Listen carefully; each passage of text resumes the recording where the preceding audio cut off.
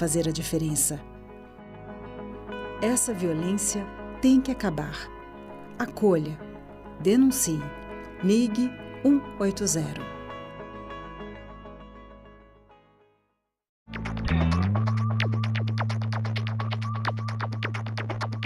A gente também fala tupi. Pernambuco é uma palavra de origem tupi, formada por Paranã, que quer dizer mar, mais umbuca ou puca, que significa furo. Logo, Pernambuco seria mar furado, ou buraco que o mar fez, isto é, uma pedra furada por onde o mar entra. Era um termo comum usado em toda a costa do Nordeste, para lugares onde havia recifes, como o local onde hoje está a cidade do Recife. A gente também fala tupi.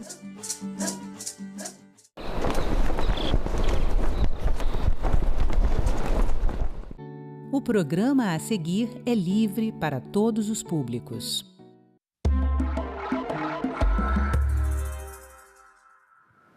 O racismo e a xenofobia são problemas antigos no futebol mundial. Superar a cultura de ódio que permeia os estádios é desafio que se impõe a todos nós. Em ano de Copa do Mundo, debater essa questão ganha mais importância, ainda mais diante do avanço do extremismo político em todo o planeta. Racismo e xenofobia no esporte são tema deste Cidadania. Minha entrevistada é Tânia Tognati, professora do Departamento de Sociologia da UNB. Tânia, muito obrigado por vir aqui aos estúdios da TV Senado falar de um tema que é cada vez mais relevante, né? A questão do racismo, que os brasileiros entendem, acompanham bem, e também a da xenofobia. Xenofobia não é uma expressão que o brasileiro conhece tão bem, então vou começar pedindo para explicar para mim e para quem está em casa o que é xenofobia. Olá, Emerson. Quando a gente pensa, né, na xenofobia, é essa aversão ao outro. Esse outro, ele pode estar dentro do contexto, né, do racismo, que muitas das vezes a gente aqui no contexto brasileiro mesmo, a gente vê isso andando de mãos dadas, né, a gente vê, sabe, teve casos, né, não muito longos no Rio de Janeiro, há uns 2 anos atrás, que a gente teve o assassinato de um congolês, né, então a xenofobia, nesse caso, estava junto com a questão racial, né, a questão do racismo, então isso foi muito discutido, né, quando tivemos esse caso que aconteceu aqui no Brasil, no Rio de Janeiro, mas é sempre essa aversão ao outro. E esse outro, ele pode estar marcado por essa questão da cor, da raça, ou não. Pode ser também essa aversão ao outro que só de vir de outro país, de ter outra religião, de ter marcas de vestimentas que não são as habituais para aquele país. Então, em muitos lugares, né, mulheres sofrem muita xenofobia porque usam o véu, porque usam uma burca, porque usam uma vestimenta que não é habitual, né, se ela está em outro país como migrante, e ela vai sofrer essa aversão, esse preconceito. E a xenofobia está até na língua. Então, quando as pessoas não falam a mesma língua que a gente, muitas das vezes elas também são discriminadas para buscar um trabalho, para uma inserção laboral, para conseguir um acesso à saúde, à educação. Muitas das vezes as pessoas vão tendo uma aversão e acham que aquela pessoa não tem os mesmos direitos dos nacionais daquele lugar. É como um preconceito a toda pessoa que é diferente, né? Basicamente é isso, é que você está me falando. E a impressão que dá, e isso eu falo do lugar de uma pessoa que está em casa, que assiste jogo de futebol, que está acompanhando a Copa do Mundo, né? Para ficar claro para quem está em casa, a gente está gravando esse programa na época da Copa do Mundo. E isso aumenta mais, tem aumentado mais nesse período em que há um extremismo mais político mais forte. Então, parece que grupos extremistas trabalham esse preconceito com o outro, né, com outros povos. É perceptível isso? Você que pesquisa isso a fundo? Ou eu estou falando uma bobagem e a questão política ela não entra aí?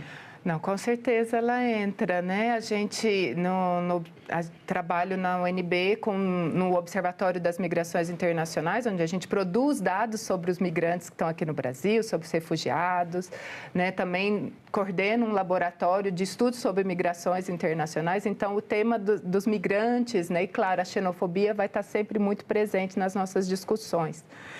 E a Copa, ela nos traz esse cenário à tona, né? Porque quando a gente olha para os acontecidos na Copa, então, a questão política está presente. A gente viu os iranianos ficarem no México, serem acolhidos pelos mexicanos e não poderem entrarem nos Estados Unidos. Então, há uma xenofobia que aí não perpassa por uma questão racial, que é de cor, né? Mas que a gente vê que é uma questão cultural, uma questão do extremismo, da própria guerra, que marcou, né? E isso veio muito à tona com a Copa do Mundo. E outros exemplos que a Copa nos traz, né, que a gente vê nas mídias sociais, tudo, né, sendo muito falado, né, por exemplo, a seleção francesa, né, a gente vê muitos comentários sobre a seleção francesa, mas é uma seleção francesa de majoritariamente pessoas negras, e há um incômodo das pessoas com isso, né? Então, por que a maioria dos franceses não podem ser negros, né? É uma pergunta que você vê que há um incômodo, que isso aparece nas redes sociais, falando, não, mas não são franceses, né? Essa negação, porque eles não são o que é esperado de que a gente tem, né, nos estereótipos nossos do que é um francês, vamos dizer assim. E aprofundando isso que você está falando, é uma questão que até no Brasil a gente já superou mais. Sim. Porque a nossa miscigenação faz com que a gente celebre todos os jogadores, independentemente da origem racial deles, né? A seleção francesa, como você trouxe, eles são franceses, sim, só que são filhos de imigrantes. Sim. Né? E ainda hoje sofrem xenofobia dentro do próprio país. Sim. E às vezes já são segunda, terceira geração, né? O Mbappé mesmo, né, que é o mais conhecido, já não é primeira geração, ele já é segunda, terceira geração. E mesmo assim esse traço está muito marcante, né? Então, assim, como isso é forte na sociedade, como isso... E esse extremismo, né, como você traz, vem exacerbando, né, essas questões, e a Copa nos faz refletir. Nos faz torcer, né, também, e nos faz refletir. E, realmente, no caso brasileiro, a gente já está mais acostumado com essa miscigenação na nossa... Mas a gente sabe, por exemplo, né, o Vini Júnior sofreu muito preconceito, né, na Espanha. No caso do Brasil, a gente teve também há uns 2 anos, né, acho que 2 anos, um venezuelano que sofreu, né, xenofobia dentro de campo, né, onde ele foi referido a ele, né, como um país pobre, né, teve essa depreciação, né, por ser original da Venezuela.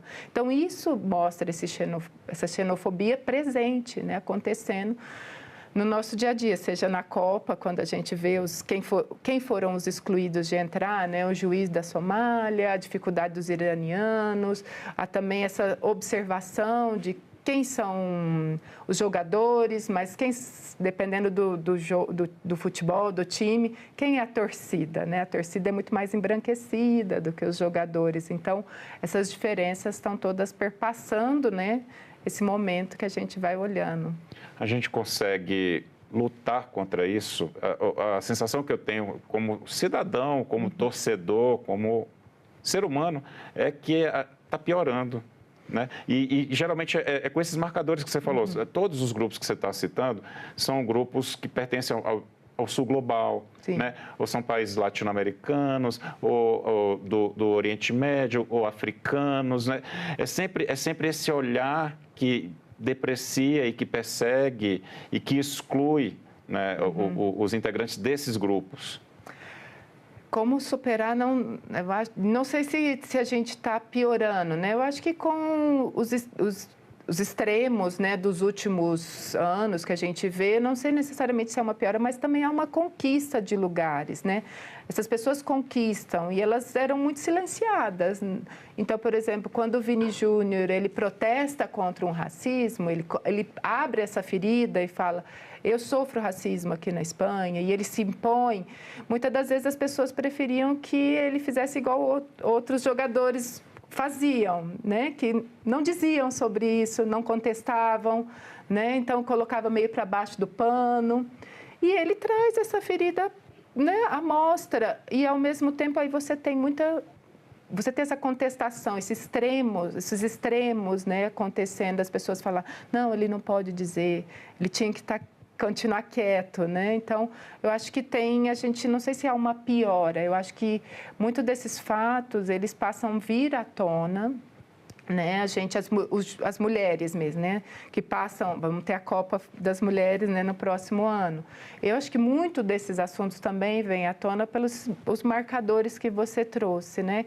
A gente chama dentro das ciências sociais de marcadores sociais de diferença, que vão ser a raça, o gênero, a classe social ou a própria sexualidade, que é muito pouco discutida dentro do futebol e a gente sabe que está presente e muitas das vezes os jogadores eles têm que se esconder, né, atrás de uma masculinidade tóxica que existe nesses espaços. Até para não perderem os contratos, né? Sim, não perder o contrato, todo o marketing por detrás. Hoje em dia a gente sabe que não é só jogar o futebol, né? Você tem toda a rede social que vem né, produzindo e sustentando esses jogadores. Então, você não pode fazer uma fala que não seja adequada, que você não, né, ou não está dentro do que é esperado de um jogador. Não pode sair do script, não. Né? Isso que você falou, Tânia, é muito importante, que não é que aumentou, na verdade, a gente está colocando o tema à tona, está discutindo, está debatendo, e talvez seja até o caminho para a gente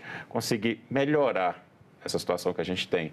Você falou muito do Vini Júnior, e eu vou trazer Vini Júnior, eu não preciso nem parar para apresentar para você que está assistindo esse programa, né, que é o grande craque que a gente tem na seleção brasileira, um grande jogador do Real Madrid, e é um homem negro e negro retinto, porque ainda tem essa questão racial, e o racismo aumenta quanto mais retinta é a pele do jogador.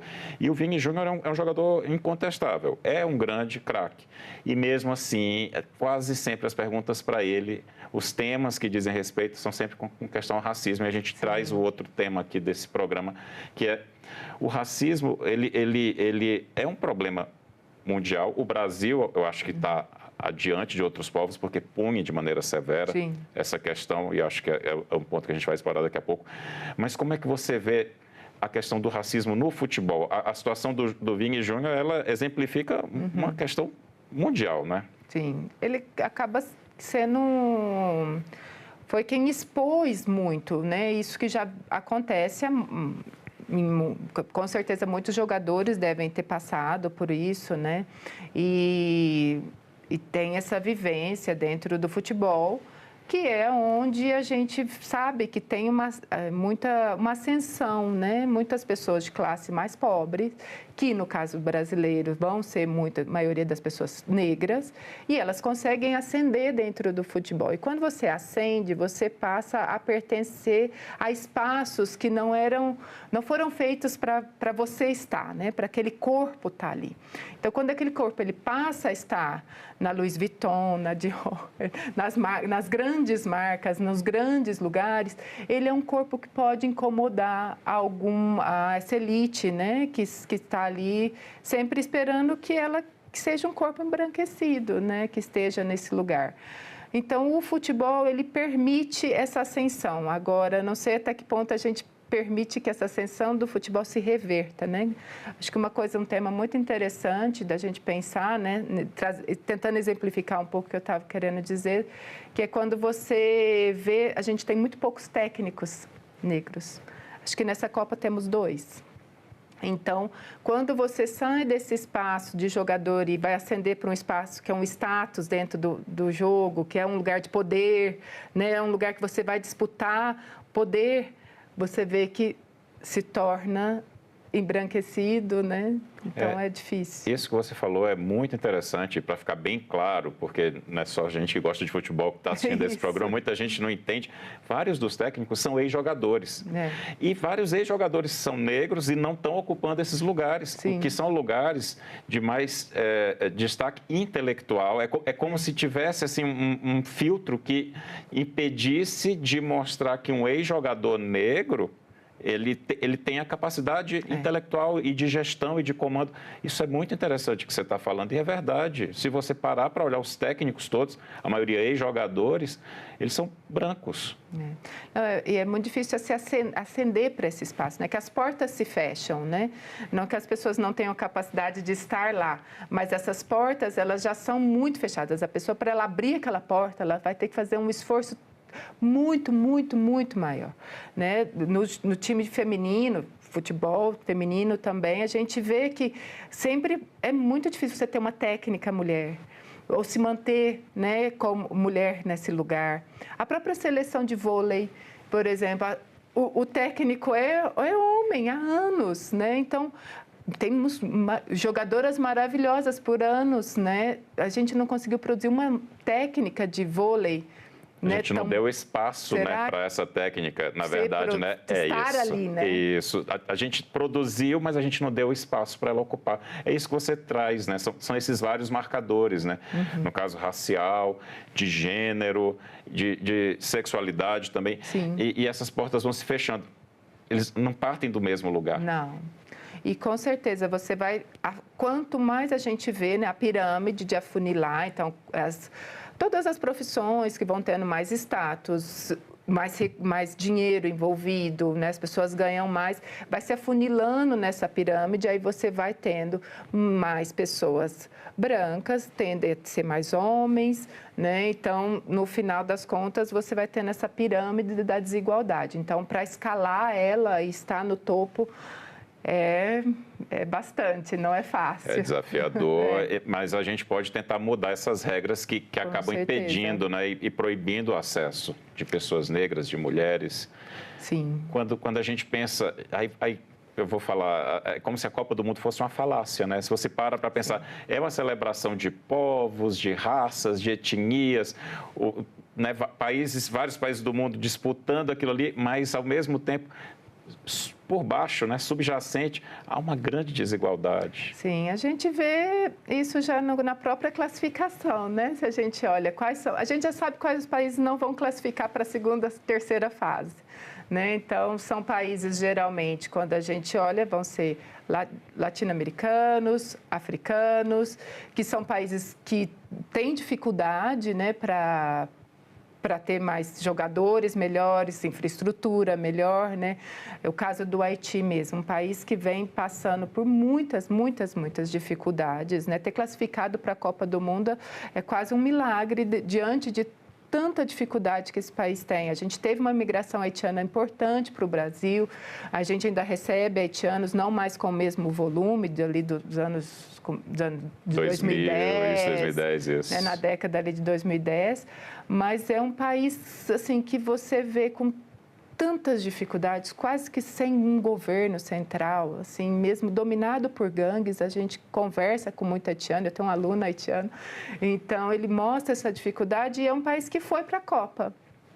E um dos jogadores que saiu do Haiti, porque os outros jogam em outros países, teve uma dificuldade tremenda para entrar nos Estados Unidos. Olha que absurdo. E é um país caribenho, está nas Américas, pertinho. Pertinho, em termos de distância, está ali, né? E ao mesmo tempo tão longe, tão né? Tão longe, tão difícil, tão distante. E é o país que ele sempre...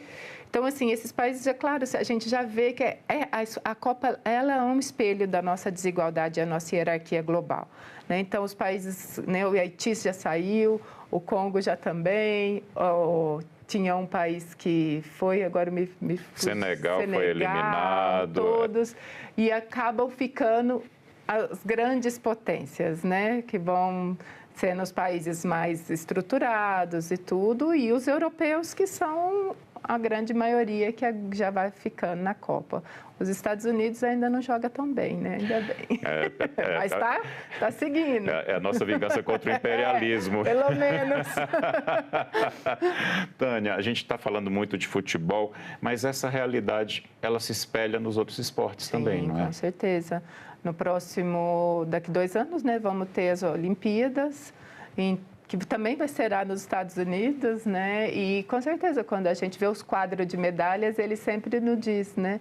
Quais são os países que disputam o topo? A China e os Estados Unidos, né? Eu acho que isso nos diz muito dos investimentos no esporte, de como que a gente tem que pensar o esporte como uma categoria já dentro da escola de formação, né, e que vai dar acesso a pessoas que são de classes mais desfavorecidas em termos de recursos financeiros a conseguir uma ascensão social, um status social, né, uma mobilidade social dentro da sociedade. Então, pensar o esporte como um motor, né, de uma possibilidade de uma mobilidade social, eu acho que é muito importante. E pensar os vários esportes, né, como você mesmo disse.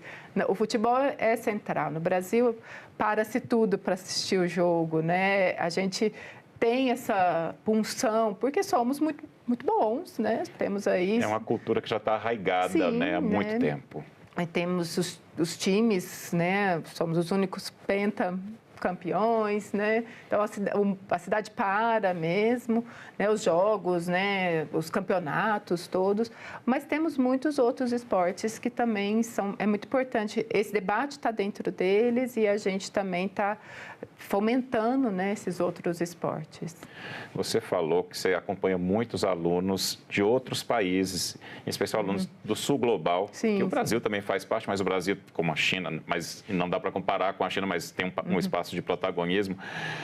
Como é que essas pessoas nos veem? Como é que esses imigrantes veem a gente, o povo brasileiro? Porque a gente tem uma autoimagem, às vezes, distorcida de como a gente é. Como é que a gente é visto nessa questão de xenofobia e racismo? Olha, a gente tem, trabalhando principalmente com os venezuelanos, haitianos, né, a gente tem uma política migratória muito acolhedora. Em termos, comparando com outros países, né, em termos de regularização migratória. É muito raro você ter no Brasil alguém sem a documentação. Né? Então, assim, que está no termo clássico que a gente fala, né? Ilegal, né? Que nos Estados Unidos se usa muito. Que, na verdade, a gente fala, ninguém é ilegal. Você pode não ter a documentação, mas ilegal não é ninguém. Mas no Brasil a gente tem, desde a lei de 2017, né? A gente tem uma regularização migratória muito boa. Aqui no Brasil, para a pessoa ficar sem documentação mesmo, é muito raro. E também, aqui no Brasil, uma vez tendo o documento, né, ou solicitando refúgio, sendo só solicitante de refúgio ou um visto de residência, você pode trabalhar. O que é algo muito positivo comparado a outros países, que as pessoas ficam anos num limbo, esperando o status de refugiado e não pode trabalhar, ficam em condições muito precárias, não pode ver a família, não pode fazer agrupamento familiar. Mas no Brasil a gente tem, os migrantes, né, eles reportam muito que quando eles entram no mercado de trabalho ou entram nas escolas, que sim, eles percebem que há preconceito e acaba, principalmente quando são negros.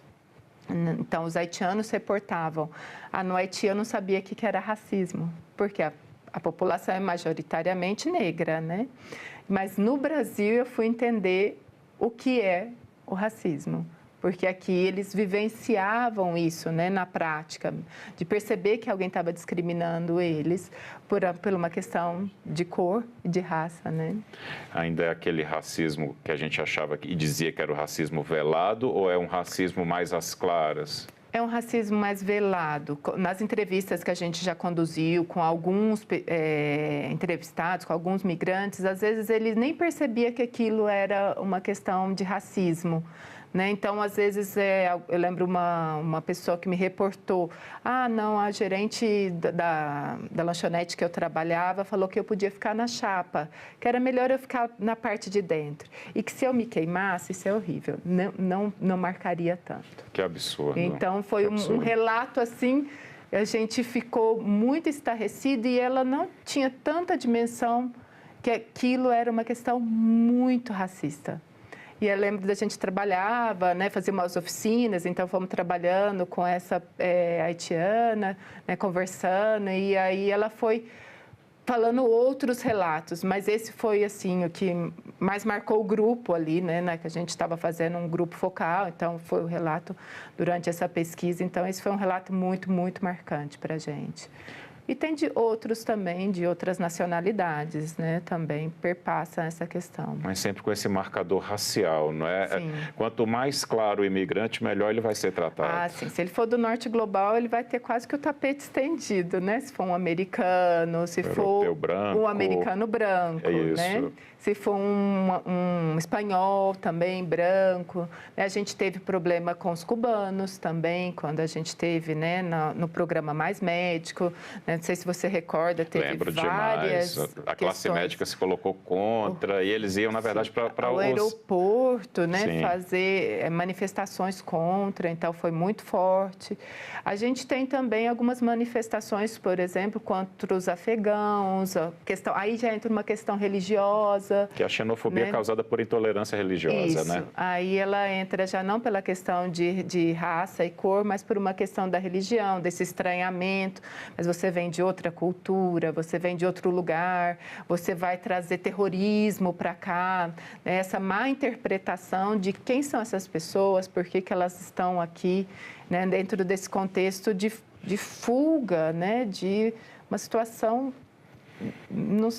que é difícil até nomear, né? Contra as mulheres, então... Estão lutando pela própria sobrevivência, né? Em condições Sim. melhores de vida. E o Brasil, que sempre foi um país que acolheu todos os povos, todas as culturas, a gente brincava que era o país em que o rabino e o líder muçulmano conviviam bem, em paz. A gente tem que retomar isso. Sim, com certeza.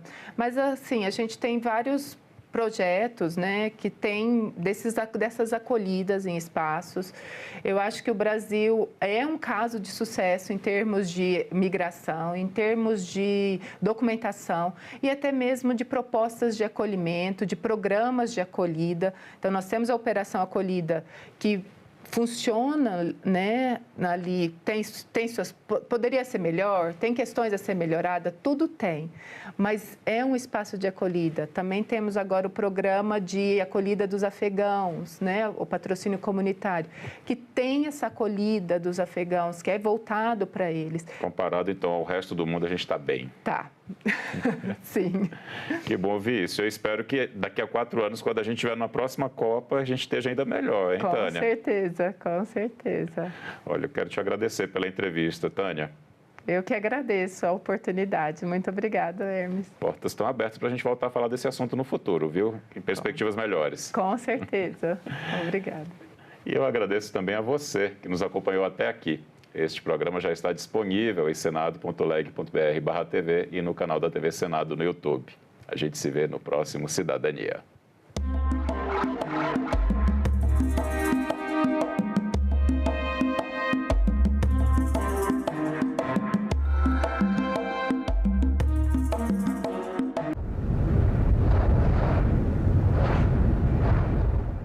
No próximo Assunto de Estado, vamos falar sobre saúde, trabalho, matriz energética, entre outros temas.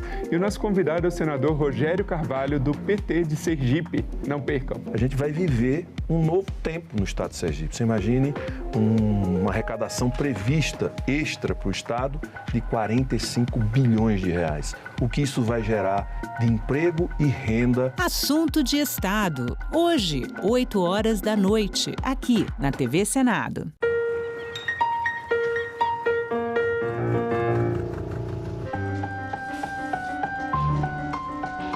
A legislação trabalhista, fonte de legitimidade do governo, mantém alto o prestígio de Getúlio com os operários. É editada a CLT, Consolidação das Leis do Trabalho, reunindo as normas legais que regem as relações entre empregados e empregadores. A Guerra Mundial beneficia países fornecedores de matérias-primas, como é o caso do Brasil. A industrialização se torna efetivo e leva a uma retomada gradual do crescimento.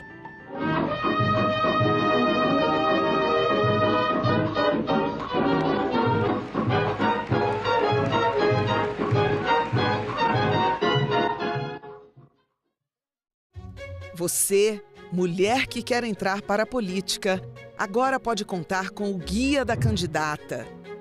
Um manual prático, feito pela Procuradoria da Mulher do Senado para ajudar em cada passo da sua jornada. A publicação mostra o que você precisa para começar.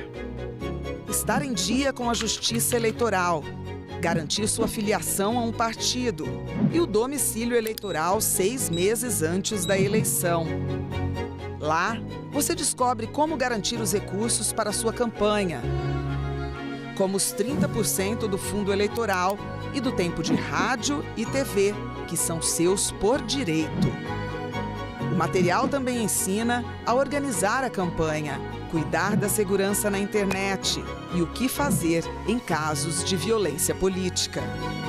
Acesse o guia na página da Procuradoria do Senado na internet. Basta clicar em Publicações no alto da página e selecionar o Guia da Candidata. É informação rápida e segura para você ocupar o seu lugar na política, porque não existe democracia sem a sua participação.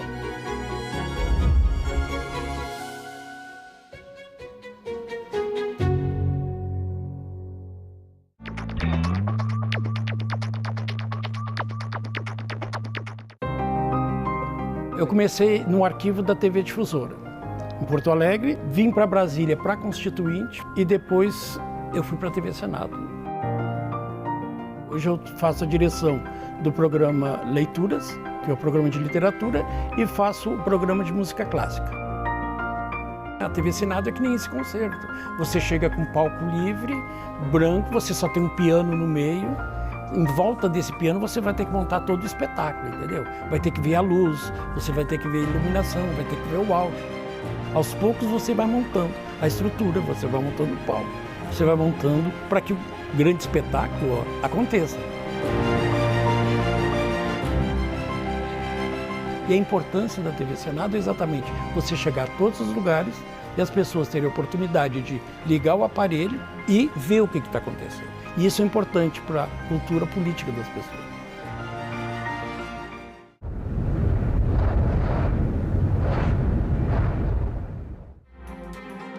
Bom dia, segunda-feira, 6 de julho. E com a derrota de ontem para a Noruega, o Brasil encerrou a campanha na Copa do Mundo 2026. Enquanto isso, no Senado, apostas esportivas online, comissão debateu impactos sociais, econômicos e na saúde pública. ONG Gerando Falcões é homenageada em plenário. Depois do debate, PEC que acaba com escala 6x1 está em contagem regressiva para ser votada. E mais, semana movimentada no Senado a partir de hoje. Fique com a gente, o Senado Notícias está no ar.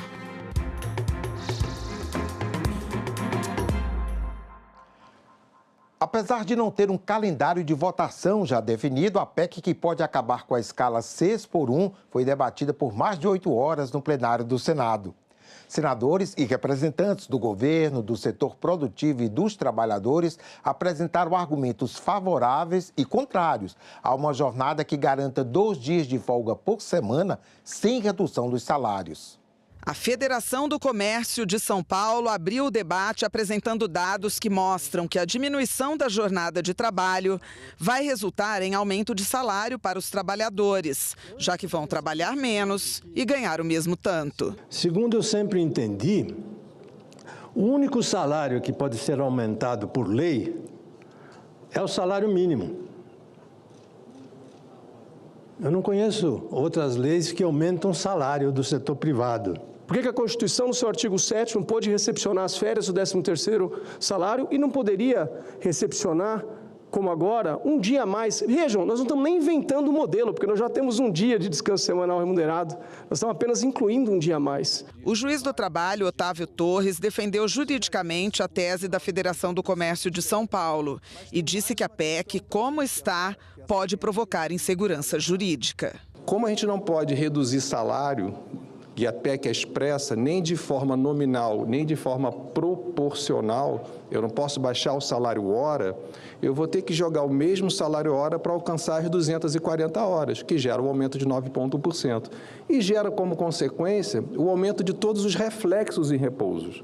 Então, se hoje, por exemplo, eu faço horas extras na semana, eu pego a média das horas extras e calculo 1/6 para pagar o reflexo. Com a PEC, eu vou pegar a média das horas extras e pagar 2/5. O ministro Guilherme Boulos defendeu que o debate não pode ficar apenas na esfera econômica e apresentou o estudo do IPEA, o Instituto de Economia Aplicada, que chegou a um cálculo de 7,8% de impacto, o que, segundo ele, é proporcional ao aumento real de salário mínimo adotado nos últimos 3 anos. Quando há aumento real do salário mínimo, há aumento no custo da força de trabalho. Nós tivemos um aumento do salário mínimo em 2023 ou 2024 próximo a 7%. E todo o impacto que está sendo sugerido aqui não aconteceu. Diz que se acabar com a escala 6x1, vai gerar inflação. Aumentou-se o salário mínimo em termos reais, em número correspondente para a força de trabalho do custo da escala 6x1, e nós temos a menor inflação acumulada dos últimos 4 anos, desde a redemocratização.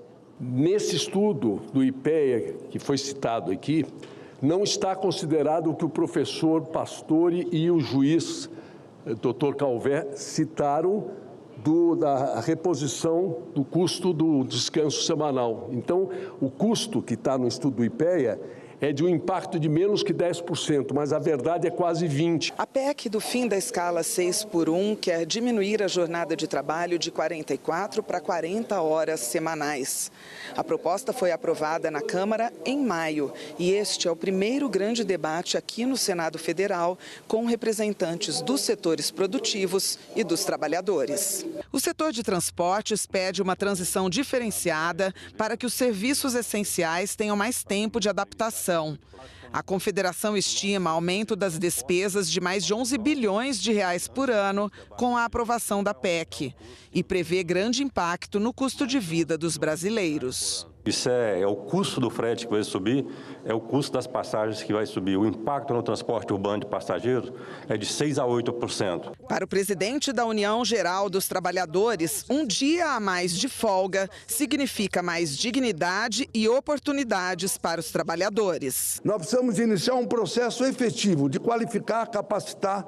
Esse dia não vai ser para a pessoa ir trabalhar, para pegar bico. Esse dia vai para ser pessoa ou se qualificar, ou estar com a família, ou fazer o que bem entender. A senadora Tereza Leitão, líder do governo no Senado, trouxe à memória conquistas dos trabalhadores brasileiros no Senado Federal, como, por exemplo, aumento do tempo da licença maternidade. E afirmou que a jornada 5x2 é ainda mais importante para as mulheres trabalhadoras. Sobre nós já recaem triplas jornadas de trabalho. O dia de folga das trabalhadoras é para lavar roupa, é para fazer faxina, é para visitar a mãe doente, é para exercer, como já exercem, a tarefa e a missão de cuidadoras. Então, nós, mulheres, estamos com um olhar muito esperançoso, de muita expectativa na aprovação dessa PEC. Os senadores começaram a discutir no plenário a proposta de emenda à Constituição que prevê aposentadoria especial para agentes comunitários de saúde e de combate às endemias. Segundo a PEC, as mulheres poderão se aposentar aos 57 anos de idade e os homens aos 60 após 25 anos de contribuição. A votação em primeiro turno da proposta está marcada para o dia 15 de julho. O plenário do Senado começou a analisar nesta terça-feira a proposta de emenda à Constituição que estabelece aposentadoria especial para agentes comunitários de saúde e agentes de combate às endemias. O texto também determina a regularização do vínculo funcional desses profissionais. A PEC fixa regras permanentes e transitórias de aposentadoria para as duas categorias. Os profissionais terão direito à aposentadoria com idade mínima de 57 anos para mulheres e 60 anos para homens, desde que comprovem 25 anos de contribuição e de efetivo exercício na atividade profissional. A proposta ainda disciplina a forma de contratação dos agentes, prevê financiamento pela União e estende as regras aos agentes indígenas de saneamento e aos agentes indígenas de saúde. Essa foi a primeira das 5 sessões de discussão da PEC em primeiro turno. O presidente do Senado, o senador Davi Alcolumbre, disse que vai colocar em votação um calendário especial para que não haja as 3 sessões de discussão em segundo turno. Para ser aprovado, o texto precisa do voto favorável de 3/5 do Senado em cada turno, ou seja, 49 senadores. Se for aprovada no Senado, a PEC segue para a promulgação. A expectativa de todos nós no Brasil, inclusive da grande maioria dos senadores aqui na casa, é que essa PEC pudesse ser deliberada e votada no dia de hoje. Porque se quase 70 senadores que apoiaram o regime de calendário especial para aprovação aqui na casa. Se isso não for democrático, eu não sei mais o que é democracia no Senado Federal. Se nós conseguimos concluir o segundo turno e a votação do calendário especial, essa matéria vai ser deliberada ainda neste período de sessão legislativa e pelo calendário que a mesa me apresenta dia 15/7, daqui a 15 dias. A semana começa com 2 audiências públicas agora pela manhã. De terça a sexta, audiências e exame de projeto nas comissões, sessão de premiações e sessões especiais no plenário do Senado. Confira a agenda do dia e os destaques da semana. Daqui a pouco, às 9h30, o Conselho de Comunicação Social, ligado ao Congresso, deve se reunir para discutir em audiência pública a segurança dos profissionais de comunicação na cobertura das eleições gerais de 2026. Às 10 horas, a audiência pública também na Comissão de Direitos Humanos. O tema dessa vez, os direitos humanos de crianças, adolescentes e jovens. Também às 10, uma sessão especial no plenário do Senado deve celebrar os 60 anos da Rede Mato Grossense de Comunicação. A RMA é o maior grupo de mídia do Centro-Oeste brasileiro, com emissoras de rádio e TV, portais de notícias e jornais em Mato Grosso do Sul, Goiás e Tocantins.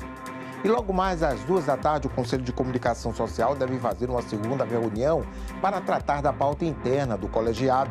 Também às 14 horas, o plenário do Senado tem marcada a sessão não deliberativa, destinada a discursos e comunicações dos senadores. E às 2h30, a Comissão de Educação tem audiência pública prevista para debater a alimentação escolar, a assistência estudantil e o orçamento da Rede Federal de Educação Profissional, Científica e Tecnológica. E às 10 horas desta terça, uma audiência pública da Comissão de Meio Ambiente deve discutir o projeto que cria a Política Nacional de Minerais Críticos e Estratégicos.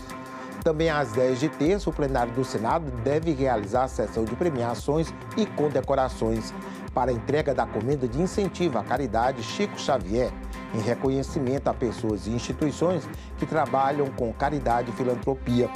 Francisco Cândido Xavier, Chico Xavier, foi um médium, filantropo e um dos mais importantes expoentes do espiritismo. Escreveu mais de 450 livros e até 8 anos após sua morte, em 2002, já haviam vendido mais de 50 milhões de exemplares.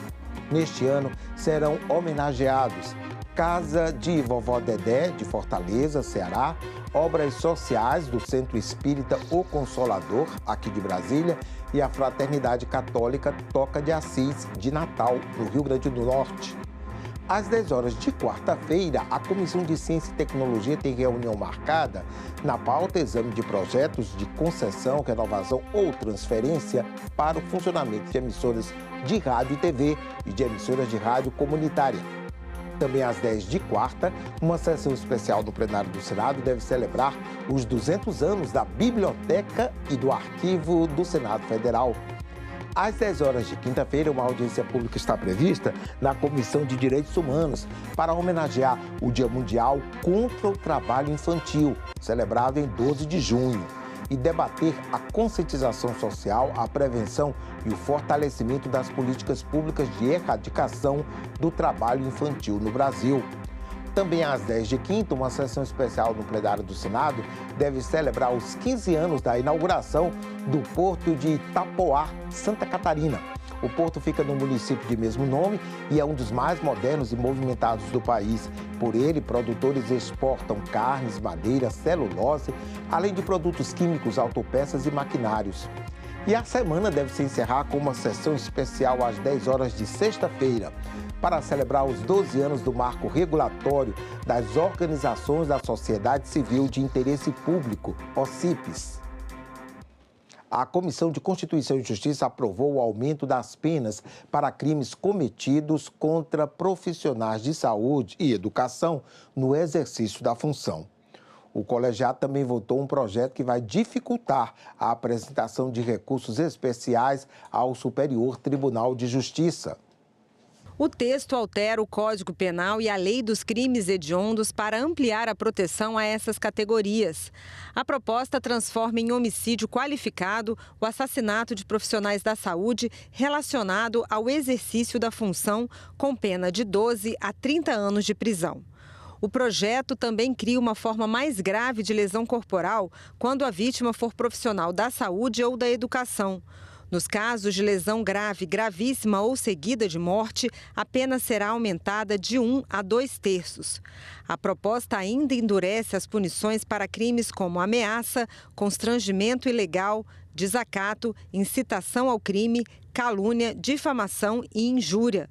Segundo o relator da proposta, o objetivo é reforçar a proteção a trabalhadores de serviços essenciais à população. A aprovação desse projeto é uma sinalização de que nós estamos protegendo carreiras fundamentais que prestam serviço, principalmente as pessoas mais humildes que procuram, por exemplo, o sistema de saúde do SUS. Também foi aprovado o projeto que regulamenta o chamado filtro de relevância para os recursos apresentados ao Superior Tribunal de Justiça. A proposta define critérios para que a Corte concentre a análise em recursos com maior impacto para a sociedade. O Superior Tribunal de Justiça recebe milhares de recursos todos os anos. A proposta cria regras para que a Corte priorize o julgamento de casos com maior impacto jurídico e social. Hoje, o recurso especial é utilizado para questionar decisões que envolvem a interpretação da legislação federal.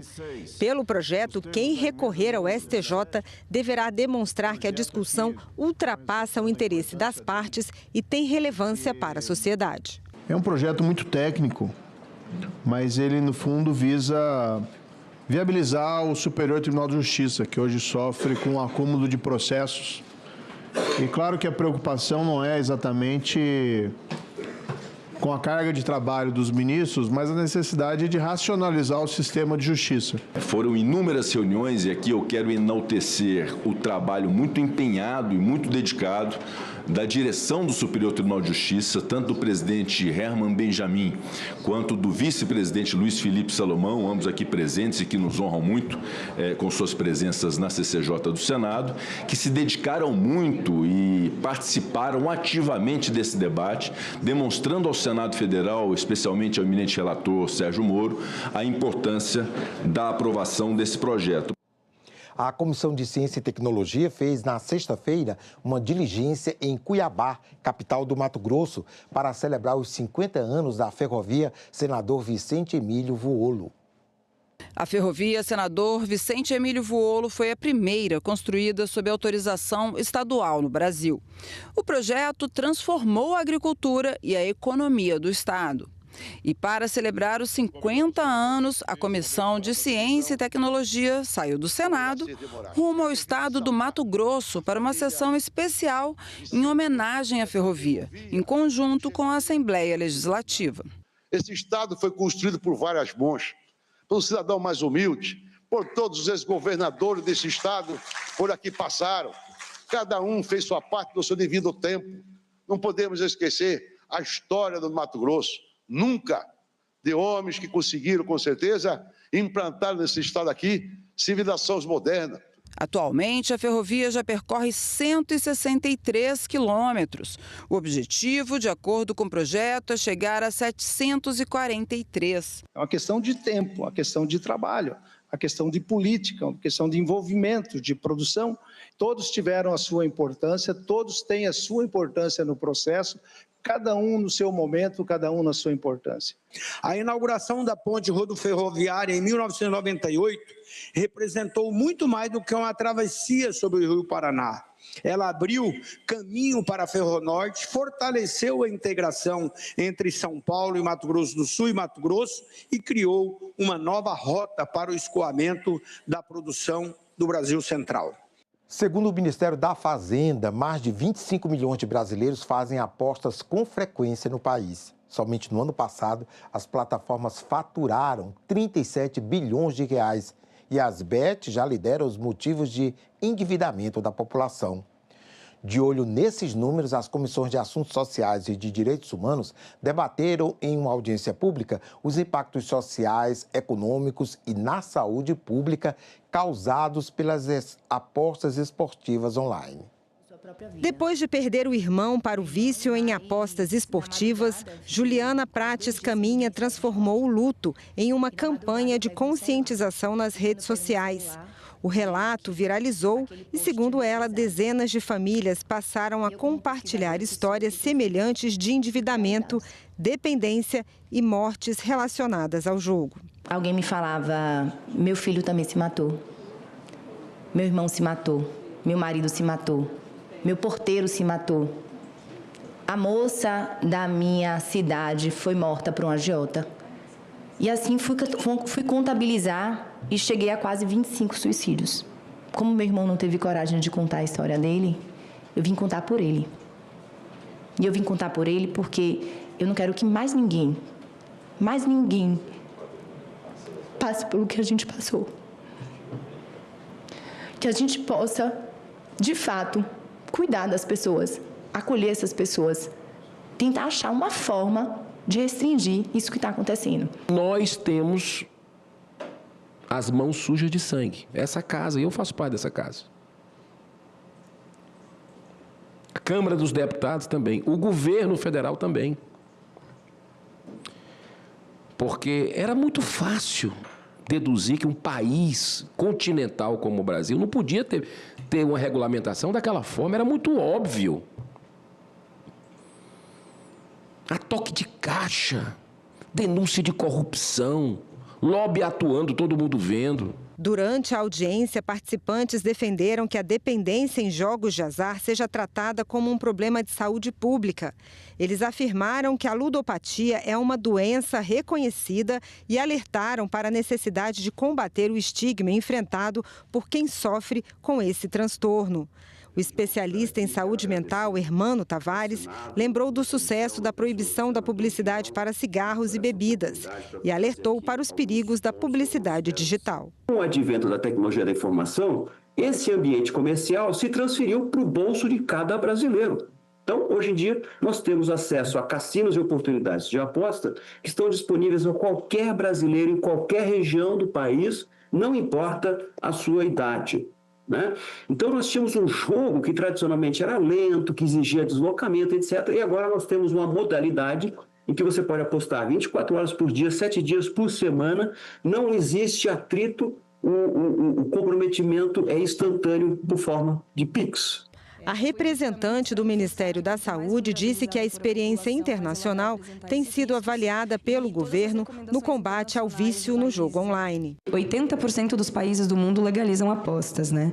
Então a gente também foi se inspirar muito nessas regulamentações e nas respostas de saúde pública de outros países para desenvolver, né, as estratégias no âmbito do SUS.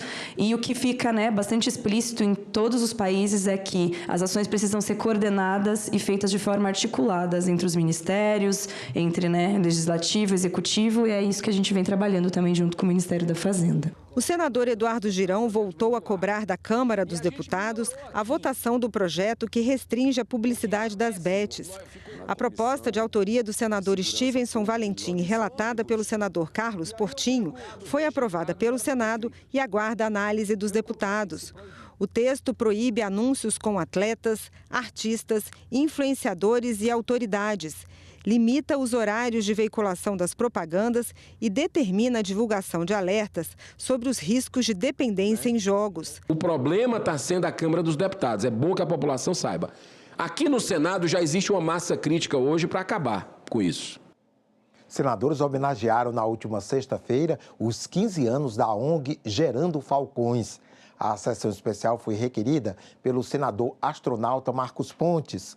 Convidados destacaram a importância da instituição para o futuro do país.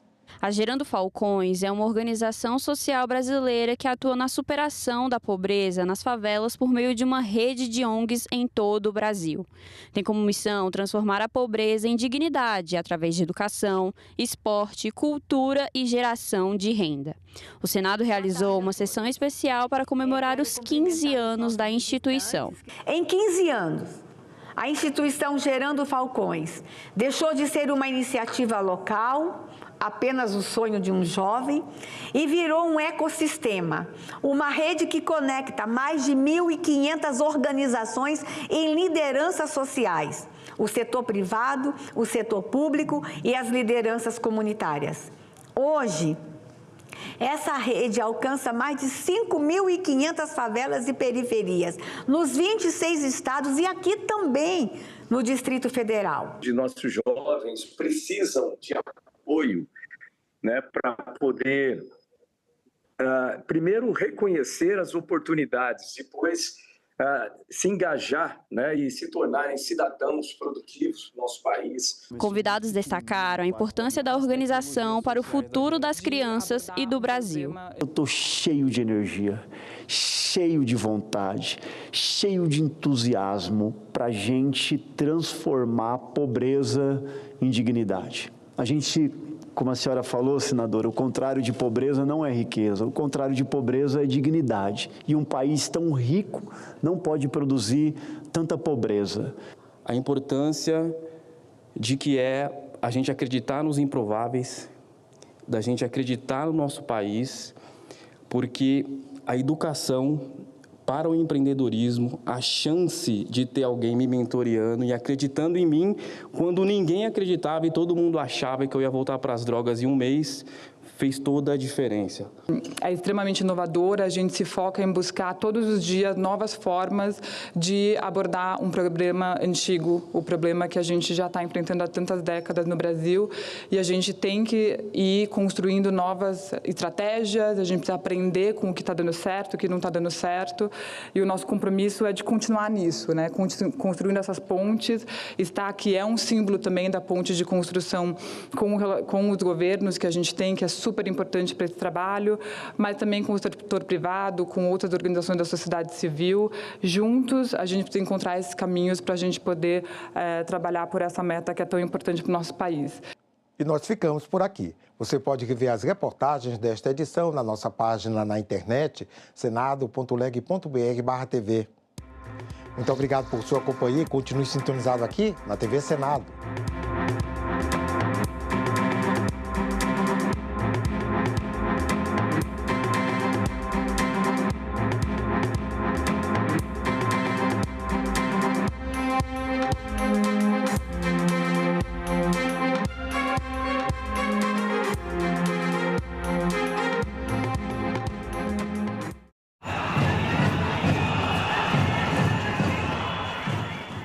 No próximo Assunto de Estado, vamos falar sobre saúde, trabalho, matriz energética, entre outros temas. E o nosso convidado é o senador Rogério Carvalho, do PT de Sergipe. Não percam. A gente vai viver um novo tempo no estado de Sergipe. Você imagine uma arrecadação prevista, extra para o estado, de 45 bilhões de reais. O que isso vai gerar de emprego e renda. Assunto de Estado. Hoje, 20h, aqui na TV Senado.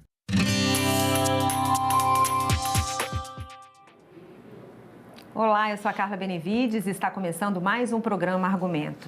O Senado debateu a criação do Estatuto dos Cães e Gatos, uma proposta que reúne os direitos dos animais, os deveres dos tutores e a responsabilidade do poder público em um único marco legal. Aqui comigo no estúdio está o senador Paulo Paim, do PT do Rio Grande do Sul, que foi o relator dessa proposta na Comissão de Direitos Humanos. Senador, muito obrigada pela sua presença. Eu agradeço estar aqui com você, Carla Benevides, para falar de um tema que, para mim, ele é de interesse de todo o povo brasileiro. Falar da vida dos animais. E, nesse caso, especificamente, cães e gatos, porque se você fizesse o estatuto para abraçar toda a causa animal... Fica difícil, né? Fica difícil. Então, é melhor dar esse primeiro passo com cães e gatos. E essa proposta surgiu devido à enchente no Rio Grande do Sul, né? Aquele período que eu presidi uma comissão especial que foi para o Estado para apoiar e trazer para cá a demanda, né? Daquele momento tão triste para todos nós. E ali eu fui procurado quando estava na estante do Senado lá. Foi procurado por os seguintes grupos: o Instituto Arca Animal, a Sociedade Amigo dos Animais, SOAMA, e o Instituto Faço pelos Animais. Eles me mostraram que em torno lá de 20 mil animais estavam sem rumo, perdidos devido à enchente, e muitos morreram, né? E outros tantos estavam lá em abrigos provisórios, que estavam mais de 15 mil em abrigos provisórios ainda. E eles lançaram a ideia naquele dia que eu achava de apresentar um projeto. Como eu sou autor de muitos estatutos de idosos, da igualdade racial, da pessoa com deficiência, da juventude, enfim, que eu fui relator, eu digo, olha, então por que a gente não constrói um estatuto que abrace o maior número possível num primeiro momento? E aí a ideia foi, então, de cachorros e gatos. Muito bem. Mediante aquela discussão que tivemos lá, eles queriam que eu apresentasse o projeto. Mas eu acho que seria uma homenagem às próprias entidades, que são heróis anônimos, né? Uhum. Que tiram dinheiro do seu bolso para salvar a vida dos bichinhos. Eu disse para eles, não, vocês entregam na CDH, né? Em nome das 3 entidades, e eu assumo o compromisso de conversar com a presidenta, que é a Damares, para que eu seja o relator. Uhum. E assim foi feito. Eles vieram numa delegação boa, nós marcamos uma audiência pública aqui no Senado, foi uma bela audiência pública, e a partir dali nós então registramos, eles registraram a proposta de estatuto de cães e gatos. Eu fui indicado como relator, como eu tinha mais ou menos já previsto, e o projeto já foi aprovado na comissão, ainda no fim do ano passado. Ele foi para a CCJ agora, e na CCJ o relator é o senador Fabiano Contarato, que também é um apaixonado pela causa animal, como nós todos somos. Ele já deu o parecer foi favorável. Realizamos, a semana que passou, uma audiência pública no plenário do Senado. O plenário do Senado estava, digamos, lotado de militantes, eu diria, né? Todos comprometidos, apaixonados por essa causa. Eu presidi a sessão, o Contarato, por motivo de força maior, não estava presente. Fiz uma fala em nome da presidência, mas fiz uma fala também em nome do relator, né? Uma homenagem a ele que está também fazendo esse trabalho. Eu diria para você que foi um momento, para mim, muito bonito, né? E eles falavam muito dessa ideia de, pô, já que você é tanto estatuto, eu digo, não, eu espero que até o fim do ano, quando é meu último mandato aqui de senador, por opção própria, né? Eu espero ter aprovado o estatuto, oxalá, nas 2 casas. Claro que eu quero também o fim da escala 6x1, né? Estou nessas 2 batalhas agora, centrando no fogo. Fala pra gente, senador, quais os principais direitos que são reconhecidos para os cães e gatos nesse marco legal? Olha, esse marco legal, ele quer avançar, né? E para mim um dos capítulos mais importantes, ele tem 12 capítulos. É o 11º, porque eu não vou poder falar dos 12, eu pego toda a televisão do Senado aqui hoje. O crime contra cães e gatos dispõe sobre infrações penais específicas contra esses animais, classificando-os em grupo de condutas, e define que todos os crimes são de ação penal pública incondicionada, aplicando-se às normas do Código Penal e do Código do Processo Penal também. O que me pergunto sempre, não, tudo isso é bonitinho, mas e daí? O que vai acontecer? Quem tortura, quem mata? Quem abandona? Quem deixa eles passar fomes? No Estatuto a gente especifica penalidades. Matar cão e gato, reclusão de 2 a 6 anos. Se a morte não é intencional, aí pega 6 meses a 2 anos, se não foi a intenção. Ofensa à integridade física e psicológica do animal. Pode chegar à reclusão de 2 a 4 anos e multa. Outros crimes também são previstos, como usar o animal como cobaia, né? Por exemplo, para fins... também vai ter uma penalidade alta porque não pode usar um animal como cobaia, que muitos usam gato e cachorro como cobaia. É uma tortura, né? E, no fim, nós caminhamos ainda para penalizar as condutas criminosas no Estatuto, estão organizados em blocos de natureza distinta. O primeiro grupo abrange os crimes contra a vida do animal. O segundo grupo trata dos crimes de crueldade e exploração. O terceiro bloco compreende os crimes sexuais e de conteúdo ilícito envolvendo abuso dos animais. Ainda um outro ao conjunto de crimes de omissão e obstrução. No capítulo 12, que termina, nós colocamos as disposições finais. Determina que a Agência Nacional de Aviação Civil, ANAC, deverá editar no prazo de 180 dias regulamento específico sobre transporte aéreo de animais domésticos nas cabines das aeronaves, garantindo a segurança e o bem-estar. Ou seja, inclusive a preocupação de quando o animal é deslocado de uma cidade para outra, de um estado para o outro, que ele tenha um tratamento decente e não simplesmente jogado no porão do avião lá. E muitos morrem, inclusive, nesse espaço. Senador, o projeto também prevê um papel do poder público nesse estatuto. Qual seria esse papel? O papel do poder público, que nós entendemos de mais importância, é, primeiro, combater a alta tributação. Hoje em dia, uma alimentação para um animal, como a tributação é muito alta, às vezes dobra o valor daquilo que pessoas voluntárias fazem para manter o animal com qualidade de vida, né? Então, uma das primeiras coisas é isso. A segunda é participar da fiscalização, do controle. Veja esse caso aqui do cão orelha, né? Aqui em Santa Catarina. Recentemente teve um outro no Rio Grande do Sul que o animal foi matado na base da picareta, né? São crimes hediondos que o poder público, além de fiscalizar, tentar acompanhar dentro do possível, naturalmente, porque, segundo o último dado que eu recebi, existe mais de 30 milhões entre gatos e cachorros pelas ruas do nosso país, abandonados, né? 20 milhões de cachorros, 10 milhões de gatos. Então, o poder público tem que ter esse papel fundamental, que é salvar a vida dos bichinhos, né?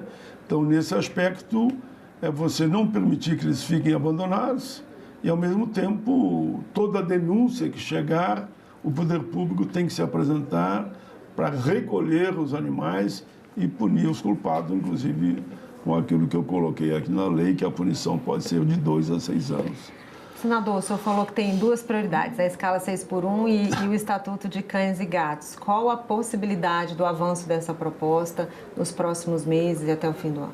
Olha, eu entendo que essa vai ser, inclusive, mais rápida, porque quem vai ser contra os animais, né? Eu duvido que aqui no Congresso não passe com rapidez. Então, eu entendo que essa poderá ser aprovada rapidamente. Tá certo, senador. Obrigada mais uma vez pela sua presença e pelos seus esclarecimentos. E eu agradeço a você também que nos assistiu. Se você quiser rever essa entrevista, é só acessar o nosso site senado.leg.br/tv ou o nosso canal no YouTube. Obrigada pela sua companhia e até o próximo argumento.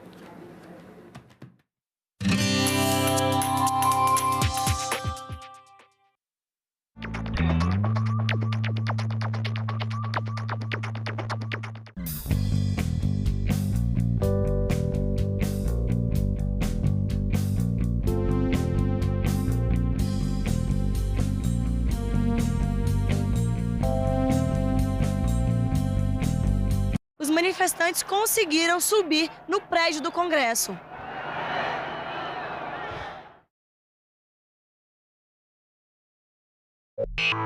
Sempre os meninos ou as meninas têm que usar preservativo. Criar de criança sozinha, não ter com quem deixar para cuidar. A educação e saúde, ela, dentro das escolas, é o principal para evitar a questão da gravidez.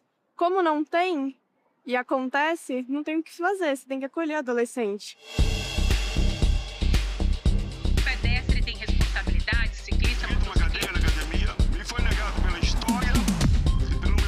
Hoje nós podemos, com o nosso megafone, que é o diploma na mão, nós não podemos recuar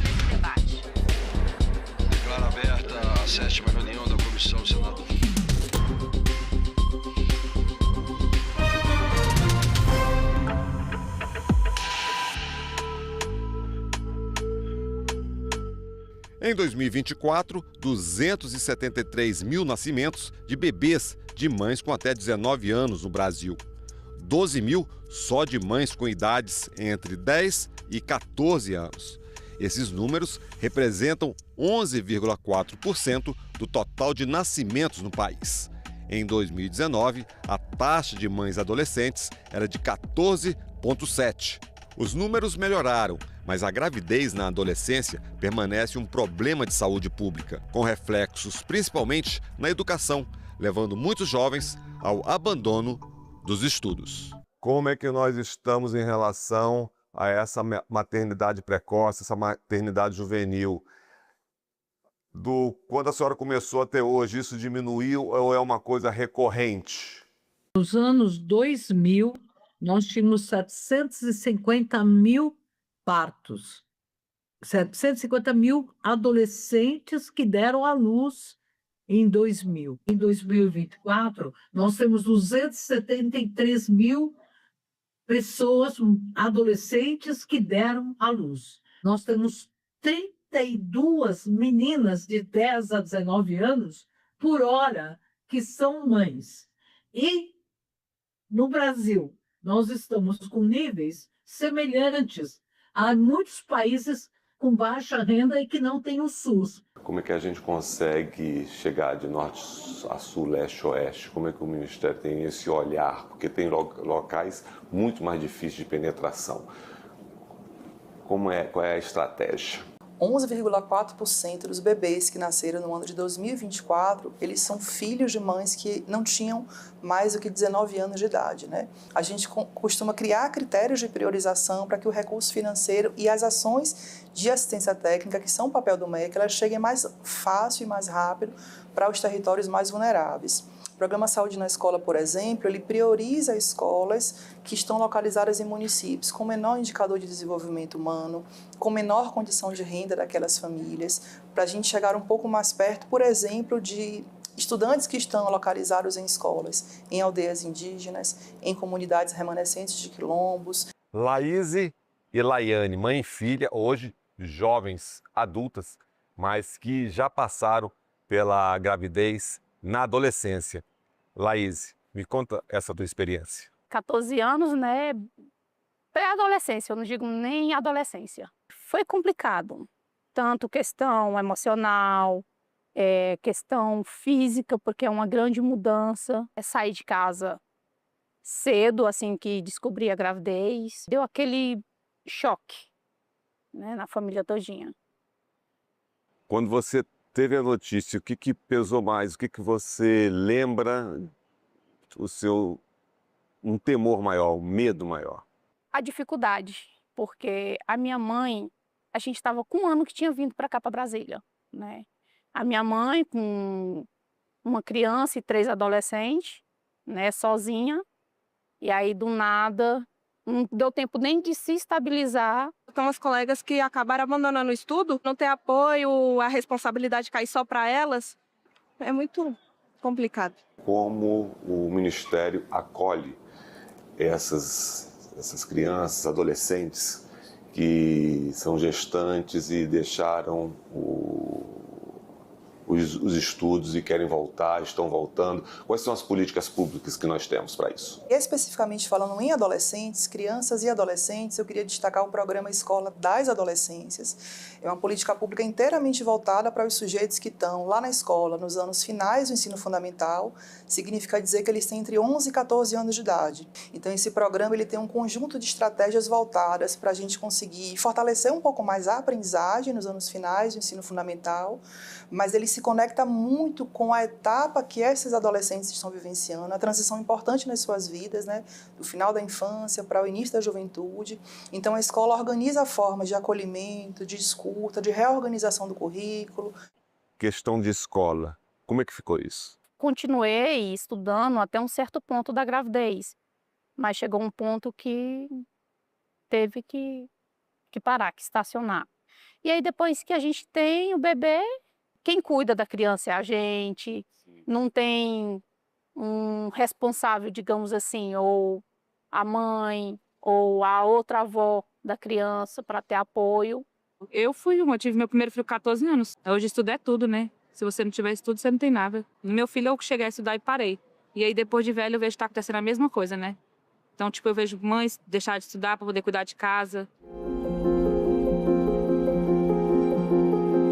Importante destacar também o programa Pé de Meia, que apesar de ser um programa de permanência com foco no ensino médio, nas juventudes, onde a gente também tem um número expressivo de adolescentes que engravidam, a gente tem mecanismos de apoio financeiro para estudantes que, às vezes, por uma vulnerabilidade também socioeconômica, interrompem os estudos e, estando gestantes, isso se complica ainda mais, né? Vale ainda destacar o Pacto Nacional pela Recomposição das Aprendizagens, que foca essencialmente em estudantes que chegam a uma determinada série do ano letivo e que não conseguiram, de fato, apresentar os conhecimentos, tanto ter um bebê, né, na precocidade das suas vidas, de maneira tão juvenil, impacta as trajetórias, quanto também não estar conseguindo acompanhar os estudos. O sonho de voltar ao estudo, e isso... Concluir meu estudo, inclusive fazer faculdade de Direito, né?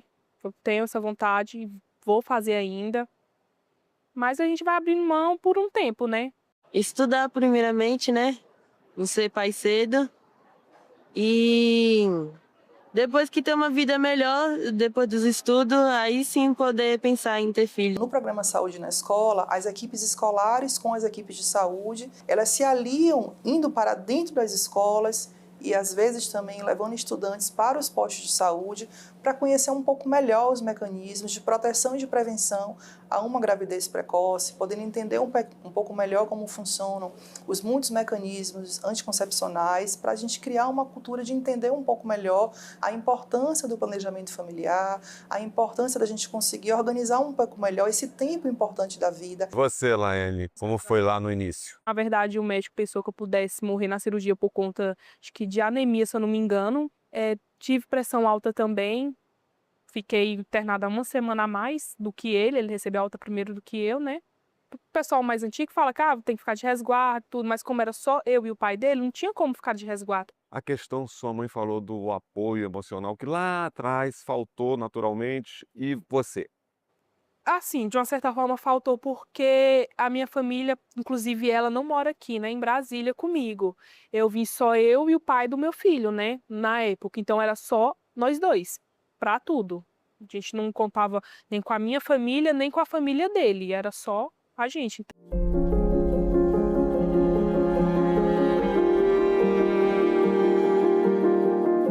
Para a gente entender por que o risco é maior numa adolescente. Nós tivemos 228 meninas, adolescentes, que morreram durante o parto ou logo depois do parto. É quase que uma por dia. A adolescência fica desnutrida, com anemia, e como ela começa tarde para Natal, vai ter ganho de peso inadequado, né? Vai ter infecções e tem um maior desgaste físico e atraso no seu próprio crescimento. Quais são as consequências em relação para a mãe, para a vida reprodutiva futura e para o próprio bebê? Existem consequências? Esse bebê, ele pode primeiro nascer com baixo peso, que é diferente de parto prematuro. Parto prematuro é antes das 36 semanas, mas ela pode nascer mesmo de tempo certo, com baixo peso. Do parto, antes do parto e depois do parto, a questão da saúde, de levar para a pediatra, como é que funcionou? Fui bem acolhida pelo sistema. Tive pré-eclâmpsia dela, né? Minha pressão foi para 17 alguma coisa e aí fiquei internada. Apesar dos médicos estar tudo nervoso, porque um adolescente, uma gravidez de risco. A senhora falou para o bebê e para a mãe jovem que tem um filho jovem. Se ela estiver ainda em fase de crescimento com 14 anos, ela vai parar o seu crescimento. Mas ela pode ter hipertensão na gravidez. E essa hipertensão que pode causar a eclâmpsia. Ela pode ter hemorragias depois do parto, porque o útero não tem essa contração que se espera pós-parto. Então, ela pode ter risco, sim, de morrer.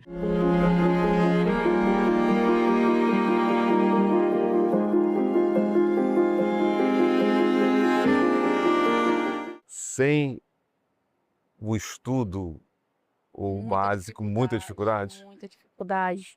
eles exigem muito, e questão de experiência. Aí você ficou em casa muito tempo, perdeu muito tempo, não estudou, não conseguiu trabalhar por causa da vida cotidiana de cuidar de criança. Então fica complicado. E aí até essa questão de trabalho, né? Qualquer coisa que você vai fazer, você tem que ter um grauzinho de instrução. Hoje em dia tudo que você vai fazer, tudo exige conhecimento. Uma quarta política que vale ser mencionada, que é o programa Ensino Médio Mais. Esse programa foca essencialmente estudantes que estudam à noite, estudantes do turno noturno. Muitas estudantes, ao engravidar, às vezes interrompem o ano letivo e voltam, né, depois de um ciclo de reprovação, 1 ano ou 2 anos mais tarde, já com a distorção idade série para aquele ano ali previsto.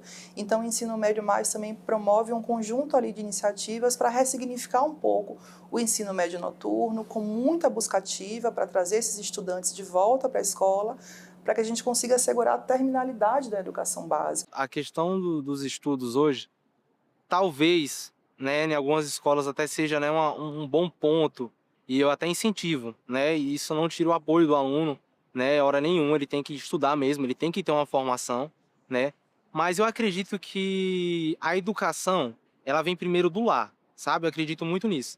Se a educação não vir do lar, o adolescente ele não vai conseguir estudar em lugar nenhum. O projeto no Senado Federal altera a LDB, a Lei de Diretrizes e Bases da Educação, e o ECA, o Estatuto da Criança e do Adolescente.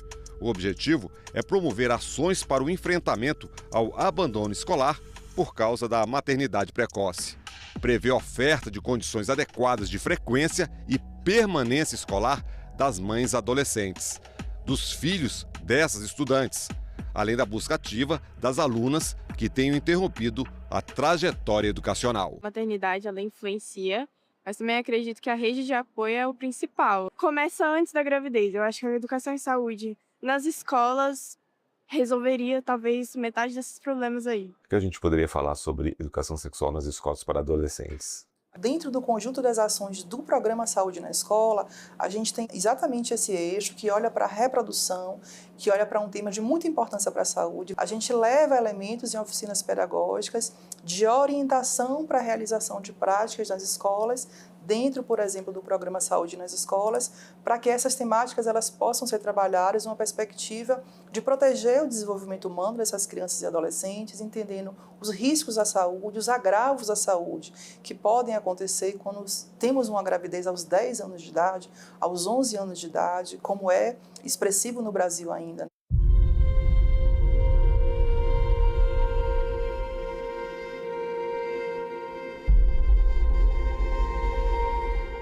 A senhora já fez muitos partos, como a senhora disse inicialmente.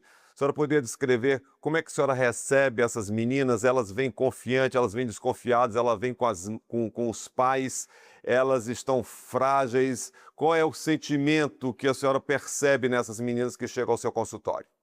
O sentimento que acontece é em relação à dificuldade do próprio corpo que ela tem e também de ser abandonada, criticada. Ela se sente tão sozinha que ela volta a engravidar. A gente está com um parceiro, a gente tem que ter a confiança ali e a gente tem que conversar com o parceiro. Como era só eu e o pai dele, não tinha como ficar de resguardo. E ele trabalhava fechado, né? E também não tinha como sair do serviço para ficar um mês em casa, ajudando a cuidar no pós-parto. Então era eu sozinha ali, e ele, meu filho, praticamente. É uma situação de epidemia. Nós conseguimos reduzir a gravidez, é uma vitória, né, no Brasil. 63% em 26 anos é muito importante essa redução, mas ainda nos coloca atrás de muitos países. E nós temos o Sistema Único de Saúde. Esse SUS precisa estar muito mais voltado para adolescente. E não é só para a menina, para o menino também. Ele é responsável, a gravidez não é da menina. Falamos de política pública, falamos de professor, de aluno. Vamos falar um pouquinho de família dessa adolescente. Como é que o Estado chega na família, porque tem que chegar no pai, na mãe, no responsável, para trazer essa criança de volta, esse adolescente de volta? Como é que é essa relação? Essa é uma questão que nos inquieta muito e tanto foi necessário fazer um letramento sobre a adolescência para os professores, diretores, coordenadores, quem está nas escolas, quanto também foi necessário fazer com as famílias. Então, a gente está desenvolvendo material para que a família também entenda o que são esses rompantes que acontecem no comportamento do adolescente, por que a gente tem situações de autocometimento de violência cada vez mais presentes na adolescência, porque essas crises de sofrimento psíquico acontecem com tanta expressividade. Minha mãe, ela deu o que ela tinha no momento, né? A gente, depois que se tornou adulto, entendeu a necessidade do estudo e a gente correu atrás. Eu terminei com EJA, depois eu fiz um curso técnico, depois o superior, aí... A escola também deveria voltar com esses alunos, sabe? Voltar a entender por que ele saiu. Ah, virou mãe. Tem alguma forma da escola acolher?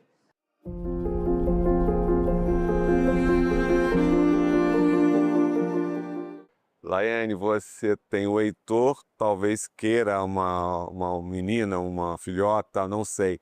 É esse o seu desejo? Já pensei, mas quando tiver um curso superior, formação, enfim, bem depois. Porque bem depois, mais experiente, é mais, vamos dizer assim, entre aspas, fácil de lidar com a situação. Por mais que você termine os estudos tendo um filho, mas para você fazer um curso superior, né, uma especialização, não só para quem vai ficar com a criança, mas em questão do custo também, né? Porque tudo você tem que pagar, uma faculdade você tem que pagar, um superior, um tecnólogo, tudo você tem que estar pagando ali, né? Aí você tem que abrir mão, ou você vai fazer algo para o teu filho, ou você vai pagar o teu estudo. Nós precisamos de uma política pública, um programa nacional que envolva o atendimento às adolescentes e aos adolescentes, homens e mulheres adolescentes e jovens, desde 10 anos até 20 anos, e essa forma tem que englobar a educação, para que ela retorne à escola, mas tem que envolver também atividades culturais, esportivas. A saúde é um dos pilares, mas a gravidez na adolescência não se combate, não se cuida somente com o SUS, mas é com a intersetorialidade, com todos os setores. A escola tem que trabalhar com a autoestima. Vale destacar uma outra política que o MEC tem, que é o programa Escola e Comunidade, que se desenvolve através da organização de espaços de formação que a escola oportuniza para a comunidade do entorno.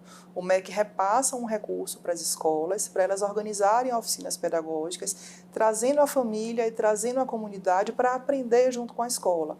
E uma das temáticas que a gente trabalha justamente tem relação com esses processos aí do planejamento familiar, os processos de orientação aí das famílias para o melhor acolhimento aí desses adolescentes. Meu filho, quando teve a primeira namadeira, eu dei para ele, né, o preservativo, dei para ele a fílula, tudo bonitinho. É que eles pensam no futuro, né? Que lá na frente eles vão precisar, né?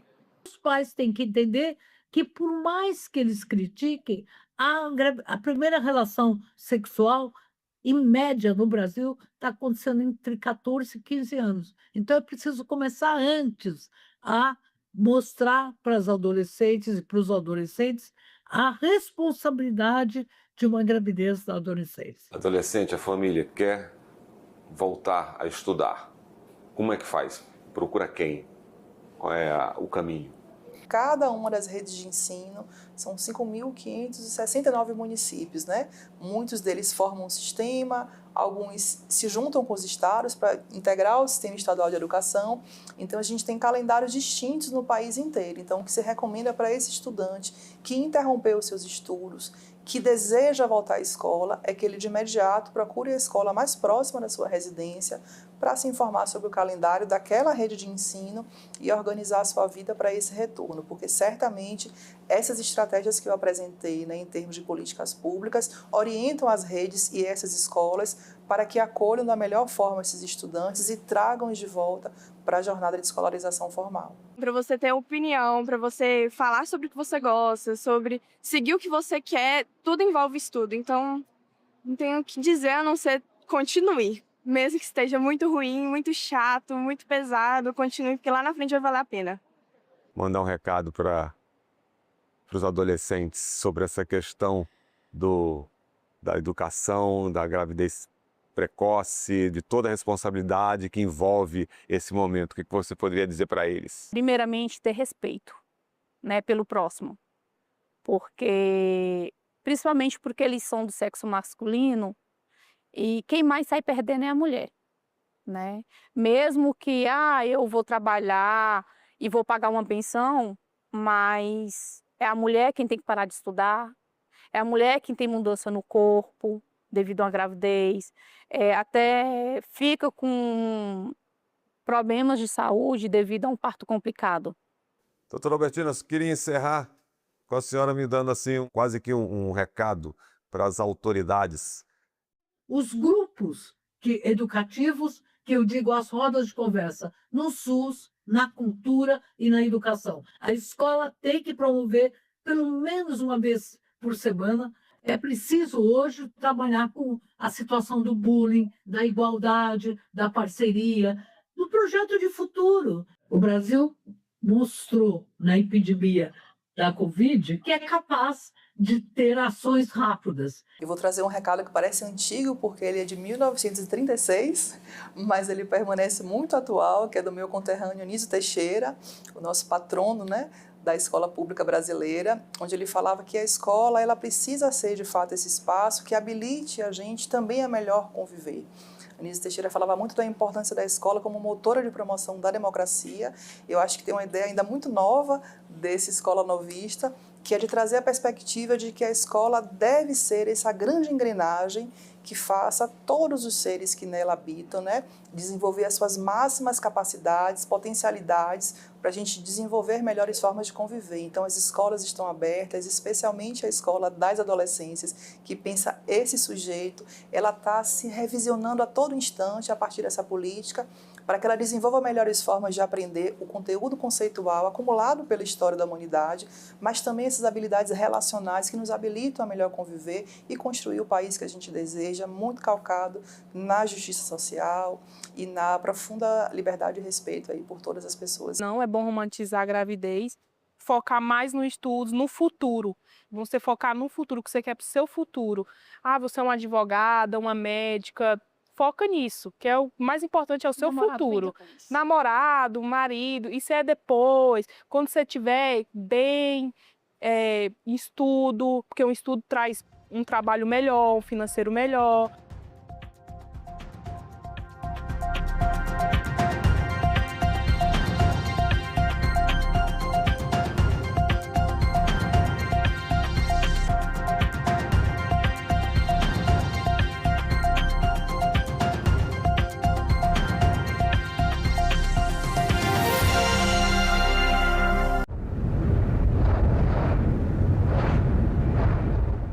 No próximo assunto de Estado, vamos falar sobre saúde, trabalho, matriz energética, entre outros temas. E o nosso convidado é o senador Rogério Carvalho, do PT de Sergipe. Não percam. A gente vai viver um novo tempo no Estado de Sergipe. Você imagine uma arrecadação prevista extra para o Estado de 45 bilhões de reais. O que isso vai gerar de emprego e renda. Assunto de Estado. Hoje, 20h, aqui na TV Senado. A propaganda do Estado Novo valoriza o trabalho de tal maneira que o DIP aconselha a mudança de versos do samba de carnaval Bonde de São Januário, para adequar a letra aos novos tempos. Os autores, Ataúfo Alves e Wilson Batista, substituem então a tradicional figura do malandro carioca por um trabalhador feliz e responsável. Quem trabalha é que tem razão, eu digo e não tenho medo de errar.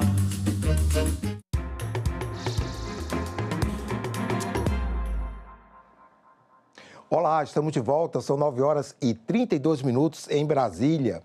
Está começando nesse momento a reunião do Conselho de Comunicação Social ligado ao Congresso. É uma audiência pública para discutir a segurança dos profissionais de comunicação na cobertura das eleições gerais de 2026. Acompanhe. De 2026.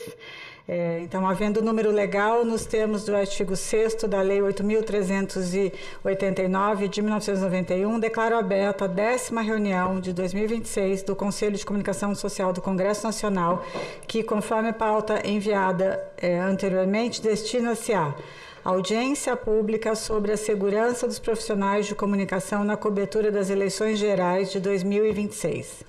Participam desta audiência Daniele Reis Carvalho, assessora da Secretaria Nacional de Justiça, do Ministério de Justiça, a Secretaria Nacional de Justiça do Ministério da Justiça e Segurança Pública, Senajus, a Cíntia Sogayer, que é secretária executiva do Observatório de Violência contra Jornalistas e Comunicadores da Secretaria Nacional de Justiça, do Ministério da Justiça e Segurança Pública, Senajus, o Pedro Rafael Vilela, integrante da organização Diracom, Direito à Comunicação, presidente do Comitê Editorial e de Programação da EBC, Empresa Brasileira de Comunicação, e repórter da Agência Brasil, Arthur Romeu, diretor do escritório da Repórteres Sem Fronteiras para a América Latina, que participa conosco hoje em formato remoto.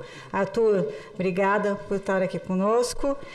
Charlene Nagai, fundadora e diretora executiva do Instituto Torna Voz, instituto que eu tenho a honra de fazer parte do conselho, muito me honra mesmo, e a Eliane Benício dos Santos, jornalista e apresentadora, e aqui também como representante da ABI. Informo que esta audiência está sendo realizada em caráter interativo, com a possibilidade de participação popular.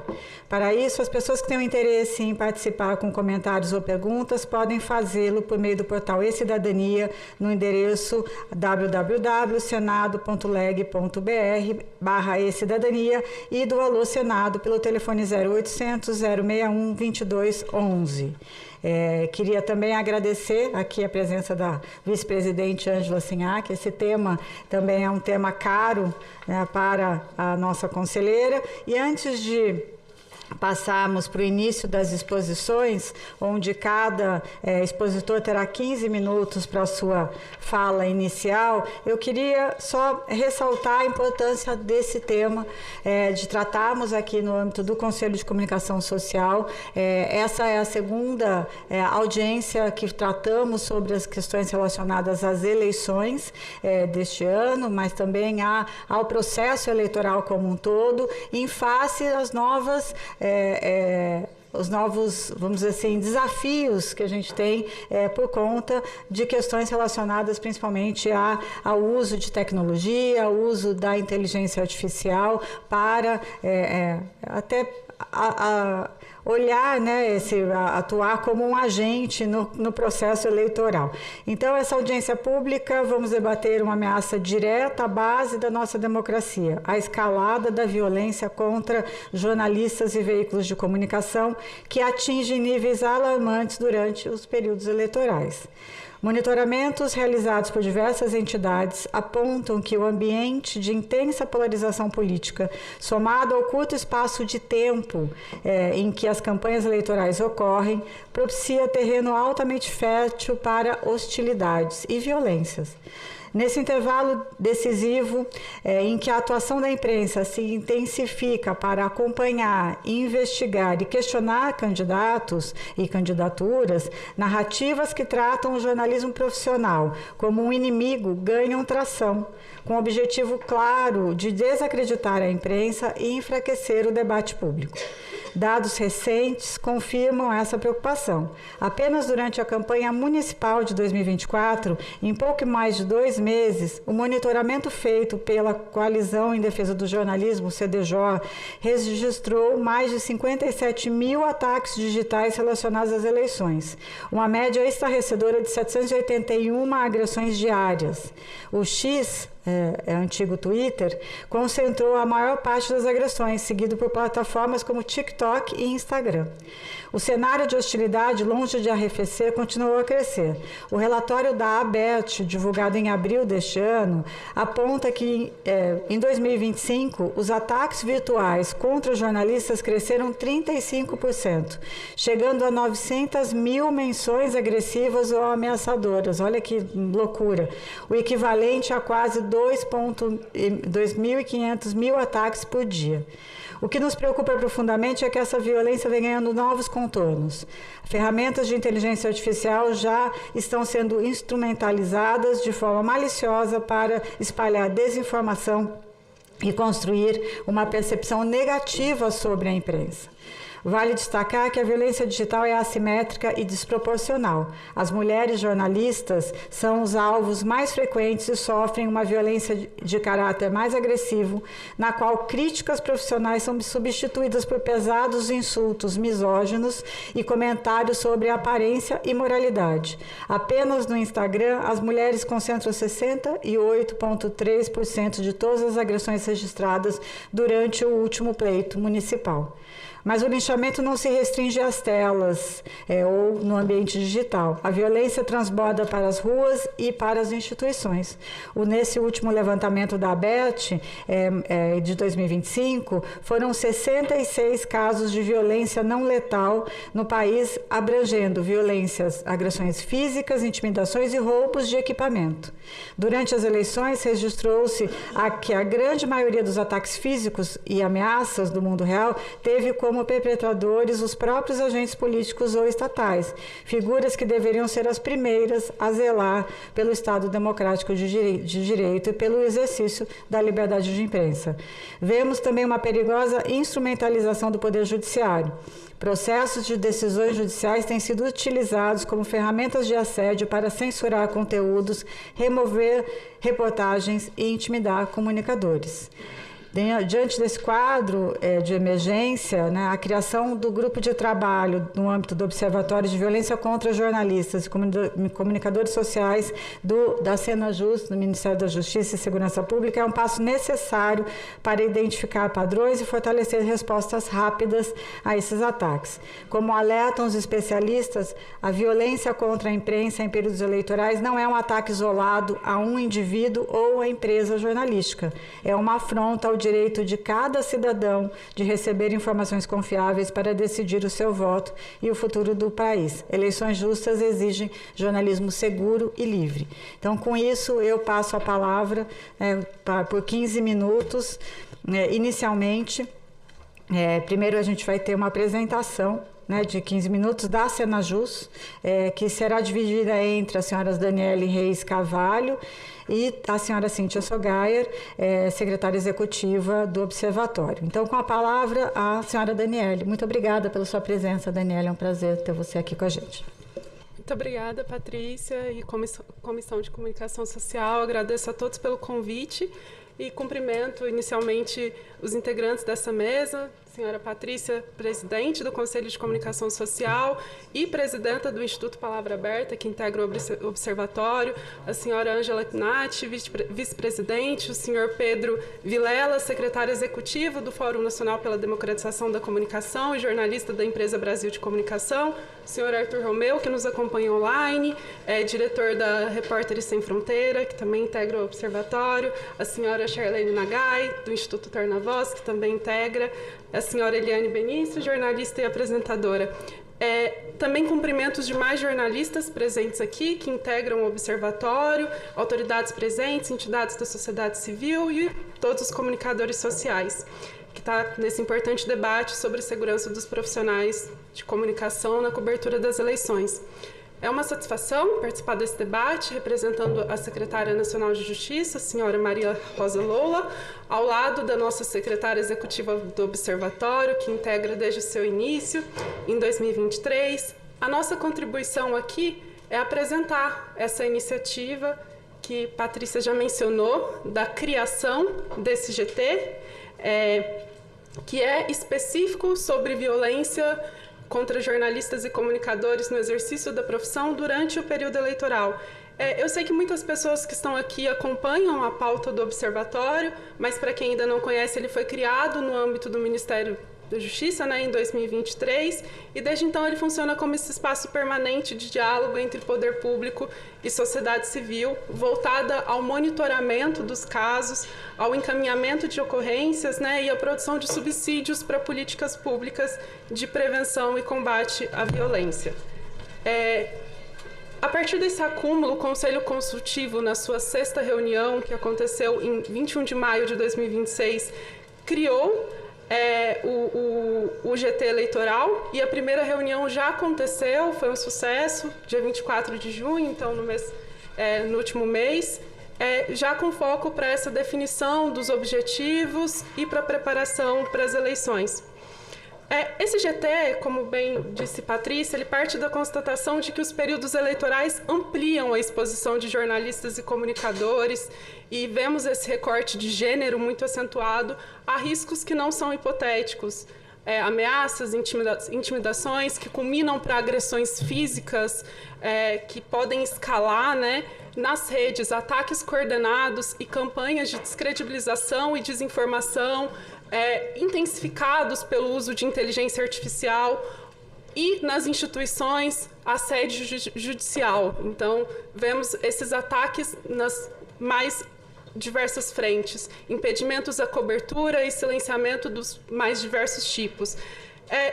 Nesse sentido, o GT, ele busca reunir, ele constrói esse espaço de atores chaves para uma resposta mais coordenada no recebimento de denúncias, acompanhamento, na qualificação desse acompanhamento e encaminhamento dos casos individuais, mas também numa perspectiva mais geral de produção de diagnósticos e recomendações e identificação de padrões de violências e ataques.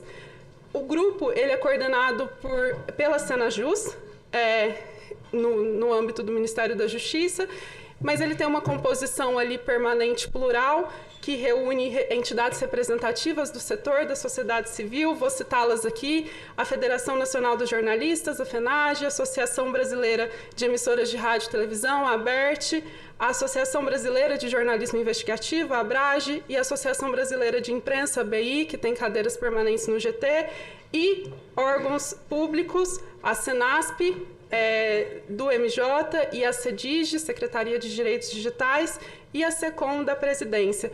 E nos orgulha muito também a participação de membros convidados que são atores chaves no sistema de justiça. Então, nós contamos com convidados do TSE, do CNJ, da Secretaria Especial para Assuntos Jurídicos da Presidência da República, então aí buscando integrar sistemas de justiça e executivo, o Ministério de Direitos Humanos e Cidadania e a Procuradoria Federal dos Direitos do Cidadão do Ministério Público Federal. Esse trabalho, ele dialoga diretamente com a nossa última iniciativa, que foi o Protocolo Nacional de Investigação de Crimes contra Jornalistas e Comunicadores Sociais, que foi aprovado em portaria no dia 7 de abril, Dia do Jornalista, e o protocolo ele orienta que a resposta estatal não trate a violência no exercício profissional como um episódio isolado, como mais um episódio de violência, mas que considere todo esse contexto de motivação da agressão e da relação com o exercício profissional. Né? Com atenção aí, ele institui procedimentos de preservação de prova, inclusive as provas digitais, de escuta adequada, de sigilo das fontes, com vistas à redução da impunidade e, a mais que isso, a criar esse contexto de proteção. Quase 3 meses depois de aprovação desse protocolo, eu acredito que esse é justamente um dos contextos que esse instrumento precisa ser conhecido, mobilizado e aplicado. E também nesse sentido de conhecimento do que o Observatório já faz, nós temos no Fala BR, na plataforma Fala BR, esse caminho de recebimento de denúncias. E é muito importante para nós a divulgação, estamos tomando ações de divulgação de como fazer essa denúncia, e a Cíntia vai explicar para a gente esse passo a passo, e aqui fica meu apelo para vocês espalharem a palavra, para essas denúncias chegarem a gente e a gente conseguir acompanhar não apenas os casos individuais, mas também essa produção de padrões, né, de identificação de padrões no contexto eleitoral. Passo a palavra para a Cíntia. Obrigada.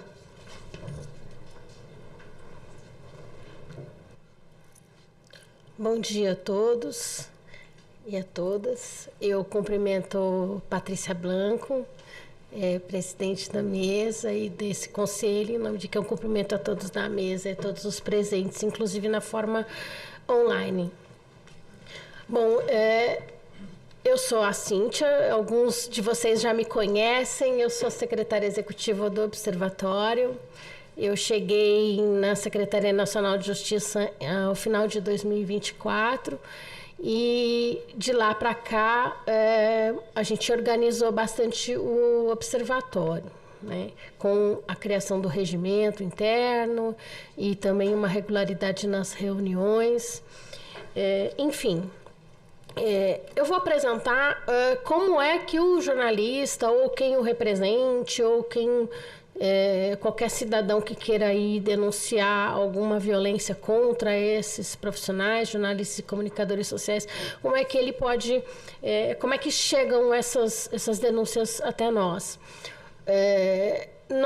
A nossa assessoria de comunicação social do Ministério, ela preparou uma apresentação, uns cards que eles estarão subindo hoje aí no site, e porque em razão da legislação eleitoral tiveram que trocar os conteúdos para excluir aí a identificação do governo em razão da legislação eleitoral.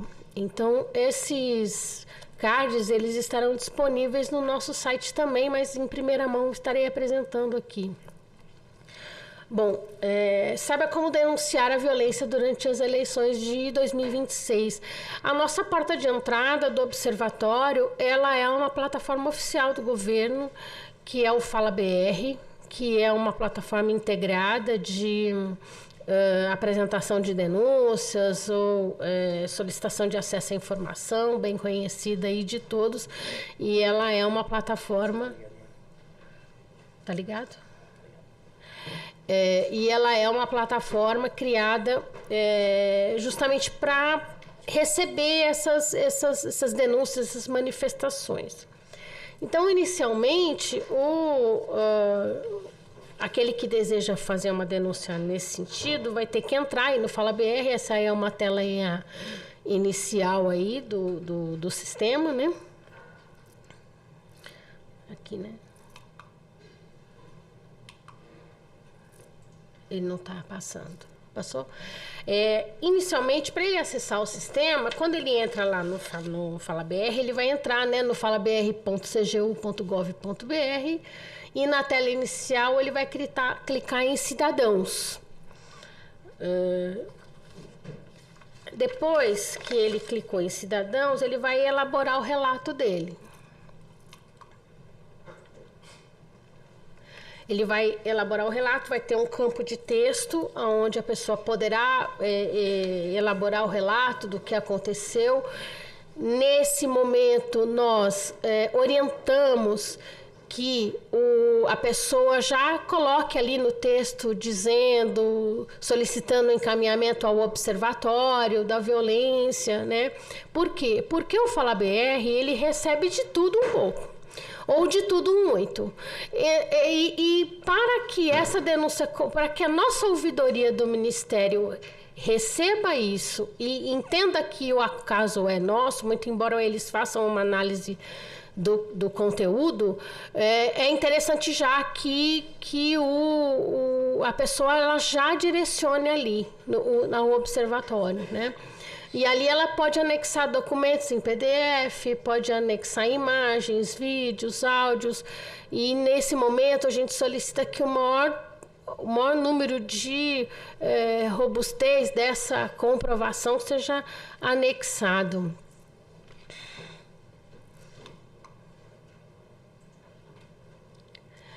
Ela vai selecionar as informações, né?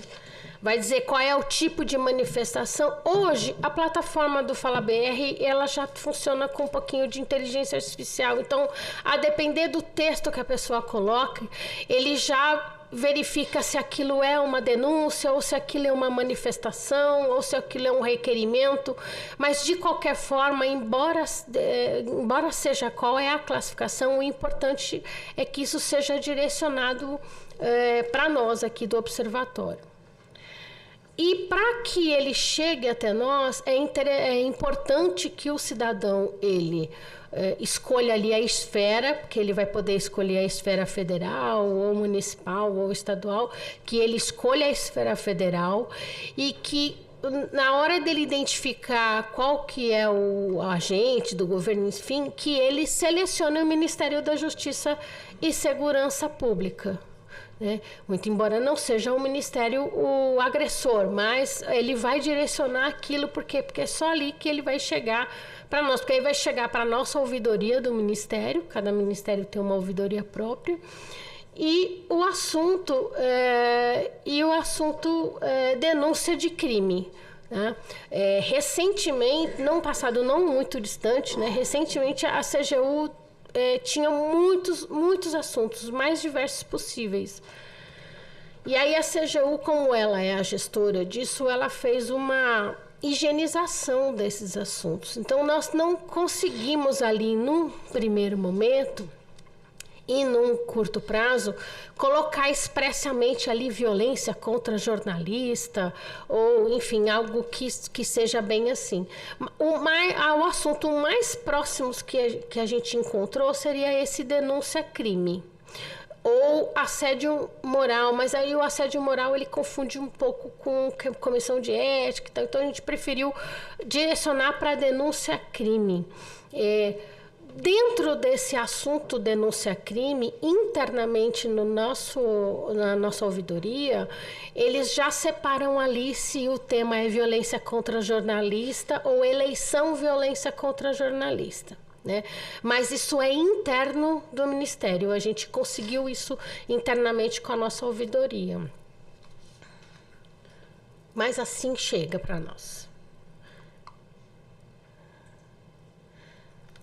E aí, o cidadão ele vai informar ali os detalhes do caso.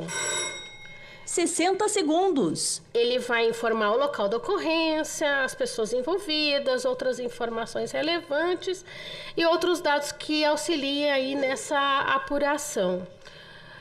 Depois que ele vai informar esses detalhes do caso, ele vai revisar, ele tem possibilidade de revisar, finalizar e guardar o protocolo. Ele vai receber um número de protocolo, né? Esse protocolo a nossa ouvidoria vai receber e vai encaminhar para o observatório. E aqui quem abre esse Fala BR aí todo dia, de manhã, de tarde, de noite, é essa que vos fala, sou eu que abro mesmo. Tá? E aí eu abro o processo interno lá da secretaria e chamo os relatores aí da comissão para a gente poder fazer o relatório e o caso seguir. No caso do grupo de trabalho eleitoral, ficou consignado que ao receber esses casos, a gente já vai contatar o grupo eleitoral para ver se tem alguma ação emergencial a tomar antes de encaminhar o caso para a comissão de avaliação preliminar que vai fazer os relatórios. Muito obrigada. Muito obrigada, Cíntia, Daniele, pelas contribuições. Vejo que, de fato, tem agora já um protocolo estabelecido, que é muito importante para que a gente possa, de fato, tratar esse assunto que é tão relevante, principalmente com foco no período eleitoral. Então, eu queria passar a palavra ao Pedro Rafael Vilela, que é integrante da DIRACOM e presidente do Comitê Editorial e de Programação da EBC e repórter da Agência Brasil por 15 minutos. Antes disso, Pedro, eu queria só fazer um registro aqui, que também acompanham online essa reunião, os conselheiros Zilda Martins, Carla Egídio e Débora Duboc, DOC. E aqui, para que todos saibam, estamos com a casa cheia de conselheiros, com a Samira de Castro, Fernando Cabral, Valderez Donzélia, Sônia Santana, o Carlos Magno, a Rita Freire, Caio Loures e Rafael Soriano, que estão aqui presentes para acompanhar essa audiência pública. Pedro, com você, por favor. Bom dia a todos e todas. Cumprimento a presidenta Patrícia Blanco, os demais conselheiros e representantes de instituições aqui que me acompanham na mesa, né? Queria primeiro iniciar agradecendo o convite. Para mim é uma honra poder estar debatendo nesse espaço, né? Acho que o Conselho de Comunicação Social é um emblema de uma construção histórica de políticas públicas de comunicação, né? Com previsão constitucional, então é sempre muito relevante, né, que este conselho retome aí suas atividades aí a cada legislatura, né? Então acho que justamente por conta de um momento como esse, né, que é trazer ao centro do debate esse tema que infelizmente acaba chamando mais atenção apenas depois que episódios de violência já ocorrem, né? E acho que assim, eu começaria dizendo que discutir segurança dos profissionais de comunicação antes das eleições gerais de 2026 significa compreender que a proteção da democracia começa antes mesmo do processo eleitoral, da abertura das urnas, né? Quando a gente pensa em eleições, a gente já logo imagina, né, todo o complexo relacionado à justiça eleitoral, urnas eletrônicas, locais de votação. Tudo isso que é super indispensável e que representa essa festa da consagração da democracia, né? Mas existe uma infraestrutura democrática que talvez seja menos visível, mas sem a qual nenhuma eleição pode ser considerada plenamente livre. É a infraestrutura de informação, né? E ela é formada por pessoas, por instituições que diariamente tornam possível com que a sociedade conheça propostas, fiscalize os candidatos, acompanhe as campanhas, né? Compreenda o funcionamento das instituições de maneira livre e consciente, né? Então a gente está falando de jornalistas, de repórteres fotográficos, cinegrafistas, repórteres cinematográficos, radialistas, produtores, comunicadores populares e comunitários, né? São equipes técnicas que quase sempre permanecem invisíveis ao público, mas cuja atuação é indispensável para que a informação circule, sobretudo no período eleitoral. Então, quando a gente protege as urnas, a gente protege o direito de votar, né? Mas quando a gente protege quem informa, a gente protege a liberdade com que esse voto é formado. E essa distinção é fundamental, né? Porque a democracia, ela não depende só da liberdade de votar, mas ela depende também da liberdade de informar e do direito da sociedade de ser informada. Então, nesse sentido, a segurança dos profissionais de comunicação não pode ser compreendida como uma pauta meramente corporativa, né? Na verdade, a segurança dos profissionais de comunicação constitui uma condição para o exercício do direito fundamental, né? E aí lembro o artigo 5º da Constituição, que assegura a liberdade de manifestação de pensamento, a livre expressão da atividade intelectual, artística, científica e de comunicação. O artigo 220, que estabelece a manifestação do pensamento, a criação e expressão não sofrerão qualquer restrição, né? Vedado toda forma de censura de natureza política, ideológica ou artística. Esses dispositivos, normalmente, eles são associados como os limites impostos ao Estado, mas eles também expressam algo que é mais amplo do que isso, né? Eles apontam que a democracia depende da existência de um ambiente de informação que a informação possa ser produzida e circular livremente. E esse ambiente não existe quando jornalistas, quando profissionais da comunicação trabalham sob ameaça, né?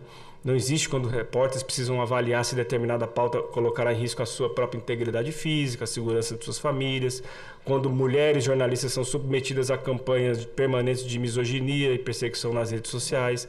Não existe quando profissionais deixam de cobrir determinados temas porque sabem que serão alvo de perseguições, assédio judicial e, no mundo contemporâneo, ataques coordenados nas redes sociais, né? É importante deixar claro que a violência contra jornalistas não atinge os indivíduos jornalistas, né? Ela compromete exatamente as condições materiais para o funcionamento da democracia, né? As Nações Unidas, por exemplo, eles têm um plano de ação sobre segurança dos jornalistas e a questão da impunidade e que afirma, né, a proteção da liberdade de expressão e o fortalecimento das instituições democráticas. E a Unesco, por exemplo, utiliza a expressão que é construir um ambiente habilitador para o jornalismo, né? Que é um ambiente em que os profissionais possam exercer a sua atividade com independência, segurança e autonomia. Na mesma linha também a Corte Interamericana de Direitos Humanos também aponta a liberdade de expressão nessas dimensões inseparáveis, quer dizer, a dimensão individual e a dimensão coletiva, né? A dimensão individual que protege quem fala e a dimensão coletiva que protege o direito da sociedade receber informações. Eu acho que eu queria falar agora um pouco também sobre a perspectiva que a gente, a partir dos dados, né? E aí eu vou me fiar um pouco aqui no relatório de violência contra jornalistas e liberdade de imprensa da Federação Nacional de Jornalistas, que se tornou nos últimos anos aí uma das principais referências para compreender a evolução deste fenômeno da violência contra jornalistas no Brasil. O relatório referente a 2024, né, o mais recente, registrou 144 casos de violência contra jornalistas e ataques à liberdade de imprensa. Houve uma redução em relação ao ano anterior, uma redução até bastante significativa, de 20%, e é um dado positivo, deve ser reconhecido, mas seria um erro interpretar essa redução como um sinal de normalização do ambiente democrático, né? Na prática, o que a gente percebe é que o Brasil continua registrando uma agressão contra jornalista a cada 2 dias e meio. Isso significa que a violência permanece sendo um elemento estrutural da atividade jornalística no Brasil, né? E o dado talvez mais importante do relatório, mais revelador e que nos interessa nesse momento eleitoral, o relatório demonstra que políticos, assessores e apoiadores de agentes políticos continuam ocupando a posição de destaque entre os autores de agressões contra jornalistas, né? Sendo que segmentos identificados com a direita e a extrema-direita responderam por mais de 40% dos casos em 2024. Então, esse dado, acho que ele merece muita atenção, porque ele revela uma mudança importante ocorrida nos últimos anos, né? A grande parte da violência contra jornalistas deixou de ocorrer apenas dos riscos associados àquela cobertura de conflitos, de desastres ou de ações policiais, e ela passou também a estar inserida num contexto de disputa política, né? Então, as eleições, obviamente, não criam a violência contra jornalistas, mas ela funciona atualmente como uma espécie de acelerador da violência que já existe, né? E os dados de 2024 demonstram isso, né? Que os meses de maio a outubro foi o período em que é o período que ocorre a formação das candidaturas, desincompatibilizações, convenções partidárias. Foi um período que os números foram foram maiores, os números, né, de violência contra jornalistas, justamente associados a esses novos agentes, né? Então, eu acho que a pergunta que deve orientar é se o Estado brasileiro está preparado para prevenir esses riscos, né? Porque ela desloca um pouco o foco do debate, essa pergunta, porque não é registrar as ações depois que elas acontecem, não basta punir os responsáveis depois que o dano foi produzido, é preciso construir mecanismos de prevenção, né? E acho que essa é uma preocupação que a própria FENAGE, por exemplo, está aqui a presidenta Samira de Castro, quando costuma afirmar que o país já conhece esse fenômeno e que cabe ao Estado garantir a segurança como no processo eleitoral de maneira preventiva, até porque isso já está muito marcado no nosso calendário democrático, né? Ela não é um problema de segurança pública, a violência contra os jornalistas, ela é um problema democrático, né? E toda violência possui uma vítima imediata, né? No caso das agressões de jornalistas isso é evidente, é a repórter que é agredida, o fotógrafo que tem o seu equipamento destruído, o cinegrafista que é intimidado, mas a segunda vítima é a sociedade, né? Porque as agressões produzem efeitos que ultrapassam a pessoa diretamente atingida, né? Então, tem um outro aspecto também que eu acho que é importante compreender a natureza dessas ameaças, é que muitas vezes o objetivo da violência contemporânea não é impedir uma reportagem específica, mas é modificar o comportamento futuro dos profissionais da comunicação, é fazê-los pensar 2 vezes antes de aceitar determinada pauta, é convencer uma redação que determinados temas são perigosos demais, é retirar assuntos da agenda pública por meio da intimidação, e é exatamente por isso que a violência contra jornalistas tem essa dimensão política, né? Ela busca restringir a circulação de informações de interesse coletivo, né? É isso, quando a gente pensava em violência contra jornalistas era muito associado, como eu já disse, à cobertura de guerras, grandes manifestações. Esses riscos ainda existem, a gente tem visto, né? Na faixa de Gaza, a morte sem precedente de jornalistas, por exemplo, né? mas isso já não é suficiente para explicar a realidade contemporânea desta violência, né? Que é um ambiente mais complexo. A violência tornou-se mais, digamos, mais híbrida. Ela começa muitas vezes, se espalha nas redes sociais, nos aplicativos de mensagem, né? Antes, às vezes, mesmo de migrar para o espaço físico, e às vezes não migra para o espaço físico, mas segue sendo uma violência da mesma forma, né? Especialmente contra mulheres, especialmente contra profissionais negros e especialmente também daqueles que trabalham em veículos pequenos, em veículos comunitários, em iniciativas independentes, onde frequentemente existem menos recursos institucionais para responder a esse tipo de violência, né? E esse aspecto também é muito importante, né? Que é a capacidade institucional de defesa. Porque quando a gente fala da segurança dos profissionais de comunicação, a gente não pode restringir o olhar apenas às grandes empresas jornalísticas, né? O direito à informação, ele é produzido a partir de um ecossistema amplo, né? Ele envolve jornalistas de grandes empresas de notícias tradicionais, envolve freelancers, comunicadores populares, comunicadores comunitários, comunicadores indígenas, comunicadores quilombolas. Todos eles desempenham funções aí essenciais para garantir que diferentes segmentos da sociedade possam produzir essas informações e acessar informações, e todos merecem proteção, né? Então, acho que essa ampliação do olhar desse ecossistema que precisa ser protegido, ela nos leva à conclusão de que não é só responsabilidade das empresas jornalísticas esse trabalho, né? Embora algumas delas tenham maior capacidade institucional de oferecer a proteção privada, mas é uma responsabilidade do Estado, né? Uma responsabilidade das plataformas digitais, uma responsabilidade das instituições responsáveis pela organização do processo eleitoral, das forças de segurança, né? Enfim, do conjunto da sociedade. A gente sabe que a crítica à imprensa é legítima, ela faz parte da democracia, principalmente durante o processo eleitoral, onde você é requerida sempre uma boa técnica jornalística na cobertura, mas isso jamais pode configurar um cenário de deslegitimação do jornalismo, nem incitação ao ódio contra os profissionais, enfim, porque isso corrói a confiança pública na democracia, né? E aí, já caminhando um pouco para o final, assim, queria associar um pouco a ideia do direito à comunicação, né? Que acho que mais abrangente ainda do que a ideia de liberdade de imprensa, né? Durante muito tempo, o debate sobre a violência contra jornalistas foi conduzido como uma questão de segurança pública ou de proteção do profissional. Essas duas dimensões continuam sendo fundamentais, mas elas já não são mais suficientes. O que está em discussão agora é a qualidade do ambiente democrático em que circulam as informações que orientam a vida pública brasileira. Por isso que é importante aproximar a ideia de liberdade de imprensa com o conceito de direito à comunicação.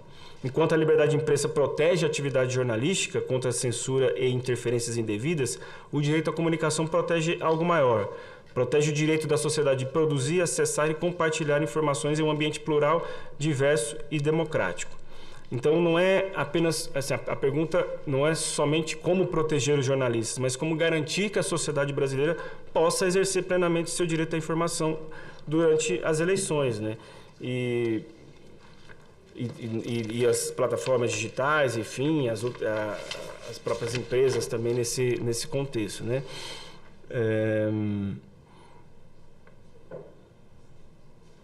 E aí, eu acho que, assim, nenhuma política de proteção vai ser plenamente eficaz se não vier acompanhado também de um compromisso das empresas públicas e privadas com protocolos internos de avaliação de risco, treinamento de equipes, fornecimento de equipamentos, assistência jurídica, né, e acompanhamento psicossocial desses profissionais, né? A proteção também se constrói nessas relações, né? Mas aí também, a gente também tem uma dimensão pública, né? Acho essa questão dos próprios protocolos, pensar um protocolo público a partir do Ministério da Justiça, por exemplo, de outros órgãos que têm interface nesse debate, né? A questão do próprio Observatório de Proteção contra Jornalistas também me parece uma iniciativa interessante nesse sentido, porque justamente associa essa dimensão aí de Estado, né, dessa proteção, né?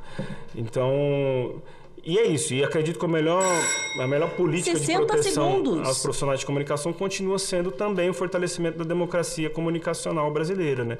Fortalecer a comunicação pública, comunicação comunitária, estimular o pluralismo, ampliar a diversidade, reduzir as desigualdades de acesso à informação, reduzir os desertos de notícia, construir um ambiente comunicacional capaz de acolher o dissenso sem transformar as divergências políticas em violência contra quem informa, né? São agendas que não competem, são agendas que se complementam e acho que essas são questões que a gente tem que levar para refletir nesse período eleitoral, né?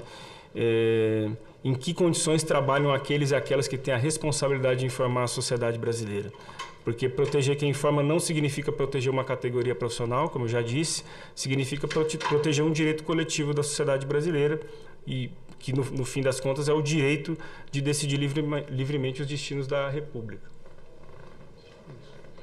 Muito obrigada, Pedro. Acho que você trouxe uma contribuição que é muito importante, né? A sociedade entender que o direito à liberdade de imprensa não é do veículo de comunicação ou do jornalista, e sim da própria sociedade.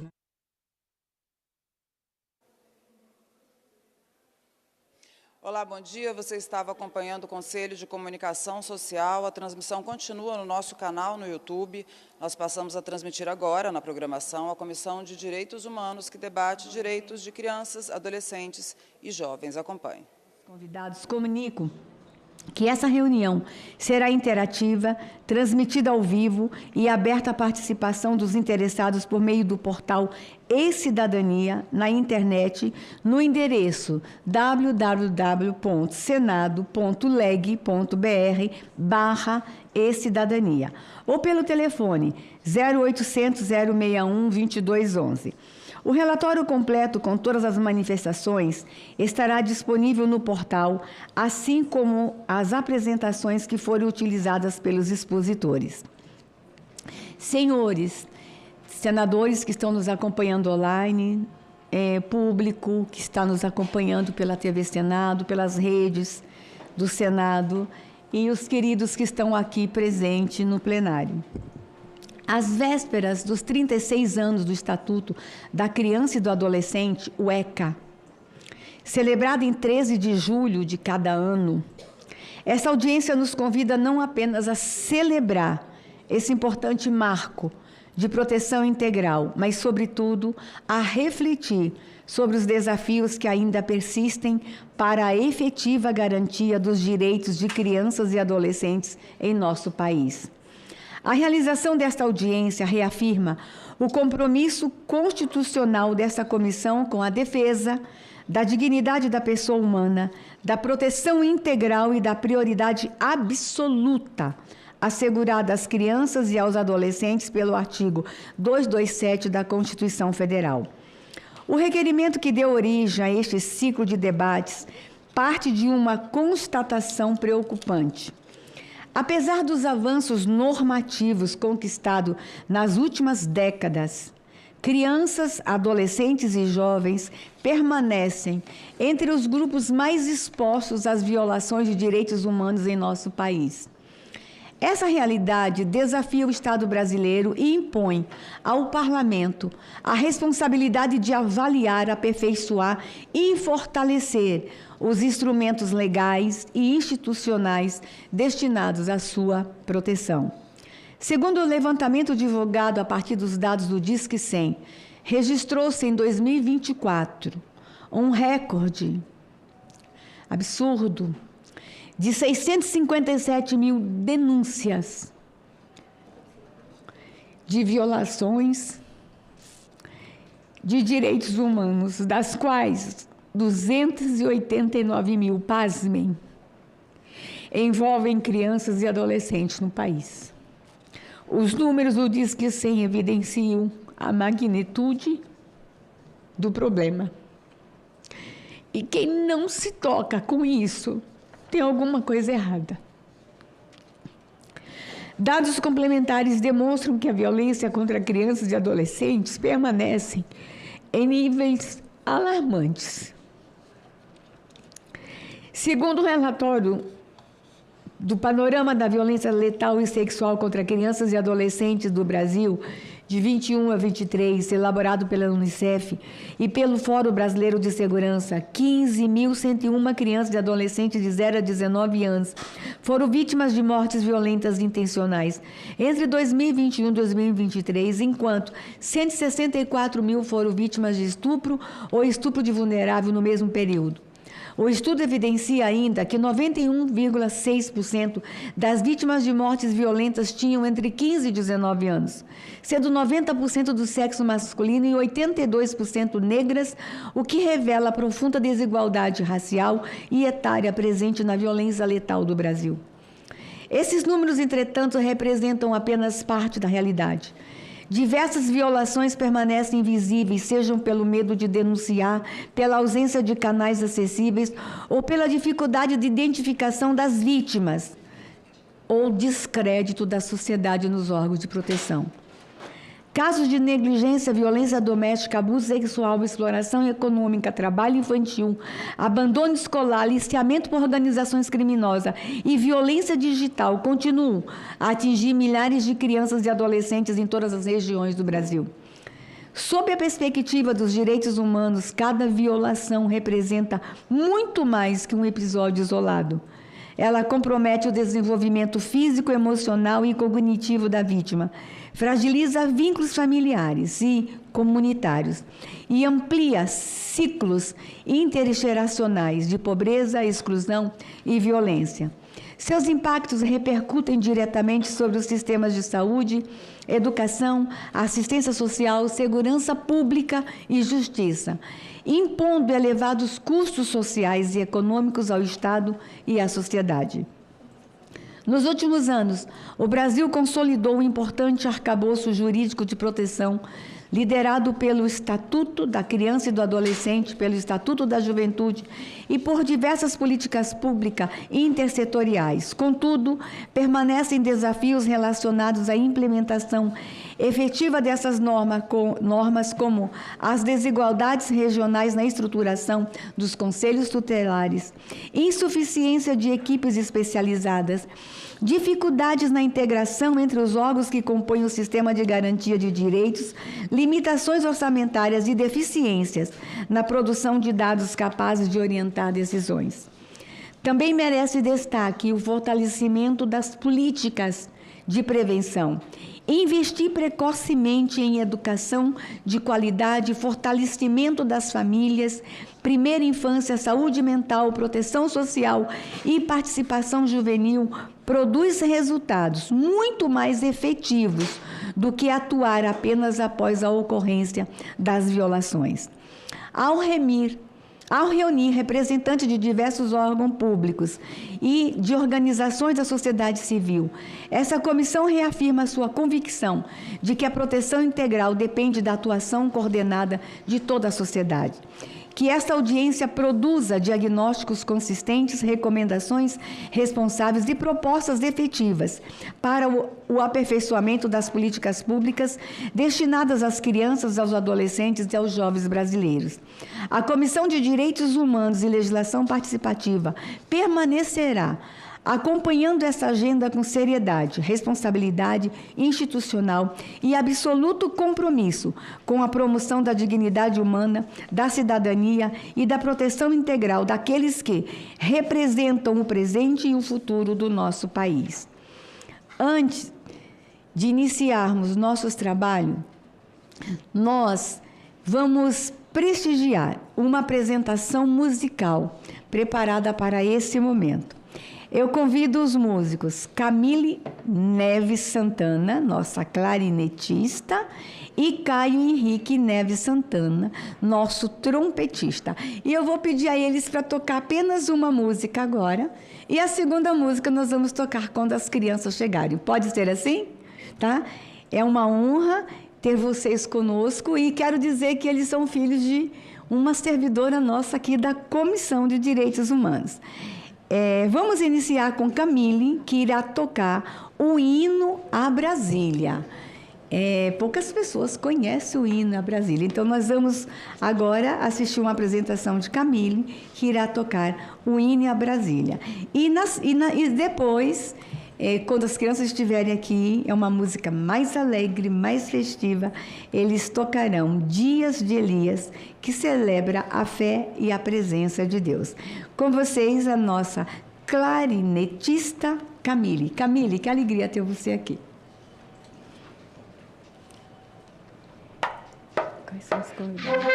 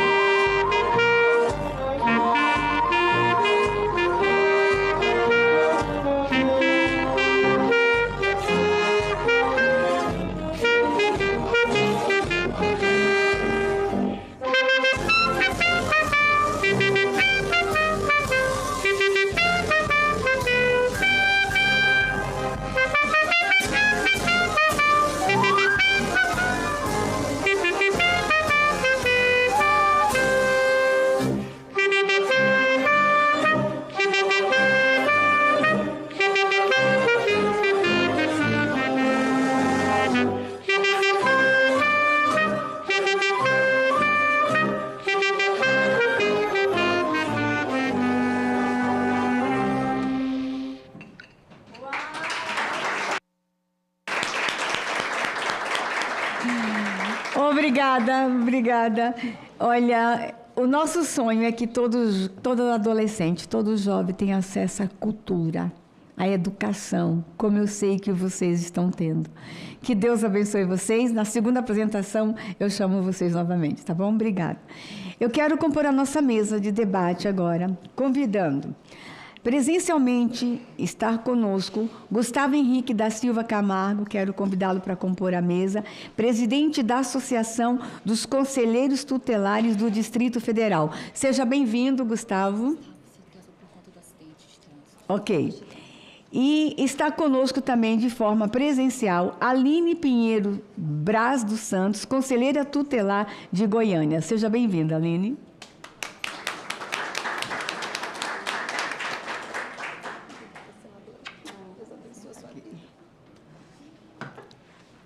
O Gustavo daqui a pouco ocupa a mesa. Nós tivemos um acidente de trânsito aqui próximo. Tanto as nossas crianças como o Gustavo ainda não conseguiram chegar ao Senado.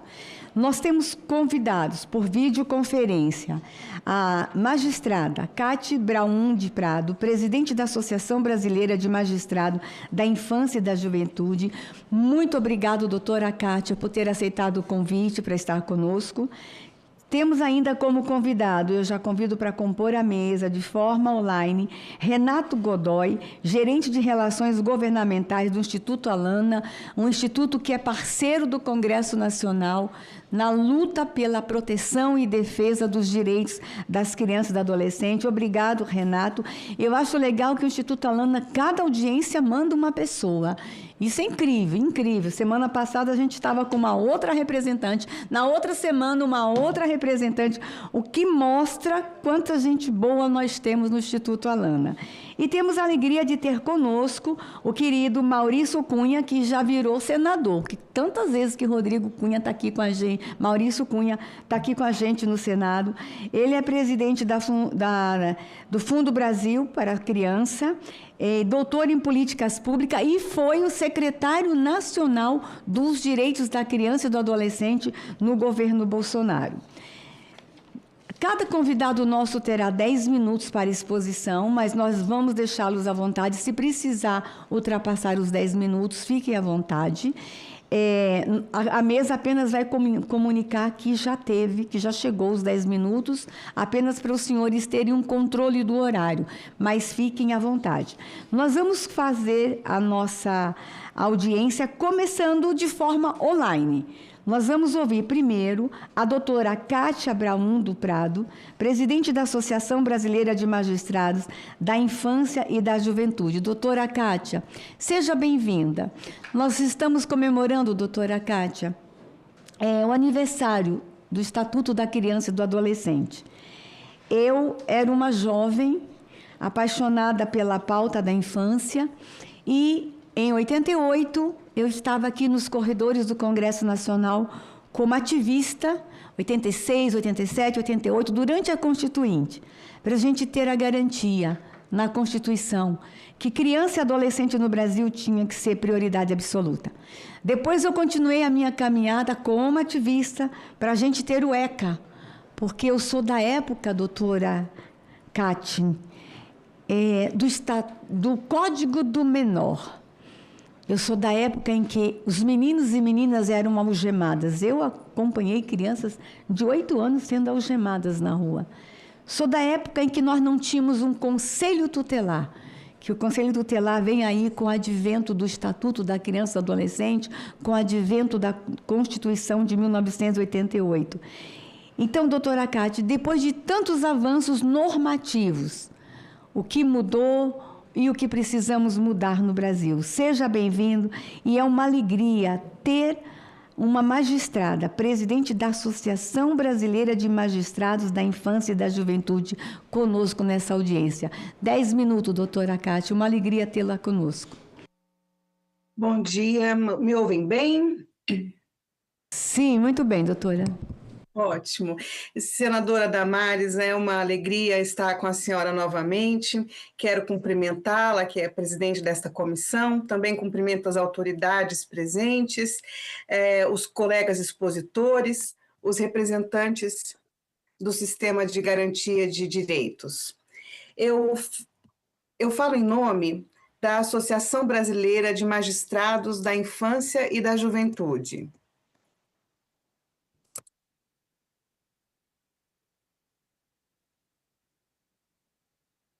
Pois tivemos um problema aqui, mas eu falo em nome, então, da Associação Brasileira de Magistrados da Infância e da Juventude, que congrega mais de 600 magistrados de todo o país, comprometidos com a efetivação dos direitos da criança e do adolescente. E essa temática que me foi atribuída diz respeito à efetivação da proteção das crianças e dos adolescentes com relação aí aos desafios da efetividade do ECA. Eu inicio, senadora, destacando algo importante. O Brasil não sofre pela ausência de legislação. Pelo contrário, nós temos um dos mais avançados sistemas normativos de proteção integral do mundo. E o que ainda nos desafia é transformar direitos reconhecidos em direitos efetivamente vividos. A realidade demonstra que milhares de crianças e adolescentes no Brasil continuam expostos à violência, à negligência, à exclusão social e a múltiplas formas de vulnerabilidade. Os dados apresentados para essa audiência revelam a magnitude desse desafio e reforçam a necessidade de fortalecimento das políticas públicas voltadas à infância e adolescência. Quando falamos em infância, é fundamental iniciar pela primeira infância, o período em que se estruturam as bases cognitivas, emocionais e sociais que acompanharão a pessoa por toda a vida. A primeira infância não poderia ser vista como uma pauta setorial, ao ver da Abraminge, porque ela seria uma estratégia de desenvolvimento nacional. Os investimentos realizados nos primeiros anos de vida produzem impactos positivos na educação, na saúde, na redução da violência e na produtividade econômica futura. Por isso, é indispensável fortalecer políticas públicas de acompanhamento familiar, atenção à gestante, desenvolvimento infantil, apoio às famílias vulneráveis e integração entre a saúde, a assistência social e a educação, especialmente por meio da implantação em todo o país do programa Criança Feliz, que recentemente foi incorporado ao SUAS como uma política pública. Um outro ponto fundamental da nossa observação diz respeito à convivência familiar e comunitária. Quando falamos sobre esse tema, frequentemente o debate se concentra no acolhimento institucional e na adoção. Ambos são institutos relevantes, mas é preciso lembrar que a principal política de convivência familiar não é a adoção. É o apoio para as famílias, a fim de que elas possam exercer adequadamente as suas funções de cuidado e proteção. Nenhuma criança deve ser afastada da sua família por razões exclusivamente associadas à pobreza, à ausência de acesso a serviços públicos ou à falta de apoio estatal. Fortalecer a convivência familiar significa ampliar políticas de assistência social, apoio e parentalidade, tratamento para dependência química, acompanhamento psicossocial e suporte às famílias extensas, que são alternativa para essa convivência familiar quando os pais falham. Também precisamos enfrentar uma das mais graves emergências contemporâneas, a saúde mental de crianças e adolescentes. Nós temos uma lei antimanicomial, senadora, que impede que crianças e mesmo adultos sejam institucionalizados em hospitais, os antigos manicômios, para permanências prolongadas. Entretanto, a falta de opções de política pública de saúde mental tem transformado os abrigos, as instituições de acolhimento institucional da área da assistência social em verdadeiros manicômios. Porque hoje, especialmente nas instituições que acolhem adolescentes, nós temos quase que a totalidade deles com doença mental. Crianças e adolescentes que foram rejeitados por suas famílias, que não deram conta da tarefa de cuidar. Então, os magistrados da infância observam diariamente casos de automutilação, ansiedade severa, depressão, ideação suicida, sofrimento decorrente da violência doméstica, da violência sexual e outras situações de profundo abalo emocional. E a rede pública de saúde ainda é insuficiente na maioria dos municípios. Precisamos fortalecer os CAPs, ampliar equipes multiprofissionais, garantir psicólogos e assistentes sociais nas redes de atendimento e investir em ações preventivas junto às famílias e às escolas. E dentro desse contexto, há um tema que merece ingressar de forma mais consistente na pauta brasileira. E eu aqui cumprimento o Instituto Alana, né, que se faz presente, que muito tem colaborado nessa discussão, que é o impacto das redes sociais e dos ambientes digitais sobre a saúde mental de crianças e adolescentes. O ECA digital foi um grande avanço e isso não se nega, mas nós ainda observamos a crescente exposição de crianças e adolescentes a conteúdos inadequados nas redes sociais. Além do fato de que as famílias não têm ideia do que tem sido feito com a imagem dos seus filhos e filhas publicados na internet. Com o advento bem recente de uma resolução do CNJ exigindo alvará para trabalho artístico infantil, os juízes da infância têm recebido milhares de pedidos de alvarás para crianças recém-nascidas participarem de atividades nas redes sociais, a pretexto disso ser considerado uma atividade artística. E, nesse aspecto, o Parlamento Europeu, o Reino Unido, a Austrália já discutem a implementação de mecanismos destinados a ampliar a proteção das crianças e adolescentes no ambiente digital, incluindo debates sobre limites de idade para acesso a determinadas plataformas. Talvez tenha chegado o momento de nós avançarmos nessa discussão. E um outro ponto que merece destaque, senadora, é o acesso à creche. A creche não é apenas uma política de apoio aos pais trabalhadores, é uma política de desenvolvimento infantil.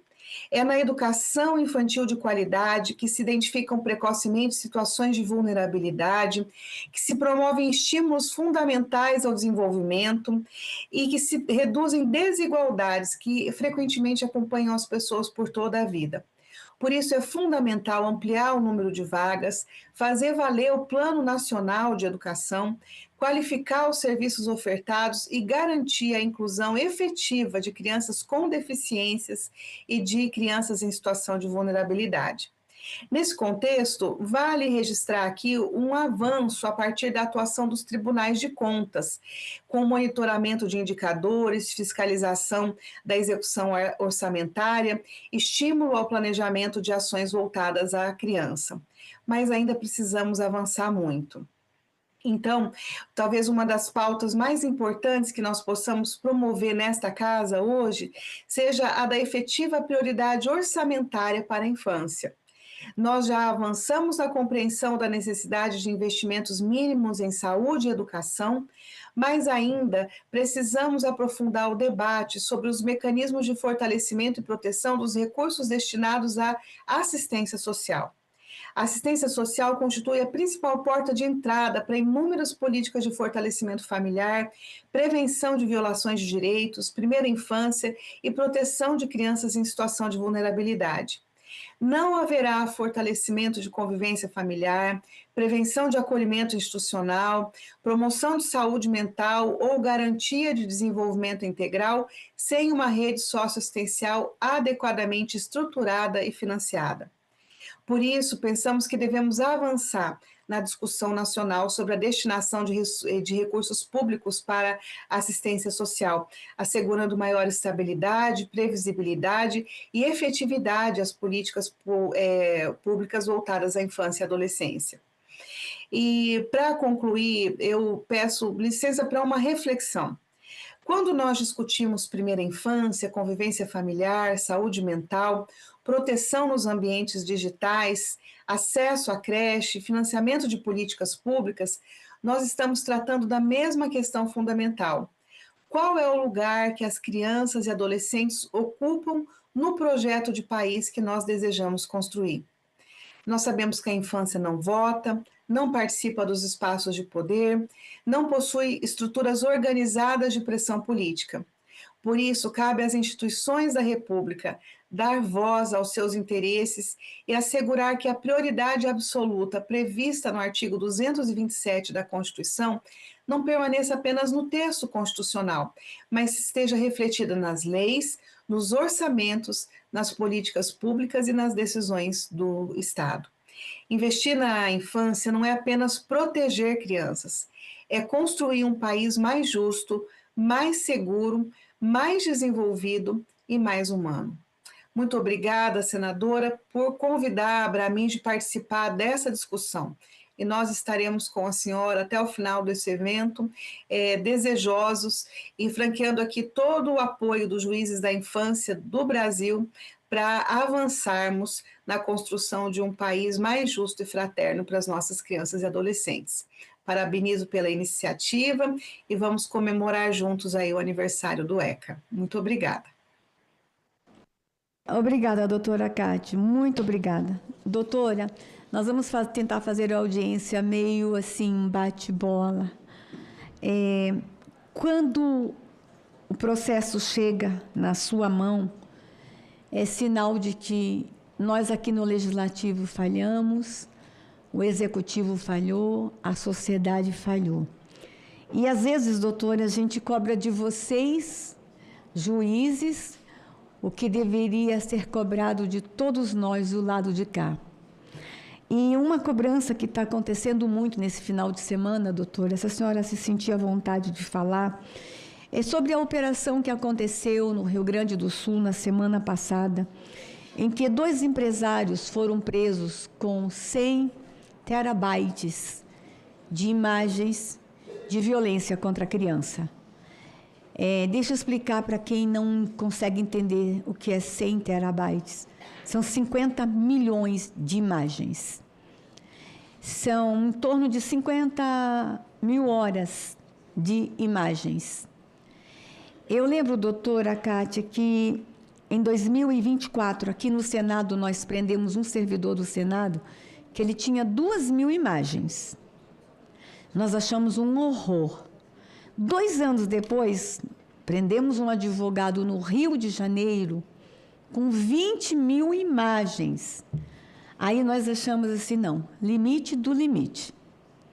Aí, quando foi em 2024, doutora, eu estava lá em Canoas, na semana, no Rio Grande do Sul, em que um empresário foi preso com 200.000 imagens de violência contra a criança. Aí eu disse, não, é um horror, acabou. Eu fui na tribuna e gritei aqui do Senado. Nós vamos esperar quantos milhões agora? Pois este ano, doutora, um homem foi preso com 2 milhões de imagens. Aí nós gritamos, e os nossos gritos e o eco desses gritos transformou num ECA digital, porque a sociedade gritou. Mas aí, esse final de semana, eu não tenho 2.000 imagens, eu não tenho 200.000, eu não tenho 2 milhões, eu tenho 50 milhões de imagens. Eu tenho 50.000 horas de vídeos. E aí, doutora, está na mão dos magistrados lá, e o que deixou todo mundo muito aflito é que os 2 empresários ficaram 24 horas só presos. A pergunta é, doutora, enquanto tiver demanda, haverá oferta. Nós temos que conter a demanda. E esses 2 homens que representam a demanda estão soltos. A senhora pode se posicionar com relação a isso? A senhora fica bem à vontade, doutora, mas é a indignação da sociedade que está chegando desde o final de semana, desde sexta-feira. Meu gabinete não para de receber mensagem, meu telefone não para, e hoje, nessa audiência, todo mundo gostaria muito de ouvir sobre isso. A senhora gostaria de se manifestar? A não permanência desses 2 empresários, eu sei que nós temos um Código de Processo Civil, eu sei que nós temos uma legislação, mas se a gente não conter a demanda, nós teremos ofertas e ofertas e ofertas, e nas imagens deles tinham bebês sendo torturados, doutora. A senhora gostaria, a senhora pode se manifestar sobre isso? Senadora, o assunto indigna a todos nós e, infelizmente, o Código de Ética da Magistratura não me permite fazer comentários sobre processos em andamento, né, especialmente de outros juízes.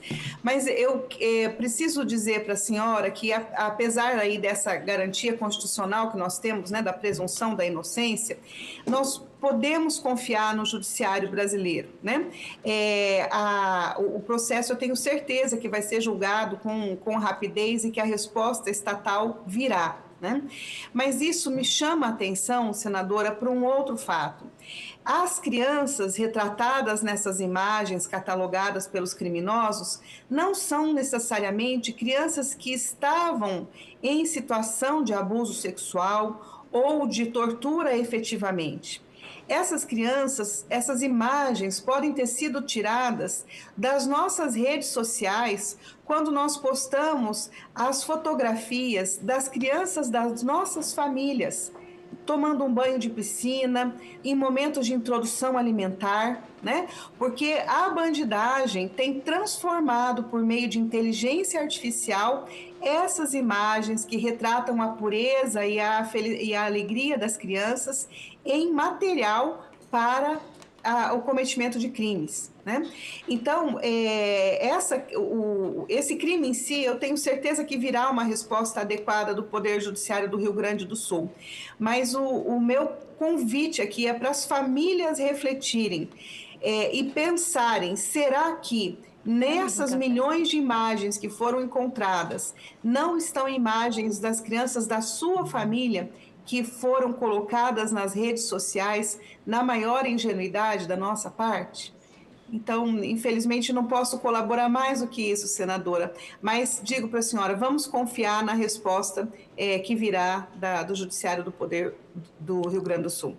Obrigada, doutora. Que fique o alerta. Quem está falando é uma juíza, presidente da Associação Brasileira de Magistrados da Infância e da Juventude, e esses juízes lidam todos os dias com situações de violência contra a criança. E ela faz um alerta, famílias brasileiras, crianças tendo perfis em redes sociais, adolescentes com perfis em redes sociais, postar imagens de criança nas redes sociais. Será que não está na hora da gente vir como sociedade também e depois não cobrar do juiz, da polícia, da senadora, aquilo que a sociedade poderia ter evitado? Nós já temos países trabalhando para que adolescentes com menos de 16 anos não tenham perfis nas redes sociais. No Brasil, a gente já tem um limite de idade, mas, infelizmente, eu vejo pais fazendo perfil para criança. Eu vejo pais, inclusive, mentindo a idade da criança e fazendo um perfil para a criança nas redes sociais. Nesse sentido, nós vamos ouvir agora Maurício Cunha, presidente do Fundo para Crianças, doutor em Políticas Públicas e já foi o secretário nacional dos Direitos das Crianças e dos Adolescentes. Doutor Maurício, eu só quero lembrar que nós temos criança no auditório, então a forma como nós falamos, acabou de chegar aqui um grupo lindo de crianças e adolescentes, nós temos que falar com muito cuidado, porque nós temos crianças nessa audiência que vieram para celebrar o ECA, porque o ECA é o instrumento deles, de proteção deles. Então, doutor Maurício, 10 minutos, é uma alegria tê-lo conosco mais uma vez nessa comissão.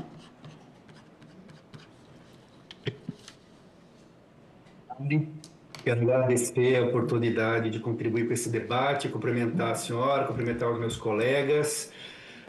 Só fazendo uma breve apresentação, então, sou Maurício Cunha, estou como presidente executivo do Child Fund Brasil, que é o Fundo para Crianças. Já fui secretário nacional dos Direitos da Criança e Adolescente em Brasília, onde a gente pôde conhecer mais a fundo a realidade da infância brasileira. E à luz desse conhecimento também de estudar bastante o tema, que eu trago a reflexão, a contribuição de hoje.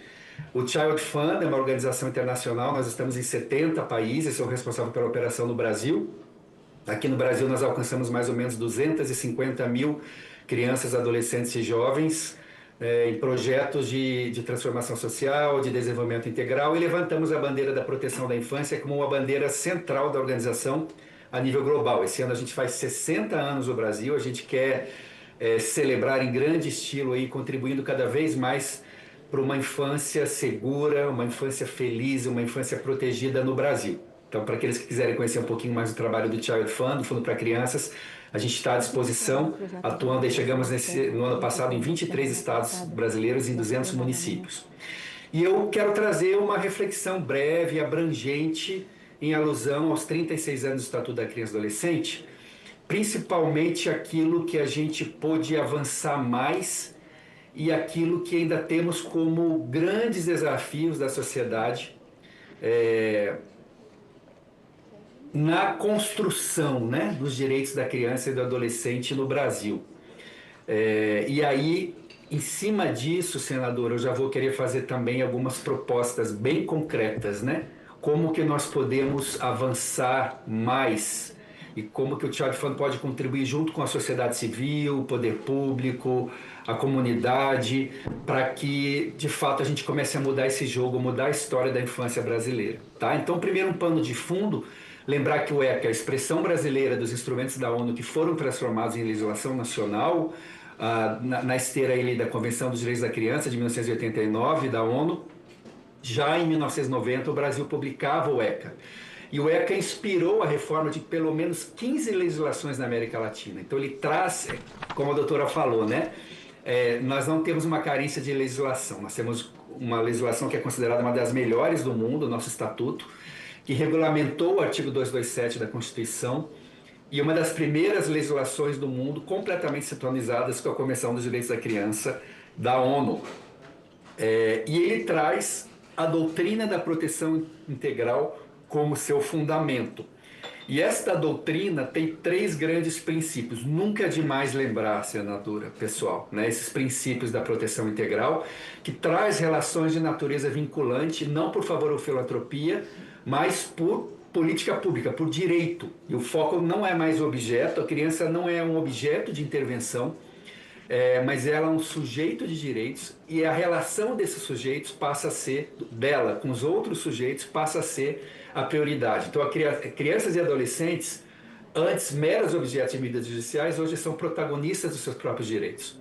Elas são pessoas em constante desenvolvimento, é o segundo pilar da doutrina. Ou seja, são sujeitos especiais com peculiaridades emocionais, espirituais, físicas e culturais.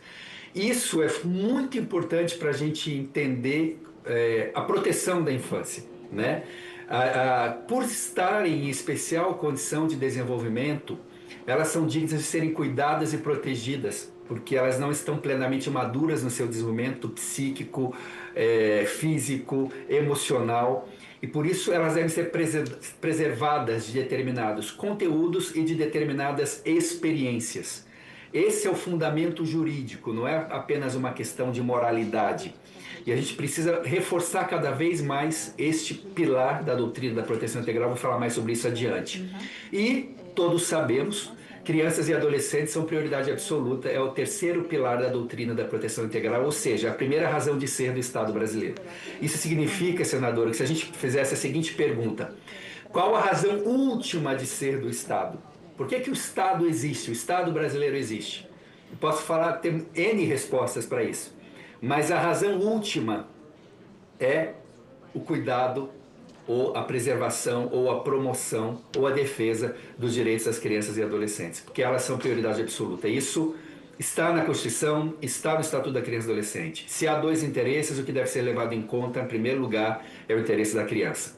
Dentro do ordenamento jurídico, então, a gente gosta de citar o artigo 4º e 5º como a alma do Estatuto da Criança e Adolescente. O 4º vai falar que é dever da família, da comunidade, da sociedade em geral e do poder público, ou seja, de todo mundo, assegurar com absoluta prioridade, novamente, a efetivação dos direitos referentes a... E aí tem o rol dos direitos da criança e adolescente. Por isso que a gente está falando de uma grande complexidade que tem a ver com várias políticas públicas. Vida, saúde, alimentação, educação, esporte, lazer, profissionalização, cultura, dignidade, respeito, liberdade e convivência familiar e comunitária. Enquanto houver uma só criança no Brasil que não tem acesso a todos esses direitos, tem trabalho para a gente. E tem muito trabalho ainda pela frente. E o artigo 5º que vai falar do cuidado e da proteção contra as diversas formas de violência, né? Nenhuma criança ou adolescente será objeto de qualquer forma de negligência, discriminação, exploração, violência, crueldade e opressão. Punido na forma da lei qualquer atentado por ação ou omissão aos seus direitos fundamentais. Lembrando aqui que omissão, portanto, também é crime. E que, enquanto tiver uma só criança sofrendo qualquer forma de negligência, discriminação, exploração, violência, crueldade e opressão, tem trabalho para a gente. Tem muito trabalho para a gente. E aí eu quero brevemente aqui fazer só uma análise, considerando todo esse rol de direitos, todo esse rol de proteções devidas e que deveriam ser asseguradas à criança. Eu faço uma breve análise aqui da evolução dos direitos assegurados com indicadores sociais, mas analisando na forma de um contínuo. O que eu quero dizer com isso? Não existe uma área em que a gente possa dizer no Brasil isso está resolvido. Esse problema está resolvido na infância brasileira, não tem mais nada para a gente fazer. Como também não tem nenhuma área que a gente avançou. Então, eu vou fazer uma análise muito breve sobre aquilo que eu entendo que a gente avançou mais, aquilo que a gente avançou pouco, e aí eu coloco como desafios, e aquilo que a gente, eu diria, não avançou, até regrediu. Então, o que a gente avançou mais, o que a gente avançou pouco, que eu coloco como desafio, e o que a gente até regrediu, para a gente focar aqui nessa manhã brevemente no que a gente tem que trazer de evidência nesse aniversário de 36 anos do ECA, para a gente construir novos paradigmas, novas realidades para a infância brasileira. Eu diria que a gente avançou mais, proporcionalmente. De novo, perspectiva de um contínuo, não significa que a gente resolveu. Trabalho infantil, nós tínhamos muito mais crianças em abuso de trabalho infantil há 36 anos atrás do que hoje. Porém, dado recente mostra que no ano passado aumentou o número de crianças em exploração do trabalho infantil para 1,6 milhão. Tá? Mortalidade infantil, melhoramos muito, fomos um dos países que mais avançou na redução da mortalidade infantil nos últimos 36 anos, proporcionalmente ao número de crianças. Avançamos na educação fundamental, acesso, permanência e aprendizagem. Há 36 anos, 20% das crianças estavam fora da escola. Hoje a gente praticamente universalizou o acesso, embora tenhamos ainda problema de qualidade. Crianças em situação de rua, tínhamos muito mais crianças em situação de rua há 36 anos atrás do que hoje. Ainda temos, mas temos muito menos. A política de convivência familiar e comunitária também avançou bastante. Antes era a adoção à brasileira, né? A circulação livre de crianças.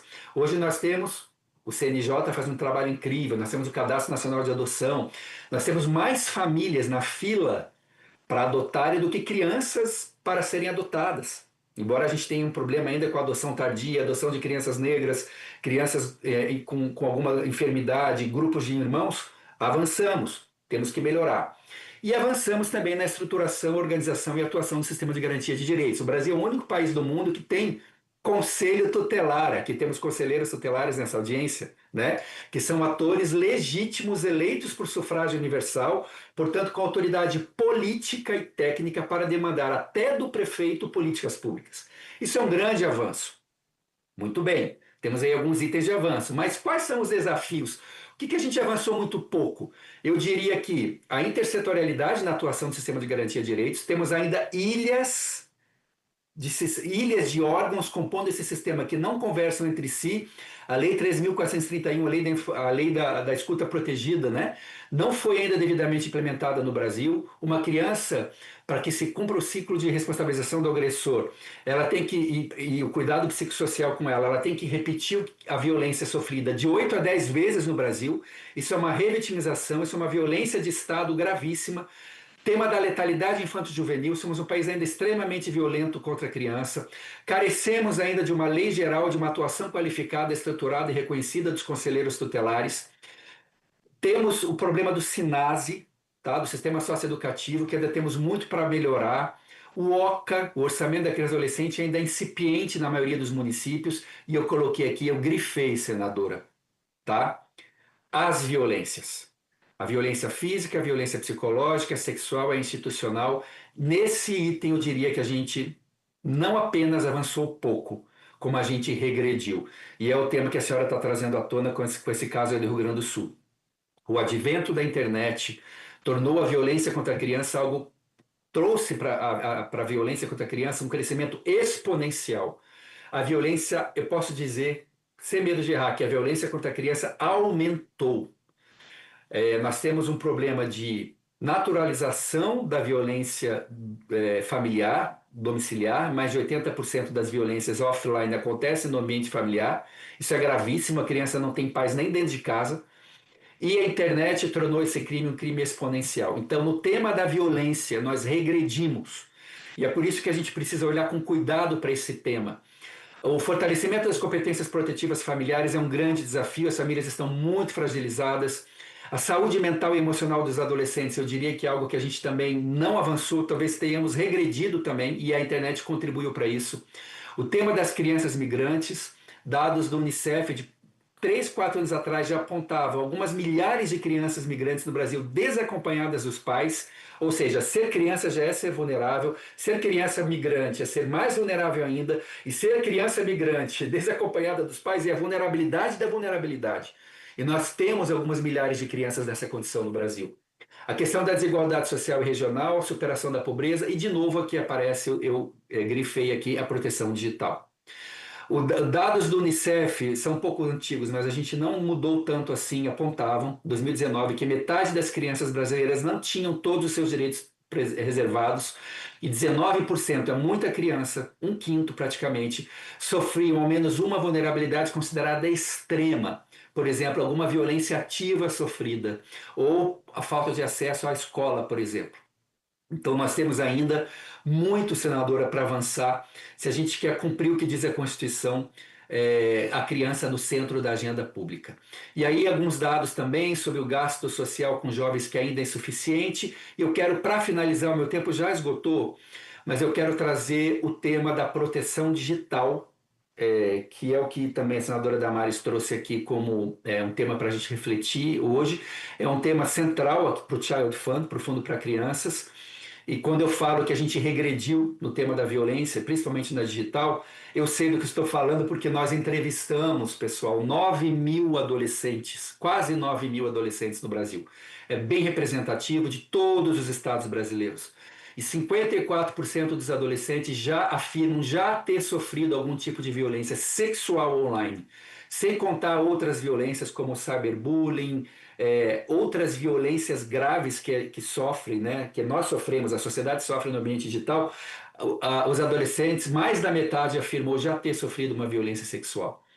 Os adolescentes brasileiros hoje não têm supervisão parental, apenas cerca de 30% deles, 30% a 40%, tem qualquer tipo de supervisão parental. A grande maioria não tem e passa de 4 a 6 horas em média na internet, ou seja, eles estão sozinhos nesse ambiente, sem a devida proteção, sofrendo toda sorte de abusos e violências. O Child Fund tem um rol de pesquisas sobre isso, para aqueles que quiserem se aprofundar. Nós tivemos, inclusive, senador, algo inédito, publicamos agora por ocasião do Maio Laranja, uma das primeiras pesquisas, pelo menos que eu conheça, com os perpetradores. Tivemos autorização do sistema de justiça para, no Distrito Federal, entrevistarmos encarcerados que foram condenados por crimes virtuais contra a infância para tentar mapear o caminho que eles fazem até a criança, e eles contaram para nós como que eles chegam lá. E com isso nós queremos criar mecanismos de proteção de crianças e adolescentes no ambiente digital. Bom, o que a gente quer trazer de proposição, senadora? A gente oferece, mas a gente quer se unir a todo mundo que está aqui, todo mundo que tem interesse na causa da criança e adolescente. A gente já oferece, né, uma plataforma chamada Navegando Seguros, que é uma estratégia completa de proteção digital que une advocacy, educação e tecnologia. A gente usou a metáfora guiar as infâncias no oceano digital para construir um ecossistema de segurança que conecta diferentes atores sociais. Inclusive, a gente tem um guia, um autodiagnóstico para gestores municipais avaliarem o nível de maturidade no cuidado com a navegação segura das suas crianças. E a gente já oferece, por exemplo, minuta de projeto de lei, minuta de decreto municipal para facilitar a vida dos gestores. E criamos também uma escola de navegação, Safe Child, Criança Segura, para as próprias crianças fazerem o nosso curso virtual, com desenhinhos, com brincadeiras, para elas aprenderem como se proteger no ambiente digital. Tá? Então aqui está navegandoseguros.org.br. Mas o que nós, senadora, queremos propor então nessa manhã? Poderia falar de muitas coisas, muitas ações dentro dessa noção de que tem bastante ainda para a gente avançar, mas eu vou fazer uma proposta só, senador, e que o Senado nos ajude com isso. Que o tema da proteção online entre nos currículos escolares, tá? A gente fala bastante eu falo bastante que a gente ensina as crianças e adolescentes a se protegerem. A gente ensina educação no trânsito. Então, só atravessar na faixa, cuidado com o sinal, olhar para os dois lados na hora de atravessar uma rua, sinal vermelho significa pare. Só que a criança não está mais no trânsito. Ela, infelizmente, não está nas ruas e praças das cidades, ela está na internet. E a gente ainda não tem os mecanismos de uma cultura, os municípios ainda não estão trabalhando educação digital, proteção digital ou cidadania digital nas escolas. Então, para a gente trazer uma proposta concreta, senador, e ser propositivo, pragmático aqui nessa manhã, nós queremos propor a obrigatoriedade da educação digital ou da cidadania digital nos currículos escolares, mas não apenas para as crianças. Também que se trabalhe isso com campanhas de mídia, mesmo no próprio ambiente escolar, envolvendo as organizações sociais, a educação dos pais e cuidadores. Porque hoje nós vivemos uma geração em que os pais sabem menos de internet do que os filhos.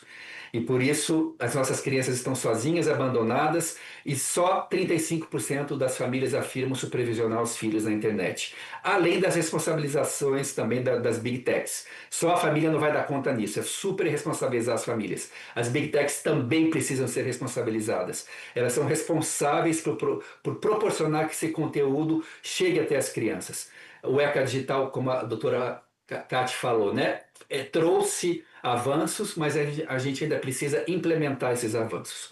Então fica aqui a contribuição do Child Fund de uma maneira propositiva para a gente avançar este e muitos outros temas que eu trouxe que a gente ainda avançou pouco ou até regrediu, sem perder de vista os demais que a gente já conseguiu avançar bastante. Obrigado, senadora, e mais uma vez agradecemos a oportunidade de contribuir. Obrigada, Maurício Cunha, pela participação. Fiquei feliz quando você falou de alguns avanços, mas confesso que preocupada com os não avanços. Quando você falou da mortalidade infantil, eu sou de uma época, sou filha de uma família muito pobre, de um pastor muito pobre, que era muito comum, Maurício, na igreja a gente perguntar para os membros da igreja: quantos filhos a senhora tem? Isso no sertão do Nordeste. Todas as mulheres respondiam: 4 vivos, 2 mortos. 5 vivos, 3 mortos. Quem lembra dessa época? Tem gente aqui que vai lembrar dessa época. E na minha família não tinha nenhum morto. E meu irmão achava que a gente era uma família diferente. E eu me lembro que uma vez alguém perguntou à mamãe: quantos filhos a senhora tem? E meu irmãozinho estava do lado. A mamãe disse: 3 filhos. Aí o meu irmão completou: e 1 morto. A mãe disse: não tem nenhum morto. Ele: tem, mãe. Todo mundo tem um morto em casa. Era comum a mortalidade infantil naquela época. Em 1982, Maurício, uma criança morreu no meu colo. Inclusive, foi essa menina que me trouxe muito para a luta. Ela se chamava Ecristânia. Eu não esqueço o nome da menina. Morreu no meu colo e morreu de fome. Morreu de desnutrição extrema. A gente avançou na mortalidade, mas você traz outros problemas aí que a gente não conseguiu ainda superar. Mas eu queria dar uma boa notícia para Maurício, para o Renato Godoy, do Instituto Alana, para a doutora Cate. Vai ser votado amanhã em plenário. Está na pauta da CCJ, mas ele vai subir para o plenário. E eu não sei se vocês leram, porque ele passou muito rápido na Câmara e aqui no Senado chegou na sexta de manhã, na sexta à tarde eu apresentei o voto, na quarta voltamos na CDH e já está indo para plenário esta semana.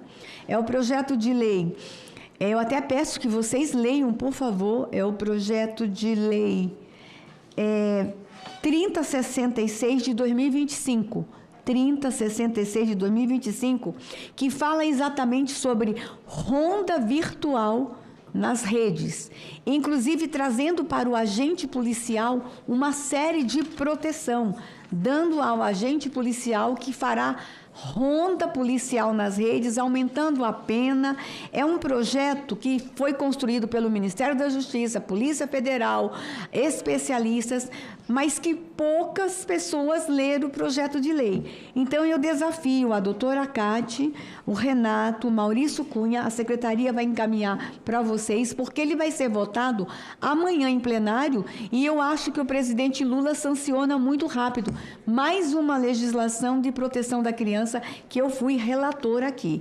Então, agora os policiais farão ronda virtual e com uma garantia de segurança para aquele policial que finge que é uma criança na rede ou que finge que é um predador, para poder pegar o predador. Isso já é permitido, mas esse projeto vem com uma proteção maior para esse agente. Eu peço muito que a doutora Cátia, o Renato e o Maurício leiam esse projeto de lei. Maurício, eu quero te agradecer pela contribuição, e as pessoas estão perguntando, e a exposição que Maurício fez vai ficar à disposição de todos vocês esses slides. Quem tiver interesse pode baixar, vai estar no portal da Câmara, e é liberado, e é dessa forma que os nossos expositores colaboram com o Brasil. Parabéns, Maurício, por seu trabalho. Ouviremos agora, antes da gente ouvir o Instituto Alana, eu quero só registrar a presença. Está em plenário Érica Reis, conselheira tutelar de Goiânia, Silvia Kelly, também conselheira de Goiânia, Elísio Henrique Coelho, também conselheiro tutelar de Goiânia. Deixaram Goiânia sozinha. Pedro Lucas Costa, pesquisador da Federação Brasileira das Associações de Síndrome de Down de Brasília, Tiago Visioli, gerente advocacia da Fundação Brasil, Matheus Frutuoso Pereira, assessor parlamentar do Ministério dos Direitos Humanos e Cidadania, Davi Marcelo Rezende, policial militar e policial militar da Polícia do Estado de Goiás, obrigada, Davi. Rita de Cássia Fonseca, conselheira do Instituto Flores de Aço, Juliana Cardoso, presidente, e Juliana de Souza Nunes, cofundadora do Instituto Mãos Solidárias. É duas Juliana no Mãos Solidárias?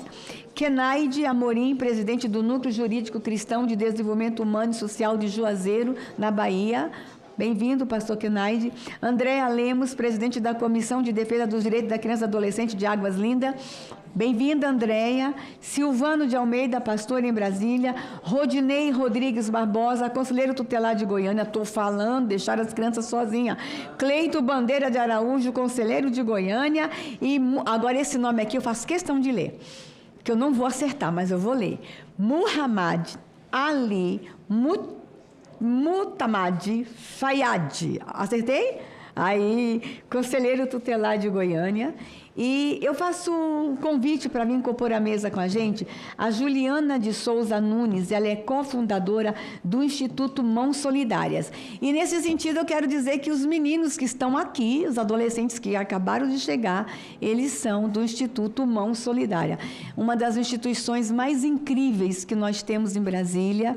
Faz um trabalho espetacular. Eu sou parceira dessa instituição. Juliana, senta aqui do meu lado. Sou parceira, entusiasta do trabalho do Instituto Mãos Solidárias. Juliana, uma alegria ter você e os seus meninos na nossa audiência. Deus te abençoe. Vamos ouvir agora o Instituto Alana. Renato Godoy, ainda de forma online, e depois a gente vem para a mesa de forma presencial. Bem-vindo, Renato.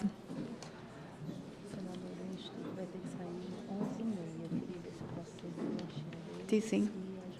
O convite e a iniciativa, senhora presidente dessa comissão, senadora Damares. Cumprimento também os meus colegas que compõem essa mesa de forma virtual e de forma presencial, doutora Cátia, senhor Maurício Cunha, senhor Gustavo Henrique da Silva, senhora Aline Pereira. Uma saudação especial aos conselheiros tutelares, né, tão importantes na construção, na efetivação dessa nossa grande conquista da sociedade brasileira, que é o Estatuto da Criança e do Adolescente. E, enfim, para a gente é uma honra muito grande poder participar dessa celebração. Me apresentando rapidamente, eu sou Renato Godoy, sou gerente de Relações Governamentais do Instituto Alana, que é uma organização que há mais de 3 décadas, né, atua em defesa do direito de crianças e adolescentes e, portanto, é uma organização que tem na sua trajetória um processo de de profundo apoio, né, e de muita luta pela efetivação do Estatuto da Criança e do Adolescente, né? Então, para nós é muito importante estar aqui nesse momento de celebração, de reflexão e de apontamento para os desafios do século XXI, né? O ECA, um diploma aprovado lá em 1990, que resiste, né, ao longo do tempo e tem a sua vigência desde então. Eu vou apontar aqui, então, alguns desafios. Vou evitar aqui me repetir, né, porque acho que muitas das questões foram colocadas nas falas anteriores de forma brilhante pela doutora Cati e também pelo Maurício, né, trouxeram importantes desafios e importantes reflexões, e eu vou trazer aqui, então, uma reflexão, uma pequena digressão histórica também, né, lembrando, né, que, como o Maurício mencionou, o Estatuto não surge isoladamente, né, ele é uma concretização legislativa de uma profunda mudança de paradigma inaugurada pela Constituição de 88, pelo artigo 227, que é tão caro a todas e todos nós presentes aqui, né, que trata da prioridade absoluta dos direitos de crianças e adolescentes. E também tem uma noção que é muito importante para a gente, que é a noção da responsabilidade compartilhada por essa prioridade absoluta, né, entre Estado, sociedade e família, né? Então, a gente tem essa inauguração que é muito detalhada posteriormente pelo Estatuto da Criança e do Adolescente, né? E eu acho que é importante, a senadora mencionou logo no início, né, que o ECA, ele traz um rompimento com uma lógica que era preponderante na legislação brasileira, que era a lógica menorista, né, baseada na distinção entre crianças que viviam em uma situação irregular e as demais crianças.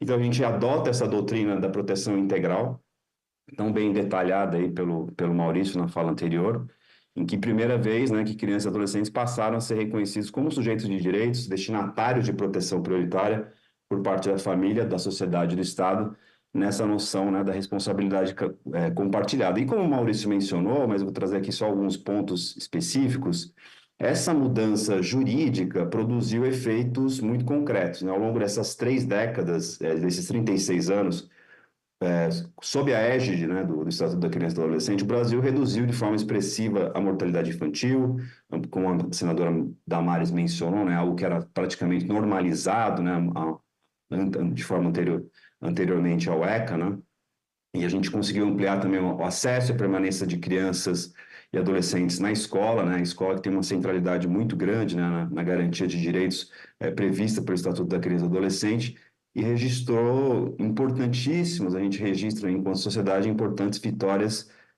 no enfrentamento à insegurança alimentar e na expansão de políticas sociais voltadas à infância. É claro que esses resultados, eles são conjuntos, eles são resultados de uma ação de conjunto de políticas públicas, né? Mas todas elas encontram no Estatuto da Criança e do Adolescente o seu fundamento jurídico e a sua orientação, né? O ECA e a prioridade absoluta previstas na nossa Constituição são um guia que orientam, né, essas políticas públicas que têm esses resultados bastante expressivos, né? Mas a gente continua com chagas muito importantes na sociedade brasileira, como a violência, né, que a senadora menciona aqui, né, na abertura dos trabalhos, e os dados mais recentes, né, do Anuário Brasileiro de Segurança Pública mostram números realmente alarmantes, né, com relação à violência letal contra crianças e adolescentes, a violência sexual também, como uma chaga que permanece na nossa sociedade.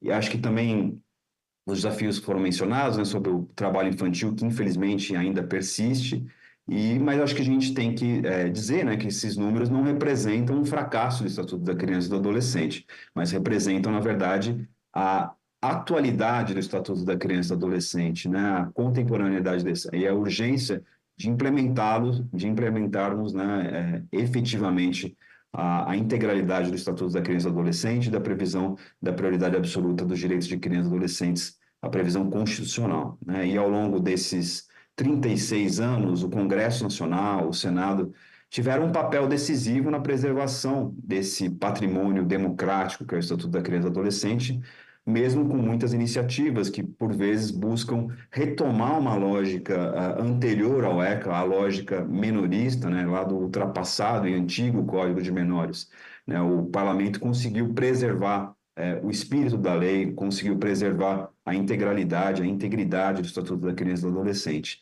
E mais do que isso, o Estatuto ele deixou de ser apenas uma referência jurídica e passou a inspirar novas gerações de direitos, né? Acho que em 2016 nós tivemos o Marco Legal da Primeira Infância, né? A doutora Cati mencionou, né, a importância da primeira infância. O Marco Legal da Primeira Infância ele vem inaugurar, né, essa perspectiva, né, da importância de se proteger a criança de 0 a 6 anos, pensando em todo o seu desenvolvimento integral. E mais recentemente também o Estatuto da Criança e do Adolescente inspirou o ECA Digital, né, a partir de uma grande mobilização da sociedade brasileira, que atualizou essa noção da proteção integral de crianças e adolescentes para o ambiente digital. E como mencionou a doutora Cátia, também temos, e o Maurício também, temos muitos desafios aí na implementação, né, para trazer a efetividade dessa lei que passou a ter vigência agora em março, né? Então a gente está em pleno, nós do Instituto Alana, junto com outras organizações da sociedade, a gente está em pleno esforço, né, de contribuir para a implementação, né, contribuir para o estabelecimento da governança do ECA Digital, e a gente começa a ver efeitos muito alvissareiros, né, dessa nova legislação, mas a gente entende que é um caminho longo a ser percorrido, e eu acho que temos todos nós e todas nós presentes a responsabilidade de fazer efetivar essa legislação, que é uma das referências, né, no mundo com relação à proteção de crianças e adolescentes no ambiente digital. Algo muito particular, né? Tanto na conquista do Marco Legal da Primeira Infância, quanto no ECA Digital, quanto no próprio Estatuto da Criança e do Adolescente, aprovado lá em 1990, que é a maneira unânime, como as duas casas, né, como o Congresso Nacional tratou o tema, né? O ECA Digital, o Marco Legal da Primeira Infância mais recentes, foram aprovados de forma simbólica nas duas casas, né? No momento em que a gente tem uma forte polarização, um forte acirramento entre as forças políticas no país, mas a gente mostra, dá o recado para a sociedade que quando o tema é criança e adolescente, a gente consegue construir um raro consenso, né, deixando de lado as diferenças para promover aquilo que está previsto na nossa Constituição Federal. E acho que justamente com esse exemplo, né, da construção de grandes consensos, né, em torno da criança e do adolescente, que a gente fala da importância, né, do Estatuto da Criança e do Adolescente. Eu gostaria de aproveitar essa oportunidade aqui para destacar uma conquista que a gente está prestes a alcançar, que é a aprovação do projeto de lei número 2.225 de 2024, né, de autoria da deputada Laura Carneiro. Ele já passou pela Câmara, já passou pela Comissão de Direitos Humanos, presidida pela senadora Damares, né, com relatório do senador Flávio Arnes, que trata do direito das crianças e adolescentes ao contato com a natureza, o direito das crianças à natureza e ao meio ambiente ecologicamente equilibrado, né? Não à toa a gente apelidou esse projeto de ECA ambiental. Ele traz uma série de previsões e de direitos de crianças e adolescentes, seja na cidade, no campo, o seu direito à natureza. Eu acho que ele trata de um desafio contemporâneo, né, que é complementar ao ECA de 1990, que trata das questões, né, ambientais, né? Hoje no Brasil a gente tem 40 milhões de crianças e adolescentes que estão expostos a mais de um risco climático ambiental, e em 2024, né, os eventos climáticos extremos, como enchentes, ondas de calor, etc., interromperam os estudos de aproximadamente 1,17 milhão de meninas e meninos, segundo o Unicef. Então, é uma nova geração de direitos que a gente está buscando efetivar para dar vazão a tudo aquilo que está colocado na nossa Constituição e nas posteriores diplomas legais aprovados, como o ECA, o Marco Legal da Primeira Infância.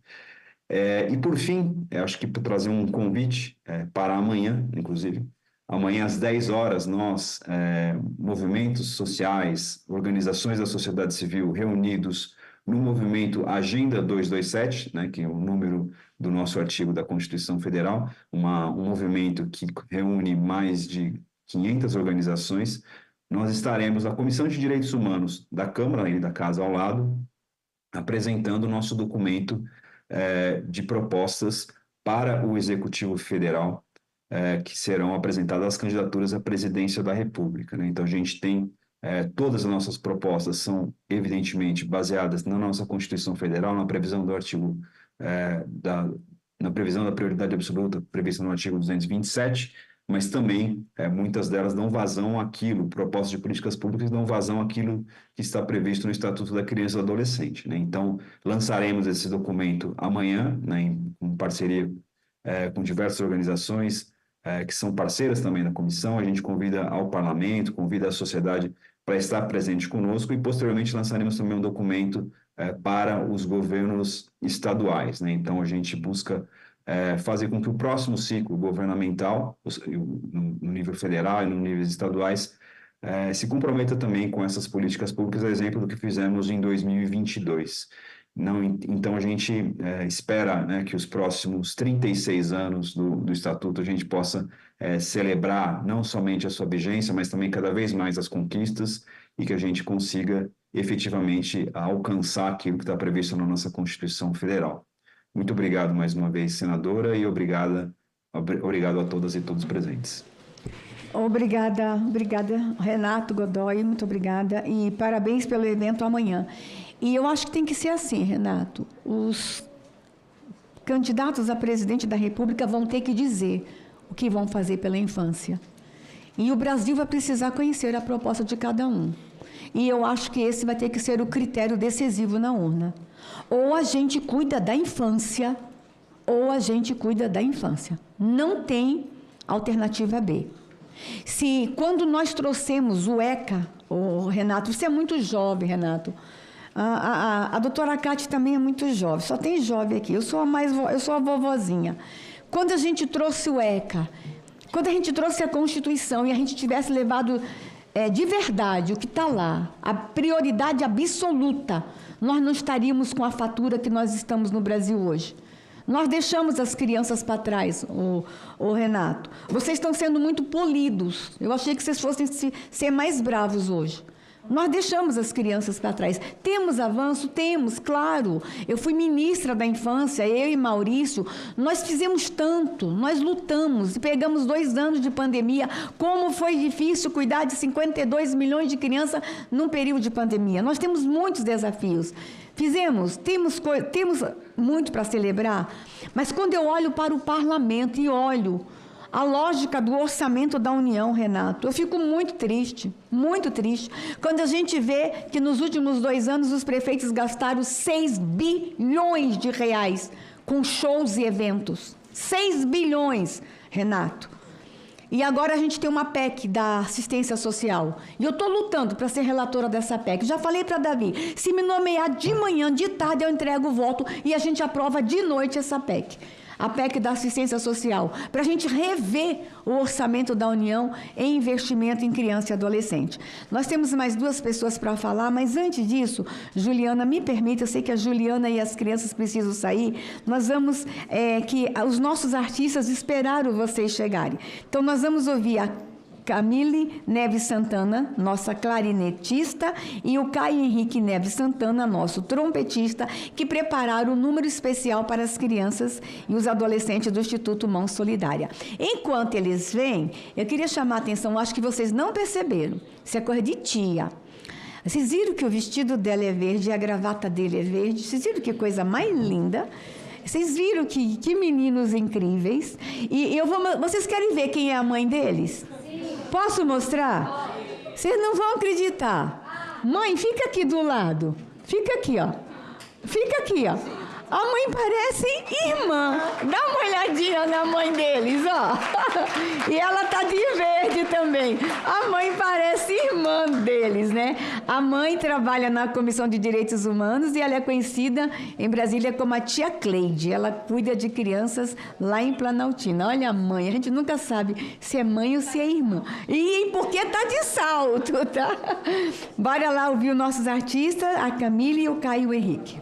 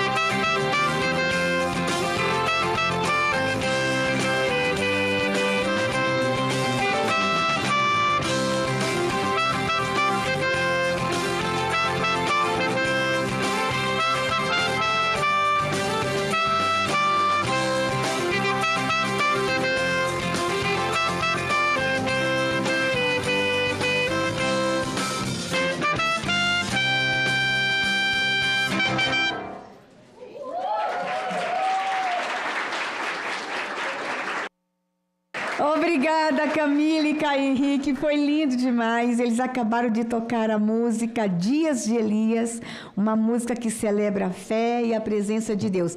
E a criança tem o direito, sim, de celebrar a fé, a criança tem o direito, sim, à liberdade religiosa. Muito obrigada, foi uma alegria recebê-los na comissão essa manhã. Nós agora ouviremos Juliana Souza Nunes, cofundadora do Instituto Mãos Solidárias, um instituto aqui do Distrito Federal, que atende mais de 1.000 crianças, inclusive na área da arte, da música, oferecendo a elas a oportunidade, a arte e a música. Juliana, obrigada por estar conosco nessa manhã. Obrigada, senadora. Bom dia a todos. Eu confesso que eu estou muito emocionada pela minha história de vida, de estar aqui e ver as minhas crianças ali, elas estão ali, né? Todas assim, vai lá, tia Ju. Nós estamos aqui, o Instituto Mão Solidária, muito feliz, estando representando as nossas crianças. Sabemos que muitas vezes é falado, eu quero parabenizar a senadora pela essa comissão, mostrando os direitos das nossas crianças, que muitas vezes não é visto, né? São 32 anos de aniversário e eu fiquei vendo a minha história, o meu passado, porque eu fui vítima de violência, eu fui vítima de abuso, eu morei nas casas dos outros, eu apanhei, porque não tinha os direitos das nossas crianças. E é uma causa que nós estamos trazendo para as nossas crianças e mostrando para elas que sim, que tem direito, o direito da família, o direito das crianças. E nós, como Instituto Mão Solidária, nós estamos na linha de frente para mostrar os direitos das nossas crianças. Quando nossas crianças chegam lá em situação de vulnerabilidade, nós queremos dizer para essa criança que tem a proteção, que tem sim a mudança. O que é levado para essas crianças, que não importa de onde você nasceu, mas para onde você quer ir. Trazendo os direitos das nossas crianças. Você sabe por quê? Porque essa menina que fala, eu me emocionei, eu quase choro aqui. Porque essa menina que vós fala hoje, eu me tenho como menina porque eu sou criança com essas crianças. Eu fui uma menina que eu não tive proteção do Estado. Eu fui abusada pelo meu padrasto. E quando eu cheguei na delegacia, eu lembro muito bem que me levaram na delegacia e eu contei para o delegado. Mas o delegado, ele me olhou naquela época e falou o seguinte para mim: você sabe que seu padrasto ele pode sair. E você sabe o que eu senti naquele momento? Que não tinha proteção. Então, na mesma hora, eu preferi dizer para o delegado que era tudo mentira. Sabe por quê? Porque ele não via proteção. E hoje eu fico feliz, senadora, de você trazer para nós a proteção às nossas crianças, dando ela o direito da criança, mostrando para a criança que ela pode falar sim o que está acontecendo com você, que ela tem direito a lazer, que ela tem direito à escola, que ela tem o direito da proteção do Estado de moradia. E até um dia eu fiquei assim, incrível, porque eu mandei para um adolescente e ele disse, minha casa, estão derrubando o lado da minha casa, estão derrubando as casas. E eu falei, e você está aí? Ele falou, mas eu sei do meu direito, eu sei da minha proteção. Nem o Estado pode chegar aqui e derrubar a minha casa, você sabe por quê? Porque eu vou mostrar para ele o direito do ECA.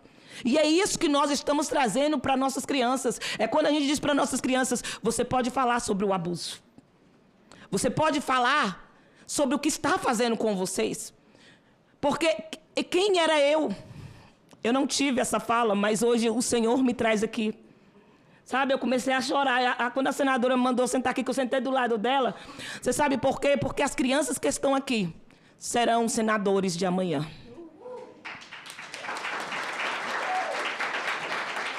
Serão deputados de amanhã que estarão lutando também pelos direitos das nossas crianças. As nossas crianças só é ouvida porque tem alguém falando, eu sei do direito das nossas crianças. E como a nossa senadora, ela falou, que tem dinheiro sendo gasto em coisas que não é necessário, como show, como os eventos. E estamos esquecendo da infância na escola, estamos esquecendo da infância, do direito dessas crianças. É para ser diferente. E é isso que nós, como Instituto Mão Solidária, nós vemos trazendo. Lá, nós não temos só a criança chegar no instituto. Não, a criança tem um psicólogo, a criança tem assistente social, inclusive nós estamos com a assistente social ali que veio conosco, assistente social, porque nós queremos mostrar para as crianças que têm o direito. Essas crianças, elas têm esporte, ela tem lazer, ela tem alimentação. Elas são ouvidas. E é isso que nós queremos. É que as nossas crianças, elas sejam representadas por alguém que ama as nossas crianças. Não por alguém que só quer chegar lá e ter o voto, não. É como a senadora falou, a gente precisa saber quem nós vamos trazer para o governo. Porque a gente tem que trazer alguém que vai lutar pela nossa infância. Porque é a nossa infância que vai trazer o futuro. Se não tiver um cuidado com as nossas crianças, como é que nós vamos trazer senadores com caráter, com mudança, com transformação, se nós não cuidar hoje? É preciso a gente cuidar primeiro da infância hoje, para que a gente traga pessoas que tenham visão diferente. E é nessa visão que eu olho para as nossas crianças e falo, vai valer a pena, senadora, cada que você está fazendo. Porque uma coisa que eu aprendi não é o que você faz hoje, mas o legado que você vai deixar. É o legado, é a grande transformação. Quando eu entrei na instituição Mão Solidária, eu entrei como voluntária. E eu não estava ali pelo dinheiro, e até hoje. É pelo legado que nós vamos levar das nossas crianças. É pelo legado que amanhã alguém vai dizer, a senadora nos levou lá e nos mostrou. Sabe por quê, senadora? Muitas dessas crianças, talvez, nem sonhavam e ser uma senadora, um deputado, e ele sentado hoje vai começar a sonhar. Porque você está fazendo as crianças sonhar. Você está trazendo essa criança para a realidade pública, falar, vocês podem participar. E é isso que nós queremos. E precisamos mudar. Nós vemos que tem muitas coisas a ser mudadas. Mas vai mudar com falas que está tendo. Então, assim, eu me sinto honrada hoje de estar aqui representando as minhas crianças. Uma menina que o Estado deixou de lado. Mas uma menina que olhou para o Estado e falou assim, eu vou lutar pelos meus direitos. Eu vou ser mãe, eu vou ser professora, eu vou ser alguém na vida. Porque quando eu fui morar na casa dos outros, eu só tinha 8 anos, apanhei, fui espancada. Não tinha ninguém para me defender. Mas hoje nós estamos aqui. Hoje nós estamos aqui para olhar para cada criança, para cada adolescente e dizer, vocês têm um direito e esse direito será passado para vocês. Esse direito vem que você esteja voz e fale o que está acontecendo com vocês. Nunca esqueça que a nossa senadora está aqui. E é uma mulher que eu respeito muito. É uma mulher que eu admiro muito pela sua trajetória de vida. Sempre acompanhei ela. E eu estava até falando hoje com as meninas. Eu sou muito feliz por você nos representar. Continua sendo essa mulher guerreira, essa mulher que vai mesmo, que luta pelo social. Porque não é qualquer pessoa hoje que quer lutar pelo social, que quer lutar pelo direito das crianças. Então, agradeço muito e muito obrigado. E também para vocês. Vão lá conhecer o Instituto Mão Solidária. A senadora já foi, gente, se apaixonou. Né? O Instituto Mão Solidária ele atende mais de 2.500 crianças em situação de vulnerabilidade social. E é o que a gente quer fazer com essas crianças é dizer, você vai ser médica, vai ser doutor. Você sabe por quê? Rapidinho, antes de entregar, o Instituto começa em 2016. E sabe como ele vai começar, senadora? Ele vai começar pelo empresário que está assistindo uma reportagem. E aí uma casa foi derrubada lá, ele foi ajudar esta mulher a construir essa casa. Mas quando ele chegou lá, tinha muitas crianças sendo usadas pelo tráfico. Você sabe por quê?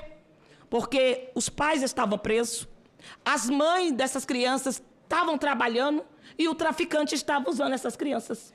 E aí ele perguntou para essas crianças, o que você quer ser? Essas crianças vão olhar e vai dizer, uai, tia, eu quero ser traficante, eu vou ser isso. Porque essa era a visão deles. Eles não viam o seu direito e não sabiam da sua proteção e aonde que eles poderiam chegar. E aí, ele falou, vou fazer uma colônia de férias para essas crianças. Ele pegou, na época, 20 crianças e começou a fazer a colônia de férias. Leva essas crianças na delegacia, mostrando como que é, no corpo de bombeiro, em hospitais.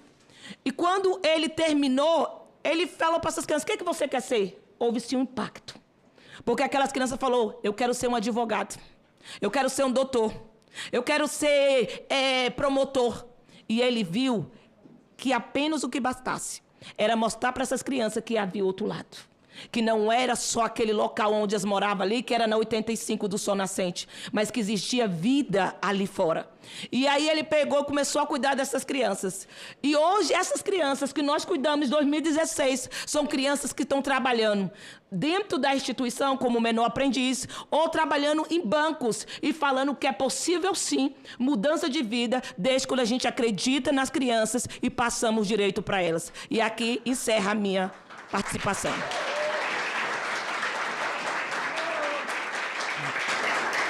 Oi, Juliana.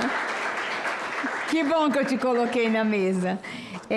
O Instituto Mãos Solidárias tem várias sedes, tá? Não ficam as 2.500 crianças num único lugar. E eu estive em uma das sedes, já estive em Sol Nascente, em outros lugares, mas a de Braslândia. Braslândia, gente, é uma cidade satélite, quem não é de Brasília, que é muito ligada à área rural. Aí eu fui no lugar mais distante de Braslândia, tem lá, Instituto Mãos Solidárias. Sabe o que eles estavam fazendo lá com os meninos? Laboratório de robótica. E eu fiquei impressionada em ver o que está saindo do laboratório de robótica em Braslândia. Mas lá na área rural, vocês não têm ideia do que esses meninos estão fazendo no laboratório de robótica. Tem laboratório de música, de arte. E aí eu conheço a mãe de uma das crianças atendida em Braslândia. E eu falei assim, que hora a sua criança vai e que hora ela chega? Bom, o horário dela é tipo 2 às 4, mas ela chega a 12:30 e sai às 7 por causa dos abraços, dos carinhos e da forma como recepcionam ela. Então, ela quer ficar até fechar a porta, até o último minuto. Que Deus abençoe o Instituto Mãos Solidárias, que vocês continuem fazendo. Juliana é uma sobrevivente da violência, mas eu também sou sobrevivente da violência. A violência que sofremos na infância, ela não nos define. São as nossas escolhas. E eu escolhi ajudar a mudar o mundo, e você também. Parabéns, Juliana. Meninos de Mãos Solidárias. Aqui tem meninos que fazem um monte de atividades lá. Claro que ela não traz as crianças vítimas de violência quando ela vai aos eventos públicos. Ela só traz os meninos que estão fazendo esporte, só traz os meninos que estão fazendo robótica, arte, música. As crianças vítimas de violência, ela não pode estar andando com elas nem expondo. Mas que Deus abençoe todos vocês do Mão Solidária. Obrigada. É a sociedade civil fazendo a diferença, chegando nos lugares que o Estado às vezes não chega. Vamos ouvir agora, eu sei que a Juliana precisa sair, porque esses meninos estão no contraturno. Vir aqui hoje foi uma atividade do Instituto, elas precisam ir para a escola. Eu vou liberar a Juliana e as crianças, mas nós vamos ouvir agora, com muito carinho, a nossa última expositora, Aline Pinheiro Braz dos Santos, conselheira tutelar de Goiânia. Aline, 10 minutos. Obrigada. Quero, primeiramente, fazer um agradecimento a Deus pela rica oportunidade de estar aqui. E é uma honra, um sonho realizado, mas Deus, Ele sabe de todas as coisas e tem um momento certo para tudo.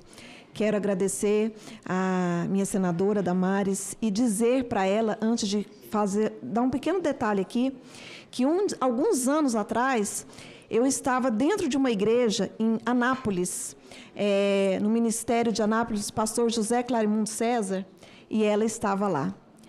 E eu recebi aquela palavra, ela criou raízes na minha vida, e daquele dia em diante, após essa palavra que eu nunca esqueci, eu comecei a olhar para o meu futuro de uma forma diferente. E hoje eu estou aqui como conselheira tutelar. Obrigada. Obrigada por tudo que a senhora faz por nós, pelas crianças e adolescentes. Eu fui alcançada pelas palavras que Deus colocou ali naquele dia na sua boca. Obrigada por tudo. Continue nessa força, que o Senhor continue te fortalecendo.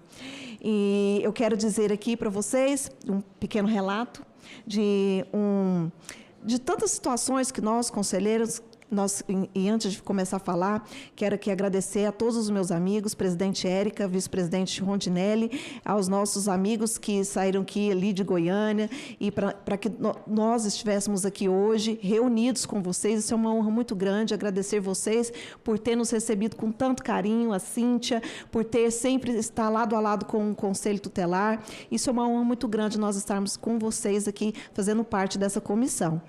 E eu quero trazer um breve relato de um caso de tantos outros que nós pegamos, infelizmente, diariamente, que é um caso de uma adolescente, e eu estava no plantão, então eu fui acionado pela equipe TOR, e chegando ali naquele local, eu me deparo com uma das piores cenas da minha vida, que uma adolescente de 14 anos, ela em cárcere privado, numa situação extremamente deplorável.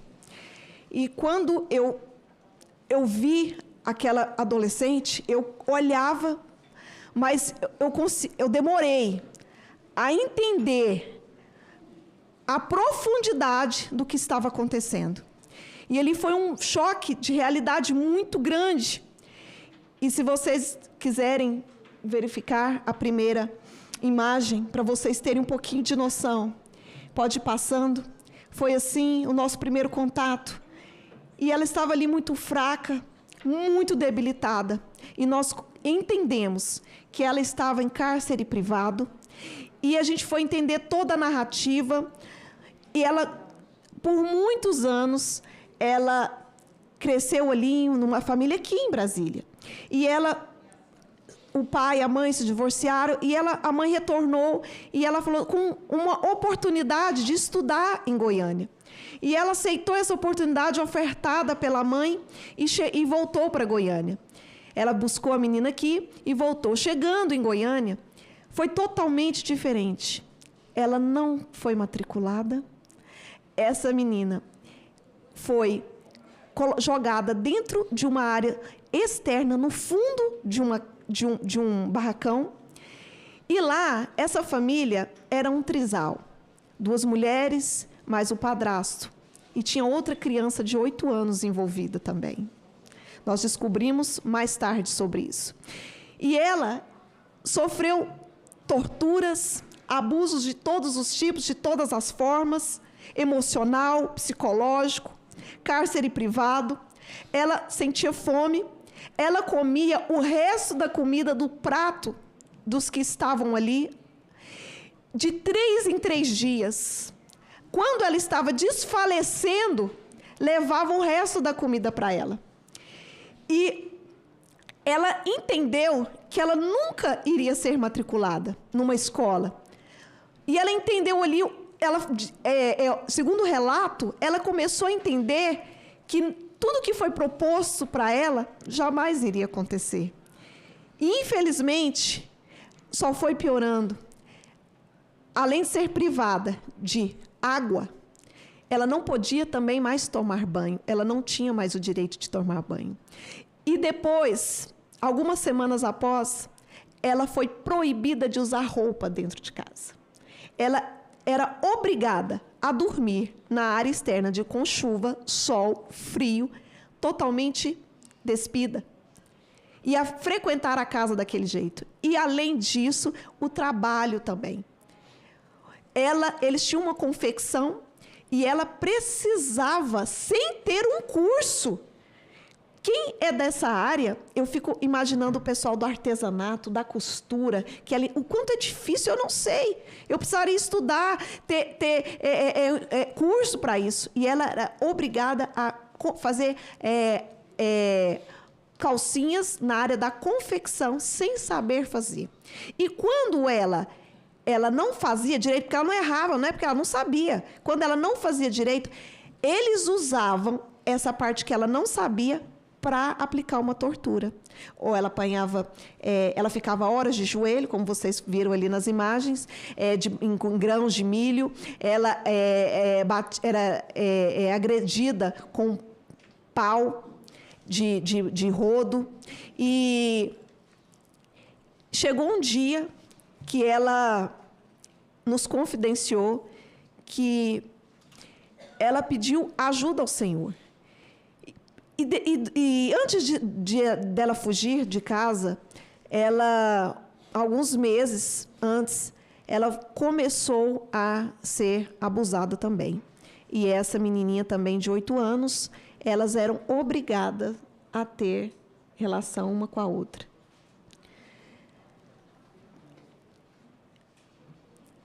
Desculpa. E após essas torturas, além disso, todos os dias eram proferidas palavras sobre a vida dela, através da própria genitora, prefiro falar assim, de que o sonho dela era acordar e ver aquela menina dentro de um caixão. Então, nós começamos ali esse trabalho, e então nós fizemos ali, começamos a aplicar todas as medidas. Ela foi ao hospital, ela passou ali pela delegacia, pelo IML, pela Sala Lilás. Mas eu quero dizer algo para você.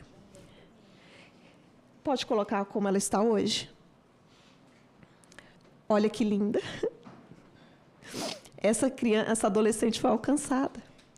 E nós, como conselheiros tutelares, que estamos na linha de frente, que acompanhamos desde o resgate até essa imagem, isso é o que nos dá forças para continuar todos os dias na luta da garantia do direito que ainda não chegaram e não foi adquirido ainda por muitas e milhares, centenas de crianças e adolescentes. Porque, nesse momento, existem centenas passando nessa situação.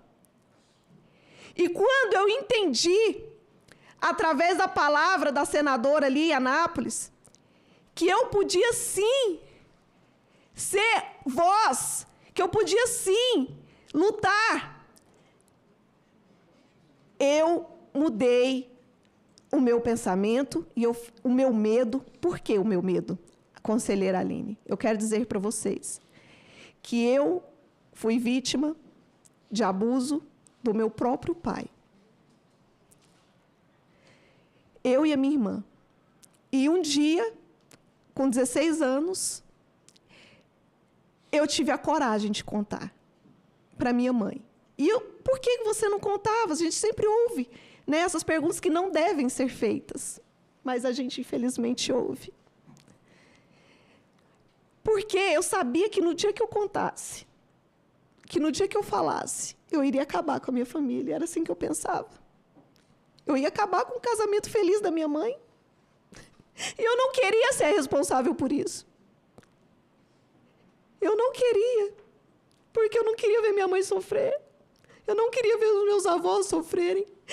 Eu sou neta de pastor, de pastora. E eu ficava me perguntando, fui criada dentro de uma igreja, minha mãe é uma pastora. E eu falava assim, que vergonha para o evangelho. Porque muitas vezes nem a igreja me enxergava. Dentro da casa do Senhor, eu cresci. Muitas vezes as pessoas que estavam do meu lado não enxergavam. A escola não conseguiu me ver. Mas, aos 16 anos, eu resolvi falar. Porque a minha irmã falou. Meu próprio pai, que devia me proteger, que devia me tratar como uma princesinha dele, ele acabou com todos os meus sonhos, todos os meus projetos. E por um momento, presta atenção, por um momento, eu achei que a vida não valia mais a pena. Eu achei que eu nunca iria ter um casamento feliz. Eu achei que colocar um filho no mundo seria colocar uma criança para sofrer. Era esse meu pensamento. Assim como centenas de crianças pensam. Assim como essa garotinha que foi resgatada naquele dia pensava.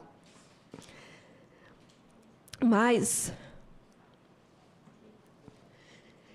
eu creio num Deus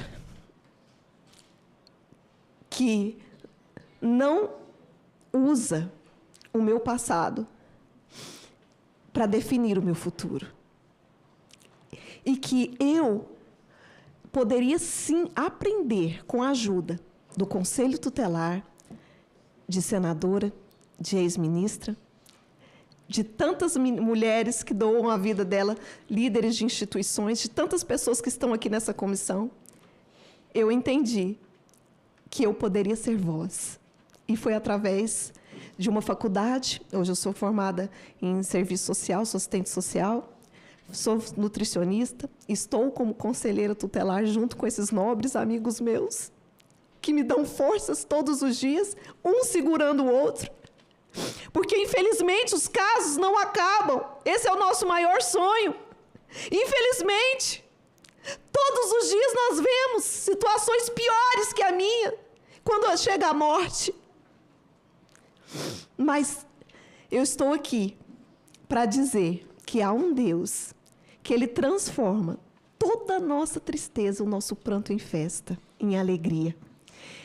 Que transforma todas as nossas mágoas em bênção na vida das outras pessoas. E eu sou grata ao Senhor, porque Ele me enxergou, porque Ele tem visto. A palavra de Deus nos fala isso. Ele vê todo sofrimento. Mas que um dia tudo isso vai passar. De uma forma ou outra, assim, cada um possa entender, de acordo com a sua fé, tudo vai passar. Menos as palavras dele. E é nisso que eu me agarro, é nisso que eu acredito, e eu quero dizer para todos que estão me assistindo nesse momento, Deus tem um futuro brilhante para você. Deus tem coisas grandes para fazer na sua vida. Continue, peça a Deus força e coragem, assim como Ele fez com Josué. E que você consiga, encontre pessoas, que o Senhor coloque pessoas na sua vida, como os conselheiros tutelares, psicólogos, pedagogos, parlamentares, professores, líderes de instituições, líderes de comissões, juízes, porque essas crianças, vocês não estão sozinhos. Deus levanta pessoas para colocar ao nosso lado. E que eu seja essa fortaleza. Eu escolhi ser essa fortaleza ao lado dessas crianças e adolescentes, junto com os meus colegas que estão aqui hoje. E é com muito carinho, com muito respeito, que eu deixo aqui esse testemunho e com muita honra é que eu quero expressar aqui o meu orgulho de ser uma conselheira tutelar hoje na cidade de Goiânia. Obrigada, senadora, por essa oportunidade. Uau, Aline! Você nos emocionou. Eu achei que você ia só contar a história da menina e você acaba nos desafiando, nos emocionando, porque você também é sobrevivente da violência. E para mim foi uma surpresa saber que você me ouviu há alguns anos atrás. Eu e Maurício, nós estamos há 35 anos levantando um exército no Brasil. Né, tia Cleide? Tia Cleide está aqui. Tem um monte aqui.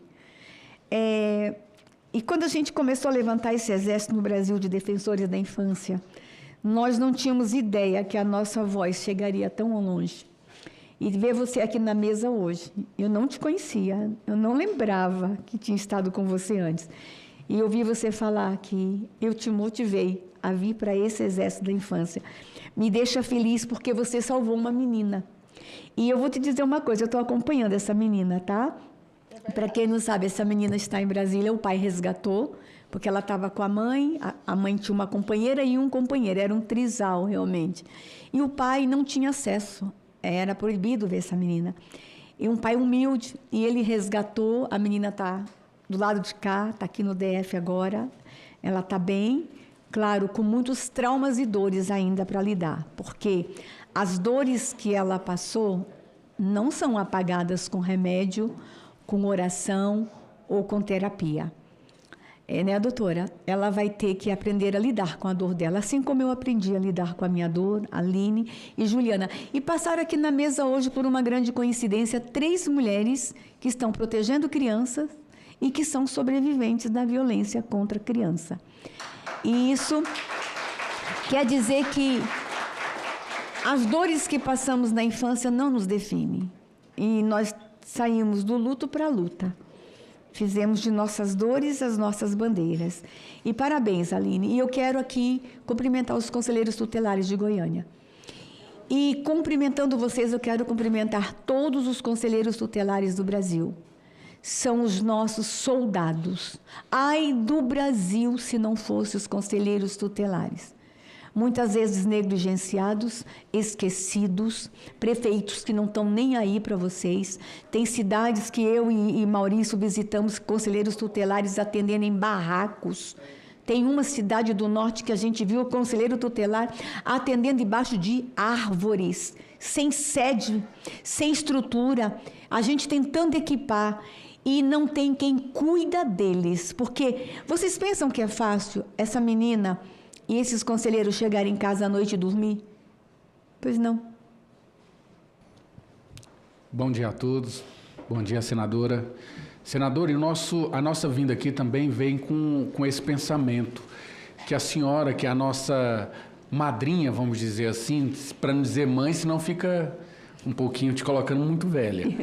Mas a nossa madrinha, senadora, para que a senhora faça uma proposição aqui no Senado, para que o Conselho Tutelar possa ter a sua independência, nós precisamos sair da barra da saia das prefeituras, porque são eles que fazem com que o Conselho Tutelar seja escravo deles. Aí a forma que eles fazem para poder nos punir é o quê? É não dar estrutura, é não dar um lugar digno, só porque eles estão esquecendo. Porque todas as crianças que passam por qualquer tipo de violação, o primeiro lugar que ela passa é dentro do Conselho Tutelar. E se o Conselho Tutelar não tem a qualidade ou a capacidade de poder receber, jamais essa criança vai estar segura e protegida.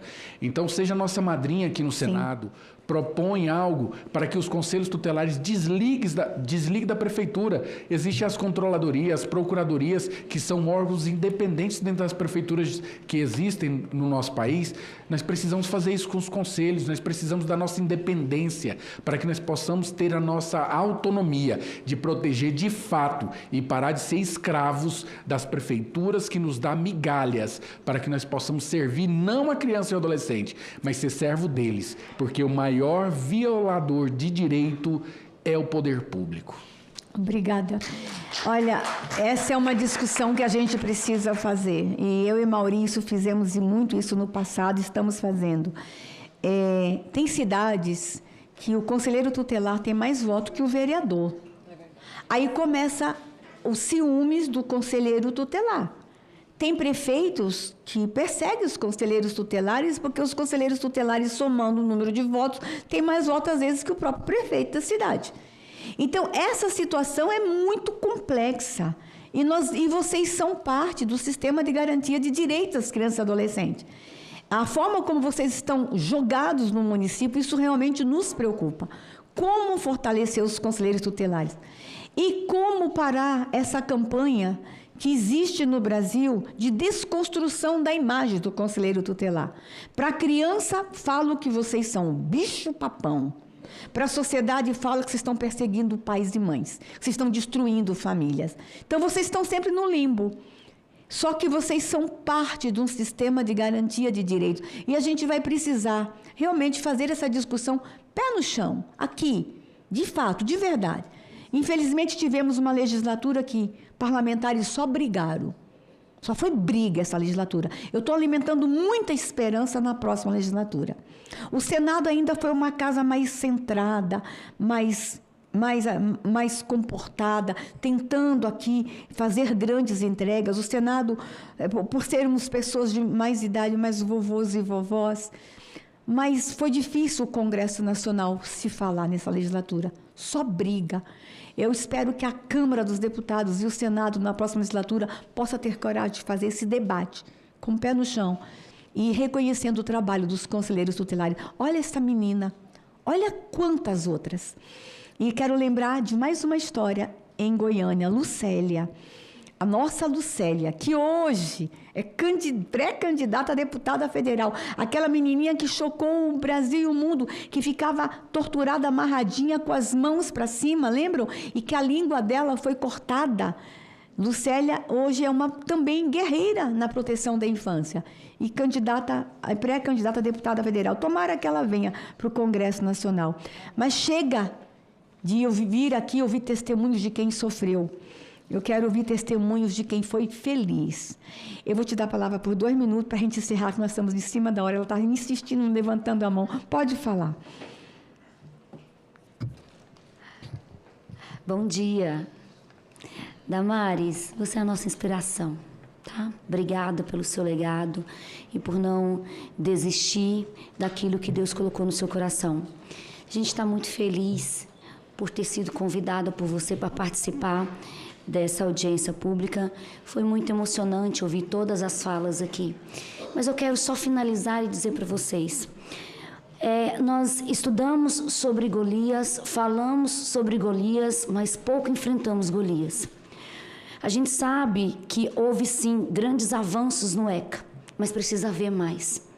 E entendemos também, como o Rondinelli falou, precisamos capacitar os conselheiros.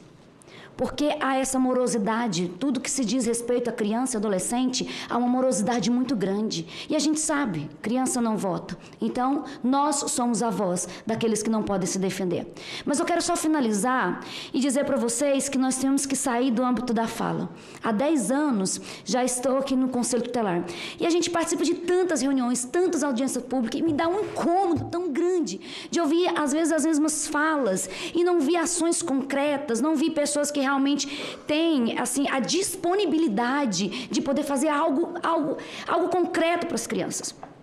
Dentro do nosso município temos vários desafios e não vamos chorar esses desafios aqui. Nós viemos aqui altruísta, com fé, pedindo a sua ajuda, reforçando o pedido do Rondinelli, para que possamos não só fazer isso, mas ver algo relacionado à orientação parental.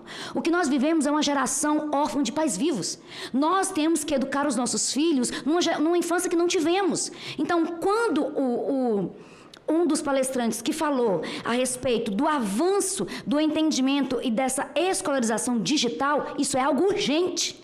Não dá para esperar. As famílias precisam se adequar, porque a família precisa ser o protagonismo nessa proteção. Porque é lá que eles vão estar, é com a criança que eles vão estar lá, com seus celulares, com suas redes sociais. Então, é possível que nós, juntos, podemos desenvolver um projeto de orientação parental. Precisamos fortalecer as famílias. Esse é o caminho. Não há outro caminho. Todas as mãos juntas. Todos os órgãos juntos. Inclusive, tem até um provérbio que diz que precisa de uma aldeia inteira para educar uma criança. Então, nós precisamos chegar primeiro no coração dessas crianças. E lembrando, criança não é o futuro, criança é o agora. Obrigada. Registra seu nome só para a gente colocar no livro de atas. Érica Reis. Érica Reis, conselheira tutelar em Goiânia. Obrigada, Érica. Nós agora vamos... A doutora Cátia ainda está... logada, os outros 2 já precisaram sair, e no final da audiência a gente sempre devolve a palavra por 2, 3 minutos para as pessoas que falaram. Doutora Cátia Brau do Prado, presidente da Associação Brasileira de Magistrado da Infância e da Juventude. A senhora tem 3 minutos para considerações finais, se a senhora quiser fazer algum agradecimento, mas foi uma honra ter a senhora conosco nessa audiência. Doutora Cátia, para a sua palavra final. Senadora, nós da Abraminja que agradecemos essa oportunidade tão rica de debater esse tema urgente no Brasil, e quero mesmo cumprimentar a senhora por estar sempre presente, né, liderando essas discussões.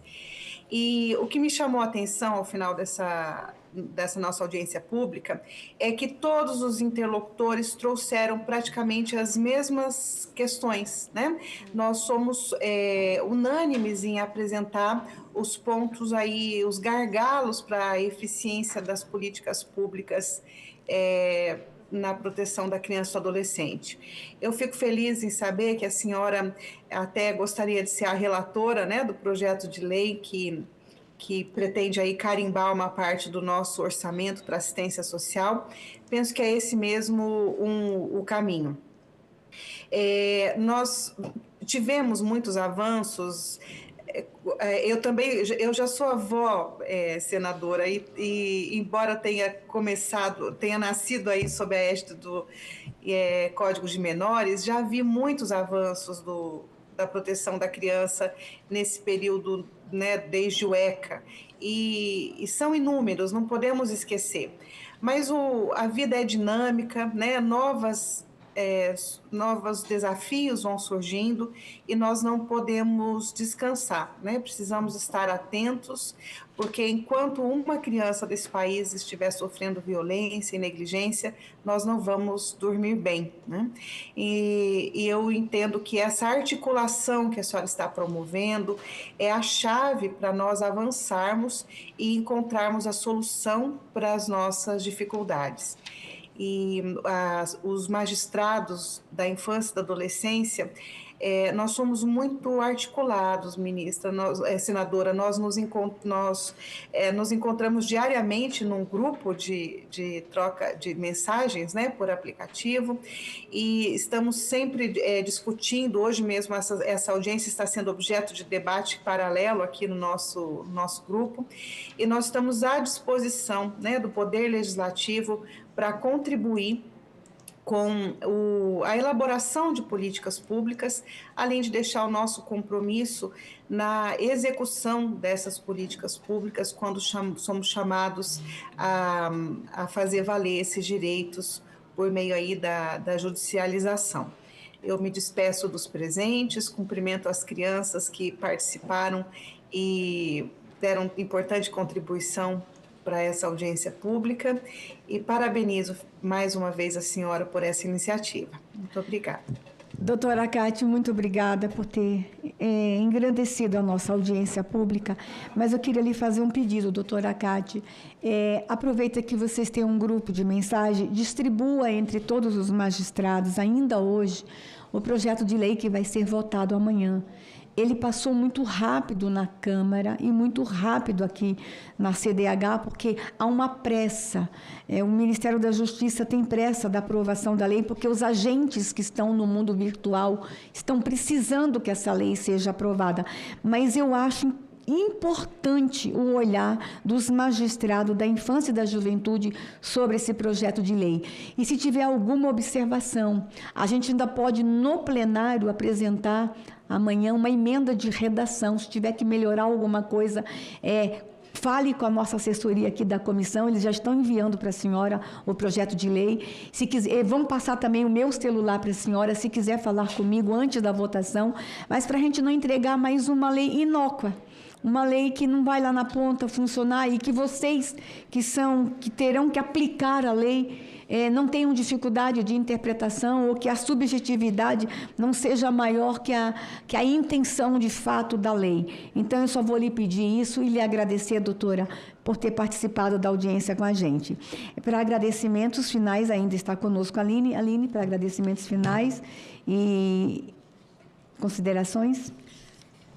Mais uma vez, agradeço a Deus pela essa rica oportunidade, a nossa madrinha, senadora, que tem lutado incansavelmente pelas causas das crianças e dos adolescentes do nosso país, aos meus nobres amigos, companheiros, conselheiros tutelares de Goiânia e a todos que estão aqui. E eu quero também mandar um abraço, que estão aí me assistindo, meu esposo. Ontem eu fiz 23 anos de casada. Meu Deus, eu achei que ela fosse menininha. Meu esposo, pastor Marcelo, te amo. Meus filhos, sou mãe de 4 filhos, Júlia, Henri Fernando, Marcela e Manuela. Mamãe, amo vocês demais, vocês são tudo para mim. Deus abençoe vocês. Obrigada, Aline, obrigada. Cleide, ó, igualzinho você aqui, Cleide. Obrigada, Aline, que alegria ter você conosco. Olha, Renata do Distrito Federal, ela fez perguntas, eu só vou ler, mas acho que ao longo da audiência algumas foram respondidas. Renata perguntou: que estratégias intersetoriais podem reduzir a exposição de jovens à violência urbana? Iago de São Paulo perguntou o seguinte: como proteger crianças e adolescentes LGBTQIAPN+, de ataques e preconceitos por parte de seus responsáveis? Jackson de Santa Catarina: A redução da maioridade penal contribuiria para a garantia dos direitos humanos ou representaria um retrocesso? E nós temos 3 comentários. Henrique, do Distrito Federal. A urbanização de áreas periféricas, com parques e espaços de lazer seguros, é essencial para o desenvolvimento saudável de jovens residentes. Sofia, de Minas Gerais, comentou: infelizmente, na prática, as nossas crianças e adolescentes carentes têm sido negligenciadas pelos estados e município.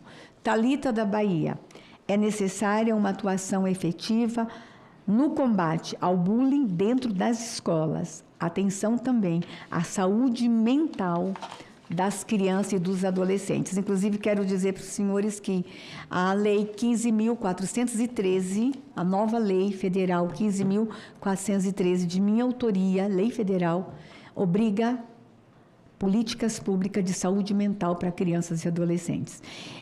A Pete Godoy, do Instituto Flores de Aço, está ali levantando a mão. Meu Deus, estou com medo de ter uma cãibra. Pete, eu vou te dar a palavra por 2 minutos, nós estamos no horário, encerrando apenas para a sua manifestação, e depois que a Pete falar, a gente vai encerrar a nossa audiência. É com satisfação que eu estou aqui. Eu sou fruto de um testemunho da senadora. Foi o testemunho dela que me levantou, também transformou a minha dor em uma bandeira, em um propósito. Hoje eu sou psicanalista, sou diretora administrativa do Instituto Flores de Aço, e eu quero realmente aqui endossar sobre a saúde mental. Eu estou aqui, a doutora Rita, o doutor Lucas, que nós somos terapeutas, nós somos psicanalistas e nós temos atendido crianças, 6, 7, 8 anos.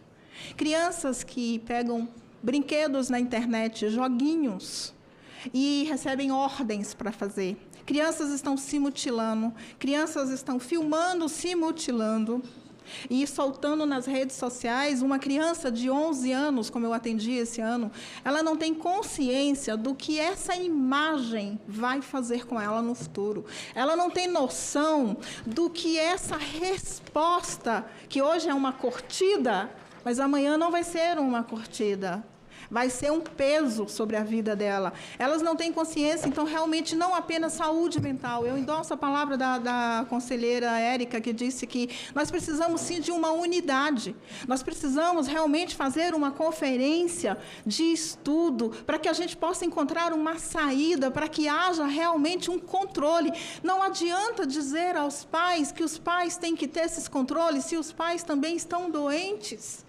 Também estão sem saber o que fazer, sem saída. Eu atendo não só a criança, eu atendo o pai e a mãe que chega no meu consultório chorando, desesperado, com vídeos nas mãos, sem saber que os filhos estavam fazendo isso, sem saber de que forma agir. Então, realmente é muito sério. Eu fico muito feliz de ver esse movimento. Eu acredito muito na nossa nação, eu acredito que a nossa nação está aprendendo a enxergar a infância de uma outra forma. E, assim, eu agradeço a oportunidade. Ô, Pete, obrigada, doutora Pete. E doutora Rita também, ela tem livros escritos na área, é uma grande palestrante. Está aqui o doutor Lucas. Obrigado pelo que vocês estão fazendo lá na ponta. Obrigada. E a gente encerra essa audiência. Nós ouvimos muitas coisas tristes. E eu entrei muito triste, entrei muito emocionada nessa audiência, quase que eu nem conseguia falar, porque quando o Brasil sabe que vai ter uma audiência dessa, no final de semana eu fico recebendo as imagens. O meu celular, se vocês apertarem, às vezes pinga sangue desse celular. E não é fácil. Os conselheiros tutelares aqui sabem. Ir para casa e desligar. E às vezes nós somos tomadas de um sentimento de perdemos. Não vamos conseguir. Mas eu queria, mesmo hoje, do jeito que eu estou, tão triste, eu queria dizer a vocês que nós não perdemos. Nós não vamos desistir das crianças. Nós vamos mudar a história da infância no país. Tá difícil? Tá. Vem o desânimo como um dia como esse? Vem.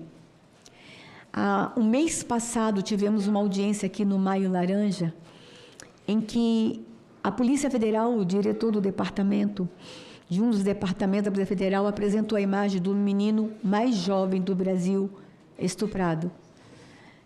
Aline, ele tinha 4 horas de vida. Ele foi estuprado logo após o parto. E aí eu achei que aquela imagem trazida pela Polícia Federal, apresentada assim, ó, para todos os senadores, que aquela imagem fosse mudar o rumo do Senado, que o Senado fosse parar tudo e disse, epa, chegamos ao limite, 4 horas. É possível que daqui a pouco a gente tenha na rua mulheres grávidas tendo seus ventres rasgados para se tirar o bebê, para se estuprar, fetos. Nós estamos vivendo uma realidade absurda. As imagens que foram apreendidas, gente, lá no Rio Grande do Sul, eram de tortura de bebês. Deixa eu dizer uma coisa. Existe a imagem do sexo com o bebê, mas tem pessoas que sentem prazer em ouvir o grito. Não é a cena, é o grito. Que nação é essa que as pessoas têm prazer em escutar o grito de bebê sofrendo? O ECA está aí, temos muitos avanços, mas nós estamos com uma nação doente. E eu queria convidar, já que acabou a Copa do Mundo, bora cuidar da criança agora? Vamos vir todo mundo junto. Eu não queria daqui 32 anos voltar aqui para a gente comemorar 64 anos do ECA, dizendo, avançamos, mas temos muito mais para avançar. Eu queria voltar aqui daqui a alguns anos, daqui 30 anos, Aline. Eu serei uma senhorinha bem bonitinha daqui 30 anos. Dizendo assim, a gente conseguiu. Nós mudamos a história do Brasil. Eu caminho nessa direção há 40 anos. Eu já poderia ter desistido, jogado a toalha, mas eu não vou jogar a toalha. E, desculpa o desabafo, é porque tem sido uma semana difícil para a minha vida pessoal. Porque cada vez que a gente vai avançar numa matéria, eles precisam dizer que Damares é louca. Agora que a gente vai voltar esse projeto amanhã, olha as coincidências. Quando Damares avança com Marajó, Damares é louca.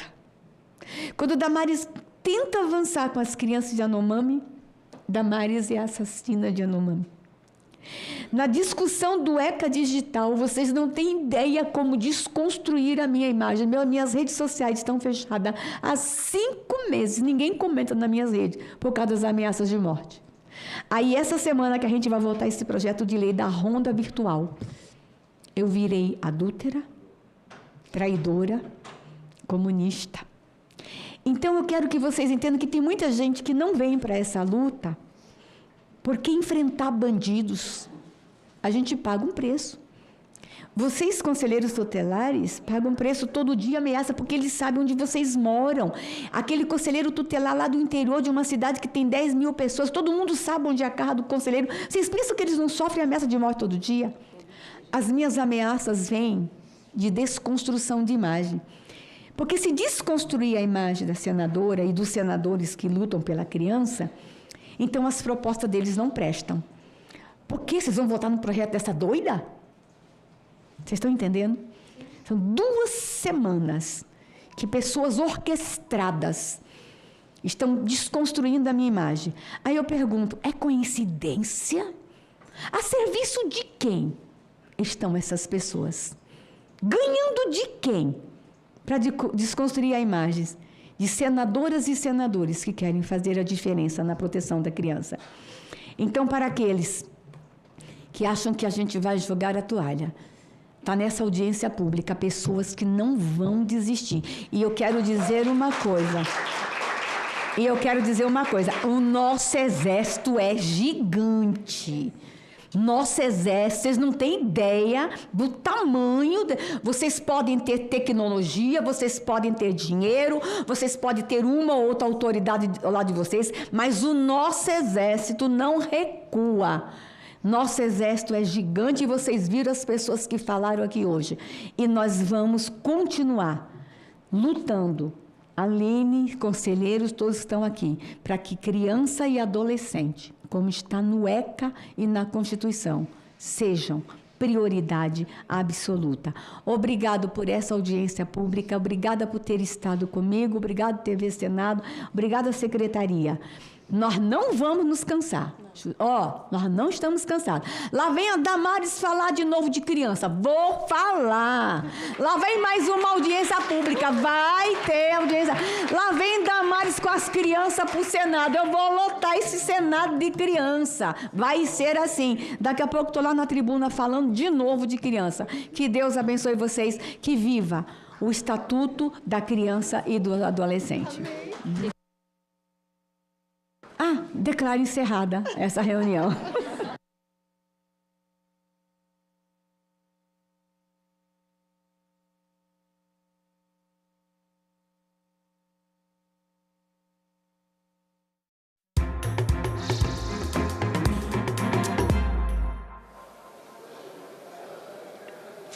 Olá, você acompanhou a atividade legislativa da manhã de hoje e está marcado para amanhã a segunda sessão de discussão em primeiro turno da proposta de emenda à Constituição que prevê aposentadoria especial para agentes comunitários de saúde.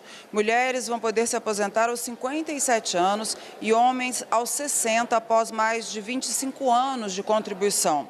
A votação dessa PEC já está marcada para o dia 15 de julho.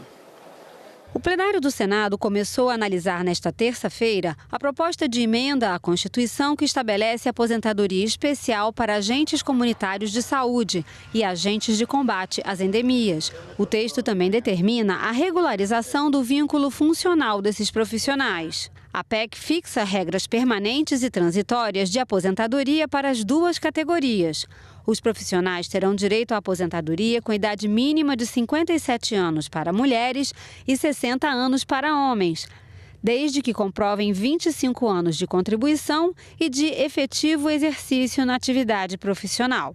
A proposta ainda disciplina a forma de contratação dos agentes, prevê financiamento pela União e estende as regras aos agentes indígenas de saneamento e aos agentes indígenas de saúde. Essa foi a primeira das 5 sessões de discussão da PEC em primeiro turno. O presidente do Senado, o senador Davi Alcolumbre, disse que vai colocar em votação um calendário especial para que não haja as 3 sessões de discussão em segundo turno. Para ser aprovado, o texto precisa do voto favorável de 3/5 do Senado em cada turno, ou seja, 49 senadores. Se for aprovada no Senado, a PEC segue para a promulgação.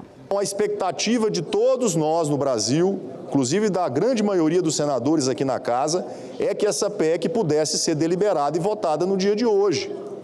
Porque se quase 70 senadores que apoiaram o regime de calendário especial para aprovação aqui na casa, se isso não for democrático, eu não sei mais o que é democracia no Senado Federal. Se nós conseguimos concluir o segundo turno e a votação do calendário especial, essa matéria vai ser deliberada ainda neste período de sessão legislativa e pelo calendário que a mesa me apresenta, dia 15/7, daqui a 15 dias. E apesar de ainda não ter um calendário definido, a PEC, que acaba com a escala 6x1, foi debatida por mais de 8 horas no plenário do Senado. Representantes do governo, senadores do setor produtivo debateram e apresentaram argumentos favoráveis e contrários à proposta, que prevê 2 dias de folga na escala de trabalho sem a redução de salários. A Federação do Comércio de São Paulo abriu o debate apresentando dados que mostram que a diminuição da jornada de trabalho vai resultar em aumento de salário para os trabalhadores, já que vão trabalhar menos e ganhar o mesmo tanto. Segundo eu sempre entendi, o único salário que pode ser aumentado por lei é o salário mínimo. Eu não conheço outras leis que aumentam o salário do setor privado. Por que a Constituição, no seu artigo 7º, pôde recepcionar as férias do 13º salário e não poderia recepcionar, como agora, um dia a mais? Vejam, nós não estamos nem inventando o modelo, porque nós já temos um dia de descanso semanal remunerado.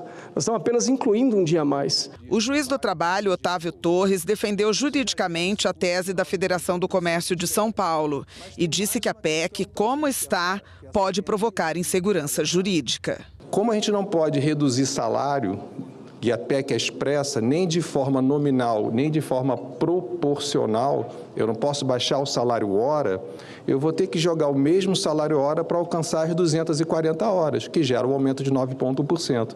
E gera como consequência o aumento de todos os reflexos em repousos.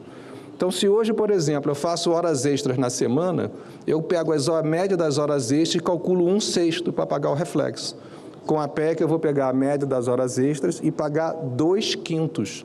O ministro Guilherme Boulos defendeu que o debate não pode ficar apenas na esfera econômica e apresentou o estudo do IPEA, o Instituto de Economia Aplicada, que chegou a um cálculo de 7,8% de impacto, o que, segundo ele, é proporcional ao aumento real de salário mínimo adotado nos últimos 3 anos. Quando há aumento real do salário mínimo, há aumento no custo da força de trabalho. Nós tivemos um aumento do salário mínimo em 2023 ou 2024 próximo a 7%. E todo o impacto que está sendo sugerido aqui não aconteceu. Diz que se acabar com a escala 6x1, vai gerar inflação. Aumentou-se o salário mínimo em termos reais, em número correspondente para a força de trabalho do custo da escala 6x1, e nós temos a menor inflação acumulada dos últimos 4 anos, desde a redemocratização. Nesse estudo do IPEA, que foi citado aqui, não está considerado o que o professor Pastore e o juiz Dr. Calvé citaram da reposição do custo do descanso semanal. Então, o custo que está no estudo do IPEA é de um impacto de menos que 10%, mas a verdade é quase 20%. A PEC do fim da escala 6x1 quer diminuir a jornada de trabalho de 44 para 40 horas semanais. A proposta foi aprovada na Câmara em maio e este é o primeiro grande debate aqui no Senado Federal com representantes dos setores produtivos e dos trabalhadores. O setor de transportes pede uma transição diferenciada para que os serviços essenciais tenham mais tempo de adaptação. A Confederação estima aumento das despesas de mais de 11 bilhões de reais por ano com a aprovação da PEC e prevê grande impacto no custo de vida dos brasileiros. Isso é o custo do frete que vai subir, é o custo das passagens que vai subir. O impacto no transporte urbano de passageiros é de 6% a 8%. Para o presidente da União Geral dos Trabalhadores, um dia a mais de folga significa mais dignidade e oportunidades para os trabalhadores. Nós precisamos iniciar um processo efetivo de qualificar, capacitar. Esse dia não vai ser para a pessoa ir trabalhar, para pegar bico. Esse dia vai para ser pessoa ou se qualificar, ou estar com a família, ou fazer o que bem entender. A senadora Tereza Leitão, líder do governo no Senado, trouxe à memória conquistas dos trabalhadores brasileiros no Senado Federal, como, por exemplo, aumento do tempo da licença maternidade. E afirmou que a jornada 5x2 é ainda mais importante para as mulheres trabalhadoras. Sobre nós já recaem triplas jornadas de trabalho. O dia de folga das trabalhadoras é para lavar roupa, é para fazer faxina, é para visitar a mãe doente, é para exercer, como já exercem, a tarefa e a missão de cuidadoras. Então, nós, mulheres, estamos com um olhar muito esperançoso, de muita expectativa na aprovação dessa PEC. E nós vamos ver agora os destaques da semana de atividades para esta tarde e para a semana toda. Logo mais, às 14h, o Conselho de Comunicação Social tem outra reunião marcada, mas dessa vez para tratar da pauta interna do colegiado.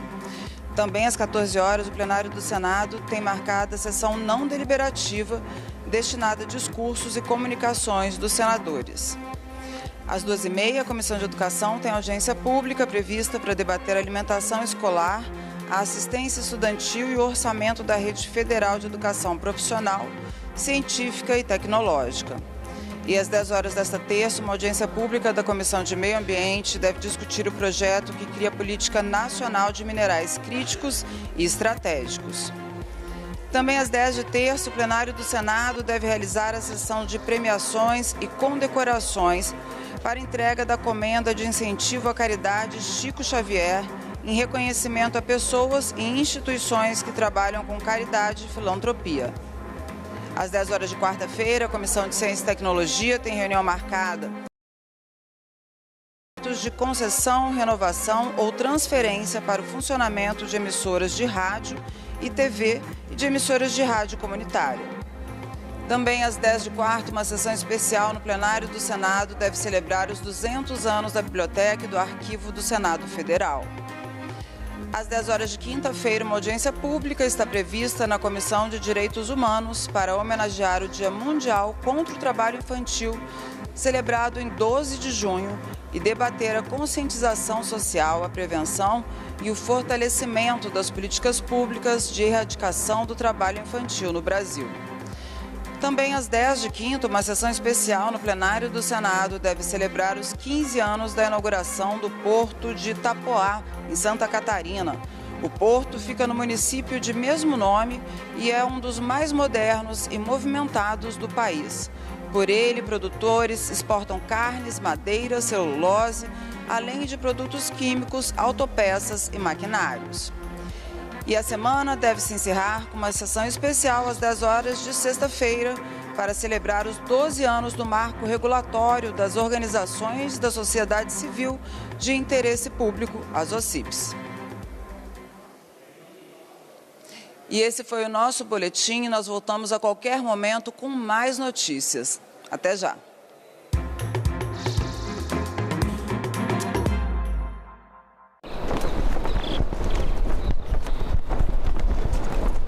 No próximo assunto de Estado, vamos falar sobre saúde, trabalho, matriz energética, entre outros temas. E o nosso convidado é o senador Rogério Carvalho, do PT de Sergipe. Não percam. A gente vai viver um novo tempo no Estado de Sergipe. Você imagine uma arrecadação prevista extra para o Estado de 45 bilhões de reais. O que isso vai gerar de emprego e renda. Assunto de Estado. Hoje, 8 horas da noite, aqui na TV Senado.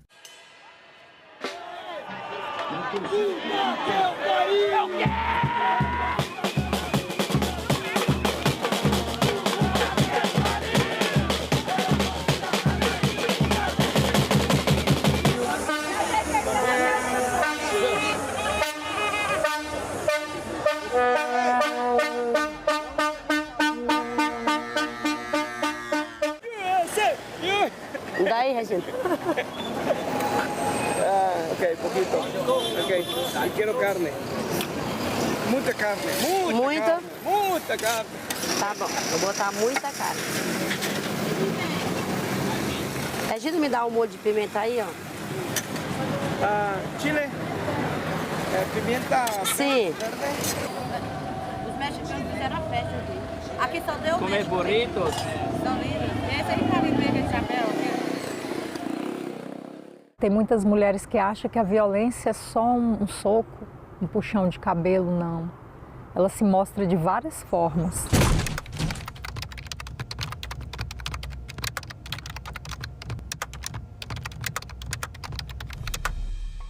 Era briga, era ciúme, era confusão. Ah, mulher minha não vai estudar. Quem é que vai te querer com esse tanto de filho? Mulher minha não dança. Mulher minha não tem amizade com homem, as falas que eu ouvia.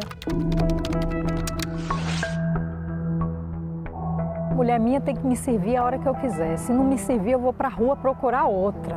Várias vezes, inclusive, eu acordei com ele em cima de mim. Se você percebe que o seu parceiro ou não aceita o seu não, insiste muito ou desrespeita o seu estado de inconsciência e de vulnerabilidade, fique alerta porque é uma violência sexual, é uma violência grave. No início eu achava ser normal, só que chegou um determinado ponto que eu falei, isso não é normal. Buscar ajuda, uma rede de apoio de outras mulheres, psicólogos e se cuidar. Uma boa dose de amor próprio. Eu separei, hoje eu faço tudo o que eu quero.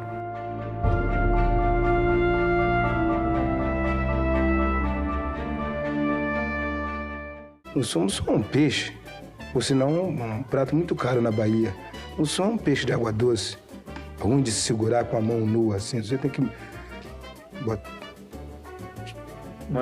na areia, molhar a mão na areia e segurar, porque senão ele se empirulita.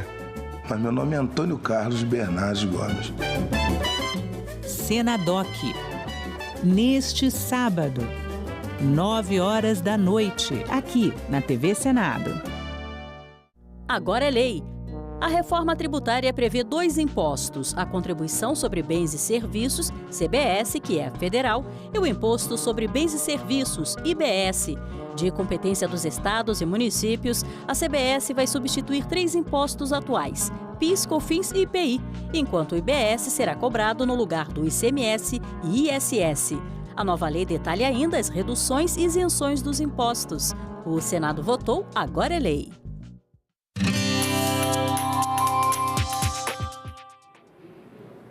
Olá, eu sou a Carla Benevides e está começando mais um programa Argumento. O Senado debateu a criação do Estatuto dos Cães e Gatos, uma proposta que reúne os direitos dos animais, os deveres dos tutores e a responsabilidade do poder público em um único marco legal. Aqui comigo no estúdio está o senador Paulo Paim, do PT do Rio Grande do Sul, que foi o relator dessa proposta na Comissão de Direitos Humanos.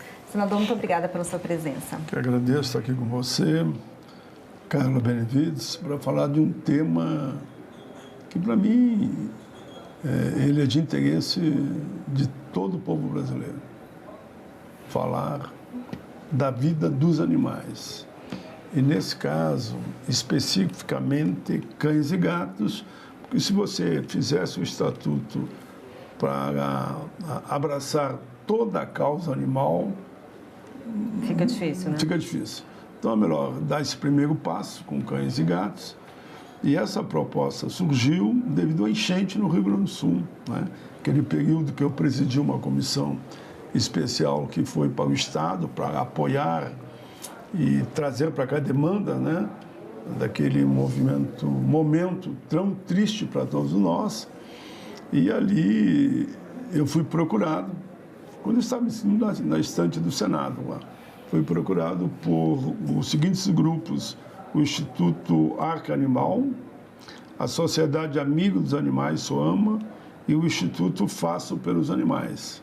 Eles me mostraram que em torno lá de 20 mil animais estavam sem rumo, perdidos devido à enchente, e muitos morreram, né? E outros tantos estavam lá em abrigos provisórios, que estavam mais de 15 mil em abrigos provisórios ainda. E eles lançaram a ideia naquele dia que eu achava de apresentar um projeto. Como eu sou autor de muitos estatutos de idosos, da igualdade racial, da pessoa com deficiência, da juventude, enfim, que eu fui relator, eu digo, olha, então por que a gente não constrói um estatuto que abrace o maior número possível num primeiro momento? E aí a ideia foi, então, de cachorros e gatos. Muito bem.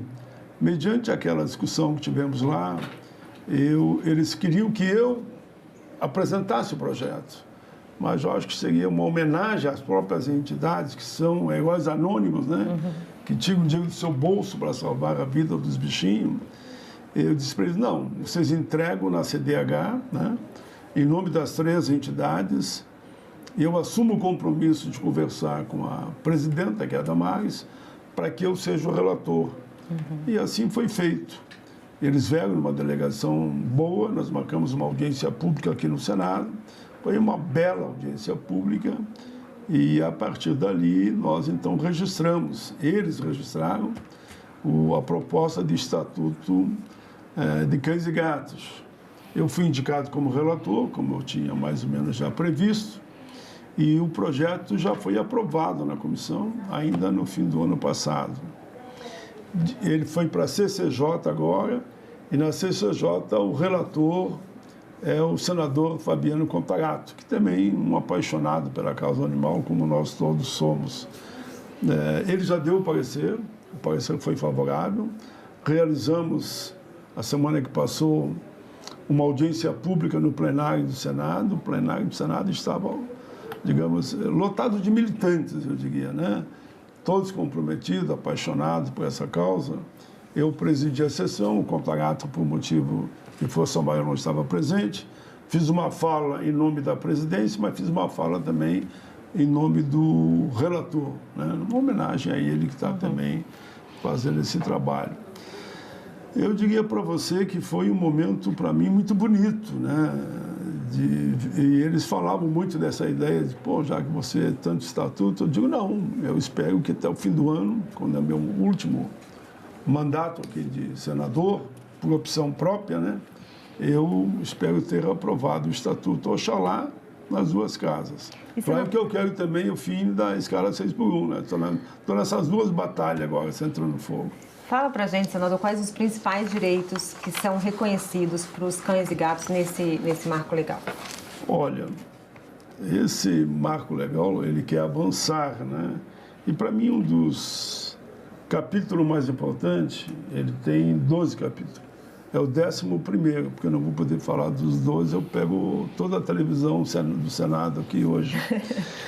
O crime contra cães e gatos dispõe sobre infrações penais específicas contra esses animais, classificando-os em grupo de condutas e define que todos os crimes são de ação penal pública incondicionada, aplicando-se às normas do Código Penal e do Código do Processo Penal também.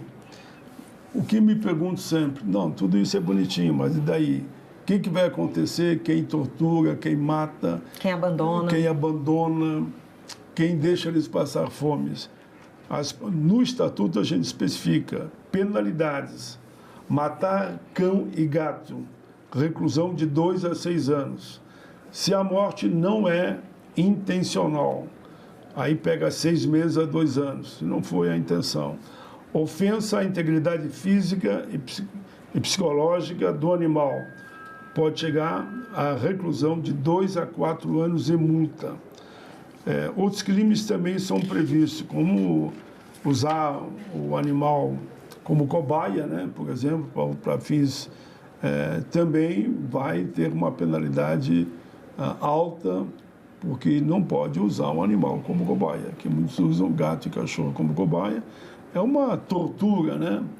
E, no fim, nós caminhamos ainda para penalizar as condutas criminosas no Estatuto, estão organizados em blocos de natureza distinta. O primeiro grupo abrange os crimes contra a vida do animal. O segundo grupo trata dos crimes de crueldade e exploração. O terceiro bloco compreende os crimes sexuais e de conteúdo ilícito envolvendo abuso dos animais. Ainda um outro ao conjunto de crimes de omissão e obstrução.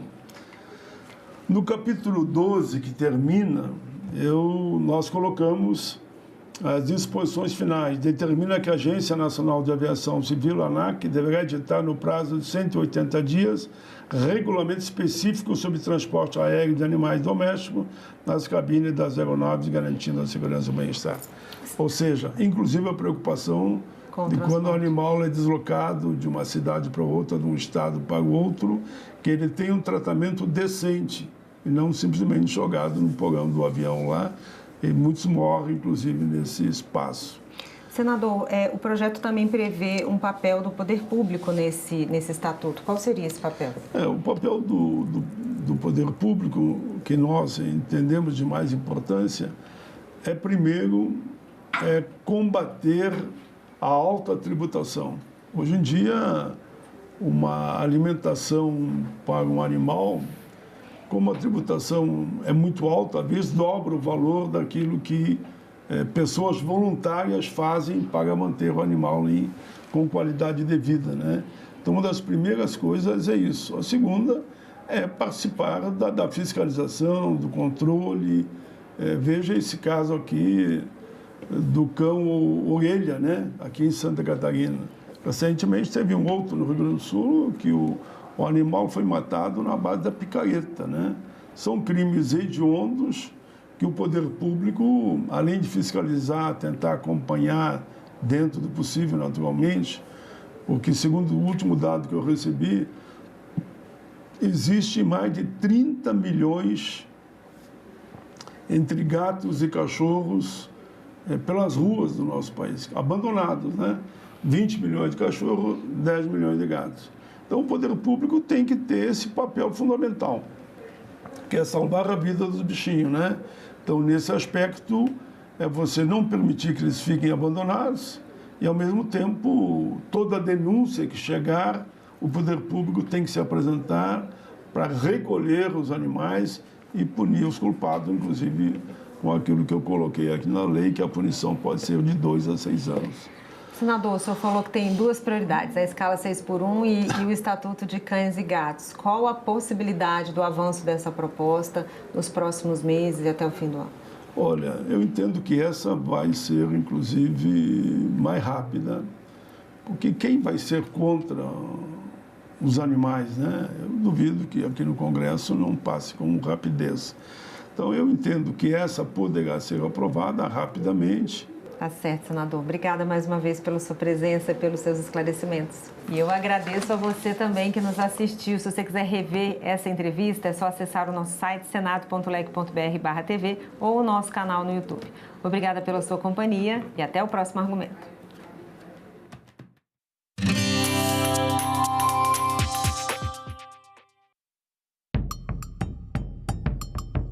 O Brasil é um quase país. O Brasil não é um país ainda. O Brasil está em construção. E é isso que me dá esperança, que a gente está construindo esse país. Porque o país está em construção, ele vai voltar para os trilhos. Nós sabemos o que precisamos fazer para esse país dar certo. Que Brasil é este? Nesta quarta, 8 da noite, aqui na TV Senado. Calendário Eleitoral 2026. No período de 5 de julho a 4 de agosto, as pré-candidatas e os pré-candidatos só podem fazer propaganda dentro do próprio partido. Essa divulgação, chamada de propaganda intrapartidária, é utilizada para a escolha das candidatas e candidatos nas convenções partidárias. Mas atenção, a regra proíbe o uso de rádio, televisão e outdoor.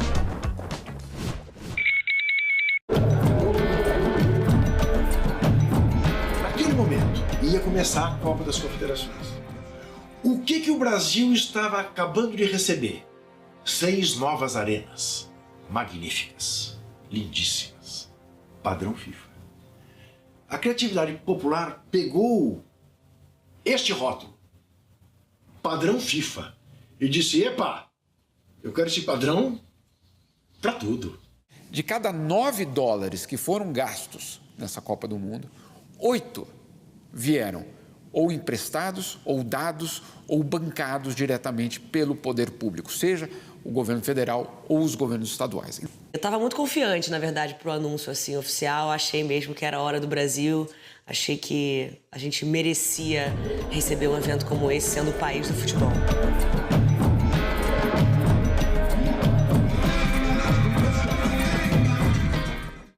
Agora é lei. Foi aprovada a legislação federal que proíbe o uso de celulares e demais dispositivos eletrônicos em escolas públicas e privadas de todo o Brasil. A medida surge em resposta ao debate sobre o uso desses aparelhos nas escolas devido aos impactos negativos no aprendizado, na concentração e na saúde mental dos jovens. O Senado votou, agora é lei. Aquele post na rede social, aquela mensagem no grupo da família, é verdade ou mentira? Se você receber uma informação duvidosa sobre o Senado, mande para o Senado Verifica, um serviço de checagem que analisa notícias e responde se a informação é falsa, verdadeira ou imprecisa. Ficou na dúvida? Senado Verifica. Patrimônio Cultural. Projeto Negro Muro ergue monumentos da memória negra no Rio de Janeiro. Paraná quer aproximar crianças da natureza e afastá-las das telas. Aumento do turismo em Maragogi pode colocar em risco área de proteção ambiental. Tudo isso no Parlamento Brasil. Parlamento Brasil. Toda sexta, 8 da noite, aqui na TV Senado.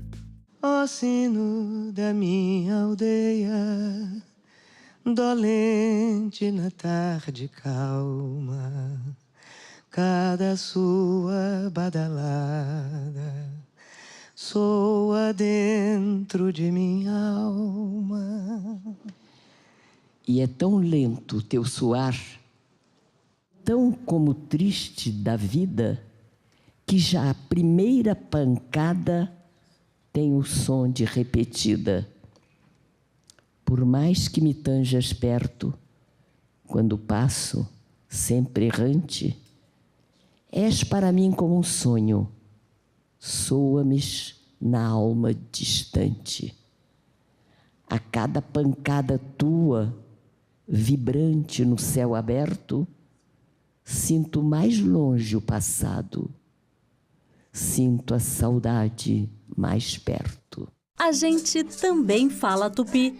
Tocantins é uma palavra tupi que identifica uma etnia indígena e significa bico de tucano. Vem de tucã, como o pássaro é chamado em tupi, mais ti, que pode significar bico ou nariz. Já o nome tucano é formado por tu ou ti, que quer dizer bico, mais canga, termo para osso. Seria então a ave do bico feito de osso.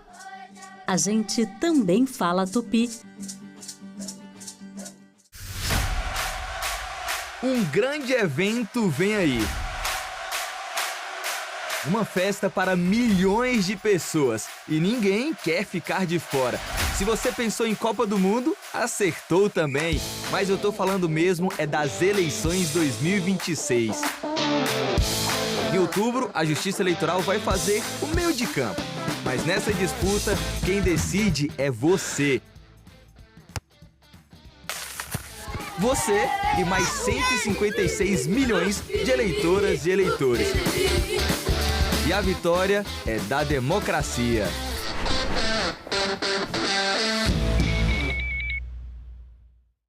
O som é um peixe, ou senão um prato muito caro na Bahia. O som é um peixe de água doce, ruim de se segurar com a mão nua, assim. Você tem que botar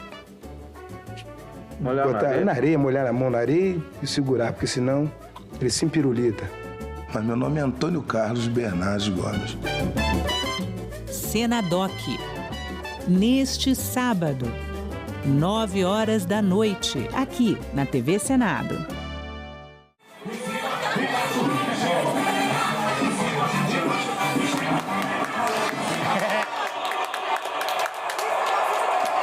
Nós vimos tantos torcedores chorando ali, não tem sim o direito de chorar, de se emocionar. E depois o torcedor... Aí a foto da seleção brasileira. Atenção, porque vai começar o jogo já. E o Brasil vai começar a dar o quinto passo.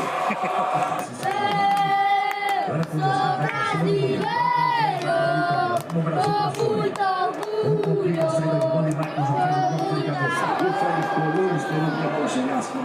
Esse pra cá vai ser de quanto aí, tu acha? 2 pra quem? Pra Colômbia? Pro Brasil.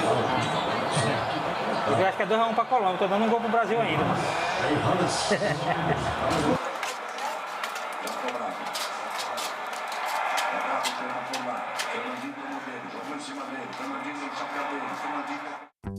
Sou Antônia Márcia Vale, eu sou editora e apresentadora do programa Agenda Econômica. Eu trabalho no núcleo de programas que produz o que a gente chama de programas de grade.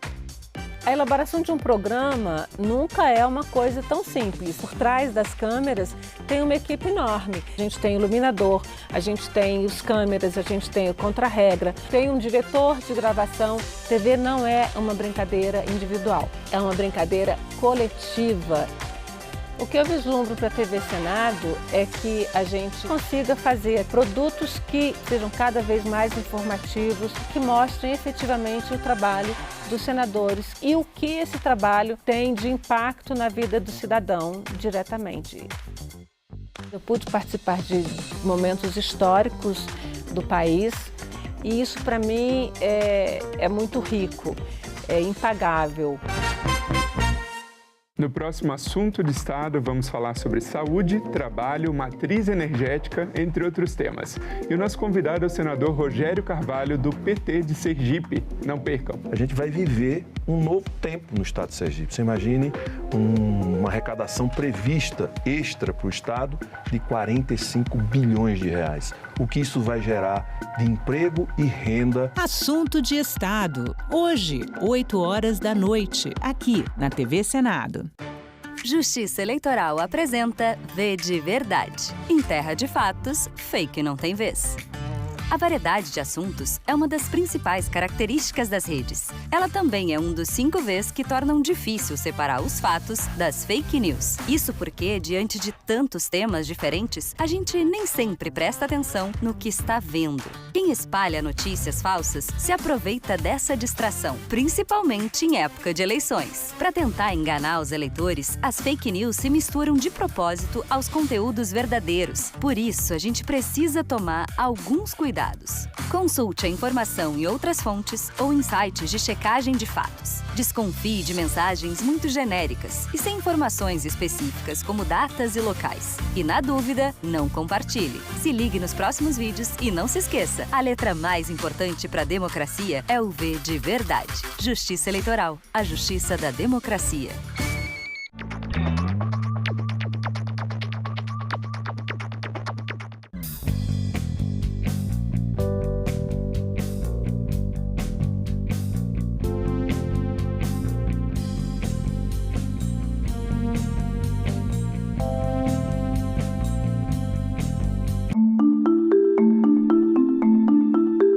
Meu nome é Ginalva, eu sou repórter da TV Senado desde 2005. No dia a dia normal, eu acompanho a atividade legislativa. Vejo lá minha pauta, o que eu vou fazer no dia. A gente acompanha os debates, uma comissão, acompanhar um plenário. Qual é o papel do repórter depois de acompanhar tudo isso? É tentar traduzir da forma mais simples e mais imparcial para que quem nos assiste em casa possa entender o que está acontecendo. Por aqui passa a história política do Brasil. E assim, momentos bons e momentos ruins, mas momentos que fazem parte da história. Não tem como a gente mudar isso. E é um privilégio. Eu me sinto privilegiada de poder estar acompanhando isso tudo aqui de perto. Os manifestantes conseguiram subir no prédio do Congresso.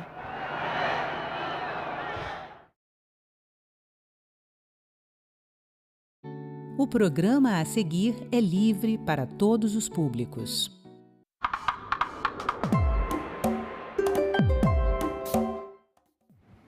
Olá, eu sou Antônia Márcia Vale e neste Agenda Econômica vamos falar de saúde mental no trabalho. Esse aspecto das condições de trabalho é pouco falado e em alguns lugares é quase um tabu, mas é fundamental para a qualidade de vida e a produtividade de todos os trabalhadores. Em maio de 2026, entrou em vigor uma atualização da norma regulamentadora número 1 do Ministério do Trabalho, que colocou a saúde mental na lista de riscos ocupacionais a serem gerenciados pela direção das empresas. Para falar sobre o impacto dessa medida, nós vamos conversar com o diretor do Departamento de Segurança da Saúde do Ministério do Trabalho, Alexandre Scarpelli. Alexandre, bem-vindo. Quase que eu tropecei no seu nome, né? Por gentileza, vamos conversar um pouquinho sobre essa questão de saúde mental no trabalho, que apesar de ser antiga, ela aparece agora quase como uma novidade em termos de regulamentação, né? O que aconteceu, porque alguns especialistas, outros com quem eu conversei, eles dizem que, na verdade, essa questão, a saúde mental, já deveria estar sendo cuidada pelas empresas, já é contemplada nessa norma, mas ela agora foi mais explicitada, é isso? Exato. Bem, muito obrigado pela oportunidade de falar um pouco sobre esse assunto. É exatamente isso. Desde 2022, a gente já trabalha dentro de uma lógica da norma regulamentadora número 1, que prevê o gerenciamento de riscos ocupacionais nos ambientes de trabalho, mas de todos os riscos ocupacionais. Então, a gente está falando de um gerenciamento mesmo, de a gente ter, num monitoramento constante das empresas, todos os riscos do ambiente de trabalho. Ao mesmo tempo, nós temos também a norma regulamentadora 17, que trata da ergonomia nos ambientes de trabalho. Então, a leitura mais correta desde 2022 seria de que todos os riscos do ambiente de trabalho já deveriam estar englobando também os riscos ergonômicos, que têm a ver com a organização dos processos de trabalho. Então, a organização do ambiente de trabalho faz parte também da ergonomia. Então, nessa lógica, os riscos psicossociais que são provenientes dessa organização do trabalho, eles já deveriam estar sendo enfrentados pelas empresas. Só para a gente esclarecer o conceito aqui, ergonomia é a adequação do ambiente de trabalho à pessoa. Ao trabalhador, exatamente. Então a gente tem que sair também um pouco daquela lógica quando a gente fala em ergonomia, né, de que são os movimentos repetitivos ou que tem a ver com o mobiliário do ambiente de trabalho ou com as posições que são colocadas e as cargas de trabalho dos trabalhadores. Isso também é ergonomia, mas a ergonomia tem a ver com a organização do ambiente de trabalho. E o entendimento é de que os riscos psicossociais, eles derivam de falhas na organização, na distribuição das tarefas, em como que o ambiente de trabalho é gerenciado e organizado. E é sobre isso que os riscos psicossociais estão falando nessa inovação de agora, de 2026, quando foi aprovada a inclusão explícita na norma regulamentadora número 1, a questão do risco psicossocial. Você vê ainda, já que existe essa certa dificuldade para implementar essa norma, você vê algum tipo de preconceito nas empresas, sejam pequenas ou grandes, para se falar nesse assunto? Porque as doenças mentais ou digamos assim, as questões de saúde, né, envolvendo a psique ainda sofrem um preconceito na sociedade de uma forma geral. Sim, a gente tem que saber que esses adoecimentos, esses sofrimentos dos trabalhadores, eles estão presentes ali no ambiente de trabalho, tá? As empresas precisam estar atentas aos sinais, por quê? Porque eu preciso fazer a adaptação do meu trabalho às características psicofisiológicas de cada um dos trabalhadores. É isso que é ergonomia. Então, eu tenho que levar em consideração como é que está o estado de saúde de cada um dos meus trabalhadores e perder o tabu. O adoecimento mental, ele é um adoecimento comum, como qualquer outro, né? Então, a gente tem que entender que isso é algo que pode estar acontecendo dentro das organizações do trabalho. Mas é também importante destacar que a norma regulamentadora número 1, ela não está pedindo o tratamento desses trabalhadores. O que ela pede é que a organização do ambiente de trabalho não esteja provocando ou agravando os eventuais adoecimentos que podem já estar estabelecidos no ambiente de trabalho. E o mais importante, não provocar esses adoecimentos. Eu vou aproveitar essa sua deixa, então vou pedir para o nosso diretor Assis colocar na nossa tela aqui uma lista de alguns pontos que estão previstos lá na norma que podem ser riscos, né, psicossociais no trabalho. E aí, ritmo excessivo de trabalho, jornadas prolongadas, pressão excessiva, exigências cognitivas elevadas. Eu queria que você falasse um pouquinho sobre isso, ausência de clareza nas funções, assédio moral e ou sexual, falha de comunicação, falta de apoio organizacional. Quando vocês levantaram essa lista, que eu sei que não é a lista completa, qual é a motivação para cada uma delas? Então, isso aqui, ela entra. Quando a gente está falando de gerenciamento de riscos ocupacionais nos ambientes de trabalho, a gente sempre tem que pensar que a primeira etapa que eu tenho que tentar, né, quando eu vou fazer esse gerenciamento de risco, eu identificar quais são os perigos do meu ambiente de trabalho, quais são esses fatores de risco dentro do ambiente de trabalho. Para os riscos psicossociais, a gente traz isso de maneira exemplificativa, tá? Então, assim, não são esses, não vão estar presentes em todos os ambientes de trabalho.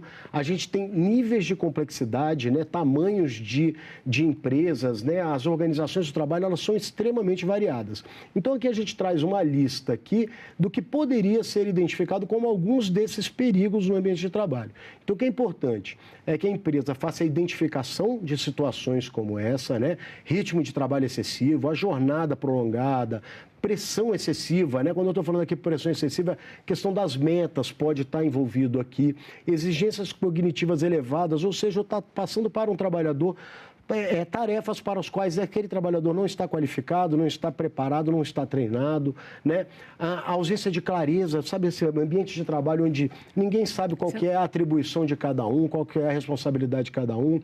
Assédio moral e sexual, a gente tem que cuidar muito disso, lideranças capacitadas para evitar que esse tipo de situação seja possível de ocorrer. A gente tem ambientes onde fica mais favorável que o assédio moral, o assédio sexual ocorra. Então, a gente tem que trabalhar o ambiente de trabalho, a organização, para que essas questões estejam controladas e onde não tem um ambiente propício para isso. Falha de comunicação, né? As pessoas não sabendo exatamente o que precisam fazer, e o apoio organizacional. Quando um trabalhador se depara com uma tarefa para a qual ele não está conseguindo vencer, ele tem que ter o apoio, ele tem que ter uma equipe, ele tem que ter os mecanismos para poder vencer essas tarefas. Então, repare que isso tudo eu estou falando da organização do trabalho. É aqui que a gente quer frisar bem. Quando eu estou falando de riscos psicossociais, eu estou falando da ergonomia, dessa organização. E, é claro, essa lista não é exaustiva. Aqui a gente traz alguns exemplos para que fique mais claro, para que as pessoas entendam do que é que a gente está falando. Agora, essa nova regra ela foi definida em uma comissão tripartite no Ministério, ou seja, formada por representantes do governo, dos empregadores e dos trabalhadores, e ela era para ter entrado em vigor em abril de 2025. Na época, os patrões pediram para adiar, né, e agora queriam adiar novamente. O que você vê como de grande dificuldade para ser implementada? Existe alguma coisa nas empresas, de uma forma geral, que dificulte essa implementação, ou é apenas a cultura de não estabelecer essas modernidades aí no mundo do trabalho? Eu acho que é um pouco de tudo, assim, um pouco de desconhecimento do que a gente estava falando. A gente começou a ver também no mercado, né? Existe todo um mercado de segurança e saúde no trabalho, né? De empresas que oferecem essas consultorias. Muitas empresas oferecendo serviços que a gente não julga adequados, tá? Não existe solução milagrosa. A gente não está falando também de assistência, ou seja, de eu colocar o trabalhador em algum programa de atendimento psicológico, de atendimento psiquiátrico. Não é sobre isso. Tá? É claro que o trabalhador adoecido precisa ser dado encaminhamento para ele fazer o tratamento, mas o enfrentamento de risco psicossocial não tem a ver com assistência. Então, com essa oferta de soluções milagrosas, me parece que o próprio mercado, né, as empresas se perderam um pouco qual era a obrigação. E a gente tem trabalhado aí bastante na divulgação para poder deixar claro. É um enfrentamento das questões ergonômicas e de organização do trabalho. De eu observar essas questões de jornada, de trabalhadores que estão cansados, de trabalhadores que estão em excesso de tarefas e tentar controlar essas situações no ambiente de trabalho. Não é uma coisa individual. Você pode até ter pessoas com problemas com questões individuais que você vai identificar, mas vai ver se a sua estrutura de trabalho não está favorecendo aí esse adoecimento. Chegamos no ponto. É uma abordagem coletiva, é uma abordagem de olhar o ambiente de trabalho. Eu não preciso ficar olhando cada um dos trabalhadores. Não estou dizendo que as empresas podem negligenciar um trabalhador que esteja doente, um trabalhador que já esteja apresentando sinais, né, de sofrimento mental, de algum tipo de adoecimento mental, não é para negligenciar. Mas o enfrentamento do problema é no campo da prevenção, é no campo coletivo de organização do ambiente de trabalho, de olhar para as cargas de trabalho, para olhar como é que está a distribuição dos fluxos de trabalho, como que se dão os processos de comunicação entre os trabalhadores de mesma hierarquia, entre o trabalhador e a sua chefia, entre o trabalhador e os seus subordinados, né? Então, como é que se dá essa comunicação, a distribuição das tarefas, né? Então, a distribuição de metas, as metas são atingíveis, os trabalhadores entendem bem o sistema de metas. Então, são diversos aspectos que cada uma das organizações vai precisar estabelecer uma metodologia para entender quais são as fontes de perigo e tentar controlar. Agora, Alexandre, a gente tem aí um levantamento que é feito pelo Ministério da Previdência Social, e eu vou pedir ao nosso diretor para colocar aqui na tela, que são os afastamentos de trabalhadores por doenças psicossociais, por doenças mentais, né? No popular, por questões de psique, afastamento formais por transtornos mentais, né? É o nome técnico dado no Ministério da Previdência. E isso aqui são trabalhadores formais, né? Com carteira assinada, que pediram afastamento e conseguiram afastamento. De 2021 para cá, a gente tinha 185 mil. É um pouco maior, eu arredondei para o número central. Subiu de 185 mil em 2021 para 546 mil em 2025. A gente tem esses números desde 2014 e eles vinham aí mais ou menos nessa média de 180, 185 mil. Mas tem esse crescimento exponencial aqui nesses últimos 5 anos. Isso aqui não é tudo doença, é afastamento de trabalhador, mas não é tudo doença causada por questões de trabalho, obviamente, né?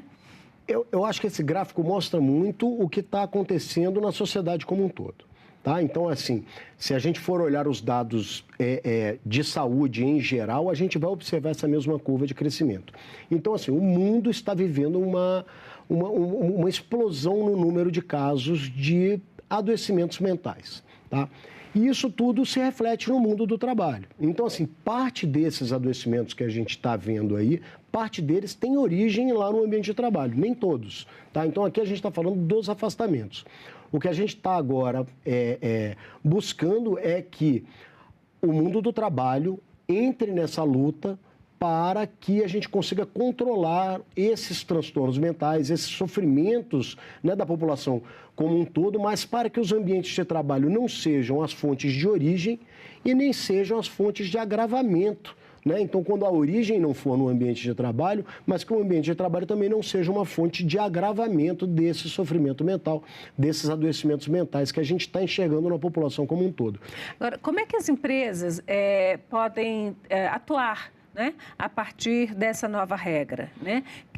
Porque a gente sabe que as empresas têm as famosas CIPAs, né? Que são as comissões Comissões internas de prevenção de acidentes e assédio. E assédio. Pois o assédio foi acrescentado depois. Antes era só prevenção de acidentes, né? Entrou o assédio também. Como é que essas comissões vão ficar responsáveis por isso? São essas comissões, porque hoje são comissões formadas pelas direções das empresas, mas também muito por trabalhadores. Quem é que vai cuidar dessa questão dentro da empresa? Quem tem que cuidar do risco psicossocial é a empresa, tá? Então, naquelas empresas onde a gente tem CIPA, não são todas as empresas, isso vai depender do grau de risco e do número de trabalhadores de cada uma das empresas, mas nas empresas onde a gente tem a CIPA tem um papel fundamental. Porque a CIPA pode ser um mecanismo de levantamento, né? Pode ser uma instância de debate e de levar informações para os trabalhadores, porque o trabalhador consciente também tem um potencial muito maior de identificar onde estão os problemas. E para o enfrentamento do risco psicossocial, isso é uma questão crucial. A participação dos trabalhadores é fundamental. A gente não consegue fazer o gerenciamento de risco ocupacional para o risco psicossocial se o trabalhador não for ouvido.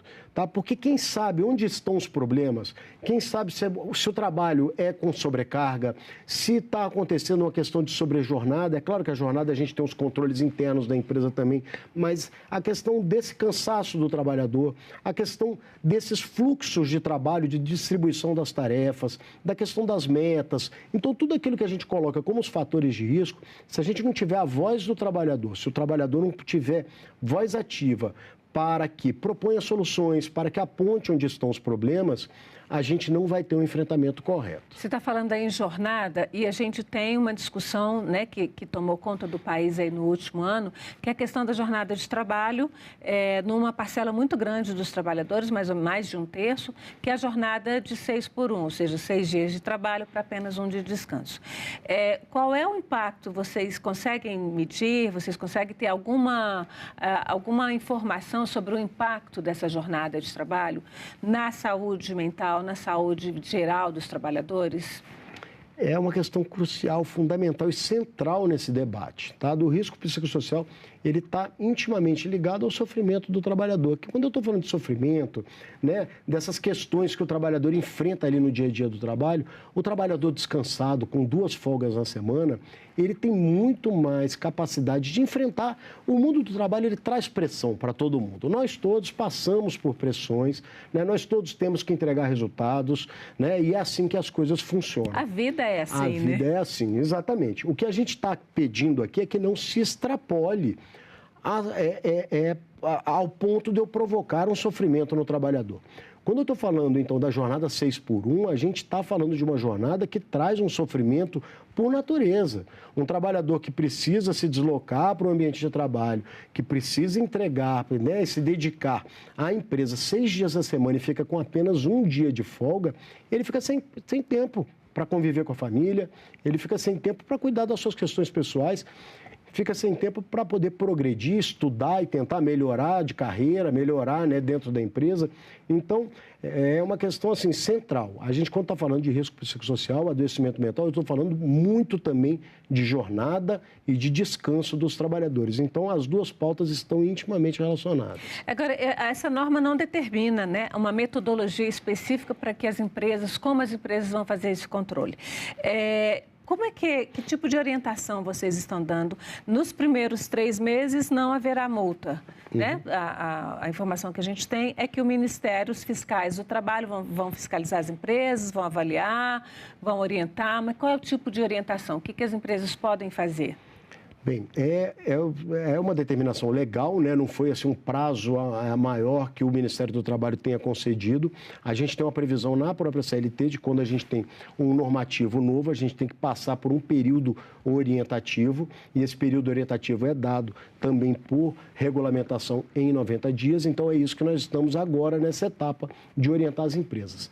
Basicamente, o que as empresas precisam fazer agora é o início do enfrentamento do problema. Então, enxergar o problema, reconhecer os riscos, os fatores de riscos psicossociais dentro do seu ambiente de trabalho, alguns daqueles exemplos que nós já colocamos ali, jornada, distribuição das tarefas, as questões das metas, né, descanso do trabalhador, fluxo de comunicação, esses são alguns dos exemplos, mas fazer um exercício de identificar quais são esses fatores de risco e estabelecer medidas de controle. Quando eu estou falando de gerenciamento de risco ocupacional, eu estou falando de um processo de planejamento, né, que eu faço a identificação do problema, eu planejo medidas de controle, eu adoto medidas de controle e eu monitoro essas medidas de controle para poder saber se elas estão efetivamente funcionando ou não. E aquilo que não estiver funcionando, as empresas vão readaptando. Então, o que nós vamos pedir para as empresas agora? Iniciem o enfrentamento. Vai tudo ser resolvido? Não, no primeiro momento a gente tem consciência. É um processo de enfrentamento de um problema que é complexo, mas precisa ser iniciado. A gente tem também uma listinha de pontos que podem levar as empresas a sofrerem algum tipo de sanção se não forem atendidos, que é, no caso, como está começando, então, a partir de um momento, a não identificação dos riscos, a não adoção de medidas para evitar os danos, a implementação de ações insuficientes e também deixar de monitorar esses riscos ao longo do tempo. Como é que uma empresa pode identificar os riscos que podem causar adoecimento, algum tipo de transtorno mental em seus funcionários, em seus trabalhadores? Olha, tudo vai depender do nível de complexidade dessa organização da empresa. Então, eu pergunto isso porque a gente sabe que desculpa eu te interromper, por exemplo, é famoso que cozinha de restaurante é um lugar para fazer, é uma máquina de fazer doido. Redação de jornal também, né? Mas hospital também, são lugares onde o estresse natural, digamos assim, é muito grande. Como é que se lida numa situação dessa? Vai depender do nível de complexidade. Então, o que a gente está orientando as empresas? Existe uma ferramenta essencial que é a avaliação ergonômica preliminar, tá? Porque ela está prevista lá na NR 17. Para avaliação ergonômica preliminar, existem algumas metodologias de avaliação ergonômica preliminar reconhecidamente eficazes, tá? Comprovadamente, cientificamente eficazes para fazer isso. O que a gente está sugerindo e colocando para as empresas? Tudo vai depender do nível de complexidade. Então, quando eu estou falando de uma pequena loja, né, que está trabalhando ali com 5, 6 empregados, eu tenho a questão dos atendimentos ao público, isso pode estar expondo os trabalhadores a sofrimento, né? A gente nem sempre controla, né, como que o público vai lidar com os trabalhadores, né? Então, eu tenho... Mas entenda que, assim, uma empresa pequena, 5 trabalhadores, 10 trabalhadores... eu vou ter um nível de complexidade, de arranjo entre a distribuição das tarefas, entre as responsabilidades de cada um, muito menor. E coloquei aqui também que precisa ouvir os trabalhadores. Nesse caso, ouvir os trabalhadores é ouvir mesmo, é conversar com os trabalhadores, em uma entrevista, uma conversa, um bate-papo, para poder tentar entender e identificar, para que os próprios trabalhadores colaborem na identificação desses pontos que precisam ser controlados e melhorados dentro da empresa. Se eu estou falando de uma grande empresa, muito provavelmente a empresa já vai ter que lançar mão de questionários organizados, anônimos, para poder dar um pouco de liberdade para o trabalhador, estabelecer esses canais de comunicação. Então, tudo vai depender da complexidade de cada uma das empresas para que ela adote as medidas mais eficazes e mais adequadas para aquele nível de complexidade. Agora, essa fiscalização vai ser feita pelos fiscais do trabalho, né? Eles vão precisar de alguma autorização judicial para fazer essa fiscalização ou é de ofício? E aí, eu queria lhe perguntar um pouco sobre questões, por exemplo, a gente sabe que muitas empresas constrangem e algumas até, de fato, ameaçam fiscais do trabalho no exercício de sua função, né? Eu me lembro bem do assassinato de alguns fiscais do trabalho há alguns anos, né? Por conta de fiscalização, principalmente em áreas rurais, em fazendas. Como é que vai funcionar essa questão? Bem, assim, todas as empresas, isso é bom que fique claro, tá? O auditor fiscal do trabalho não precisa de autorização de ninguém para poder entrar na empresa, tá? Então, essa é uma autorização que vem da legislação, a gente já tem autorização uma natural, onde houver trabalhadores, né, desempenhando suas funções, o auditor fiscal do trabalho tem a permissão para entrar naquele ambiente. Como que a fiscalização vai ocorrer para isso daí? A gente vai entrar e entrevistar os trabalhadores, entrevistar os gestores da empresa, tentar entender os mecanismos, quais são as ferramentas que eles são utilizadas, por exemplo, para estabelecer meta do trabalhador, ou para os controles que são colocados, né, os sistemas de software, ou mesmo as ferramentas, as máquinas de trabalho que estão por ali. Imagina um trabalhador dentro de uma indústria onde a máquina dele está o tempo inteiro quebrando e ele não consegue entregar a produção que é exigida para ele. Isso pode constituir um risco, um fator de risco psicossocial, além dos riscos da máquina, né? Quando a gente vai nos ambientes, a gente está olhando todos os riscos de maneira geral. Então, deixem os auditores fiscais do trabalho entrarem nas empresas, conversarem com os trabalhadores, porque se houver qualquer tipo de embaraço, a primeira medida da inspeção do trabalho é um auto de infração por embaraço, por não deixar a gente desempenhar a nossa função. E isso faz com que o valor de todas as multas que poderiam ser aplicadas seja um valor elevado, ela fica multiplicada. A gente tem nas relações de trabalho no Brasil alguns fatores que são meio que estruturais, como vínculos de trabalho precários, né? A gente tem aí a pejotização, jornadas muito longas, pressões nesses momentos de mudança tecnológica. Como é que se lida com essa situação?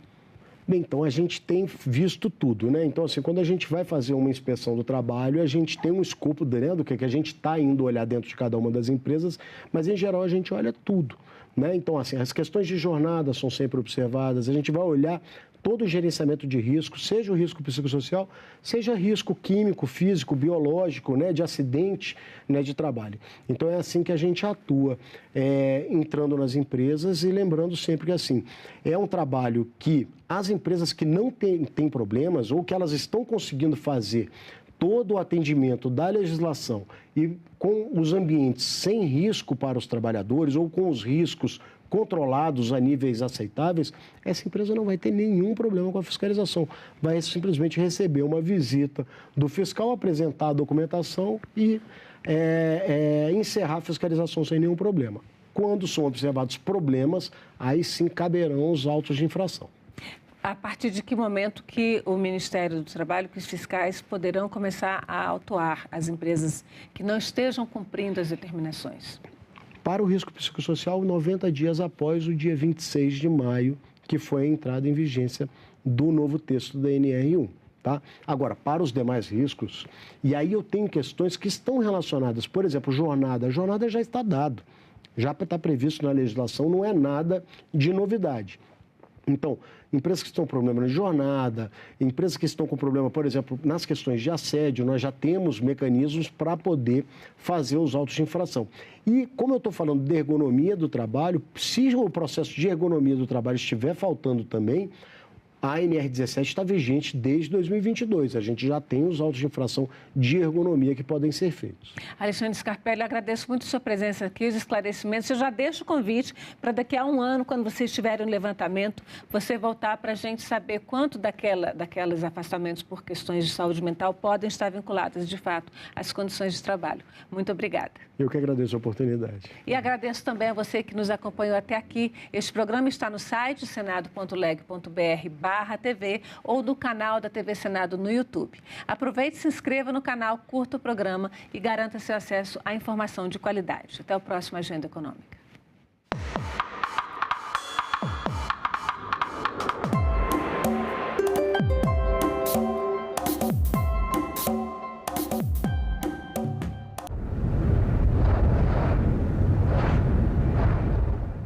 No próximo assunto de Estado, vamos falar sobre saúde, trabalho, matriz energética, entre outros temas. E o nosso convidado é o senador Rogério Carvalho, do PT de Sergipe. Não percam. A gente vai viver um novo tempo no estado de Sergipe. Você imagine uma arrecadação prevista extra para o estado de 45 bilhões de reais. O que isso vai gerar de emprego e renda. Assunto de Estado. Hoje, 8h, aqui na TV Senado. As plantas que a gente conhece no mundo normalmente não ocorrem em todos os lugares. Cada planta tem a sua história de milhões de anos de desenvolvimento de diferentes tipos de espécies. A semente da goiabeira, achada no Teotônio, é o mais antigo semente de goiabeira que a gente conhece de arqueologia na América do Sul. Tem sementes de goiabeiras alguns milênios depois na costa peruana. Então, tem pesquisas que estão explorando a possibilidade de que as goiabeiras começaram a ser utilizadas no sudoeste da Amazônia, incluindo Teotônio, e daqui se espalharam para Peru e depois vai espalhando para o norte, entrando em toda a Mesoamérica.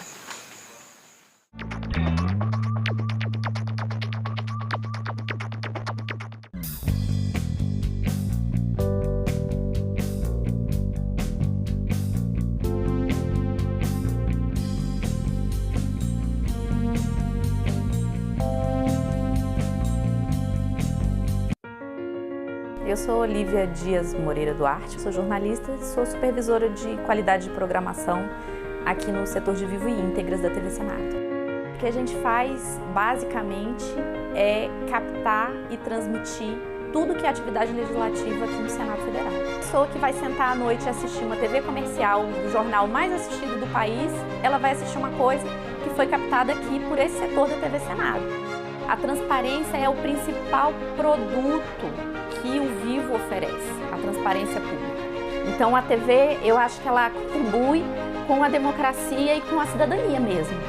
Você vê a diversidade desse país, a cultura desse país, em que você está valorizando a política, em que você está valorizando o diálogo, o debate. Então eu tenho orgulho de trabalhar nesse veículo e eu tenho orgulho de trabalhar com essa equipe.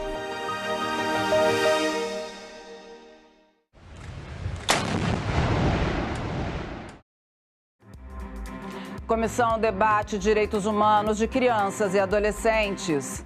Conselho de Comunicação Social debate segurança de jornalistas. E veja quem foi escolhido para representar o Distrito Federal no programa Jovem Senador. E veja também o que vai acontecer esta semana aqui no Senado.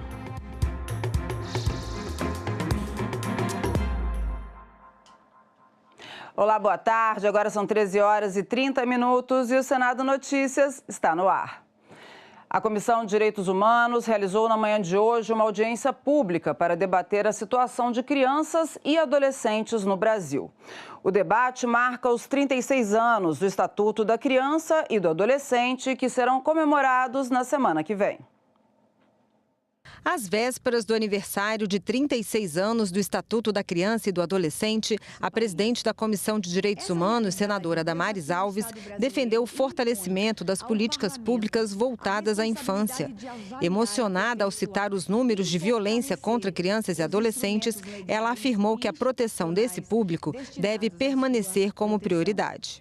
Segundo o levantamento divulgado a partir dos dados do Disque 100, registrou-se em 2024 um recorde absurdo de 657 mil denúncias de violações de direitos humanos, das quais 289 mil, pasmem, envolvem crianças e adolescentes no país. Os números do Disque 100 evidenciam a magnitude do problema. Eu fui uma menina que eu não tive proteção do Estado. Eu fui abusada pelo meu padrasto.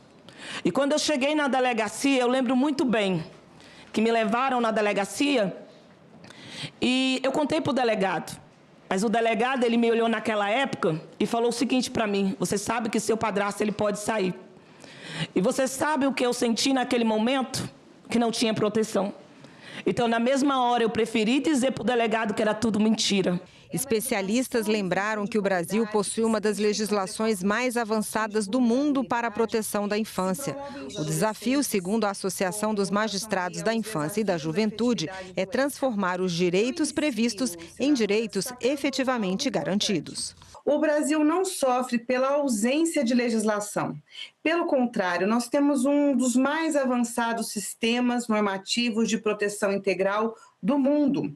E o que ainda nos desafia é transformar direitos reconhecidos em direitos efetivamente vividos. A realidade demonstra que milhares de crianças e adolescentes no Brasil continuam expostos à violência, à negligência, à exclusão social e a múltiplas formas de vulnerabilidade. O Estatuto ele deixou de ser apenas uma referência jurídica e passou a inspirar novas gerações de direitos, né? Acho que em 2016 nós tivemos o Marco Legal da Primeira Infância, né? A doutora Cati mencionou, né, a importância da primeira infância. O Marco Legal da Primeira Infância ele vem inaugurar, né, essa perspectiva, né, da importância de se proteger a criança de 0 a 6 anos, pensando em todo o seu desenvolvimento integral.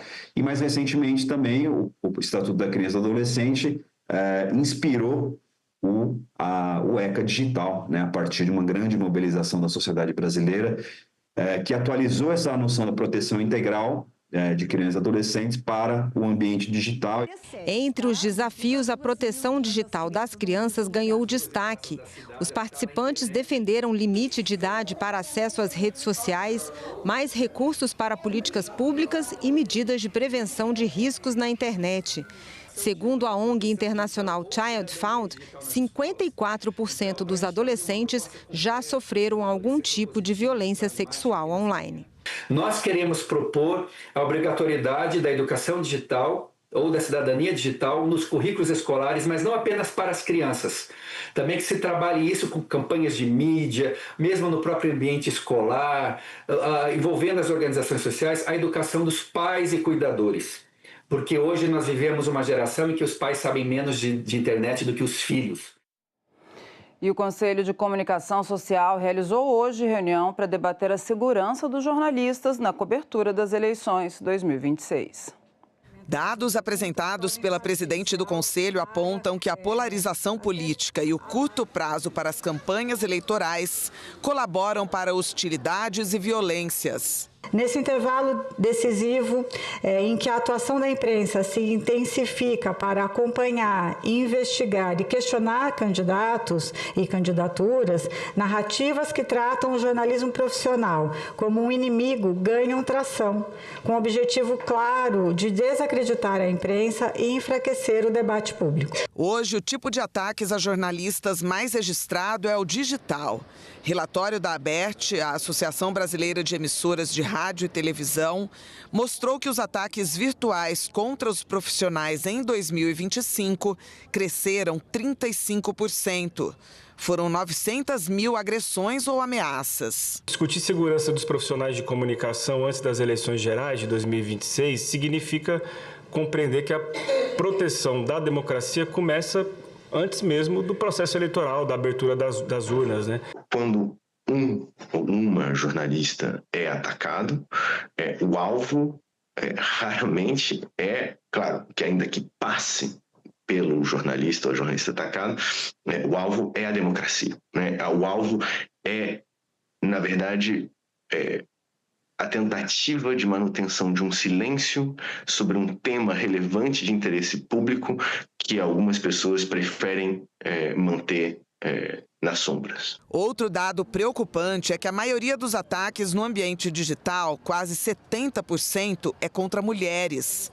A representante do Instituto Torna Voz destacou também os altos índices de processos judiciais contra jornalistas, afirmando que essa tem sido uma estratégia para tentar calar a imprensa. Obviamente, quando a imprensa comete abusos ou ilícitos, ela deve ser responsabilizada, mas o que a gente vê com muita frequência é que há processos que são movidos puramente com esse intuito intimidatório, em que as pessoas ajuizam processos sem sequer dizer que tem alguma informação falsa naquela matéria jornalística que está reportando um fato de interesse público. Para monitorar e ajudar a combater essa violência durante as eleições, o Ministério da Justiça criou um grupo de trabalho eleitoral que reúne especialistas e membros da sociedade. O GT, ele busca reunir, ele constrói esse espaço de atores chaves para uma resposta mais coordenada no recebimento de denúncias, acompanhamento, na qualificação desse acompanhamento e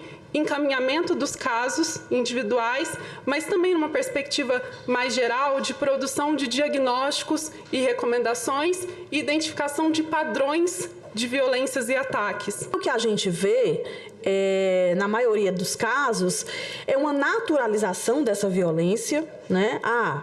O jornalista cobre uma pauta perigosa. Eleição não deveria ser uma pauta perigosa. Né? Eleição acontece a cada 2 anos no Brasil e a classe política, por exemplo, não deveria ser o maior agressor dos jornalistas nos últimos 6 anos, como a gente tem visto nos relatórios da FENAGE. E olha só que bacana, falta pouco para a Semana de Vivência Legislativa do programa Jovem Senador 2026. Já foram anunciados os vencedores dos 26 estados e do Distrito Federal. E o selecionado de Brasília veio de uma escola de Taguatinga. Era sábado e o Centro de Ensino Médio de Taguatinga Norte, no Distrito Federal, estava lotado e animado. Mas não era dia de aulas, e sim dos jogos internos escolares. A ocasião foi propícia para um anúncio muito aguardado pela comunidade escolar. O que faz um vencedor? Um vencedor se faz com muita rede de apoio. Então, se não fosse o professor, a professora, se não fosse a família, se não fosse a escola, não haveria o vencedor. Eu queria anunciar o aluno Caleb Gomes, jovem senador de 2026.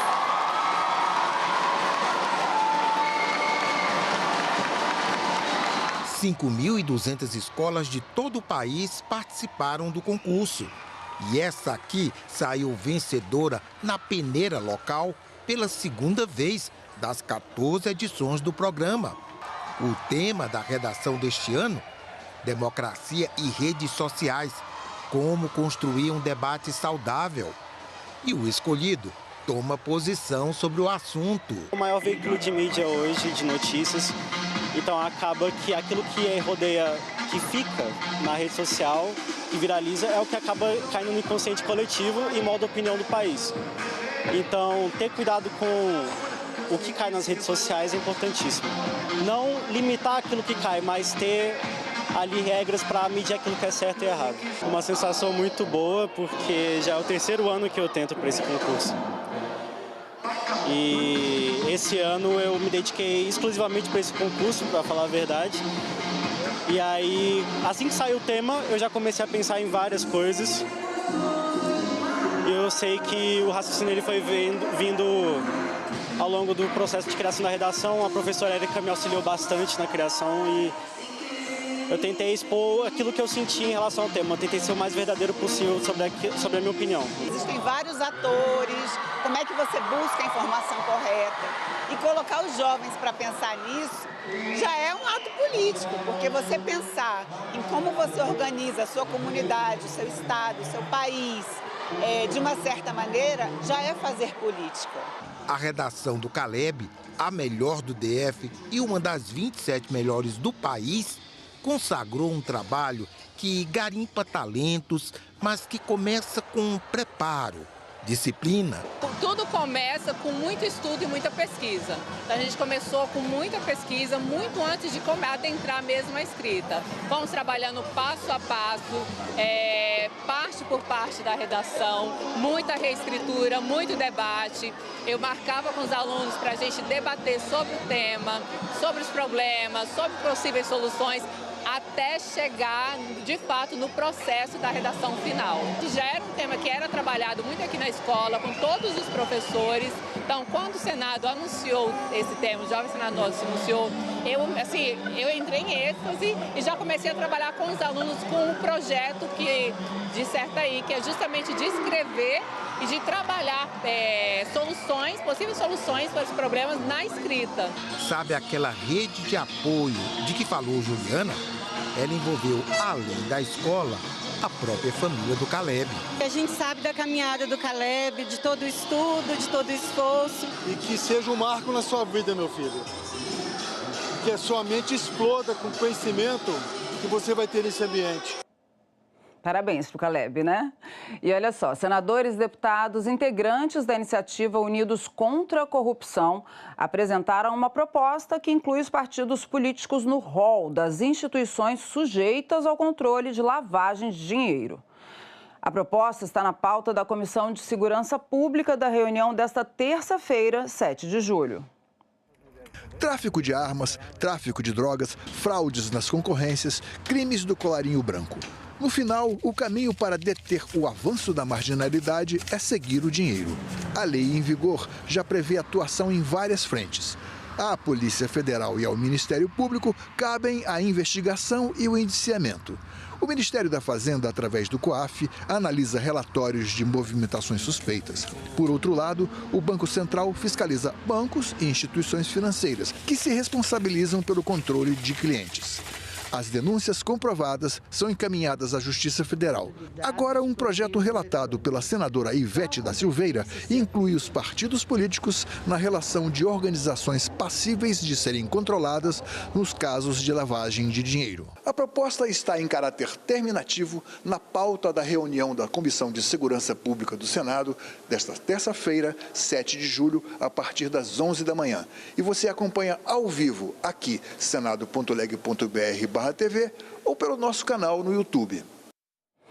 E agora são 13h45 e nós vamos conferir os destaques das atividades programadas para essa semana aqui no Senado. Daqui a pouquinho, às 2 da tarde, o Conselho de Comunicação Social se reúne novamente para tratar da pauta interna do colegiado.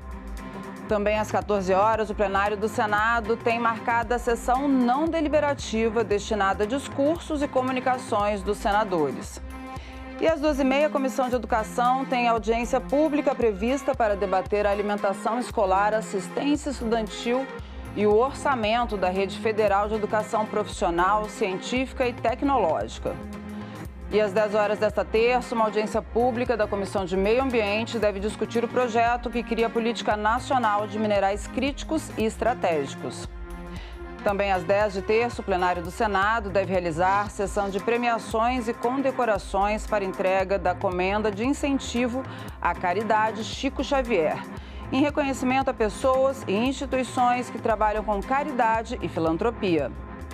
Às 10 horas de quarta-feira, a Comissão de Ciência e Tecnologia tem reunião marcada. Na pauta, exame de projetos de concessão, renovação ou transferência para o funcionamento de emissoras de rádio e TV e de emissoras de rádio comunitária. Também às 10 de quarta, uma sessão especial no plenário do Senado deve celebrar os 200 anos da Biblioteca e do Arquivo do Senado Federal. Às 10 horas de quinta-feira, uma audiência pública está prevista na Comissão de Direitos Humanos para homenagear o Dia Mundial contra o Trabalho Infantil, celebrado em 12 de junho, e debater a conscientização social, a prevenção e o fortalecimento das políticas públicas de erradicação do trabalho infantil no Brasil. Também às 10 de quinta, uma sessão especial no plenário do Senado deve celebrar os 15 anos da inauguração do Porto de Itapoá, em Santa Catarina. O porto fica no município de mesmo nome e é um dos mais modernos e movimentados do país. E a semana deve se encerrar com uma sessão especial às 10 horas de sexta-feira, para celebrar os 12 anos do Marco Regulatório das Organizações da Sociedade Civil de Interesse Público, OCIPs. Os senadores começaram a discutir no plenário a proposta de emenda à Constituição que prevê aposentadoria especial para agentes comunitários de saúde e de combate às endemias. Segundo a PEC, as mulheres poderão se aposentar aos 57 anos de idade e os homens aos 60 após 25 anos de contribuição. A votação em primeiro turno da proposta está marcada para o dia 15 de julho. O plenário do Senado começou a analisar nesta terça-feira a proposta de emenda à Constituição que estabelece aposentadoria especial para agentes comunitários de saúde e agentes de combate às endemias. O texto também determina a regularização do vínculo funcional desses profissionais. A PEC fixa regras permanentes e transitórias de aposentadoria para as duas categorias. Os profissionais terão direito à aposentadoria com idade mínima de 57 anos para mulheres e 60 anos para homens, desde que comprovem 25 anos de contribuição e de efetivo exercício na atividade profissional. A proposta ainda disciplina a forma de contratação dos agentes, prevê financiamento pela União e estende as regras aos agentes indígenas de saneamento e aos agentes indígenas de saúde. Essa foi a primeira das 5 sessões de discussão da PEC em primeiro turno. O presidente do Senado, o senador Davi Alcolumbre, disse que vai colocar em votação um calendário especial para que não haja as 3 sessões de discussão em segundo turno. Para ser aprovado, o texto precisa do voto favorável de 3/5 do Senado em cada turno, ou seja, 49 senadores. Se for aprovada no Senado, a PEC segue para a promulgação. A expectativa de todos nós no Brasil, inclusive da grande maioria dos senadores aqui na casa, é que essa PEC pudesse ser deliberada e votada no dia de hoje. Porque se quase 70 senadores que apoiaram o regime de calendário especial para aprovação aqui na casa, se isso não for democrático, eu não sei mais o que é democracia no Senado Federal. Se nós conseguimos concluir o segundo turno e a votação do calendário especial, essa matéria vai ser deliberada ainda neste período de sessão legislativa e pelo calendário que a mesa me apresenta, dia 15/7, daqui a 15 dias. E o Senado Verifica acaba de conquistar um importante reconhecimento nacional. O serviço passou a integrar o Mapa Brasileiro de Educação Midiática, que reúne 523 iniciativas de todo o país, voltadas ao fortalecimento da informação de qualidade. E a novidade chega justamente quando o Senado Verifica completa 6 anos de atuação. E para falar sobre esse trabalho, recebemos Sara Reis, gestora do Senado Verifica. Bem-vinda, Sara. Olá, Isa. Obrigada pelo convite. Boa tarde para todo mundo que está acompanhando. Pois é, como você falou, né, essa é uma conquista muito importante para o Senado Federal. O Senado Verifica agora faz parte do Mapa Brasileiro de Educação Midiática, um levantamento nacional que reúne 523 iniciativas desenvolvidas por universidades, escolas, organizações da sociedade civil, governos e veículos de comunicação de todas as regiões do Brasil. Olha só, mais do que um catálogo de projetos, esse mapa mostra como a educação midiática vem sendo construída de forma coletiva. Isso, Isa, para fortalecer uma cultura de informação mais crítica, ética e democrática. Essa inclusão reconhece o trabalho que o Senado vem desenvolvendo para combater a desinformação, não apenas por meio da checagem de fatos, mas também por meio de conteúdos educativos voltados ao letramento digital. E muito legal, porque esse reconhecimento chega justamente quando a gente está celebrando 6 anos do Senado Verifica. Amanhã, dia 7 de julho, é dia de cantar parabéns. É isso que eu ia falar. Então, agora já chegou o presente perfeito, né? E para quem ainda não conhece, o que é exatamente o Senado Verifica, você pode explicar para a gente? Claro, olha só, o Senado Verifica é o serviço oficial de combate à desinformação do Senado Federal. Ele foi criado em 2020 para responder dúvidas dos cidadãos e esclarecer informações falsas ou enganosas que circulam sobre o Senado, o processo legislativo e a atividade parlamentar. E qualquer pessoa pode entrar em contato com a gente. Nossa equipe analisa o conteúdo, consulta as áreas técnicas sempre que necessário e responde individualmente cada pessoa com informações oficiais. Até agora, a gente já realizou mais de 4.500 atendimentos, além de publicar dezenas de checagens e materiais educativos, Isa. E vai aparecer mais, né? Ainda mais agora em época de eleição, que mais vai vir vai ser gente perguntando, tem que perguntar mesmo, viu, gente? Não vai caindo em fake news, não. E quais são as dúvidas mais frequentes, por exemplo, agora que tem eleições? Isa, em anos eleitorais, né, aumentam bastante os questionamentos sobre o processo eleitoral, o funcionamento das urnas eletrônicas, por exemplo, vai ter voto impresso, não vai ter voto impresso? Não vai ter voto impresso, já vou dar esse spoiler para vocês. E muitos conteúdos que viralizam nas redes sociais. A gente também recebe muitas dúvidas sobre supostas decisões que são atribuídas ao Senado, mas que nunca aconteceram. Sabe aquela coisa, eles foram lá, votaram de madrugada, ninguém viu, ninguém falou, só a gente está sabendo? Pois é, muito cuidado com esse tipo de informação. A gente tenta explicar esses temas de maneira simples, didática e sempre baseado em informações oficiais, Isa. Pois é, e hoje o trabalho vai além da checagem, né? Como é que as pessoas podem fazer para elas ficarem ainda mais atentas e não caírem em nenhuma fake news, informação errada, ou ficar repassando isso, né? Exatamente, Isa. A gente percebeu, pessoal, que apenas desmentir informações falsas já não é suficiente, porque está todo mundo aqui se informando pelo celular mesmo, né? As pessoas não estão indo mais nas agências de notícia, não estão comprando mais jornal, então as pessoas estão querendo se informar pelo WhatsApp, por exemplo, né?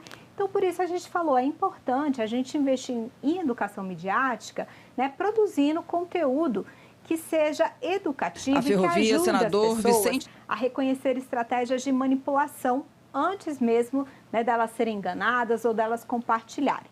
Então, a gente fala muito em inteligência artificial, algoritmos, bolhas informacionais, checagem de fatos, né?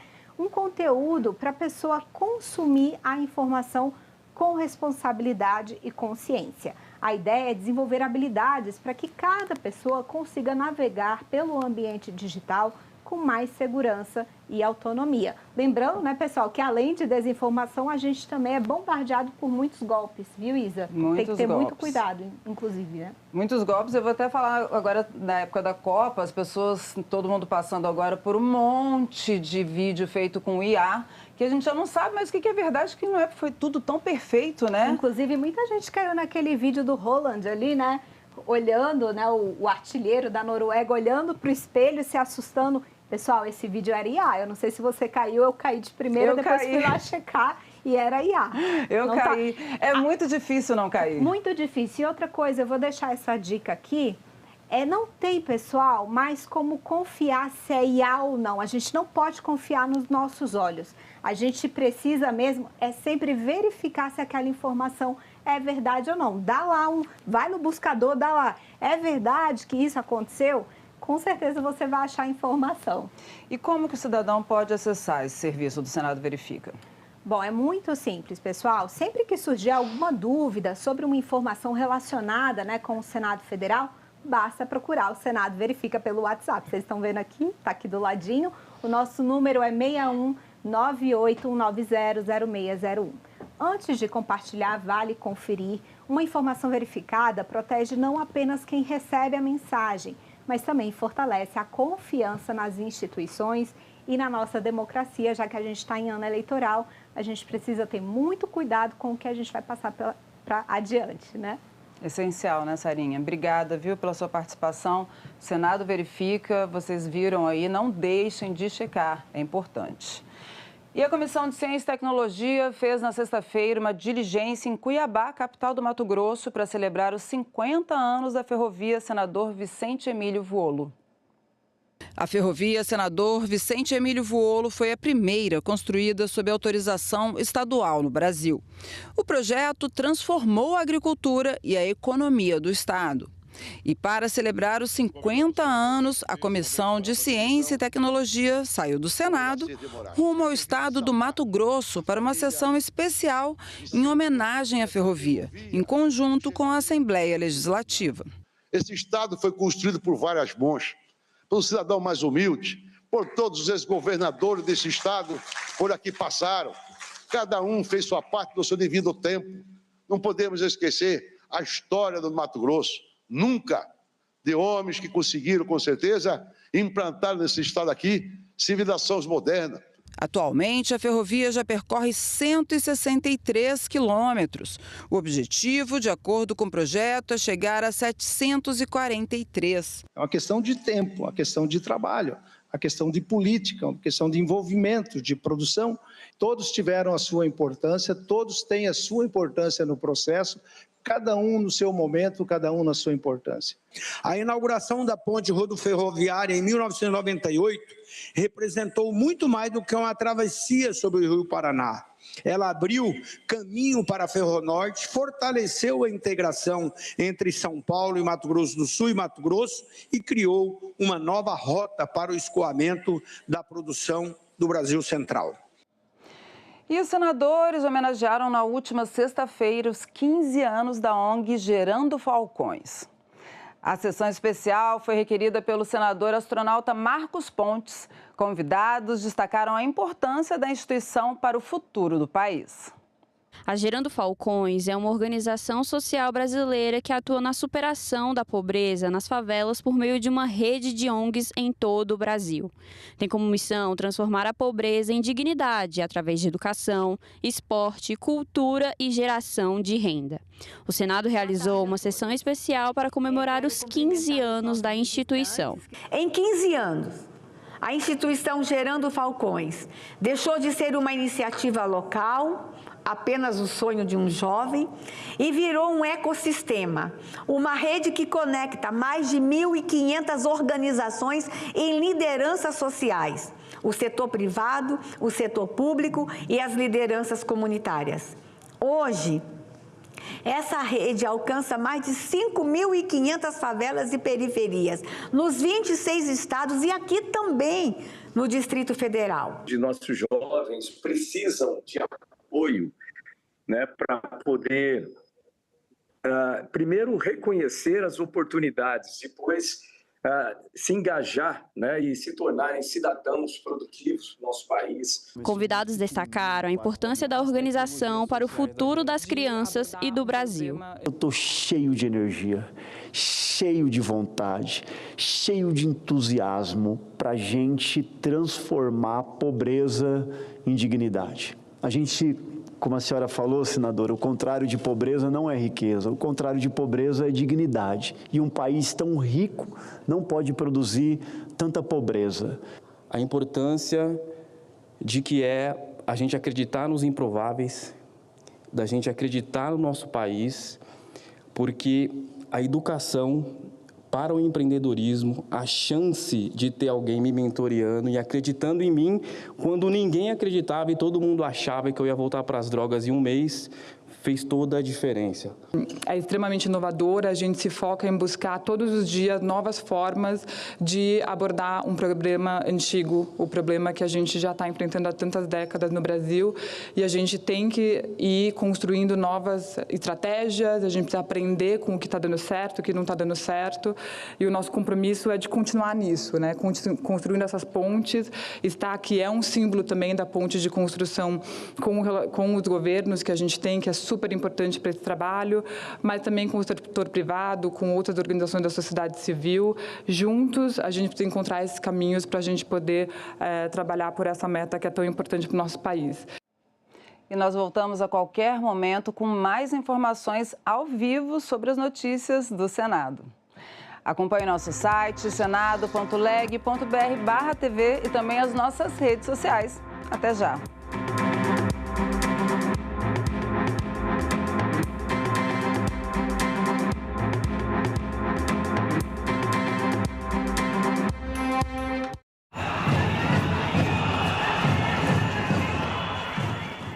No próximo assunto de Estado, vamos falar sobre saúde, trabalho, matriz energética, entre outros temas. E o nosso convidado é o senador Rogério Carvalho, do PT de Sergipe. Não percam. A gente vai viver um novo tempo no Estado de Sergipe. Você imagine uma arrecadação prevista extra para o Estado de 45 bilhões de reais. O que isso vai gerar de emprego e renda. Assunto de Estado. Hoje, 20h, aqui na TV Senado. A propaganda do Estado Novo valoriza o trabalho de tal maneira que o DIP aconselha a mudança de versos do samba de carnaval Bonde de São Januário, para adequar a letra aos novos tempos. Os autores, Ataúfo Alves e Wilson Batista, substituem então a tradicional figura do malandro carioca por um trabalhador feliz e responsável. Quem trabalha é que tem razão, eu digo e não tenho medo de errar. Quem trabalha é que tem razão, eu digo e não tenho medo de errar. O bonde São Januário leva mais um operário, sou eu que vou trabalhar. Pablo Ademir, o que as empresas estatais podem fazer para incentivar o desenvolvimento tecnológico brasileiro? Tônia, hoje as empresas podem financiar projetos, podem subvencionar projetos e empresas, elas podem incubar ou acelerar startups, empresas que já existem, elas podem comprar participação societária ou investir em outros projetos. Agenda Econômica, nesta terça, 20h, aqui na TV.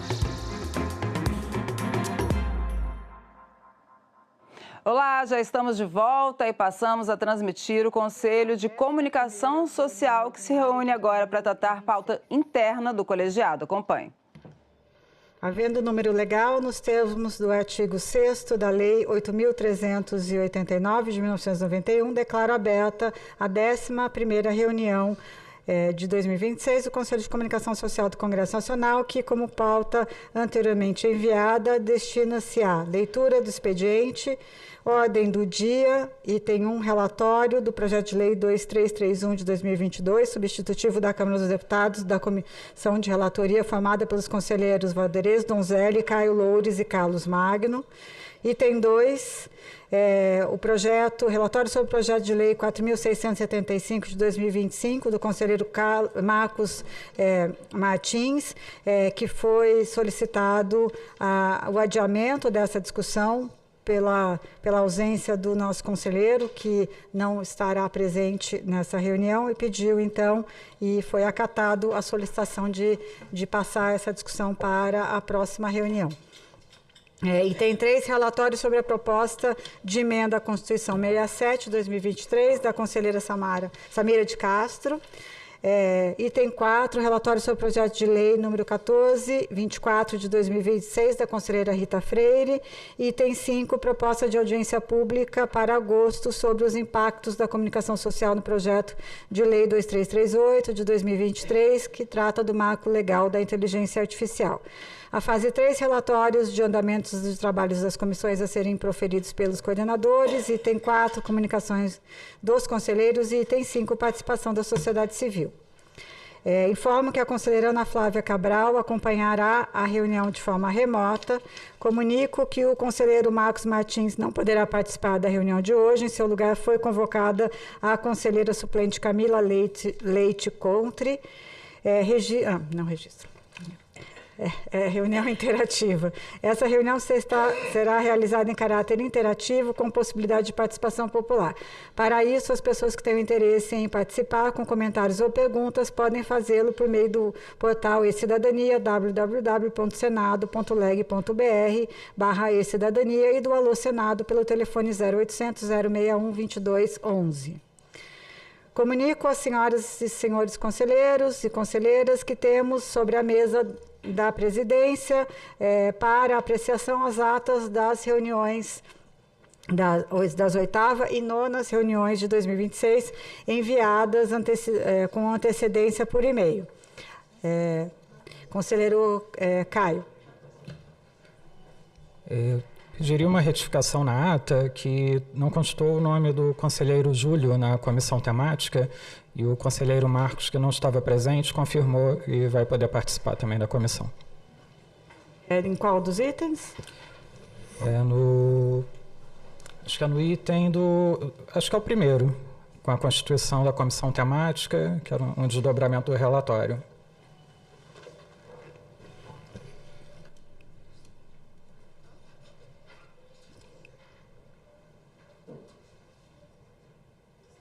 Vamos só checar aqui, Caio, a gente já dá sequência.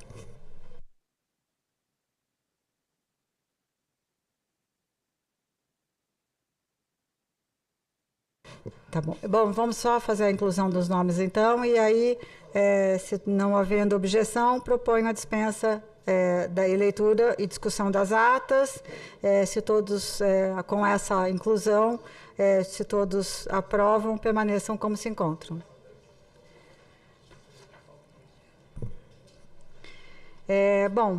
Na fase de leitura, né, o item 1, encaminhamento do PCS 1 de 2026. Informo que 9 de junho foram enviados ao senador o parecer do Conselho de Comunicação Social número 1, senador Flávio Aires, né?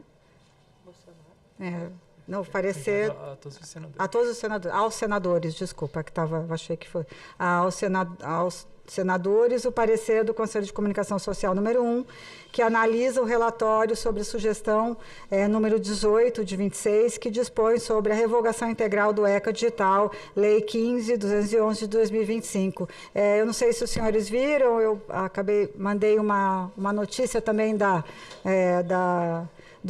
Agência Senado sobre o tema. O senador Flávio Aires fez uma menção a isso, então acho que foi muito importante a nossa participação e contribuição nesse tema. O item 2, evento de lançamento de guia sobre o ECA Digital. Informo que o Conselho de Comunicação Social foi sondado pela Frente Parlamentar Mista para a Promoção da Saúde Mental por meio da conselheira Ramênia Vieira, para ajudar no evento de lançamento do guia A Gente Usa, A Gente Decide, guia de apoio à implementação do ECA Digital a partir da experiência do usuário jovem, que será realizado no auditório Freitas Nobre do Congresso Nacional no dia 25 de agosto de 2026, das 10 às 12 horas.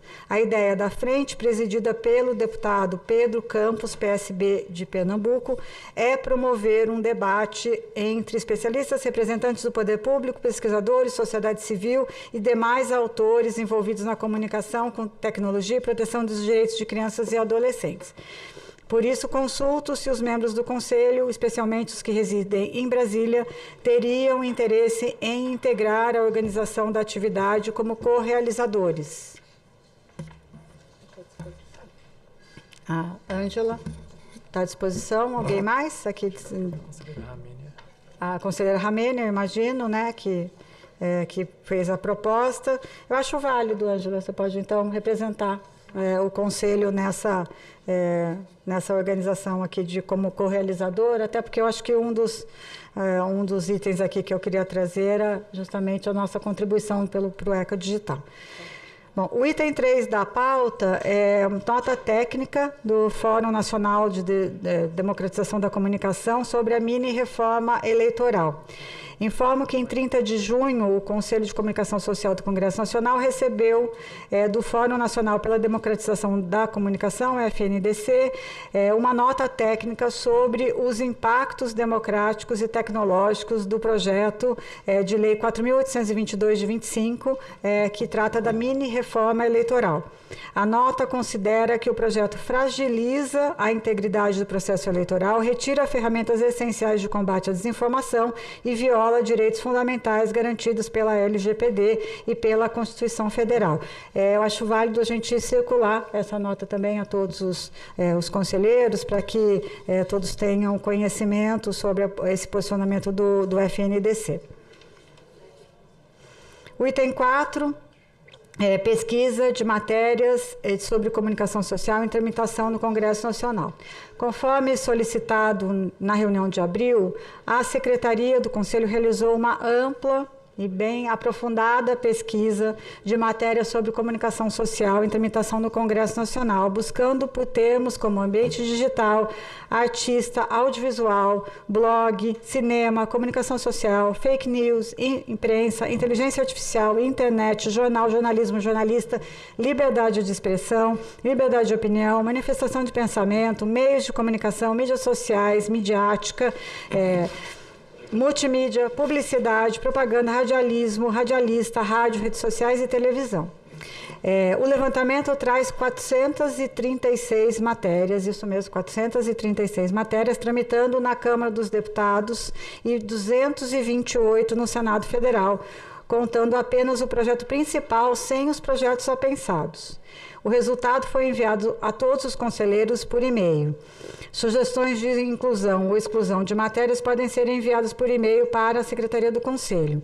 As sugestões enviadas pelo conselheiro Caio Loures serão acrescentadas ao levantamento. Eu até solicitei que a Secretaria enviasse esse levantamento previamente para todos, porque eu acho que é muito importante que todos nós aqui nos debrucemos sobre os projetos que estão em andamento, em tramitação no Senado e na Câmara.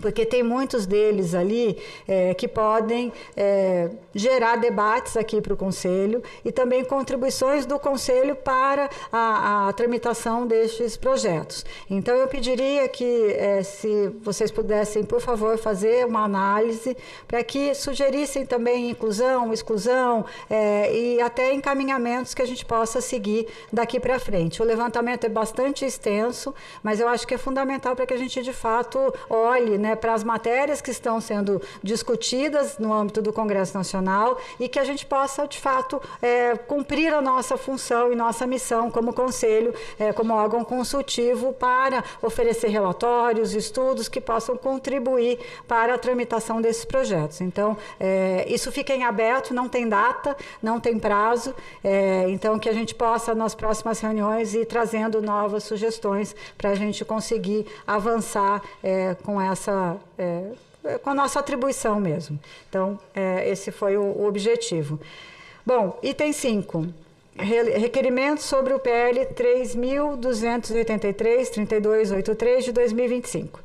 O conselheiro Caio Loures apresentou requerimento referente ao projeto 3283 de 25, que altera o artigo 19 da Lei 12.965, de 23 de abril de 2014, para dispor sobre a obrigatoriedade de comunicação pelo provedor quando da indisponibilidade de conteúdo sem ordem judicial.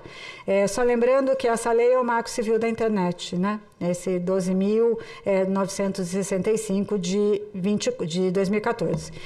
Este projeto teve parecer aprovado na Comissão de Direitos Humanos do Senado Federal, com uma emenda para incluir o Conselho de Comunicação Social do Congresso Nacional, ou seja, nosso Conselho, entre os órgãos que devem receber a comunicação, né, de indisponibilidade, quando for, né, indicado, a indisponibilidade do conteúdo sem ordem judicial. O requerimento do conselheiro Caio Loures é no sentido de encaminhar à Consultoria Legislativa do Senado um pedido de avaliação de legitimidade e de viabilidade regimental e estrutural da inclusão do Conselho de Comunicação Social entre os órgãos destinatários das comunicações de indisponibilização de conteúdo sem ordem judicial de que trata o projeto. Sendo a conclusão da consultoria favorável, o requerimento propõe a realização de audiência pública sobre o tema e a constituição de um grupo de trabalho para elaborar estudo técnico e relatório com recomendações a serem encaminhadas como contribuição institucional ao do CCS à Comissão de Constituição, Comissão de Constituição, Justiça e Cidadania do Senado Federal e à Câmara dos Deputados.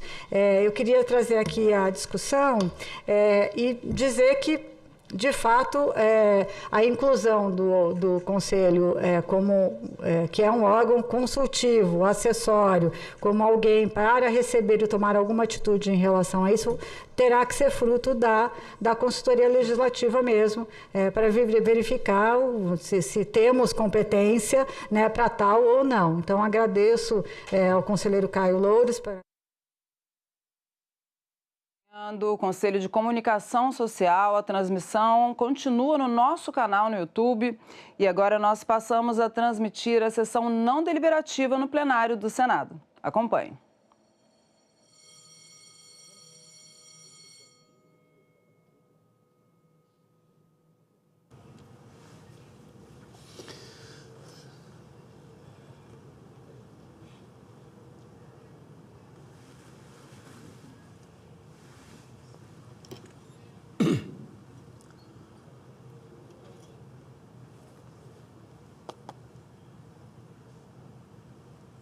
Sessão não deliberativa semipresencial dia 6/7/2026. A número regimental, declaro aberta a sessão. Sobre a proteção de Deus, iniciamos os nossos trabalhos. A presente sessão não deliberativa semipresencial destina-se a discursos, comunicações e outros assuntos de interesse partidário ou parlamentar. As senadoras e os senadores poderão se inscrever para o uso da palavra por meio do aplicativo Senado Digital, por intermédio dos totens disponibilizados na casa, ou por solicitação à mesa durante a sessão. Os senadores presentes remotamente e inscritos para o uso da palavra poderão fazê-lo através do sistema de videoconferência. Passamos à lista dos oradores inscritos. Como primeiro orador inscrito, passo a palavra ao senador Paulo Paim, do PT do Rio Grande do Sul. Vossa Excelência dispõe de 20 minutos. Senhor presidente, senador Chico Rodrigues, sempre é uma satisfação usar a tribuna sob a orientação de Vossa Excelência. Presidente, o Senado promoveu no dia 1º de julho, aqui, um amplo debate sobre o fim da escala 6x1 e a redução da jornada de trabalho para 40 horas semanais sem redução de salário. Estiveram presentes senadores, senadoras, deputados estaduais, federais, ministros de Estado, centrais sindicais, confederações, movimentos sociais, representantes de empresários, associações cooperativas, especialistas e representantes dos 3 setores da economia nacional. Quero enaltecer a pluralidade e o alto nível do debate. Esse encontro durou mais de 10 horas. Falaram 56 convidados. Foi uma sessão temática presidida pelo senador Laércio Oliveira e por mim. Aliás, o senador Laércio foi o primeiro signatário do requerimento do pedido da sessão. Quero agradecer também as suas palavras sobre o nosso trabalho no Senado e também por ter dividido a presidência dos trabalhos com este senador. Muito obrigado, senador Laércio. Agradeço também ao presidente do Senado, senhor Davi Alcolumbre, e ao presidente da Câmara, deputado Hugo Mota, por terem pautado esse tema lá na Câmara, já votado, e aqui está pronto para que a CCJ e o plenário vote. A sessão do dia 1º ocorreu depois de uma conversa que tivemos, eu e outros senadores, com o presidente Davi. Ele recebeu, inclusive, nesse dia, as centrais sindicais e fez um questionamento fundamental. Ele disse que virou notícia e o debate continua até hoje. Qual o motivo de colocar em uma regra de transição na PEC 221/2019 aprovada na Câmara? Eu disse a ele que, de fato, na Constituinte de 1988, e eu estava lá, quando da redução da jornada de 48 horas para 44, não houve, no texto da Constituição, regra de transição. Quero também aqui deixar meus cumprimentos à líder do governo no Senado, senadora Tereza Leitão, que fez uma bela fala. Ela lembrou que esse tema é debatido há décadas. Da mesma forma, enaltecer as palavras de todos os senadores e senadoras, entre os quais que usaram a palavra, Rogério Carvalho, Cleitinho, Jaime Campo, que fizeram falas incisivas sobre a importância do fim da escala 6x1. Destaco também a posição do senador Romário, senador Steve, senador Zequinha Marinho, Jader Barbalho e tantos outros, Zenaide Maia, que se posicionaram também contra a jornada 6x1, favorável a 5x2. Senhor presidente, eu posso dizer, senador Chico Rodrigues, que tem também uma posição semelhante à minha, que 80% dos oradores que aqui estiveram foram favoráveis à redução da jornada. Há questões pontuais a serem resolvidas, segundo eles. Entendo que elas poderão ser resolvidas na implementação, como foi feito depois da promulgação da Constituição de 88. Senadora Damares, que já está aqui também, como sempre, é uma satisfação falar sobre a escuta muito atenta, como sempre, de Vossa Excelência. É fundamental que o Senado vote o quanto antes a PEC 221/2019. Ela já foi aprovada na Câmara. 513 parlamentares, somente 19 votou contra. Pesquisas apontam que mais de 80% da população brasileira apoia o fim da escala 6x1, passando então para 5x2. Com isso, redução da jornada de trabalho para 40 horas semanais, sem redução de salários. Estamos tratando de políticas humanitárias, de distribuição de renda, de solidariedade e de justiça social. Estamos falando do presente e do futuro de gerações. Estamos falando de famílias, de saúde física e mental, de mais tempo para o estudo, para a qualificação profissional, para a cultura, para o lazer, a convivência do dia a dia da nossa gente. Estamos falando das famílias, estamos falando, acima de tudo, da vida, inclusive religiosa e espiritual. Esse debate acompanha a própria história da humanidade. Está presente em diferentes manifestações da cultura, da política e do pensamento social. A literatura mundial há muito tempo reflete sobre o excesso de trabalho e o desejo humano para a dignidade e convivência.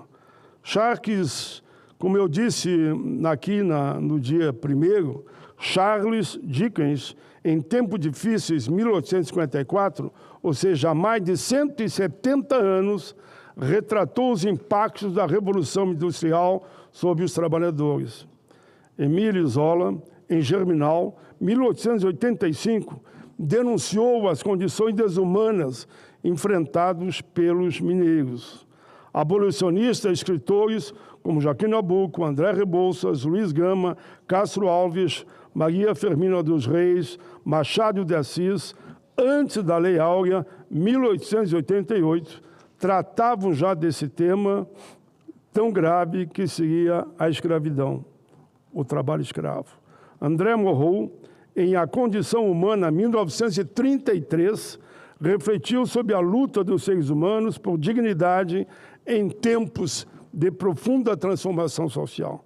Patrícia Galvão, a brasileira Pagu, em Parque Industrial, 1933, expôs a dura realidade das operárias brasileiras. John Steinbeck, em Vinhas da Ilha, 1939, mostrou o drama dos trabalhadores expulsos da terra, condenados à miséria do Grande e a Grande Depressão. No cinema, Charlie Chaplin já fazia um alerta em tempos modernos, 1936, quando mostrou o trabalhador submetido ao ritmo frenético das máquinas em um sistema que agredia a condição humana. Ele disse: vós sois homens, não são máquinas.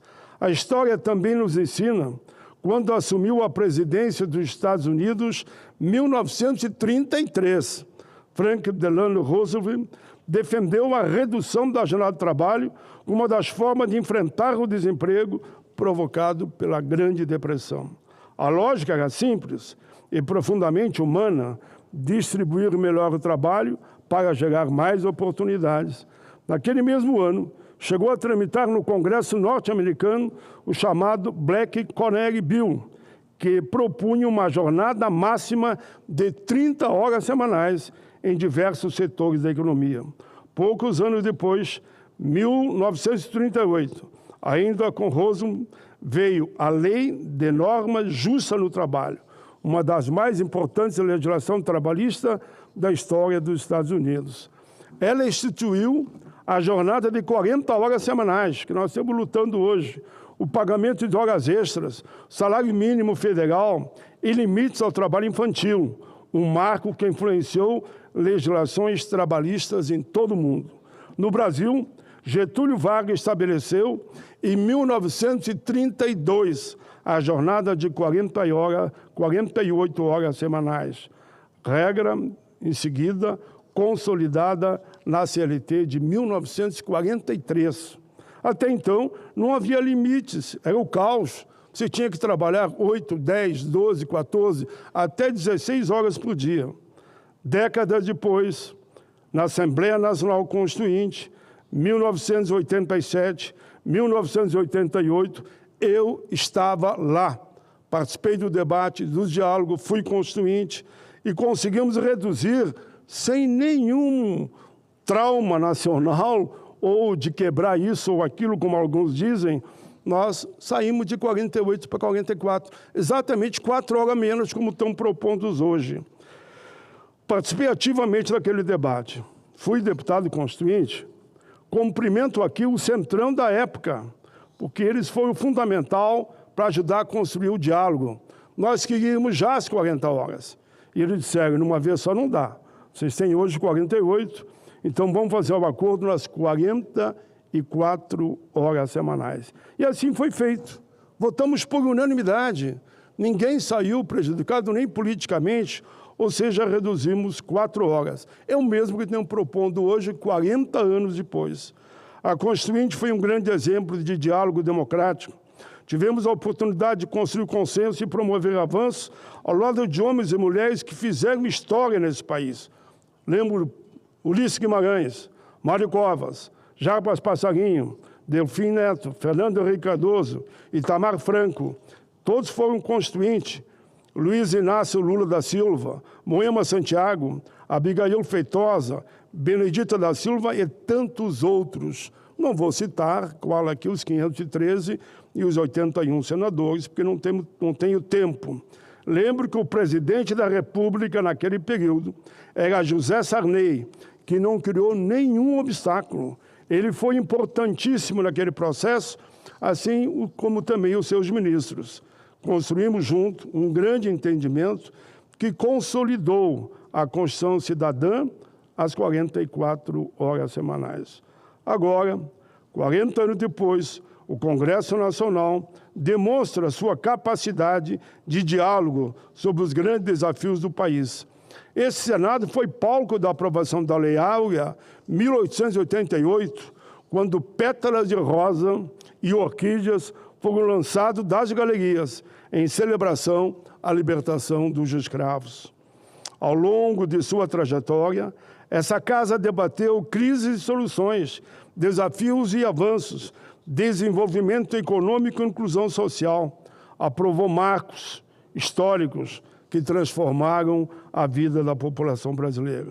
O meu sonho, confesso, é ver esse plenário coberto de pétalas de rosa e orquídeas por ter aprovado o fim da escala 6x1 e garantindo, então, a escala 5x2.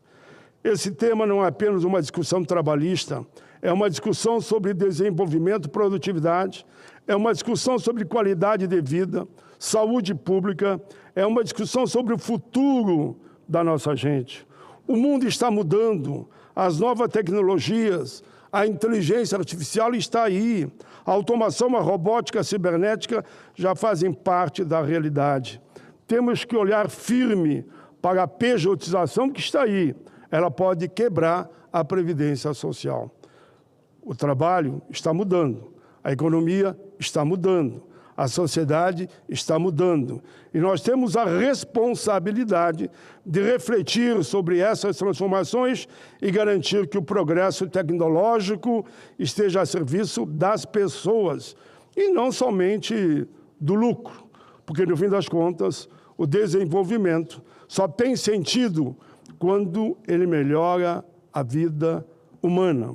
Nenhum indicador econômico é mais importante do que a dignidade das pessoas. Nenhuma estatística vale mais do que a saúde de um trabalhador ou de uma trabalhadora. Nenhum avanço tecnológico será verdadeiramente um avanço se não resultar em mais qualidade de vida, mais justiça social, mais felicidade para o nosso povo. Senhor presidente, se me permitir, eu tenho ainda 6 minutos, eu quero concluir com algo que eu tinha que falar. Eu estou muito preocupado com a situação do terremoto na Venezuela. Já são quase 4.000 pessoas que morreram.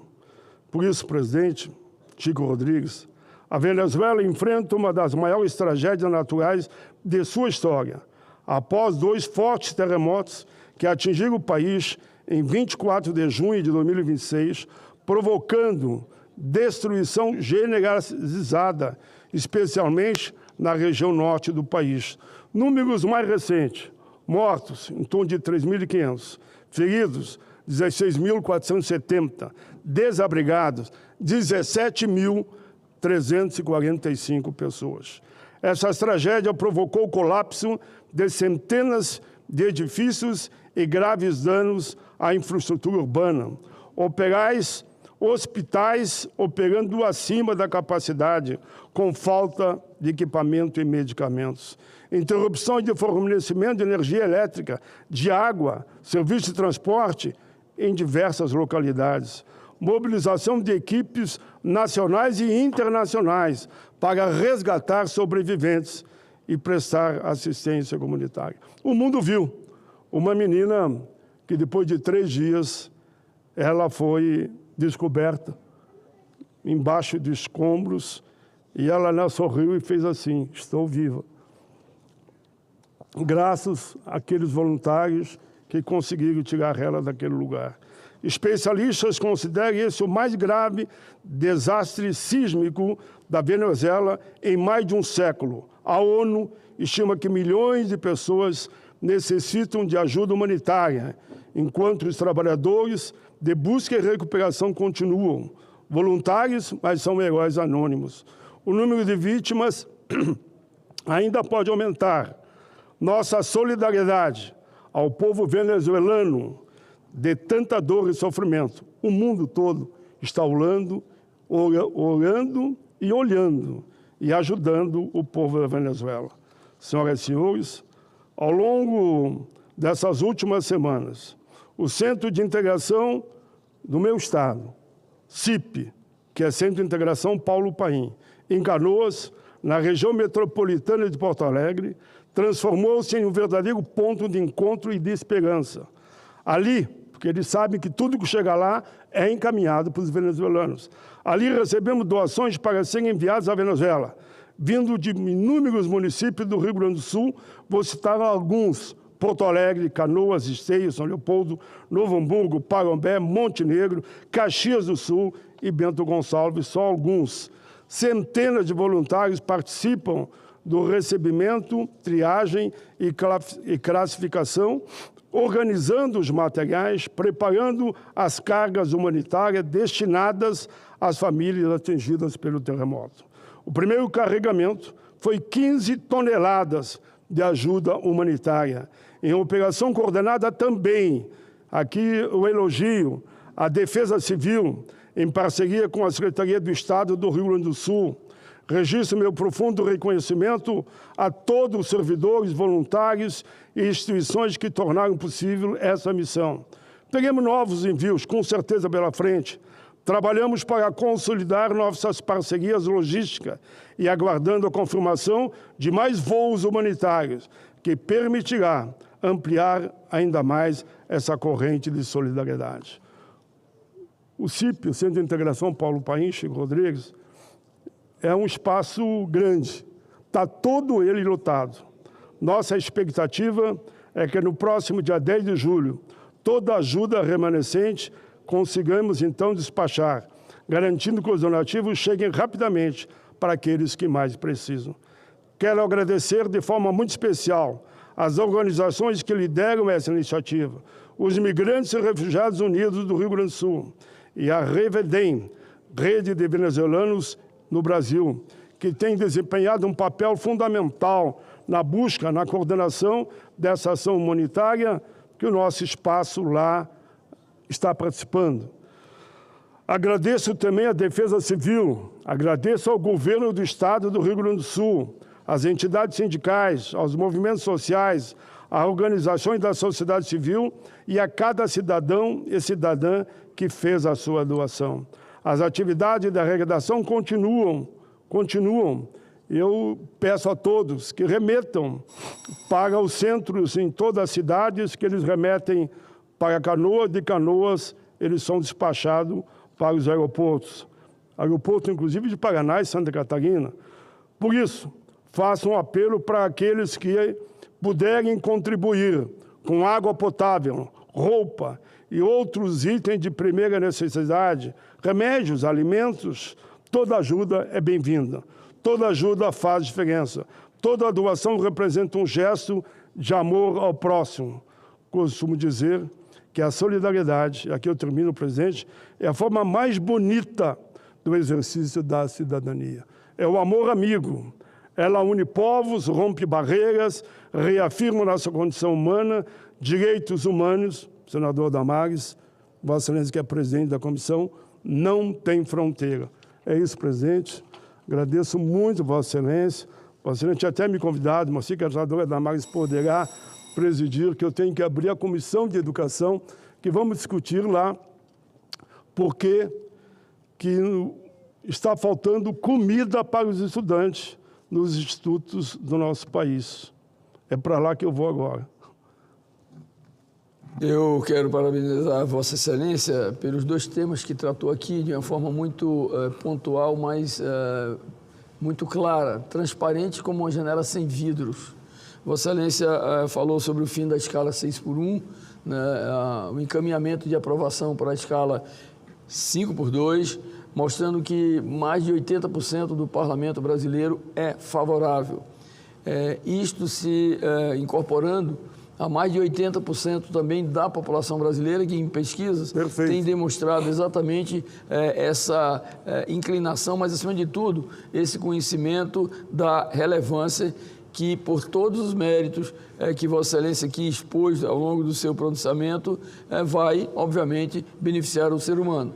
Portanto, as perdas, entre aspas, que se pregavam, elas não são perdas, elas são ganhos de compensação na medida em que se gerará mais empregos, que as empresas darão mais dinâmica às suas atividades e, logicamente, as pessoas terão todo aquele arco de benefícios aos quais Vossa Excelência se referiu. Portanto, somos favoráveis também a esse projeto desde sempre, até porque entendemos que o trabalhador brasileiro precisa não de redução de jornada de trabalho apenas por questão de acomodação, mas por questão, inclusive, psicológica, social, humanitária, enfim, né? E também Vossa Excelência se referiu aqui à questão da Venezuela, né? O terremoto, uma catástrofe que foi gigantesca e que atingiu milhares de pessoas, milhares de venezuelanos, e os números Vossa Excelência acaba de reproduzir aí, né? No entanto, órgãos da ONU e órgãos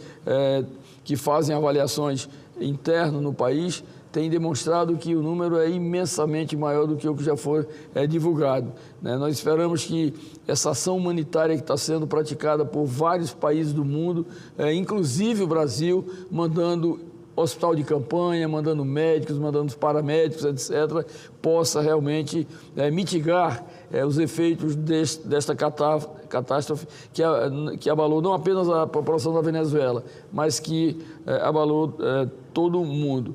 E dizer que o nosso estado, o estado de Roraima, por ser um estado que faz fronteira com a Venezuela, nós já tivemos a oportunidade, através do Exército Brasileiro, de encaminhar mais de 60 toneladas de mantimentos e benefícios para atender aos irmãos venezuelanos.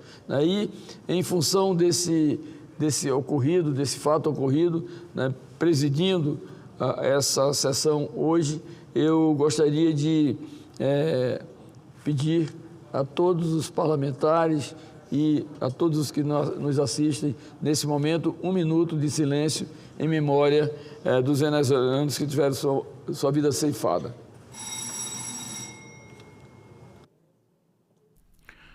Agora são 2h41. Nesse momento, uma pausa de 1 minuto, um pedido de 1 minuto de silêncio em memória dos falecidos pelo terremoto na Venezuela.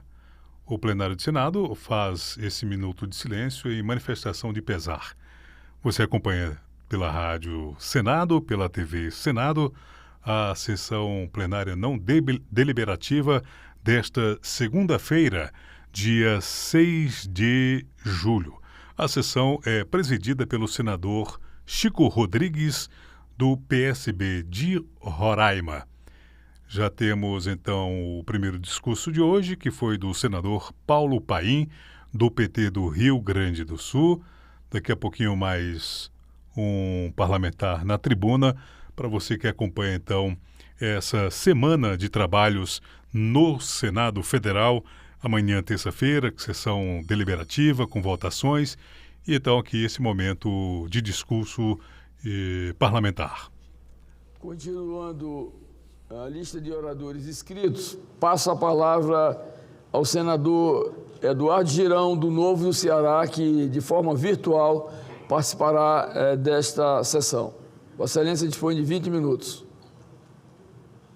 Paz e bem, presidente Chico Rodrigues, quero cumprimentar o senador Paulo Paim, senadora Damares Alves, todos os colegas senadores, que eu só estou vendo 2 aí agora, mas eu sei que muitos estão a caminho ou estão nas suas bases. Teremos mais uma sessão semipresencial essa semana, penúltima do ano, aliás, penúltima do semestre, né, antes do recesso.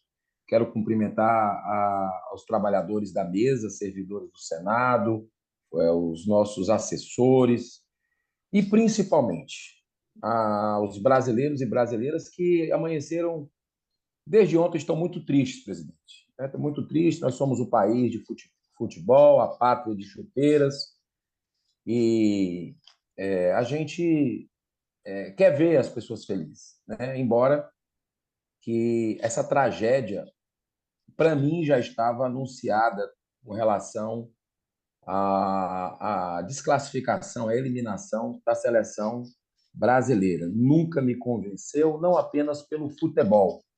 E olha que eu conheço um pouco, que fui até presidente de um grande clube nacional, o Fortaleza, mas principalmente pelo extracampo. Eu acho que nada acontece por acaso, tudo está relacionado. Eu vou procurar aqui fazer uma explanação dessa convicção, com fatos, né, dessa vergonha que o Brasil passou, né? A gente ser eliminado por uma seleção que a gente nunca tinha perdido, e com muito mérito a Noruega teve, de humildade, né? Tá à frente do Brasil de várias formas, né? Com menos corrupção, com índices de desenvolvimento melhor do seu povo, com as pessoas com acesso aos seus direitos garantidos, um país que funciona. Da mesma forma que nós perdemos de 7-1 para a Alemanha, e teve ali um aprendizado muito importante de cidadania, não apenas dentro do campo, mas fora dele, essa reflexão vale para esse momento com a Noruega. Parece um 2-1 com cara de 7-1 de novo. Né? A lição talvez não tenha sido aprendida para a gente. Chegou a hora de nós todos olharmos para o que verdadeiramente mais interessa no Brasil. Eu acho que que não existe um mal que perdure para sempre, e também não há nenhum mal que não venha para um bem maior. Então, essa tristeza, essa decepção que o povo brasileiro sofreu ontem, que ela sirva de inspiração para a gente cobrar, principalmente os poderosos de plantão, seja no parlamento brasileiro aqui, seja no executivo, seja no judiciário. E aqui nós temos elementos interessantíssimos, senhor presidente. Eu não posso deixar de fora o paraíso das bets que o Brasil virou. A Noruega deu uma goleada na gente nesse aspecto de responsabilidade social daquele país em relação ao seu povo, dos dirigentes de esporte em relação aos clubes de futebol. Lá não se vê a completa desordem, a completa devastação que existe aqui no Brasil. Lá eles têm restrições profundas com publicidade de bets. Lá eles protegem o tecido social das pessoas do endividamento em massa com jogatina. Lá os clubes não têm a proliferação indiscriminada de patrocínio de bet, em televisionamento, como a gente tem aqui. Então, essa foi a grande derrota ontem do Brasil. Pode ter certeza que não existe coincidência, né? O Brasil virou o paraíso das casas de aposta, que afasta o torcedor do futebol. E muita gente, inconscientemente, eu conversei com muitas pessoas, ontem fui no mercado, aqui em Fortaleza, inclusive o nosso pré-candidato a presidente, Romeu Zema, estava conosco aqui, nós visitamos o mercado dos peixes, né? Conversamos com as pessoas também no mercado de São Sebastião, e a gente percebia ali que muita gente estava com o pé atrás. Assim. Não existe uma conexão da seleção de futebol com a sociedade. Sabe por quê? Porque a CBF ela é patrocinada por duas casas de aposta na Série A e Série B. Está levando, está em as digitais da CBF, o endividamento em massa dos brasileiros, as perdas de casamento, a destruição de famílias, as perdas de emprego dos brasileiros que estão viciados, aos suicídios que acontecem todo dia por causa disso. A CBF, em vez de promover o esporte, em vez de proteger os torcedores, a CBF dá um exemplo inverso. Se não fosse tão necessária, eu vou falar sobre ela aqui, a CBI do Banco Master, que ficou ainda mais claro que esse é o verdadeiro interesse que o povo brasileiro tem que se dedicar para cobrar dos políticos. A instalação imediata para investigar a maior fraude do sistema financeiro do Brasil, que está impune ainda. Eu ia propor a CPI da CBF, senhor presidente. E eu acho que ela vai acontecer, seja conosco aqui, mas tem essa prioridade do Master, seja com os senadores que vão entrar na próxima legislatura, porque o cheiro está muito forte, cheiro ruim. E eu vou dizer aqui das interferências, inclusive de togados, dentro dessa instituição que representa a paixão nacional, a pátria de chuteiras. Então, senhor presidente, essa é a maior de todas as coisas do mundo. Não foi dessa vez que o Brasil chegou ao seu sonhado hexacampeonato. E pesou muito, não apenas ter desperdiçado o pênalti contra a seleção da Noruega, que o Brasil nunca perdeu, mas tudo isso que está acontecendo extra-campo. Lá dentro do campo é um reflexo da organização, do cuidado, da ética. Eu tenho consciência disso porque eu fui presidente de um clube. A bola não entra por acaso, ou entra por acaso. Por que eu estou destacando esse ponto, senhor presidente? O futebol é o esporte mais globalizado do planeta Terra. Naquele instante, bilhões de pessoas, como daqui a pouco no jogo Portugal e Espanha, enquanto eu estarei dentro do avião indo para Brasília, todos os países do mundo estão assistindo. Bilhões de pessoas conectadas assistindo. Nessa hora não está em jogo apenas um goleiro, um jogador e uma bola. É muito mais do que isso. Está em jogo a energia predominante de todo um país chamado Brasil. Numa hora dessas, como ontem, 5 horas da tarde, geralmente é o técnico que recebe as maiores críticas. Isso talvez se aplique para times profissionais do futebol, mas nesse caso é muito mais complexo porque envolve a bandeira nacional. O senhor sabe disso. Eu já falei, o senhor presidindo a sessão, quando o Ancelotti foi chamado, eu lhe disse, nada contra a pessoa e contra o profissional do Ancelotti, muito pelo contrário, mas o Brasil tinha que ter um técnico brasileiro, já começou errado também dali, isso para falar dentro do campo. Nós temos N técnicos competentes no Brasil, nós somos o país do futebol, para que trazer gente de fora? É nossa essência, é nossa identidade, presidente. Tem o Felipe Luiz, por exemplo, um cara que reúne o útil ao agradável. Um profissional competente, campeão, que não faz propaganda de bet por princípio. É isso que falta no Brasil, é princípio. Você vê um Neymar fazendo ali propaganda de aposta, não me comove. O choro dele no final, aliás, mostra uma completa inversão. Ele está discutindo com o goleiro, fazendo birra, enquanto milhões de pessoas queriam que ele fosse pegar aquela bola dentro do gol e voltar para tentar uma última vez. Ali revela a desarmonia que se tem de uma nação que preferiu as apostas, a jogatina, o desespero do seu público. E nós temos responsabilidade, porque nós votamos isso aí.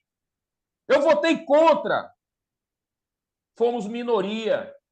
Mas está nas nossas mãos reparar o erro, presidente. Vamos aprovar os projetos para acabar com isso. Acabar com o bet. Dá para fazer muro virtual para não termos mais esse tipo de coisa. Isso está acabando com os brasileiros. Isso está acabando com o Brasil, está tirando da atividade produtiva e mandando para esses magnatas que ficam levando o senador para cima e para baixo em avião. Nós vimos isso na CPI. Da CPI das bets. Nós vimos que os envolvimentos é com os poderosos. Que o pobre é que está pagando, que está sofrendo, achando que vai ganhar, que vai ficar rico com aquilo. Aquilo é montado para perder. O crime organizado nunca lavou tanto dinheiro nesse país. Nunca lucrou tanto por causa dessas casas famigeradas, casa de aposta. Vamos reparar esse mal, presidente. Vamos acabar com isso. O presidente Lula, se tivesse um mínimo, um pingo de responsabilidade, mandava um projeto agora. Ele que diz proteger os pobres, os menos favorecidos, mandava um projeto para acabar com isso, ele já acabou uma vez. Os bingos e cassinos, na década de 90, ele acabou, porque era um antro de corrupção. E a mesma coisa deveria fazer com essas casas de aposta, que teve até deputado, que eu denunciei na PGR, que teria recebido uma bolada de 35 milhões de reais para aprovar lá na Câmara rapidinho, e foi aprovado. A revista Veja trouxe a matéria, o interesse por trás das casas de aposta. Muita gente se beneficia, continua se beneficiando com dinheiro de sangue, presidente. Isso é dinheiro de sangue. Faça esse desabafo, porque, senhor presidente, além da habilidade dos craques em campo, conta muito a autoridade moral. E o nosso Brasil vive, talvez, o pior período de sua história, com a degradação nunca antes vista de parte expressiva de suas elites. Diferente da dor e do sofrimento vivido por nossos irmãos venezuelanos, há pouco tempo o senhor conduziu um minuto de silêncio, a senadora Damares já tinha feito isso semana passada também, então de parabéns os dois, que foram, os irmãos venezuelanos foram roubados por décadas por um ditador sangrento e agora passam por uma catástrofe provocada por um terremoto. Aqui o terremoto é muito maior, senhor presidente, mais grave, moral, e está matando gente também, porque os hospitais estão sucateados, a segurança do país está destroçada, o país mais violento do mundo, que não tem guerra, tem uma guerra civil interna, não é guerra fora. As pessoas sendo expulsas de casa aqui no Ceará, isso é coisa de terrorista. E a gente se iludindo com o futebol. Eu vi uma postagem inteligentíssima, senhor presidente. Acabou o pão. O governo Lula está aí, os preços, juros altíssimos, preço subindo. O pão já não tinha, agora também não tem. O circo. Que caiamos na real a partir de agora para cobrar o que interessa nesse momento. Nada acontece por acaso, senhor presidente. Então, eu quero dizer com o senhor que, diferente da Venezuela, que, graças a Deus, vem recebendo a solidariedade de muitos países, inclusive o Brasil, para reconstruir sua nação novamente, aqui no Brasil, parte das elites são responsáveis por uma ditadura formada por Lula e alguns ministros do STF, senhor presidente. Não tem como dar certo isso. Até a própria CBF é influenciada diretamente por Gilmar Mendes, senhor presidente. Não tem como dar certo isso.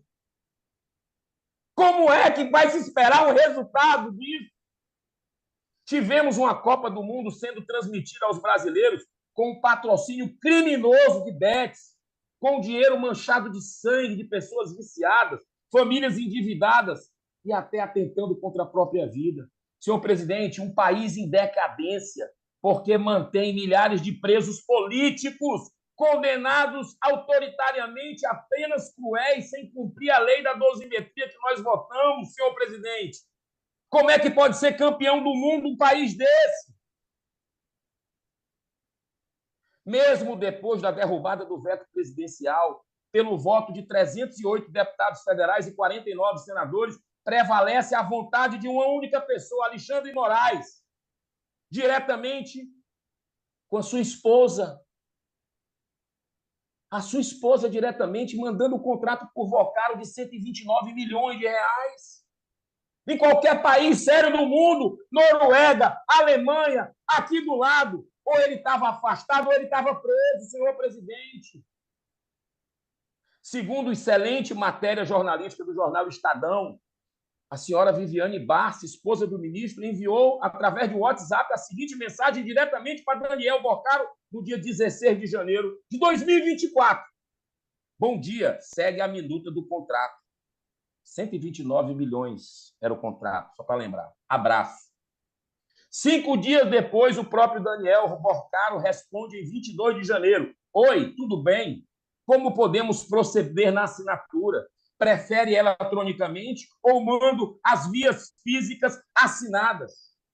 Como é que um país desse pode ser campeão do mundo? Não está certo. Deu a lógica ontem. Tudo está relacionado espiritualmente, senhor presidente. Essa troca de mensagens seria muito normal se envolvesse apenas a relação comercial entre um cliente e um advogado. Mas, na realidade, é o profundo agravante sobre as reais relações de Vocaro com Alexandre de Moraes. Por que esse contrato não foi para o departamento jurídico, que é assim de empresa para empresa? Vai para o dono do negócio, não passa pelo compliance.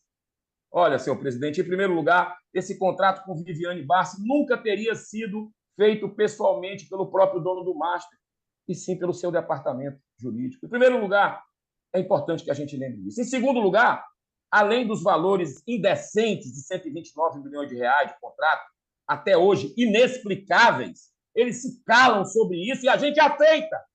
Calado, aceita esse silêncio. Essa casa está desmoralizada por isso nas ruas, senhor presidente.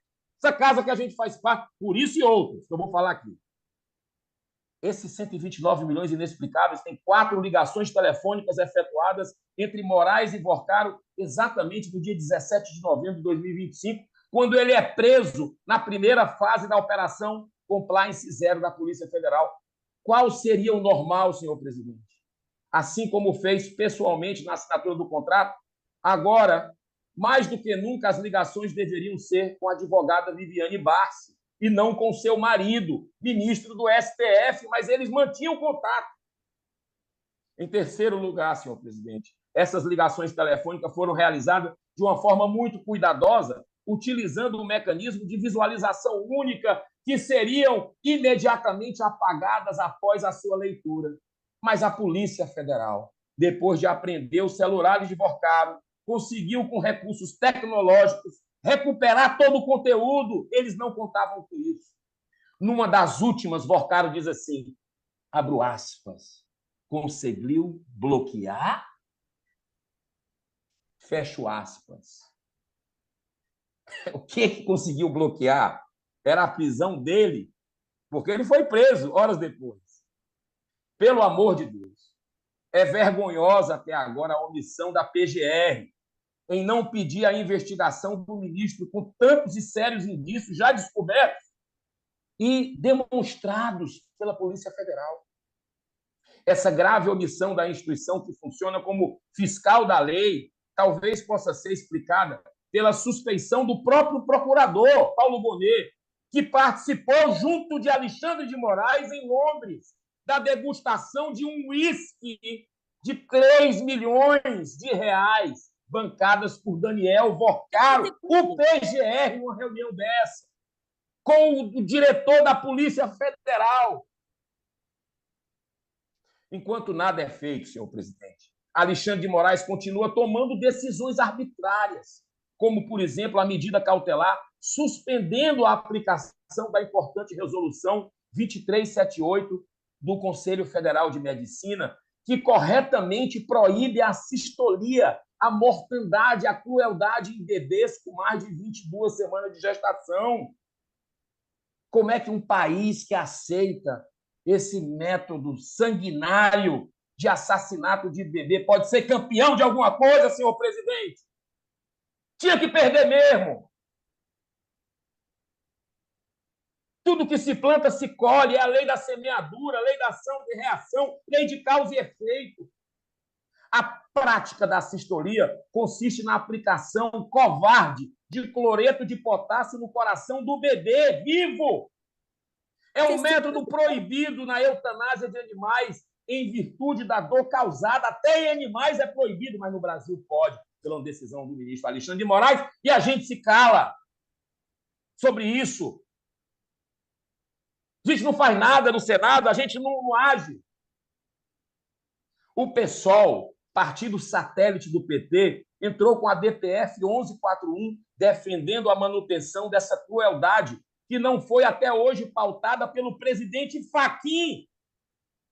Enquanto isso, milhares de bebês continuam sendo barbaramente assassinados. Com a Suprema Corte dessa, nós vamos ser campeão de quê, senhor presidente? Com o Senado desse, nós vamos ser campeões de quê? Mas caminhando para o fim, senhor presidente, já lhe agradecendo a tolerância, vamos retomar ao momento decisivo do pênalti do jogo do Brasil e Noruega. São muitos os fatores que contribuíram para a negatividade da energia. Eu já disse aqui alguns. E certamente o Senado da República foi um deles. Primeiro, por não ter admitido o processo de impeachment de Alexandre de Moraes, assim como de Gilmar Mendes. Todos meus aí. Gilmar Mendes com as suas relações com a CBF, agindo, dando liminar, tendo um contrato do IDP de quase 10 milhões com a CBF, não se declarou suspeito, é conflito de interesse, está aí parado na mesa do Senado. Como é que o país vai ser campeão? Mas também, grande erro do Senado até agora, não ter instalado a CPI ou CPMI do Banco Master, presidente Davi Alcolumbre. Essa Copa do Mundo acabou para o Brasil, mas os brasileiros terão novamente em suas mãos o poder de melhorar a energia do país, votando conscientemente nas próximas eleições de 2026 e, a partir de hoje, que passou o circo da Copa, cobrar os senadores, cobrar deputados pela instalação da CPI do Banco Master, que nós já, inclusive, também judicializamos instalar com André Mendonça e com Cássio Nunes, que precisam ser cobrados também. Eu encerro com o pensamento de Winston Churchill, um dos principais líderes mundiais do enfrentamento vitorioso ao nazismo, inclusive ontem, senhor presidente. Não foi à toa que a Inglaterra venceu. Lá não pode ter bet em camisa de clube da Premier League, não. Lá a justiça funciona. Abro aspas. Olha o que o Winston Churchill diz para encerrar mesmo. Todas as grandes coisas são muito simples. E muitas podem ser expressas por uma única palavra. Liberdade, justiça, honra, dever, piedade e esperança. Tudo isso sintetiza o sentimento de uma nação e é assim que a bola entra. Deus abençoe. Muito obrigado pela tolerância. Uma ótima semana a todos. Quero deixar o registro no pronunciamento do senador Eduardo Girão em relação à tristeza que tomou conta do nosso país ontem com a eliminação do Brasil da Copa do Mundo. Obviamente que aqui foram levantadas várias circunstâncias que, de forma muito clara, o senador Eduardo Girão, que também já foi dirigente esportivo do Fortaleza, no Ceará, conhece como poucos as entranhas do futebol brasileiro e, infelizmente, enquanto tiver realmente essa situação, esse status quo a se manter, obviamente que a esperança de todos nós brasileiros, ela se distancia do sonho. Portanto, não resisto muito oportuno. O Brasil acordou triste, obviamente, mas é assim, a vida continua, o tempo de Deus não é o tempo do homem e, oxalá, novas investidas de forma gerencial que possa dar ao Brasil de volta todo aquele seu poderio internacional no futebol, que é o esporte das multidões e que é a cara do Brasil em qualquer campo do planeta, possa realmente voltar a dar à população brasileira essa alegria, esse orgulho e, acima de tudo, essa união nacional em torno da bola.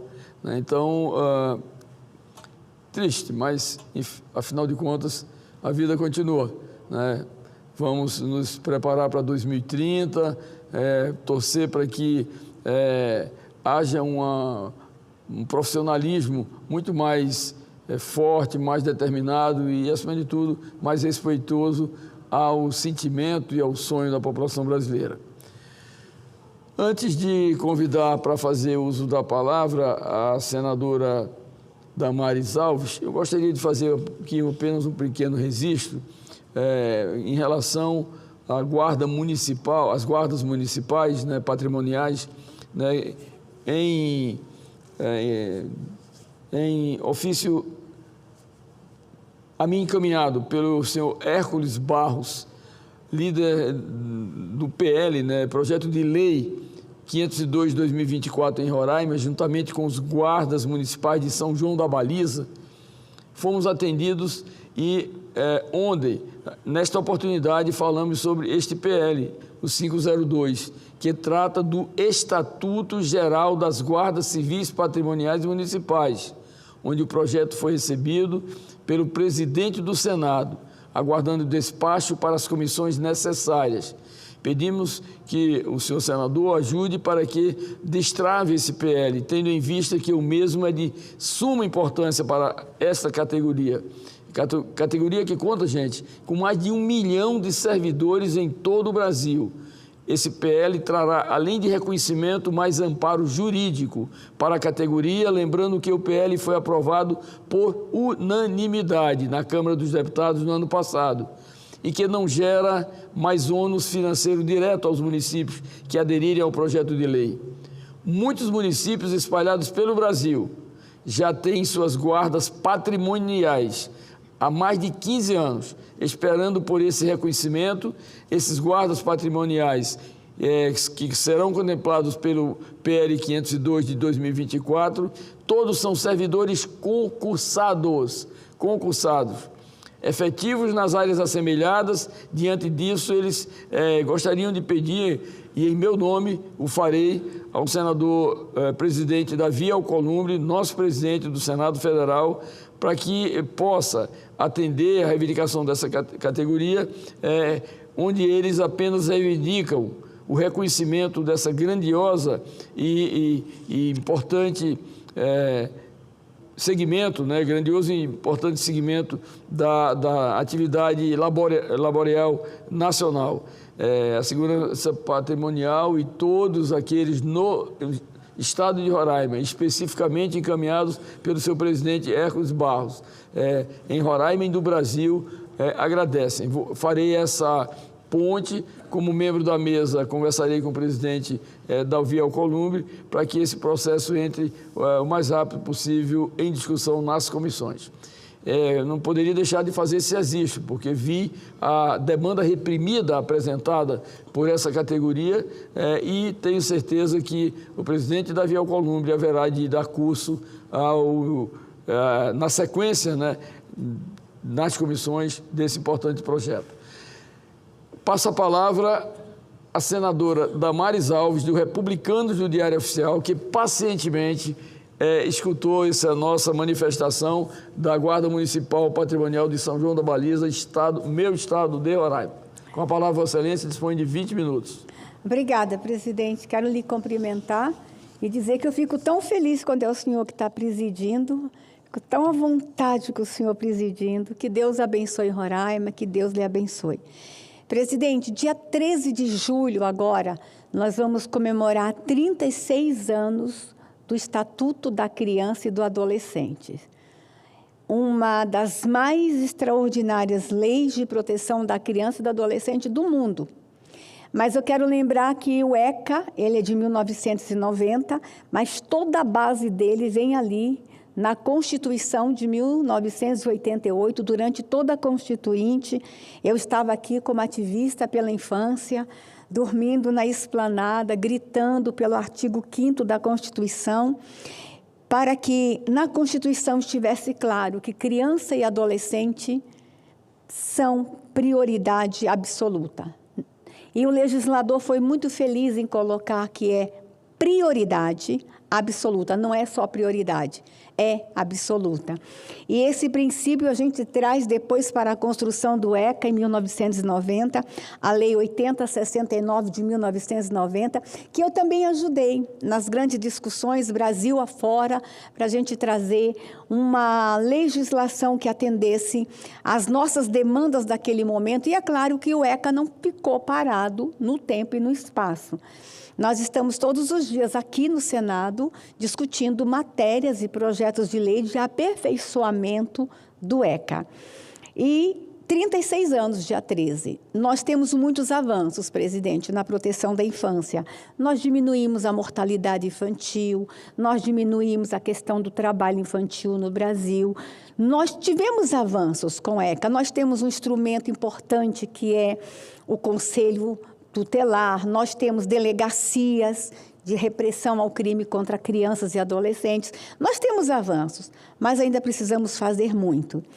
E hoje eu queria fazer uma homenagem a uma pessoa muito especial aqui do Distrito Federal, que é o Dr. João Guilherme, o nosso delegado, responsável pela Delegacia Especial de Repressão aos Crimes Cibernéticos. Eu vou citar 2 operações recentes dele.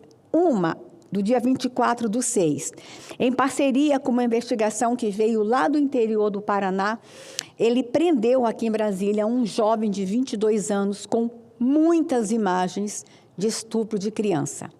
Dr. João Guilherme tem sido um destaque na repressão ao crime cibernético.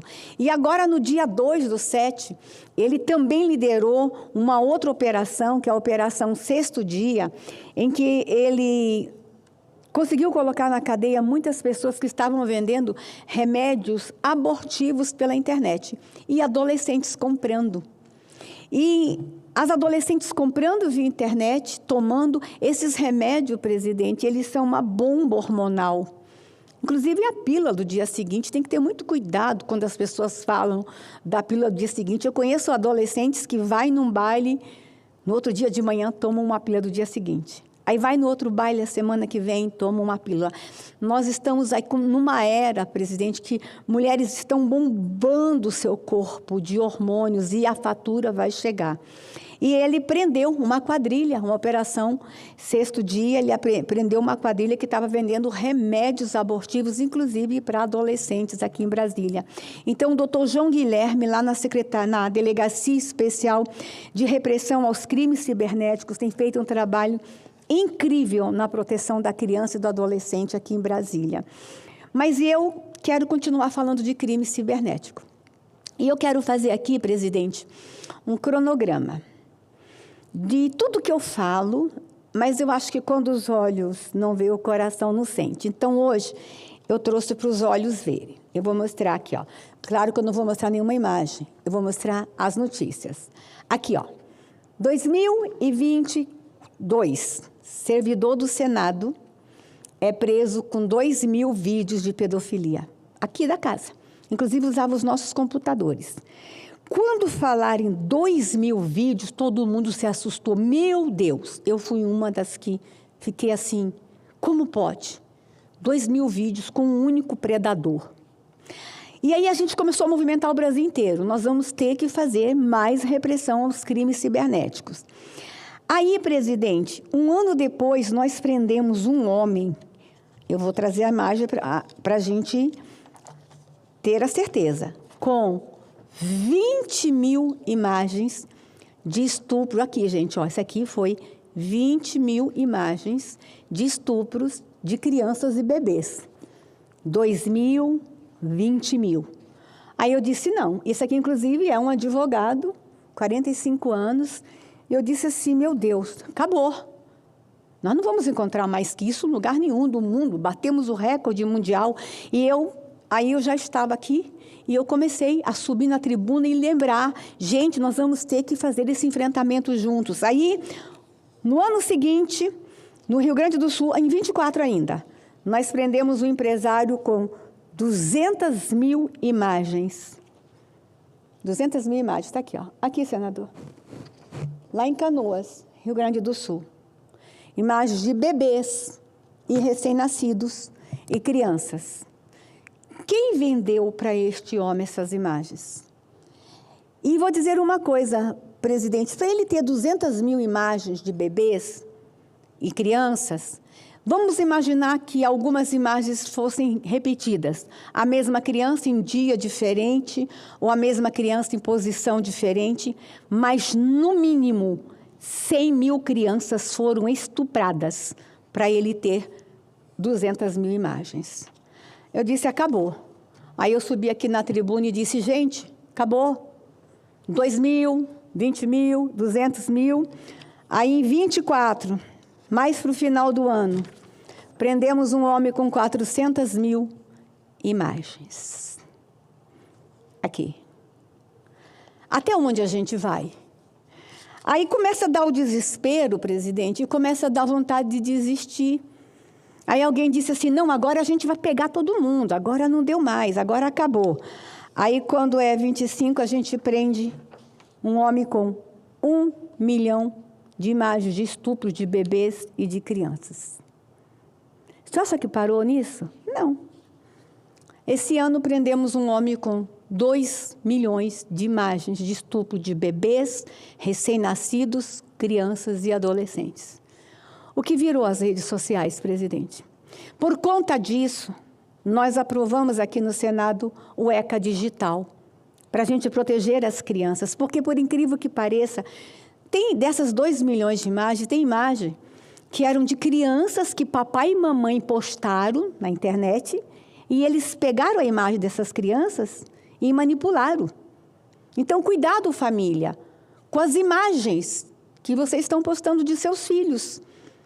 Uma imagem despretensiosa de você dando um banho num bebê, eles estão usando inteligência artificial tirando a roupa do bebê. Esse bebê vai crescer e vai se ver na internet, depois sendo abusado. E sem ter sido uma imagem real. Mas os predadores estão usando inteligência artificial para satisfazer o desejo terrível de perversos, de predadores. E a gente vai precisar se levantar, presidente. Por quê, presidente? Agora, semana passada, quando eu achei que a gente já tinha chegado ao limite de 2 milhões de imagens, 2 empresários no Rio Grande do Sul, na cidade de Ivoti, foram presos, presidente, com 100 terabytes. Está aqui, gente, ó. 100 terabytes de estupro de crianças, bebês e recém-nascidos. Sabe o que é 100 terabytes, presidentes? Para quem não entende de tecnologia, é mais ou menos 50 milhões de imagens. Ou 50.000 horas de vídeos de estupro de criança, adolescentes, bebês e recém-nascidos. E esses 2 empresários, presidente, sabe quanto tempo eles ficaram presos na cidade de Ivoti, no Rio Grande do Sul? 24 horas, senador. E aí, Adiantou a gente gritar tanto aqui? E eles saíram da cadeia porque eles prometeram para a delegada e para o juiz que eles vão fazer um tratamento psicológico. E aí, presidente? Que ironia é essa? E aqui eu queria perguntar se o ministro Alexandre de Moraes não quer cuidar desses casos no Brasil. Porque o ministro Alexandre de Moraes condenou pessoas a 15 anos por causa de uma foto que estavam na esplanada. Olha a ironia, senadores. Eu conheço um casal que eles tiraram uma foto, eles fizeram uma selfie, eles estavam na esplanada na hora do quebra-quebra e postaram essa foto num grupo de amigos e disseram assim, olha que horror está acontecendo aqui. Essa foto levou um casal de idosos a uma condenação. Aí eu tenho lá em Voti 2 empresários ricos, dono de empresas da loja, da rede de calçados, com 100 terabytes e não ficaram presos. Será que a gente não tem que trocar o ministro Alexandre de Moraes de lugar? Porque eu acho que ele é o único corajoso que tem para prender pessoas com imagens na mão. Fica aqui um apelo ao ministro Alexandre de Moraes. Vem comigo, Alexandre de Moraes, enfrentar esses predadores. Pede licença da Suprema Corte e vem nos ajudar, porque a gente não aguenta mais. Eu estou confiando na Justiça do Rio Grande do Sul que no final do processo, esses 2 empresários vão voltar para a cadeia. Mas o fato deles estarem respondendo solto vai propiciar a eles a fugirem. E é um tapa na cara das vítimas, das crianças, das famílias, do parlamento, da gente. Então, presidente, na semana que eu estou comemorando os 36 anos do ECA, eu estou de luto por causa dessa notícia. Mas eu estou falando aqui, gente, de abuso sexual. Mas este final de semana teve uma outra operação policial em Bagé, olha só, em Bagé, que foram encontradas imagens, com empresários também. Aí, quando eu falo que o crime tem dinheiro, um vídeo de estupro de recém-nascido, presidente, pode custar, dependendo da posição do bebê e da idade, até R$70 mil.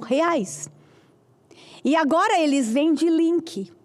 A pessoa compra o link e tem o link Plus. Se você comprar o valor Plus, você pode, do outro lado, para assistir uma live de estupro, do outro lado, escolher o que fazer com o bebê ou com a criança.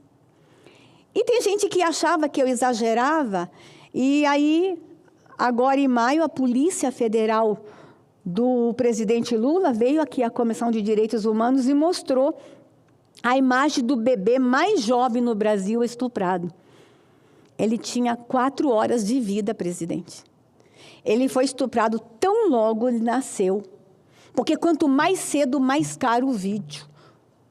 Aonde nós vamos chegar, presidente?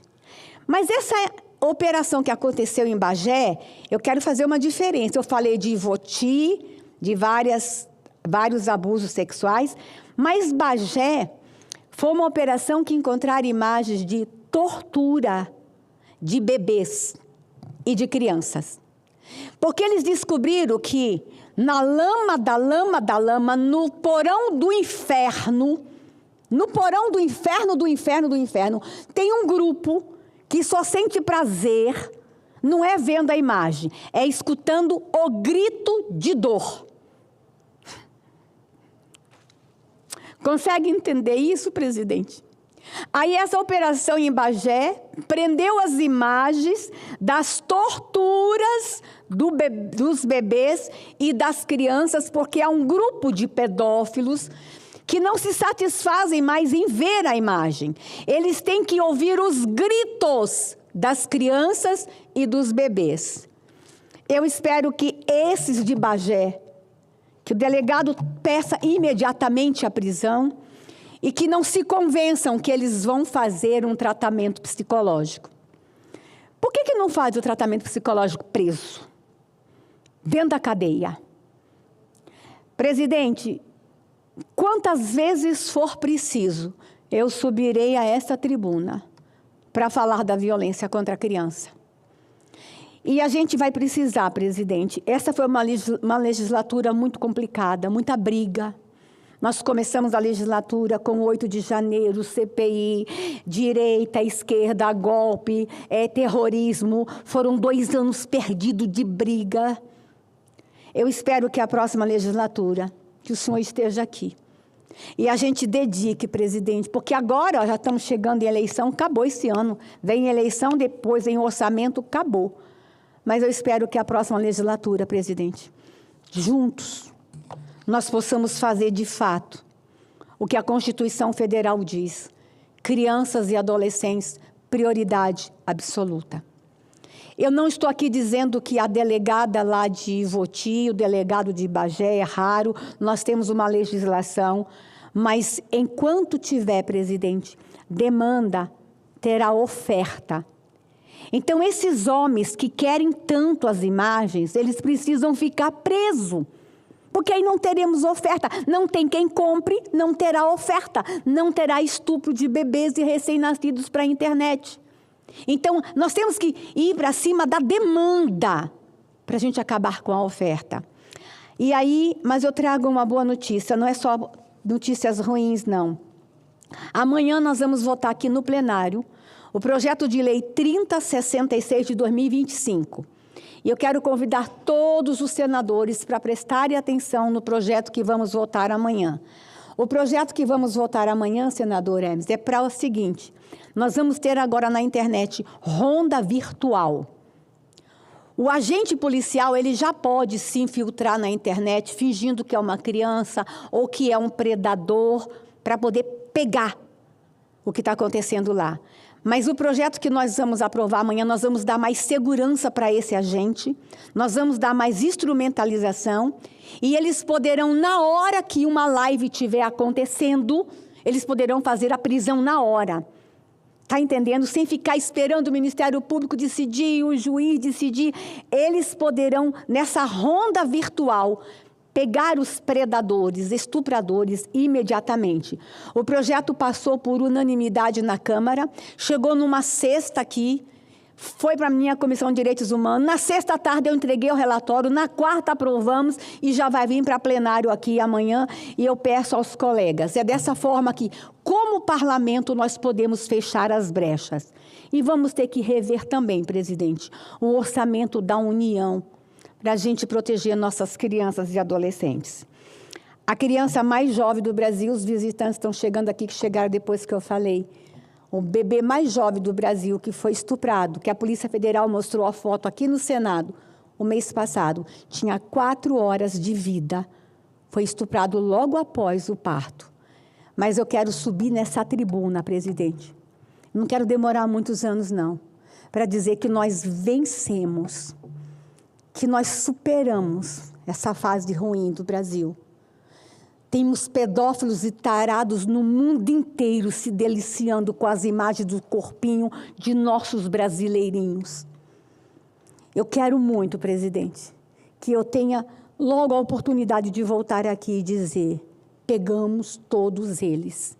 E já que os microfones estão abertos, o TV Senado, pode dar um close, por favor? Sempre quis falar isso, dá um close. E o close é: senhores predadores, pedófilos e estupradores de crianças, nós vamos pegar todos vocês. Eu vou repetir: não temos medo e não estamos cansados. Vamos pegar todos vocês. Obrigado, presidente. Que Deus abençoe seu Estado, que Deus abençoe o Brasil.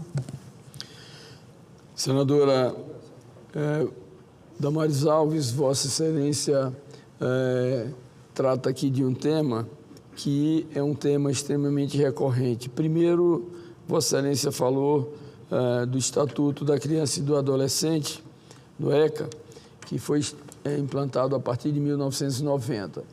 E graças a pessoas como Vossa Excelência, que tem uma determinação invejável no cenário nacional, principalmente aqui na Câmara Alta do país, Vossa Excelência tem dado uma contribuição imensa, imensurável para toda a população brasileira. Cada ato de Vossa Excelência em relação à proteção das crianças desse país. Mostra exatamente esse sentimento, essa história que, se olhando no retrovisor do tempo, Vossa Excelência tem demonstrado há décadas, sendo, portanto, hoje o símbolo desta resistência e, acima de tudo, dessa busca incansável por todos aqueles que praticam esses crimes inomináveis, indefensáveis. Poderia ter até uma pena de morte para esse tipo de elemento. Portanto, tenho certeza que a população brasileira que nos assiste nesse momento, que em close, como disse Vossa Excelência, pediu Vossa Excelência e a TV Senado o fez, está exatamente, assim como todo o parlamento, no encalço desses, na verdade, que provocam uma indignação humana sem precedentes. Portanto, parabéns a Vossa Excelência. Tenho certeza que o Brasil, e não apenas o Brasil, o mundo inteiro reverencia a Vossa Excelência por coordenar e acompanhar incansavelmente essa luta. Deus a abençoe e que possa ser, na verdade, esse grande arauto de defesa das nossas crianças e adolescentes brasileiros. Isso fica o registro aqui nos anais do Senado da República. E o nome Damares Alves, senadora Damares Alves, ele é um nome que tem o respeito de toda a população brasileira e também dos seus pares, por cada vez mais mostrar de uma forma clara, transparente, como uma janela sem vidros, essa luta em defesa das nossas crianças e dos jovens e adolescentes do Brasil. Parabéns a Vossa Excelência.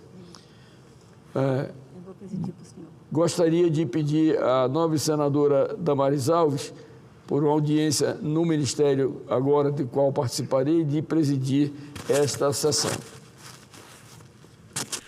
Agora são 3h33. Sai o senador Chico Rodrigues, do PSB de Roraima, da presidência. Vai assumir a senadora Damares Alves, do Republicanos do Distrito Federal. Você acompanha pela TV Senado, Rádio Senado, sessão plenária do Senado Federal. Continuamos, então, com a sessão agora presidida pela senadora Damares Alves, do Republicanos do Distrito Federal. Temos mais discursos, senadores que irão fazer uso da palavra no plenário do Senado. Lembramos que amanhã será dia de votações. Sejam todos bem-vindos ao Senado Federal. Espero que apreciem como esse plenário aqui é lindo. Não esqueçam de olhar para cima, de observar os detalhes, de observar a nossa bandeira em alto relevo aqui. De fato, o Senado Federal é uma casa linda. Sejam todos vocês muito bem-vindos. Seguindo, hoje nós estamos tendo agora uma sessão de discursos. Nós não temos agora à tarde sessão deliberativa. São discursos. Então, fará seu discurso agora o ilustre senador Hermes Klan, do PL de Santa Catarina. Bem-vindo, senador. Se dirige à tribuna agora o senador Hermes Klan, que é de Santa Catarina, fará uso da palavra nesse instante. Vamos acompanhar pela rádio e pela TV Senado. Primeiramente, quero parabenizar a senadora Damares por todo esse trabalho que tem feito, incansável. Falei há pouco para ela, com toda essa energia, se todos fossem assim. Parabéns. Senhora Presidente, senhoras senadoras, senhores senadores, subo a esta tribuna para registrar o meu repúdio ao programa Escola Nacional Hip Hop, lançado pelo Ministério da Educação. Inclusive, informo que apresentei o requerimento de informação ao MEC questionando esta situação. E quero ser absolutamente claro. O que está em discussão aqui não é a existência do hip-hop como expressão cultural. O hip-hop na sociedade tem sua história, seus artistas, seus adeptos, seu espaço legítimo na vida cultural do Brasil. Mas uma coisa é a cultura livre, viva e plural. Outra, muito diferente, é o Estado brasileiro transformar essa expressão em política oficial da educação. E é exatamente isso que está errado. Não é a função do Ministério da Educação promover o hip-hop nas escolas brasileiras como se isso fosse uma prioridade nacional. Não é a função do MEC escolher uma manifestação cultural específica e dar a ela status de diretriz pedagógica. Não é função do MEC dizer ao professor, ao diretor, à comunidade escolar e aos seus pais o que deve ser valorizado como referência formativa dentro da escola. A escola brasileira não precisa de mais um programa ideológico, nem de mais uma experiência pedagógica importada de uma agenda específica. A escola brasileira precisa de alfabetização, de aprendizagem real, de disciplina, de conteúdo, de método e de resultado. Precisa de português bem ensinado, matemática bem ensinada, ciências bem ensinadas, história bem ensinada. Precisa de professor valorizado, aluno presente, família participando e governo respeitando os limites da sua competência. Mas o que vemos nesse programa é o contrário. A própria portaria do MEC estabelece como eixo a formação de estudantes por meio de práticas educativas ofertadas pela pedagogia do hip-hop na pedagogia crítica. Isso não é política educacional de Estado. Isso é a escolha de uma visão de mundo.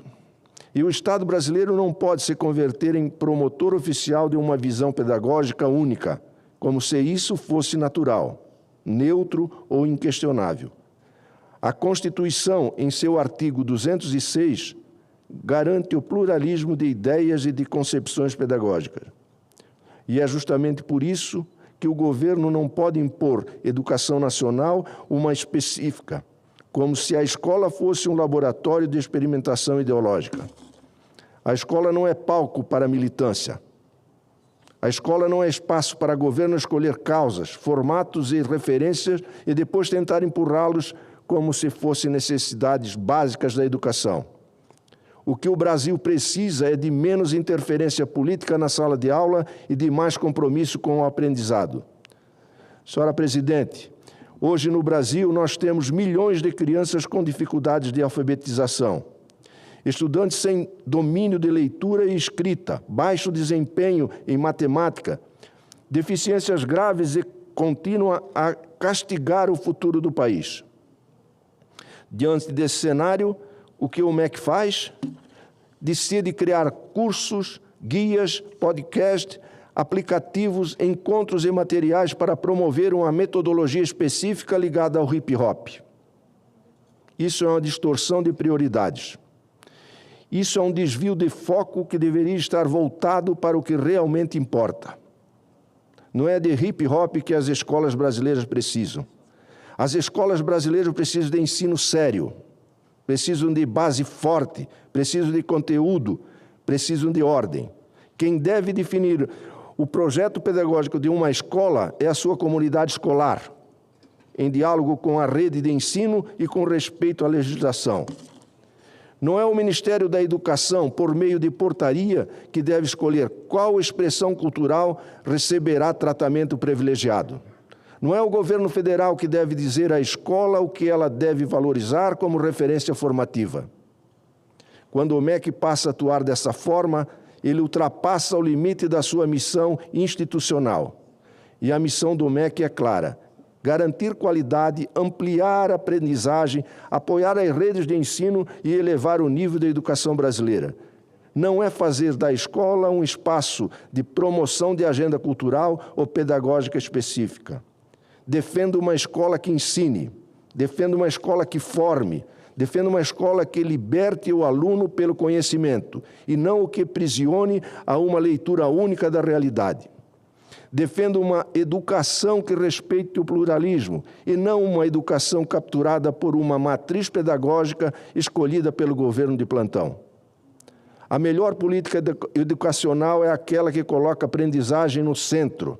Menos experimentação pedagógica, mais alfabetização, menos agenda ideológica, mais conteúdo, menos interferência do governo na escola, mais foco naquilo que muda a vida dos jovens brasileiros: conhecimento, disciplina, mérito, liberdade e oportunidades. Por isso, registro a minha firme oposição a este programa. Ele não deve existir como política do MEC para as escolas brasileiras. Não é isso que a educação do Brasil precisa. Muito obrigado, presidente. Obrigada, senador Hermes. Eu faço coro ao seu discurso. Obrigado. Eu compartilho com a sua visão. Senador Hermes, o senhor pode esperar só um minuto só. Nós vamos ter um momento muito especial agora e eu vou precisar do senhor neste momento. A presidência solicita a atenção do plenário, de todos os servidores e do senador Hermes, que está aqui presencialmente, e os senadores que estão online, para fazer uma breve homenagem a uma servidora da nossa Secretaria-Geral da Mesa. E eu queria muito que ela viesse aqui.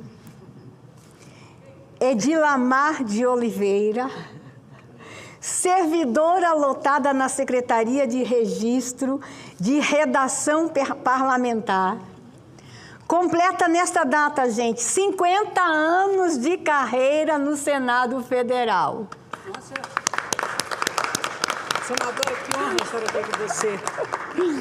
Obrigada pela sua homenagem, obrigada. Fica aqui, a sua longa trajetória, Edilamar, de serviços prestados ao Senado Federal, foi marcada por muita dedicação. Gente, como ela é da redação parlamentar, ela começou com a máquina de escrever. Foi. Ela começou com um bloquinho na mão.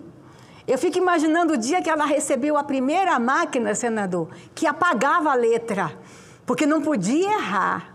Hoje é fácil ter um computador que escreve por nós. Edilamar, são serviços prestados ao Senado, foi marcada por dedicação, entrega ao serviço público, o que faz de você, Edilamar, uma referência entre todos os seus colegas que estão ali, ó, todos emocionados. Este marco em sua carreira merece todo o reconhecimento e elogios por parte desta presidência. Desta forma, faço questão de publicamente parabenizá-la por alcançar meio século, é muito tempo, gente, meio século de serviços prestados à população brasileira. Quantas leis você escreveu que lá na ponta salvou alguém? Quantas vezes uma vírgula que você colocou fez toda a diferença na vida de uma pessoa lá na ponta? E quero te desejar, Edilamar, que Deus lhe dê saúde e disposição para permanecer, dando a sua valiosa contribuição para a nossa casa e para o Brasil. Que Deus te abençoe. Sinta-se homenageada. O senador Hermes, em nome dos senadores, vai te abraçar e eu quero te dar mais um abraço em nome de todas as senadoras e depois eu quero que todos os seus colegas subam aqui para também te dar um abraço. Obrigada, obrigada. Que emoção. Não, então que eu coloquei para eu subir, que vai. Que prazer. Prazer, senador. Parabéns. Obrigada, obrigada. Parabéns. Obrigada. Edilamar representa um exército silencioso, um exército que movimenta esta casa, um exército que cuida do Brasil. Que Deus te abençoe. Obrigada, senadora. Obrigada, senadora. Obrigada. A presidência informa as senadoras e aos senadores, quero todo mundo aqui em cima abraçando ela, que estão convocadas as seguintes sessões semipresenciais para amanhã, terça-feira. Sessão de premiações e condecorações às 10 horas, destinada à Comenda de Incentivo à Caridade Chico Xavier, e sessão deliberativa ordinária às 14 horas, com pauta divulgada pela Secretaria-Geral da Mesa. Cumprida a finalidade dessa sessão não deliberativa semipresencial do Senado Federal, e muito feliz por ter homenageado Edir Lamar, a presidência declara o seu encerramento.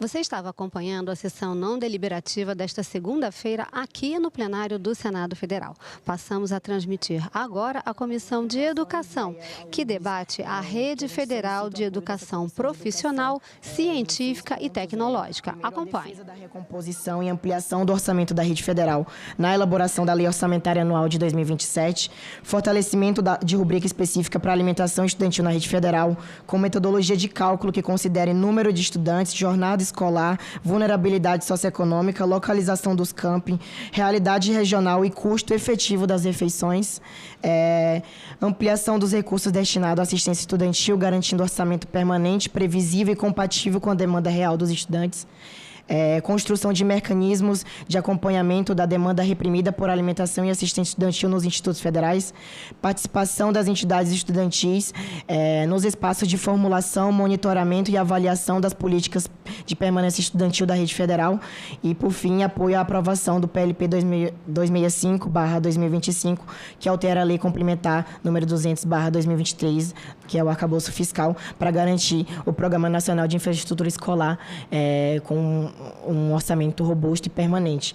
E aí eu acho que é isso, a UBS vai estar lado a lado com o Conselho Nacional de Institutos Federais para defender cada vez mais a nossa educação. 3 horas e 48 minutos em Brasília. Vamos acompanhar a partir de agora a audiência pública da Comissão de Educação e Cultura do Senado para debater a alimentação escolar, a assistência estudantil e o orçamento da Rede Federal de Educação Profissional, Científica e Tecnológica.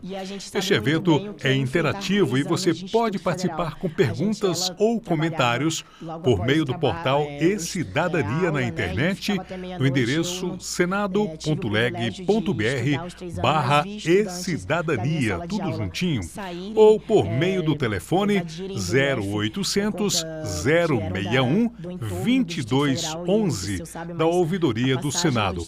A ligação é gratuita. O requerimento da audiência tem a autoria do senador Paulo Paim, do PT do Rio Grande do Sul, que é o requerimento 36.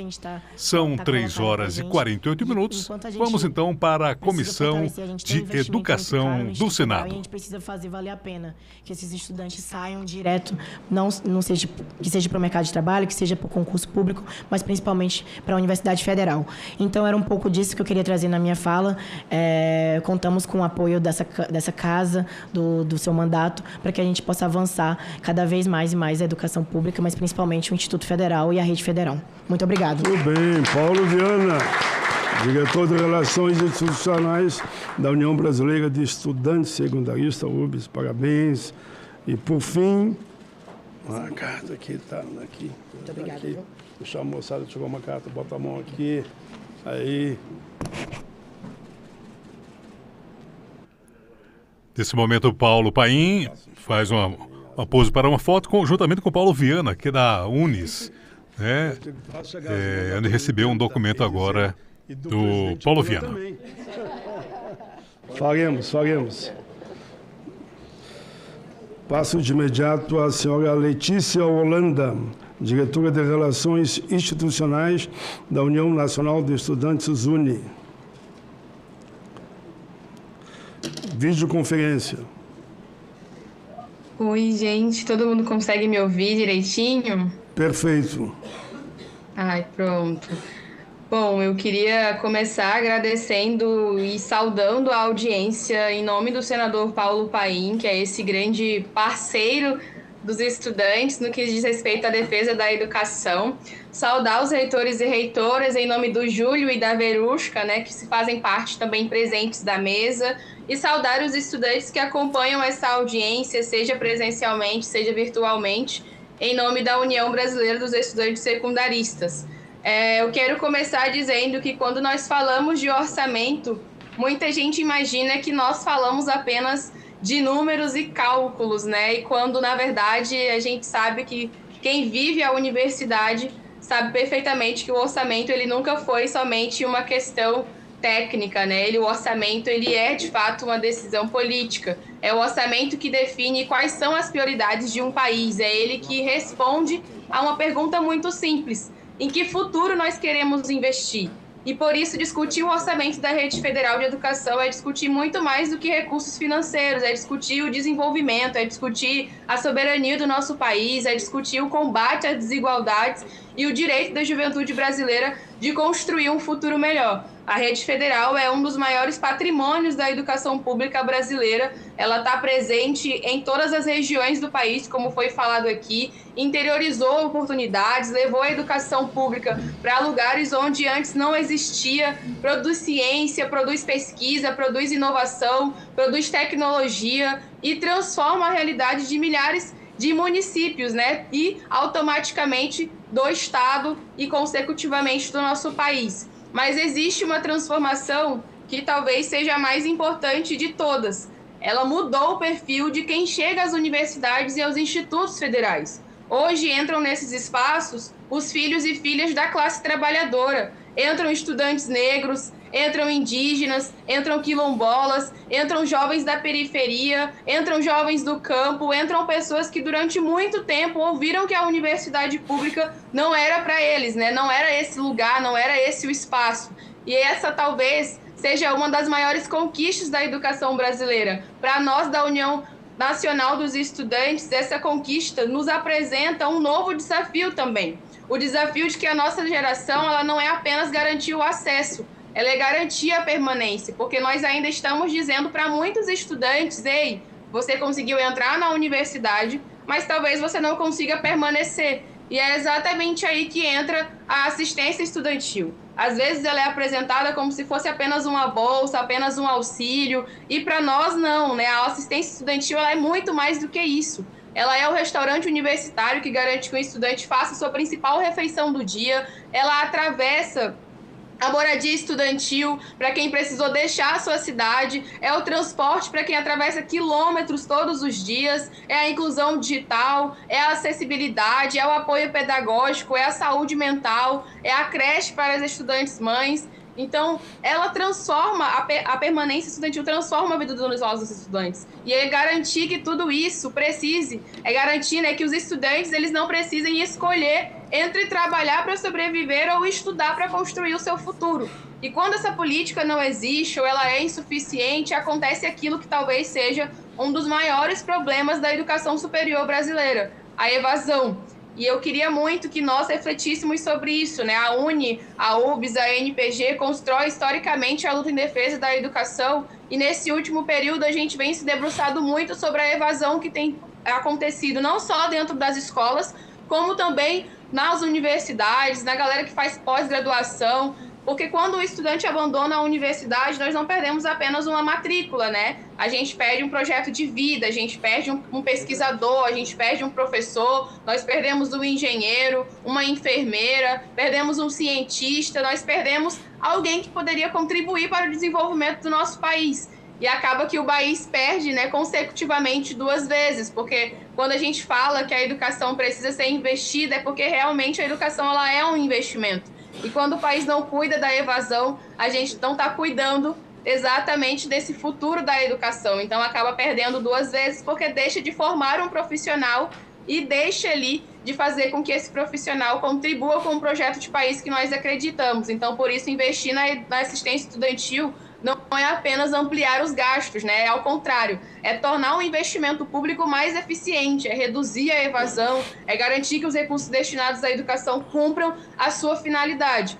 Nesse sentido, nós precisamos reconhecer uma conquista que é muito importante, uma luta da UNE, da UBS, da NPG, que é a aprovação da Lei da Política Nacional de Assistência Estudantil, a PNAES, que foi resultado de muitos anos de luta do movimento estudantil brasileiro. Foi uma vitória importante porque transformou a assistência estudantil em uma política de Estado mas nós aprendemos uma coisa na luta política, que os direitos escritos na lei, eles também precisam aparecer na lei orçamentária, porque caso contrário vai continuar sendo apenas um papel escrito, né, uma lei garantida, sem que a gente faça com que essa implementação, né, a implementação da PNAES, ela consiga ser eficiente. E para isso nós sabemos que depende, né, de um financiamento suficiente para garantir a alimentação, a moradia, o transporte, a inclusão digital, a saúde, a cultura, o esporte, né, a acessibilidade, enfim, todas as condições necessárias para que os estudantes concluam sua formação. E é exatamente por isso que essa audiência ela tem esse viés de discutir os caminhos, né? A UNE defende que o Brasil tenha coragem de colocar a educação no centro do seu projeto de desenvolvimento. Nós defendemos um Plano Nacional de Educação comprometido com a ampliação progressiva do investimento público de 10% do PIB. Como a gente fez uma luta muito gigantesca na comissão especial, quando queriam reduzir para 7%, com o investimento privado, nós sabemos que a lógica disso, com certeza, não ia contribuir para uma educação cada vez mais democrática, né? Porque quem conduz a banda é quem vai tocar a música. Então, para nós conseguirmos garantir os 10% do PIB foi muito importante. Nós defendemos também a preservação da destinação dos recursos do Fundo Social do Pré-Sal para a educação. Recentemente, inclusive, teve um debate no Senado sobre a gente ter o Fundo Social direcionado ao agronegócio, né, a pagamento de dívidas do agronegócio. E para nós não existe a gente tirar recurso do Fundo Social do Pré-Sal que não seja para outro espaço sem ser a educação, porque a gente acredita que a riqueza produzida hoje, ela deve financiar o conhecimento, ela deve financiar a ciência, ela deve financiar as oportunidades das próximas gerações. E nós defendemos também, além disso, a recomposição permanente do orçamento das universidades, dos institutos federais e da assistência estudantil, para que essas instituições possam planejar o futuro e não apenas sobreviver ano após ano, inclusive, às vezes, na maioria das universidades, à base de emendas parlamentares para conseguir complementar o seu orçamento, né, para não deixar ali o restaurante universitário fechar, para não deixar faltar bolsa e auxílio estudantil. Então, por isso que a gente sempre pontua que investir na educação ela é importante. E mesmo que digam que investir custa caro, mas para nós não perguntam quanto custa um país sem ciência, né? Então, acho que essa é uma pergunta que a gente também precisa fazer. Quanto que custa um país sem ciência, ao invés de a gente ouvir que investir na educação custa caro? Quanto custa formar menos professores? Quanto custa produzir menos pesquisa? Quanto custa abandonar uma geração inteira de jovens talentosos porque faltou uma bolsa, um restaurante universitário ou um lugar para morar? Então, a educação ela nunca foi gasto, né? Ela sempre foi o investimento mais inteligente que uma nação pode fazer quando ela quer ser soberana.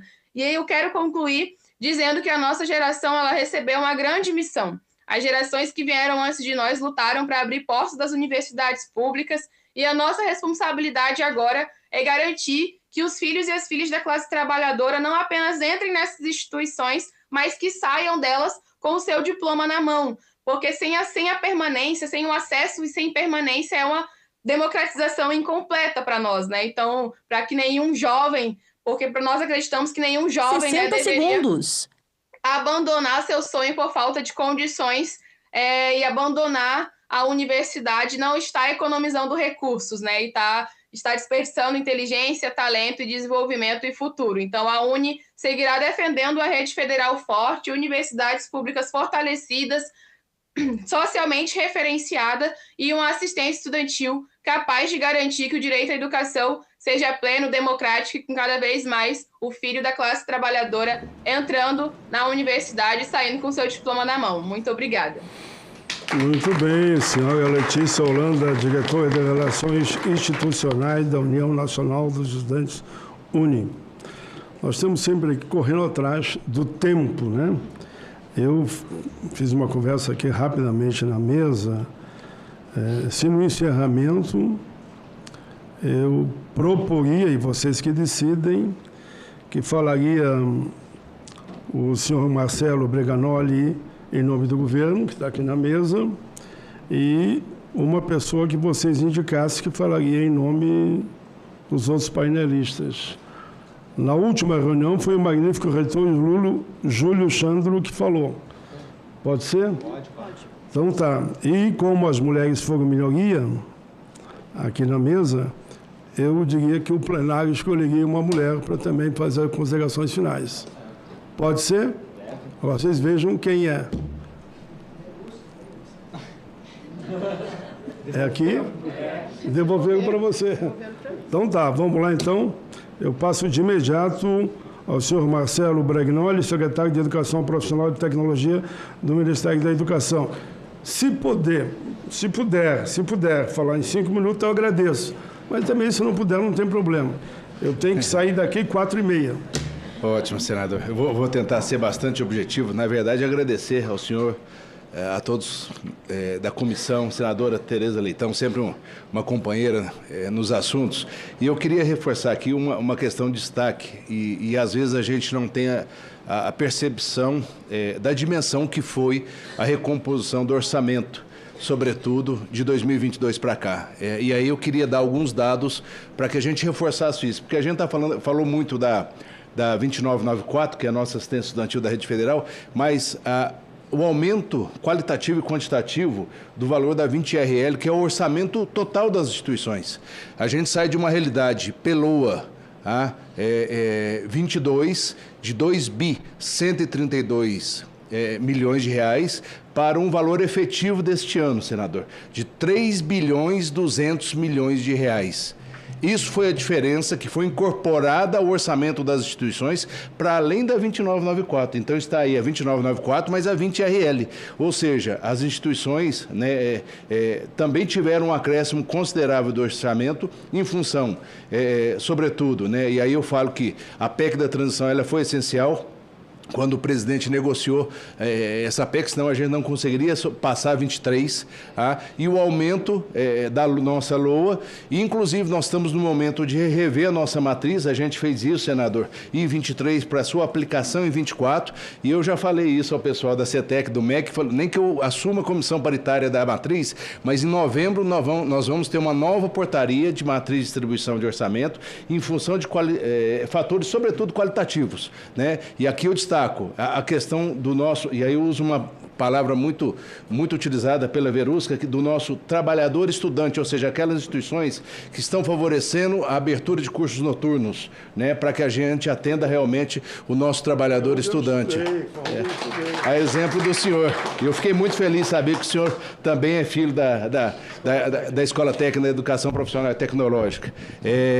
Valorizar também as instituições que fazem esse atendimento dos estudantes acerca dos projetos de ensino, pesquisa e extensão, do RIP, que a gente tanto fala, a questão das instituições que estão atendendo os percentuais legais, principalmente a oferta de cursos técnicos, licenciaturas, EJA. Então, a gente tem que ter um olhar voltado para uma matriz que valorize, uma matriz que também verifique a análise qualitativa dos resultados do ENAD, do IGC. Nós vamos colocar isso, e logicamente é um trabalho muito integrado com o CONIF, mas a gente precisa ter isso instrumentalizado, e a gente tem certeza que o valor referência ele vai se elevar. Eu tenho certeza que o ministro Leonardo Barquini vai trazer isso novamente, também está como pauta central, e com o apoio do senhor e dos demais congressistas, a gente espera esse aumento. Então, estou falando aqui de uma questão orçamentária e, logicamente, não tem como eu não destacar o apoio que vocês deram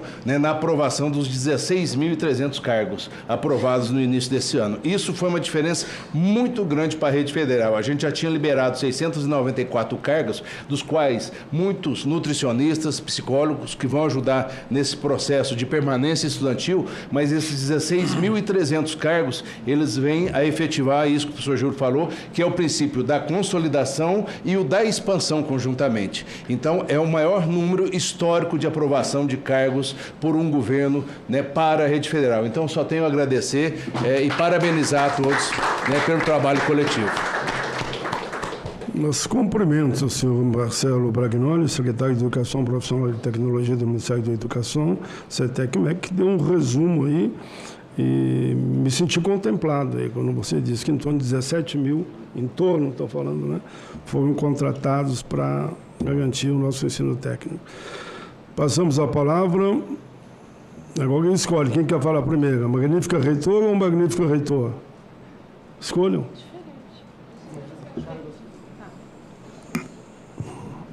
Então, passo a palavra à magnífica reitora Verusca Machado, vice-presidente das Relações Institucionais do Conselho Nacional das Instituições de Rede Federal de Educação Profissional, Científica e Tecnológica. Falando rápido por causa do tempo, viu? O importante é ouvir ela. Vou falar rápido também. Eu queria só fazer uma retrospectiva, que às vezes não dá tempo de fazer na primeira fala, que é uma retrospectiva em relação ao momento em que a rede surge, na 11892, o momento de grande pujança que a gente tem até 2015, mais ou menos. A gente surge em dezembro de 2008, de 2009 até 2015, a gente entra numa grande pujança, e quando a gente entra naquele movimento de conseguir fazer todas as ofertas do técnico integrado, do técnico subsequente, das licenciaturas, dos cursos tecnólogos, quando a gente entra naquele movimento de conseguir fazer toda a política e toda a verticalização, a gente começa a ter uma forte retração no investimento em educação pública no país. Isso é em 2016. Então, a gente precisa compreender a rede nesses momentos históricos. A rede, ela não está solta dentro do quadro sociopolítico do nosso país. Em 2016, a gente tem uma retração e a gente tem um não investimento na educação pública. E o que acontece? A gente está ampliando, a gente está aumentando o número de estudantes, aumentando o número de ofertas e começando a ser reconhecido como uma rede que é altamente inclusiva, com uma alta procura de pessoas com deficiência, por exemplo. E o que acontece de 2016 a 2022? A gente tem uma retração no investimento com o aumento da oferta da rede, em todos os sentidos. Então, a gente passa a fazer um trabalho que é um trabalho bastante desidratado do ponto de vista de recurso, mas a gente não deixa de cumprir essa missão. Em 2023, a gente tem uma retomada com uma tentativa de recuperação gradativa que a gente reconhece, feita pela CETEC, pelo MEC, mas a gente tinha crescido muito. E foram muitos anos sem investimento. Então, a gente tem um déficit de investimento que vai precisar continuar acontecendo ao longo dos próximos anos. E isso tem uma relação total com a questão da alimentação, né? A gente tem, e isso é louvável, um aumento no valor da alimentação do Programa Nacional de Alimentação Escolar, do FNDE, mas a gente tem que destacar que o PNAE, ele é suplementar, ou seja, ele é um apoio. A gente tem que ter as condições efetivas de alimentação. Então, nesse sentido, o que eu acho que a gente precisa realmente trazer é investir em educação, como o FENET, UBS e UNE trouxeram, é investir no país. Não há o que se questionar acerca de um país sem produção científica. Não há que se questionar acerca de um país sem formação de trabalhadores e trabalhadoras, sem desenvolvimento regional. Então, investir na educação profissional e tecnológica é investir no país. Portanto, não há que se falar de gasto, há que se falar de investimento. E é isso que eu acho que a gente precisa construir caminhos para que a gente possa efetivar, ainda de forma mais brilhante, aquilo que essa rede tem feito na vida das pessoas. Muito obrigada. Muito bem, magnífica reitora Verusca Machado, vice-presidente das Relações Institucionais do Conselho Nacional de Instituições da Rede Federal de Educação Profissional, Científica e Tecnológica. Então, para concluir, magnífico reitor Júlio Alexandre Recking, presidente do Conselho Nacional das Instituições da Rede Federal de Educação Profissional, Científica e Tecnológica, para concluir. Obrigado, senador Paim.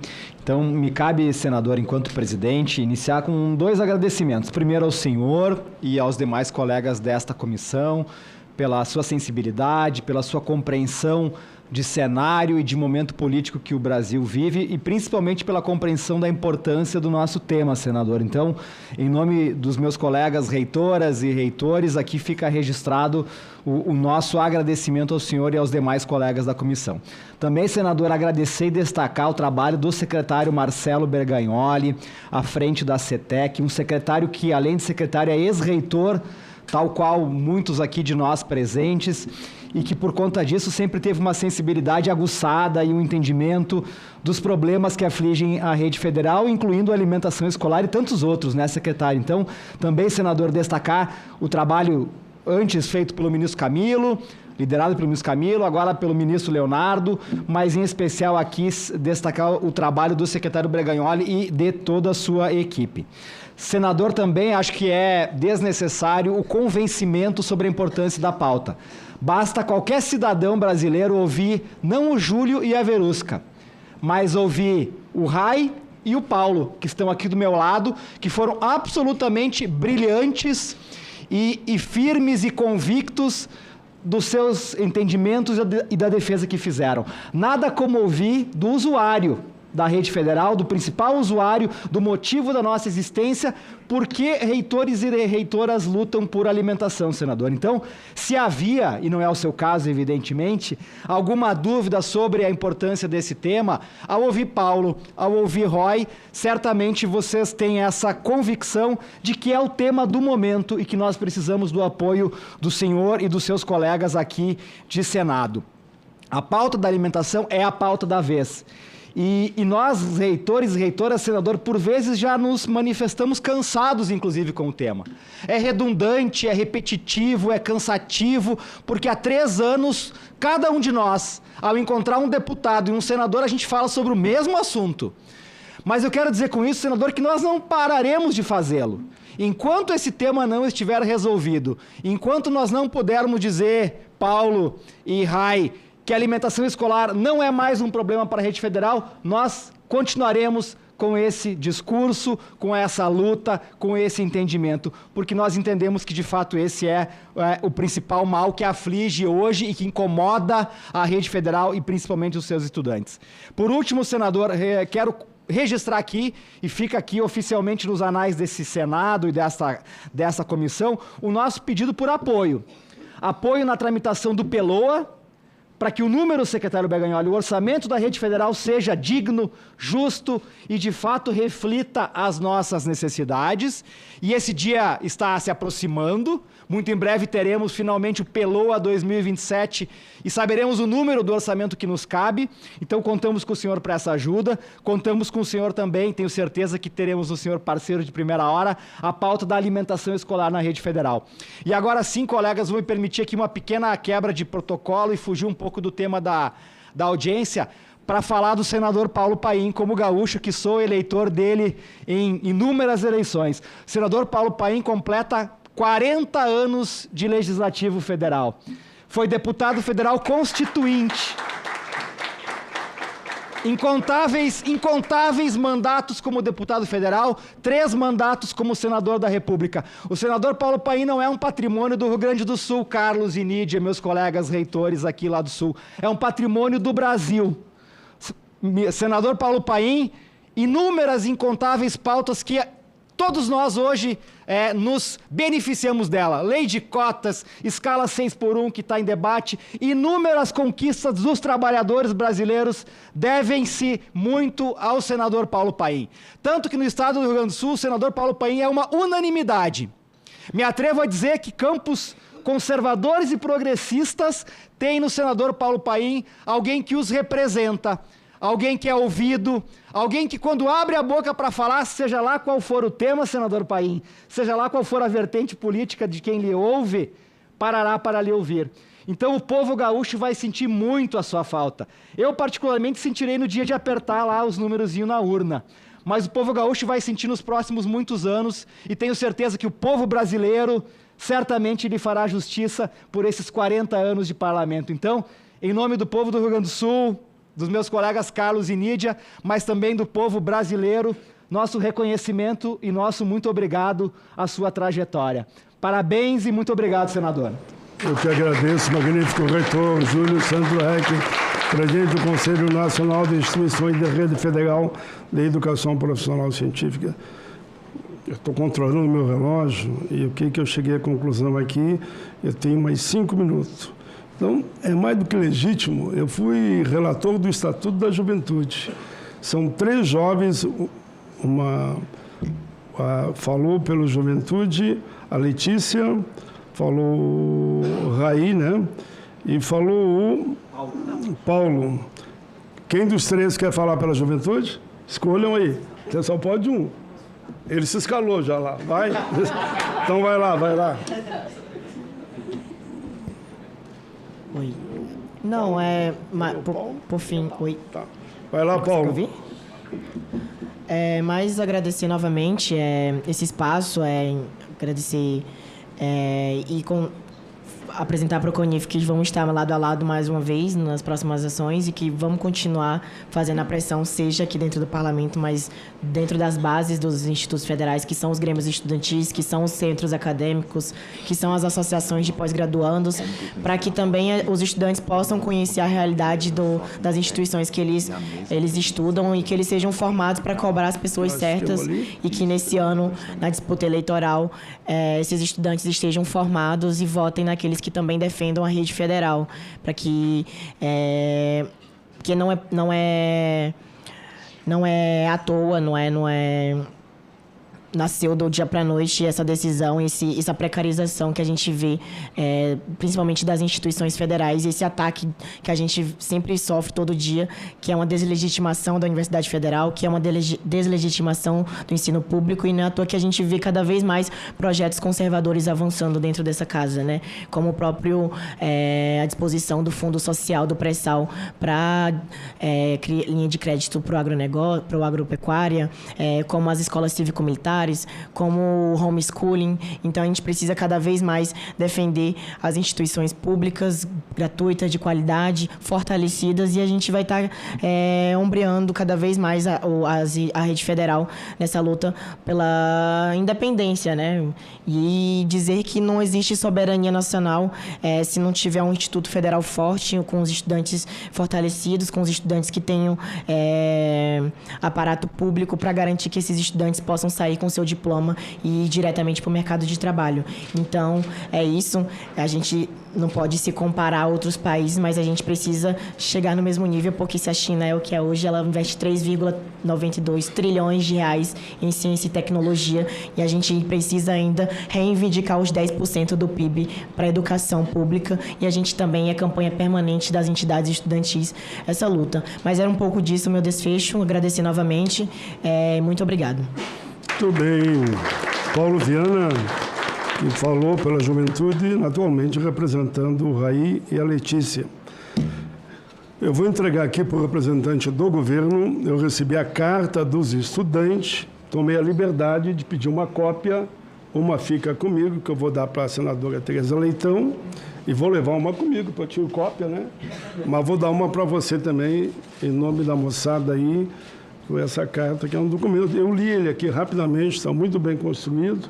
E embaixo ele fecha com as propostas, né? Parabéns. Pessoal, eu realmente tenho que sair, porque eu estou fazendo um tratamento e no máximo 5h10 eu tenho que estar lá, e fora daqui. E por isso só que eu não vou ficar mais tempo com vocês. Por mim, eu viria todos vocês um por um. Mas só dizer para vocês assim, não é uma despedida, né? Porque a despedida ainda vai ser até o fim do ano. Eu saio daqui em dezembro. Mas só dizer para vocês que nesses 40 anos eu fiquei muito aqui dentro. Muito, muito, muito, muito. Eu praticamente fico entre os senadores. Se tiver 5 da maior presença aqui dentro, eu estou entre os 5. Não quer dizer que eu fui o primeiro, né? Eu fui entre os 5. Foram mais de 1000 projetos apresentados nesse período desde a Constituinte. Então, dos 150 entre autoria e relatoria. Entre eles, eu tenho orgulho de dizer Estatuto do Idoso, Estatuto da Igualdade Racial, Estatuto da Pessoa com Deficiência, Relator da Juventude, a Política de Salário Mínimo, a Política de Quase eu vou pagar, senão eu vou falar aqui do 100 e pouco, e não dá. Mas eu queria dizer que, muitas vezes, lá no Rio Grande, alguns não compreendiam por que eu não estava lá. Porque eu estava aqui. Eu fui eleito para ficar aqui, trabalhando e estando aqui com vocês, por exemplo, hoje, que eu podia ver um por um. Eu vou para o Rio Grande do Sul uma vez por mês. E vou na sexta e volto no domingo. Todo domingo eu volto para segunda-feira estar aqui. E fiz isso durante 40 anos. E deu certo. Porque a gauchada acabou me mantendo aqui 40 anos. Teve uma das eleições para o Senado que eu fiz, faltou meia dúzia de votos para 4 milhões de votos, né? Então, eu agradeço a todo o povo do Rio Grande. Se votou em mim ou não votou, não importa. Importa que eles foram às urnas, né? Defenderam a democracia, a soberania, e eu fui indicado esse período todo. Mas eu tenho dito uma frase que, quando eu cito ela, eu meio que me emociono. Meio porque fica meio emocionado e eu me seguro, né? Depois de 40 anos, é como se eu estivesse numa batalha permanente, fora do meu país. É como se eu estivesse fora e, depois de 40 anos, terminou aquele combate e eu tenho que voltar. Quem sabe até por causa da idade, né? O bom combatente não pode ter idade muito avançada, né? Então, o que eu estou dizendo é que, embora muitos insistiram para mim continuar, muitos pediram para mim ficar mais um período, pelo menos, eu digo, pessoal, chegou a hora de passar o bastão, né? E chegou a hora de eu voltar para casa.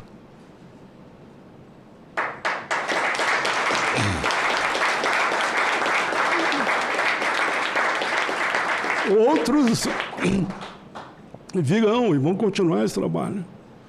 Para ter uma ideia, eu tenho uma bisneta que eu não conheço, ela já está com 4 anos, eu não conheço. E ela queria muito que eu fosse visitá-la, está no exterior. Ela nasceu fora do Brasil, queria que eu fosse lá como senador. Eu vou tentar ir ainda, e vou ter que ir até o fim do ano. Mas momentos como esse, em que a emoção vai tomando conta, vocês podem ter certeza. Eu gostei muito do que eu fiz aqui. Se perguntasse o que eu gostaria, tivesse a oportunidade, que Deus dissesse que eu já estou com 76, você vai voltar para os 18, você gostaria de fazer o quê? Eu gostaria de fazer tudo de novo que eu fiz. Começar no movimento estudantil. Fui presidente do ginásio noturno para trabalhadores, em plena ditadura, eu não vou entrar aqui nos detalhes do que aconteceu. Fui presidente do sindicato, fui vice da CUT Nacional, fui presidente da Central Unitária do Rio Grande do Sul. E foi num congresso que eu saí para ser constituinte, indicado pelo povo gaúcho. Mas eu gosto muito daquela música Mauei, que é do francês, cantada muito pelo Frank Sinatra, né?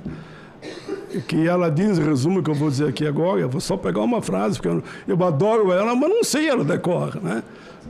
Ele diz que, a Mauei diz, se errei, se acertei, se chorei, se sofri, o importante é que eu fiz do meu jeito.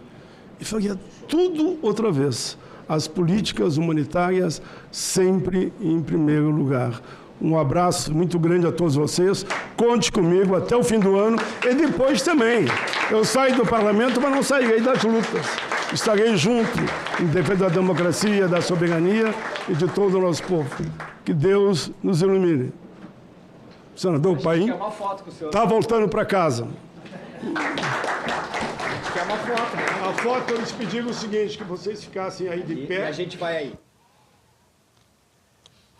Olá, boa tarde. Agora em Brasília são 16h24 e o Senado Notícias está no ar. Você estava acompanhando um debate na Comissão de Educação sobre o orçamento da Rede Federal de Educação. Debate que acabou nesse instante. E amanhã, aqui no plenário do Senado, os senadores devem votar punições mais duras para a violência sexual digital contra crianças e adolescentes. Esse mesmo projeto também aumenta as penas para diversos crimes sexuais contra crianças, inclusive nos casos em que é usada a inteligência artificial. A pena atual para quem adquire, possui ou armazena material com violência sexual é de 1 a 4 anos de prisão e multa. De acordo com esse projeto, essa punição pode aumentar para 3 a 6 anos de prisão e multa. Amanhã também os senadores devem analisar uma proposta que permite a transferência automática a cada mês do valor da pensão alimentícia para a conta do beneficiário ou de seu representante legal. Caso não haja saldo suficiente na conta do devedor, poderá ocorrer a indisponibilização automática de ativos financeiros até o limite do valor atualizado da prestação em atraso. Então, esses são dois depois dos projetos que devem ser votados amanhã, aqui no plenário do Senado, pelos senadores nesta terça-feira. E hoje pela manhã, a Comissão de Direitos Humanos realizou uma audiência pública para debater a situação de crianças e adolescentes no Brasil. Esse debate marcou os 36 anos do Estatuto da Criança e do Adolescente, que serão comemorados semana que vem. Veja como foi. Às vésperas do aniversário de 36 anos do Estatuto da Criança e do Adolescente, a presidente da Comissão de Direitos Humanos, senadora Damares Alves, defendeu o fortalecimento das políticas públicas voltadas à infância. Emocionada ao citar os números de violência contra crianças e adolescentes, ela afirmou que a proteção desse público deve permanecer como prioridade. Segundo o levantamento divulgado a partir dos dados do Disque 100, registrou-se em 2024 um recorde absurdo de 657 mil denúncias de violações de direitos humanos, das quais 289 mil, pasmem, envolvem crianças e adolescentes no país. Os números do Disque 100 evidenciam a magnitude do problema. Eu fui uma menina que eu não tive proteção do Estado. Eu fui abusada pelo meu padrasto. E quando eu cheguei na delegacia, eu lembro muito bem que me levaram na delegacia e eu contei para o delegado. Mas o delegado, ele me olhou naquela época e falou o seguinte para mim: você sabe que seu padrasto ele pode sair. E você sabe o que eu senti naquele momento? Que não tinha proteção. Então, na mesma hora, eu preferi dizer para o delegado que era tudo mentira. Especialistas lembraram que o Brasil possui uma das legislações mais avançadas do mundo para a proteção da infância. O desafio, segundo a Associação dos Magistrados da Infância e da Juventude, é transformar os direitos previstos em direitos efetivamente garantidos. O Brasil não sofre pela ausência de legislação. Pelo contrário, nós temos um dos mais avançados sistemas normativos de proteção integral do mundo. E o que ainda nos desafia é transformar direitos reconhecidos em direitos efetivamente vividos. A realidade demonstra que milhares de crianças e adolescentes no Brasil continuam expostos à violência, à negligência, à exclusão social e a múltiplas formas de vulnerabilidade. O Estatuto ele deixou de ser apenas uma referência jurídica e passou a inspirar novas gerações de direitos, né? Acho que em 2016 nós tivemos o Marco Legal da Primeira Infância, né? A doutora Cati mencionou, né, a importância da primeira infância. O Marco Legal da Primeira Infância ele vem inaugurar, né, essa perspectiva, né, da importância de se proteger a criança de 0 a 6 anos, pensando em todo o seu desenvolvimento integral. E mais recentemente também o Estatuto da Criança e do Adolescente inspirou o ECA Digital, né, a partir de uma grande mobilização da sociedade brasileira, que atualizou essa noção da proteção integral de crianças e adolescentes para o ambiente digital. Entre os desafios, a proteção digital das crianças ganhou destaque. Os participantes defenderam limite de idade para acesso às redes sociais, mais recursos para políticas públicas e medidas de prevenção de riscos na internet. Segundo a ONG internacional Child Found, 54% dos adolescentes já sofreram algum tipo de violência sexual online. Nós queremos propor a obrigatoriedade da educação digital ou da cidadania digital nos currículos escolares, mas não apenas para as crianças. Também que se trabalhe isso com campanhas de mídia, mesmo no próprio ambiente escolar, envolvendo as organizações sociais, a educação dos pais e cuidadores. Porque hoje nós vivemos uma geração em que os pais sabem menos de internet do que os filhos.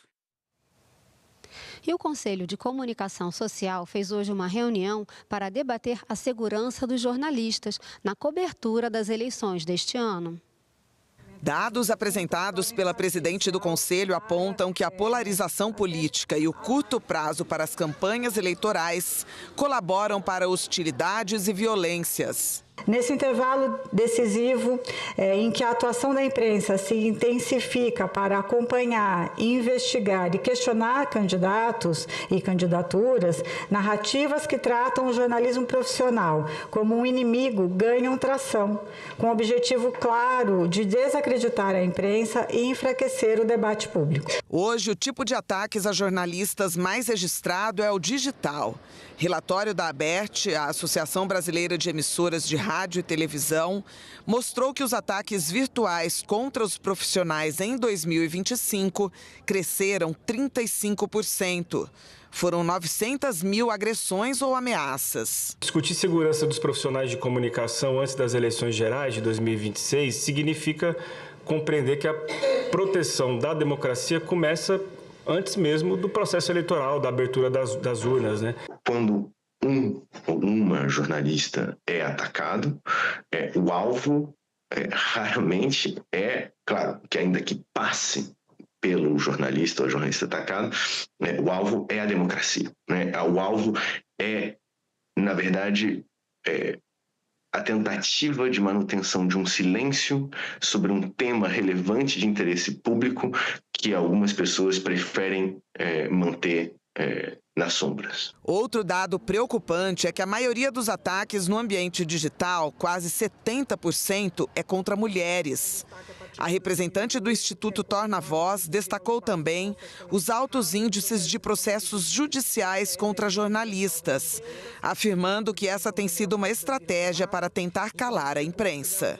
Obviamente, quando a imprensa comete abusos ou ilícitos, ela deve ser responsabilizada, mas o que a gente vê com muita frequência é que há processos que são movidos puramente com esse intuito intimidatório, em que as pessoas ajuizam processos sem sequer dizer que tem alguma informação falsa naquela matéria jornalística que está reportando um fato de interesse público. Para monitorar e ajudar a combater essa violência durante as eleições, o Ministério da Justiça criou um grupo de trabalho eleitoral que reúne especialistas e membros da sociedade. O GT, ele busca reunir, ele constrói esse espaço de atores chaves para uma resposta mais coordenada no recebimento de denúncias, acompanhamento, na qualificação desse acompanhamento e encaminhamento dos casos individuais, mas também numa perspectiva mais geral de produção de diagnósticos e recomendações e identificação de padrões de violências e ataques. O que a gente vê, na maioria dos casos, é uma naturalização dessa violência, né? O jornalista cobre uma pauta perigosa. Eleição não deveria ser uma pauta perigosa, né? Eleição acontece a cada 2 anos no Brasil e a classe política, por exemplo, não deveria ser o maior agressor dos jornalistas nos últimos 6 anos, como a gente tem visto nos relatórios da FENAGE. E os senadores começaram a discutir aqui no plenário a proposta de emenda à Constituição que concede aposentadoria especial aos agentes comunitários de saúde e de combate a endemias. Pelo texto, as mulheres poderão se aposentar aos 57 anos e os homens aos 60 anos, depois de 25 anos de contribuição. A votação está marcada para o próximo dia 15 de julho. O plenário do Senado começou a analisar nesta terça-feira a proposta de emenda à Constituição que estabelece aposentadoria especial para agentes comunitários de saúde e agentes de combate às endemias. O texto também determina a regularização do vínculo funcional desses profissionais. A PEC fixa regras permanentes e transitórias de aposentadoria para as 2 categorias. Os profissionais terão direito à aposentadoria com idade mínima de 57 anos para mulheres e 60 anos para homens, desde que comprovem 25 anos de contribuição e de efetivo exercício na atividade profissional. A proposta ainda disciplina a forma de contratação dos agentes, prevê financiamento pela União e estende as regras aos agentes indígenas de saneamento e aos agentes indígenas de saúde. Essa foi a primeira das 5 sessões de discussão da PEC em primeiro turno. O presidente do Senado, o senador Davi Alcolumbre, disse que vai colocar em votação um calendário especial para que não haja as 3 sessões de discussão em segundo turno. Para ser aprovado, o texto precisa do voto favorável de 3/5 do Senado em cada turno, ou seja, 49 senadores. Se for aprovada no Senado, a PEC segue para a promulgação. A expectativa de todos nós no Brasil, inclusive da grande maioria dos senadores aqui na casa, é que essa PEC pudesse ser deliberada e votada no dia de hoje. Porque se quase 70 senadores que apoiaram o regime de calendário especial para aprovação aqui na casa, se isso não for democrático, eu não sei mais o que é democracia no Senado Federal. Se nós conseguimos concluir o segundo turno e a votação do calendário especial, essa matéria vai ser deliberada ainda neste período de sessão legislativa e pelo calendário que a mesa me apresenta, dia 15/7, daqui a 15 dias. Senadores e deputados que participam da iniciativa Unidos contra a Corrupção apresentaram uma proposta para incluir os partidos políticos entre as instituições sujeitas ao controle da lavagem de dinheiro. Essa proposta está na pauta da Comissão de Segurança Pública de amanhã, terça-feira.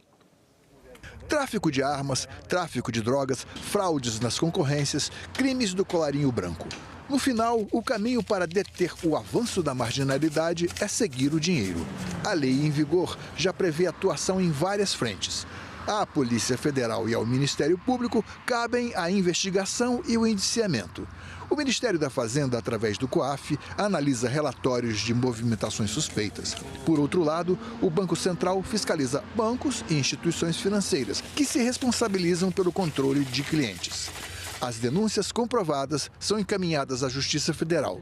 Agora, um projeto relatado pela senadora Ivete da Silveira inclui os partidos políticos na relação de organizações passíveis de serem controladas nos casos de lavagem de dinheiro. A proposta está em caráter terminativo na pauta da reunião da Comissão de Segurança Pública do Senado desta terça-feira, 7 de julho, a partir das 11 da manhã.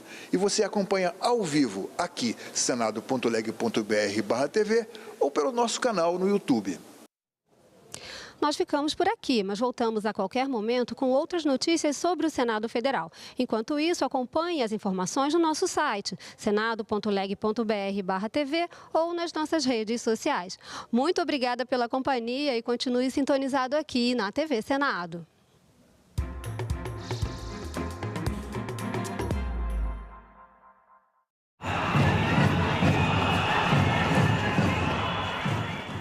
No próximo assunto de Estado, vamos falar sobre saúde, trabalho, matriz energética, entre outros temas. E o nosso convidado é o senador Rogério Carvalho, do PT de Sergipe. Não percam. A gente vai viver um novo tempo no Estado de Sergipe. Você imagine uma arrecadação prevista extra para o Estado de 45 bilhões de reais. O que isso vai gerar de emprego e renda. Assunto de Estado. Hoje, 8h, aqui na TV Senado. A propaganda do Estado Novo valoriza o trabalho de tal maneira que o DIP aconselha a mudança de versos do samba de carnaval Bonde de São Januário para adequar a letra aos novos tempos. Os autores, Ataúfo Alves e Wilson Batista, substituem então a tradicional figura do malandro carioca por um trabalhador feliz e responsável. Quem trabalha é que tem razão, eu digo e não tenho medo de errar. Quem trabalha é que tem razão, eu digo e não tenho medo de errar. O bonde São Januário leva mais um operário, sou eu que vou trabalhar. Pablo Ademir, o que as empresas estatais podem fazer para incentivar o desenvolvimento tecnológico brasileiro? Tônia, hoje as empresas podem financiar projetos, podem subvencionar projetos e empresas, elas podem incubar ou acelerar startups, empresas que já existem, elas podem comprar participação societária ou investir em outros projetos. Agenda Econômica, nesta terça, 8h, aqui na TV Senado. Se você me perguntasse o que eu gostaria no mundo, é que não houvesse violência.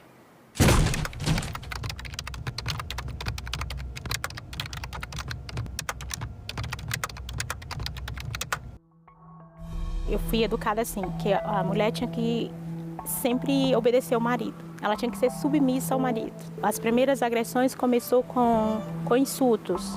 Falar da minha roupa, dizer que eu era gorda, que eu era feia. Eu tinha o meu dinheiro, eu tinha minha conta, eu trabalhava, mas o meu salário quem gastava era ele. A primeira vez que eu pedi o cartão, que eu falei, o dinheiro é meu, eu trabalho, eu sei que o dinheiro é meu, eu levei um tapa. E como castigo à noite, ele me botou para dormir fora de casa na chuva. Se aquela pessoa se sente no direito de te empurrar, de te apertar, ela já está dando um sinal muito grande que ela é capaz de fazer outras coisas. Né? A gente pode passar, às vezes, por exemplo, de um empurrão para uma facada. Eu falo, eu estou vivendo hoje. Ter meu trabalho, ter dignidade, poder entrar na loja, escolher o meu sapato preferido, botar o meu batom vermelho e eu olhar para o meu corpo e não ter um roxo nele.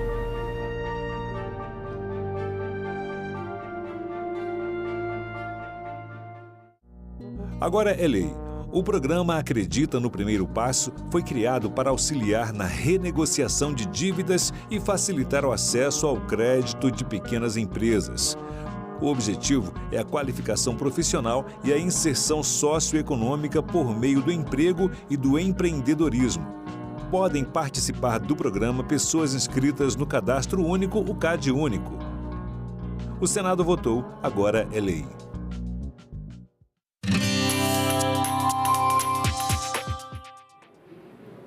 Olá, eu sou a Carla Benevides e está começando mais um programa Argumento. O Senado debateu a criação do Estatuto dos Cães e Gatos, uma proposta que reúne os direitos dos animais, os deveres dos tutores e a responsabilidade do poder público em um único marco legal. Aqui comigo no estúdio está o senador Paulo Paim, do PT do Rio Grande do Sul, que foi o relator dessa proposta na Comissão de Direitos Humanos. Senador, muito obrigada pela sua presença. Eu agradeço estar aqui com você, Carla Benevides, para falar de um tema que, para mim, ele é de interesse de todo o povo brasileiro. Falar da vida dos animais. E, nesse caso, especificamente, cães e gatos, porque se você fizesse o estatuto para abraçar toda a causa animal... Fica difícil, né? Fica difícil. Então, é melhor dar esse primeiro passo com cães e gatos. E essa proposta surgiu devido à enchente no Rio Grande do Sul, né? Aquele período que eu presidi uma comissão especial que foi para o Estado para apoiar e trazer para cá a demanda, né? Daquele momento tão triste para todos nós. E ali eu fui procurado, quando eu estava na estante do Senado lá. Fui procurado por os seguintes grupos: o Instituto Arca Animal, a Sociedade Amigo dos Animais, SOAMA, e o Instituto Faço pelos Animais. Eles me mostraram que em torno lá de 20 mil animais estavam sem rumo, perdidos devido à enchente, e muitos morreram, né? E outros tantos estavam lá em abrigos provisórios, que estavam mais de 15 mil em abrigos provisórios ainda. E eles lançaram a ideia naquele dia que eu achava de apresentar um projeto. Como eu sou autor de muitos estatutos de idosos, da igualdade racial, da pessoa com deficiência, da juventude, enfim, que eu fui relator, eu digo, olha, então por que a gente não constrói um estatuto que abrace o maior número possível num primeiro momento? E aí a ideia foi, então, de cachorros e gatos. Muito bem. Mediante aquela discussão que tivemos lá, eles queriam que eu apresentasse o projeto. Mas eu acho que seria uma homenagem às próprias entidades, que são heróis anônimos, né? Uhum. Que tiram o dinheiro do seu bolso para salvar a vida dos bichinhos. Eu disse para eles, não, vocês entregam na CDH, né? Em nome das 3 entidades. Eu assumo o compromisso de conversar com a presidenta, que é a Damares, para que eu seja o relator. Uhum. E assim foi feito. Eles vieram numa delegação boa, nós marcamos uma audiência pública aqui no Senado. Foi uma bela audiência pública e, a partir dali, nós, então, eles registraram a proposta de estatuto de cães e gatos. Eu fui indicado como relator, como eu tinha mais ou menos já previsto, e o projeto já foi aprovado na comissão, ainda no fim do ano passado. Ele foi para a CCJ agora, e na CCJ o relator é o senador Fabiano Contarato, que também é um apaixonado pela causa animal, como nós todos somos. Ele já deu o parecer foi favorável. Realizamos, a semana que passou, uma audiência pública no plenário do Senado. O plenário do Senado estava, digamos, lotado de militantes, eu diria, né? Todos comprometidos, apaixonados por essa causa. Eu presidi a sessão, o Contarato, por motivo de força maior, não estava presente.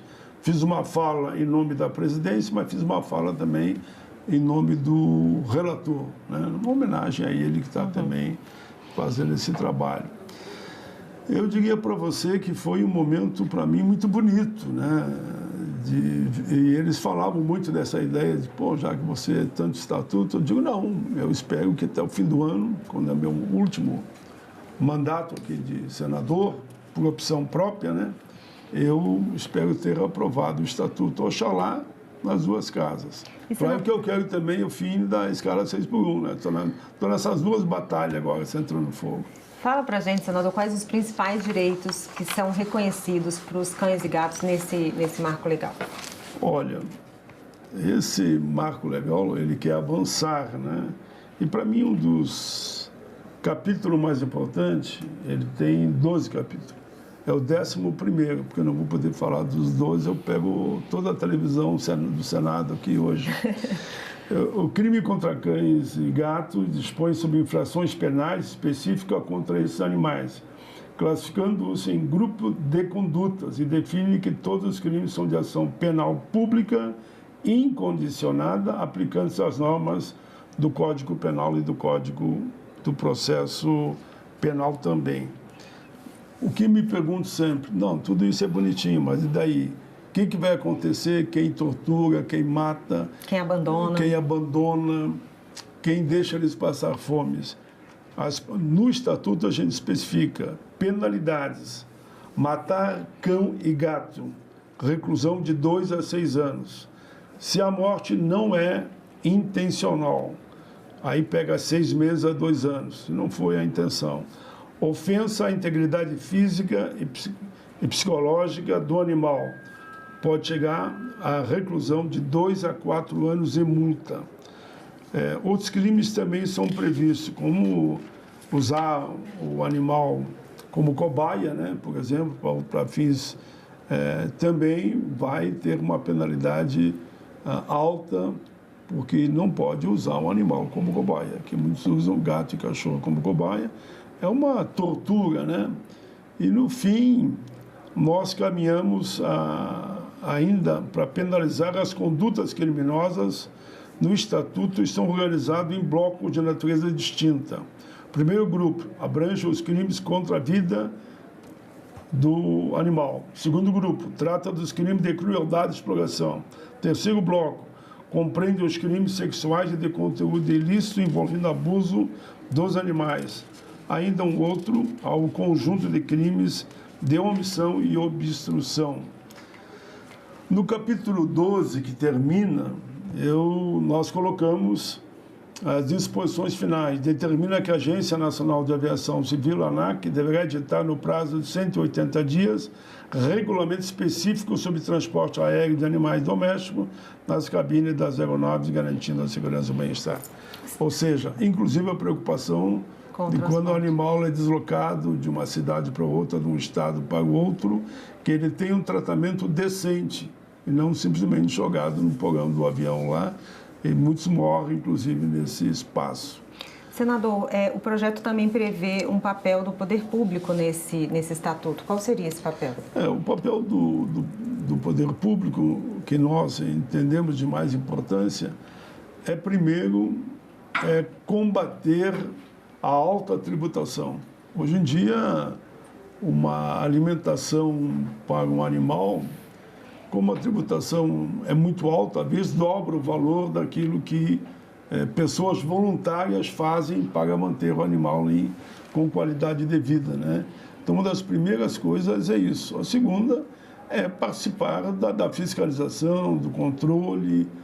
Veja esse caso aqui do cão orelha, né? Aqui em Santa Catarina. Recentemente teve um outro no Rio Grande do Sul que o animal foi matado na base da picareta, né? São crimes hediondos que o poder público, além de fiscalizar, tentar acompanhar dentro do possível, naturalmente, porque, segundo o último dado que eu recebi, existe mais de 30 milhões entre gatos e cachorros pelas ruas do nosso país, abandonados, né? 20 milhões de cachorros, 10 milhões de gatos. Então, o poder público tem que ter esse papel fundamental, que é salvar a vida dos bichinhos, né? Então, nesse aspecto, é você não permitir que eles fiquem abandonados e, ao mesmo tempo, toda denúncia que chegar, o poder público tem que se apresentar para recolher os animais e punir os culpados, inclusive com aquilo que eu coloquei aqui na lei, que a punição pode ser de 2 a 6 anos. Senador, o senhor falou que tem 2 prioridades, a escala 6x1 e o Estatuto de Cães e Gatos. Qual a possibilidade do avanço dessa proposta nos próximos meses e até o fim do ano? Olha, eu entendo que essa vai ser, inclusive, mais rápida, porque quem vai ser contra os animais, né? Eu duvido que aqui no Congresso não passe com rapidez. Então, eu entendo que essa poderá ser aprovada rapidamente. Tá certo, senador. Obrigada mais uma vez pela sua presença e pelos seus esclarecimentos. E eu agradeço a você também que nos assistiu. Se você quiser rever essa entrevista, é só acessar o nosso site senado.leg.br/tv ou o nosso canal no YouTube. Obrigada pela sua companhia e até o próximo argumento.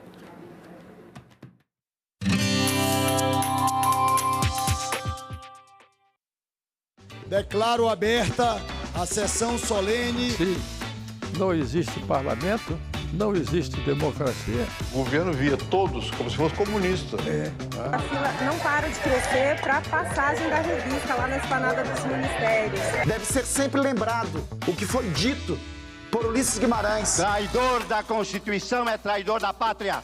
O homem disse logo, quem fala? Eu disse, Ariano Suassuna.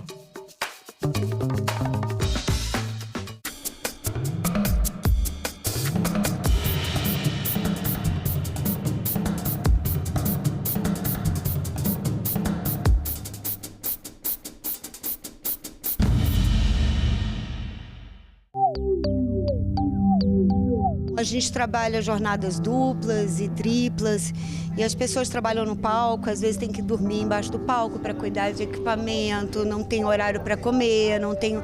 Então, sabe, está na hora das pessoas olharem para esse trabalho que ele também precisa de dignidade, precisa de uma carga horária justa, né?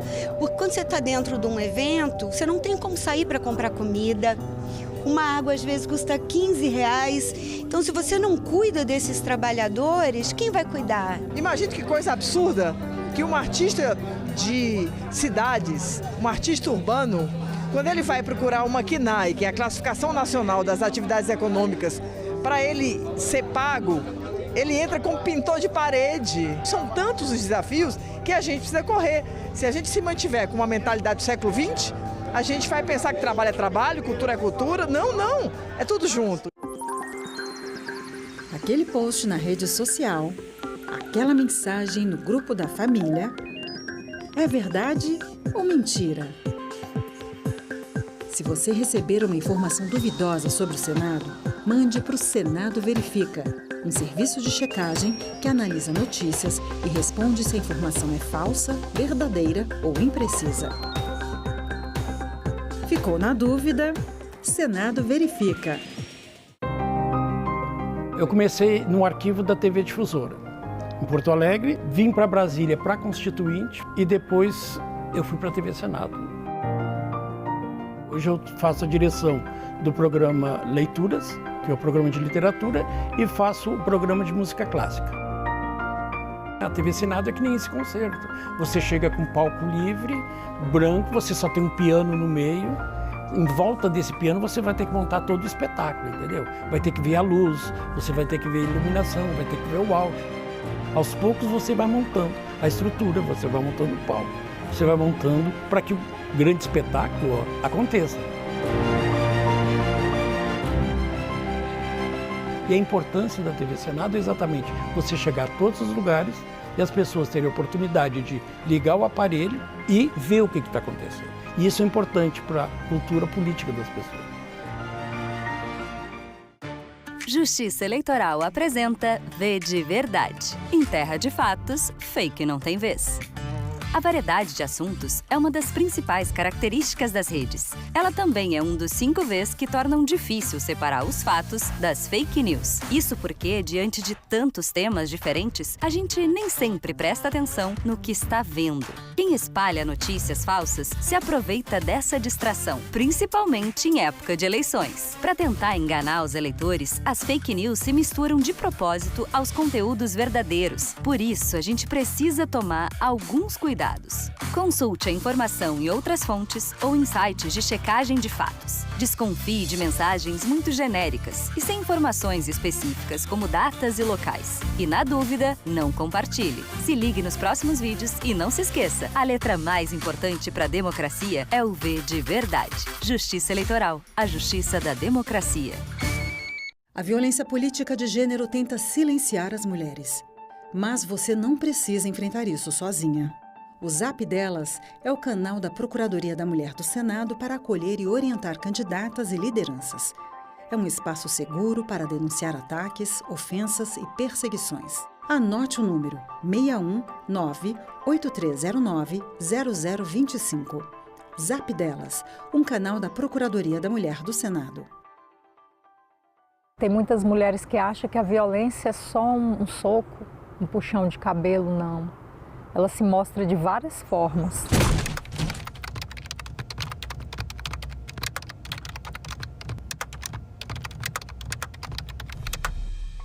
Era briga, era ciúme, era confusão. Ah, mulher minha não vai estudar. Quem é que vai te querer com esse tanto de filho? Mulher minha não dança. Mulher minha não tem amizade com o homem, as falas que eu ouvia. Mulher minha tem que me servir a hora que eu quiser. Se não me servir, eu vou para a rua procurar outra. Várias vezes, inclusive, eu acordei com ele em cima de mim. Se você percebe que o seu parceiro ou não aceita o seu não, insiste muito ou desrespeita o seu estado de inconsciência e de vulnerabilidade, fique alerta porque é uma violência sexual, é uma violência grave. No início eu achava ser normal, só que chegou um determinado ponto que eu falei, isso não é normal.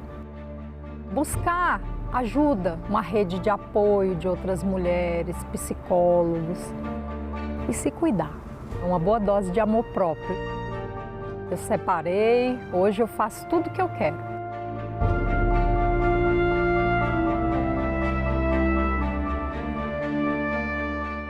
No próximo Assunto de Estado, vamos falar sobre saúde, trabalho, matriz energética, entre outros temas. E o nosso convidado é o senador Rogério Carvalho, do PT de Sergipe. Não percam. A gente vai viver um novo tempo no estado de Sergipe. Você imagine uma arrecadação prevista extra para o estado de 45 bilhões de reais. O que isso vai gerar de emprego e renda. Assunto de Estado. Hoje, 20h, aqui na TV Senado. Naquele momento, ia começar a Copa das Confederações. O que o Brasil estava acabando de receber? 6 novas arenas. Magníficas. Lindíssimas. Padrão FIFA. A criatividade popular pegou este rótulo, padrão FIFA, e disse, epa, eu quero esse padrão para tudo. De cada $9 que foram gastos nessa Copa do Mundo, 8 vieram ou emprestados, ou dados, ou bancados diretamente pelo poder público, seja o governo federal ou os governos estaduais. Eu estava muito confiante, na verdade, para o anúncio assim, oficial, achei mesmo que era a hora do Brasil. Achei que a gente merecia receber um evento como esse, sendo o país do futebol.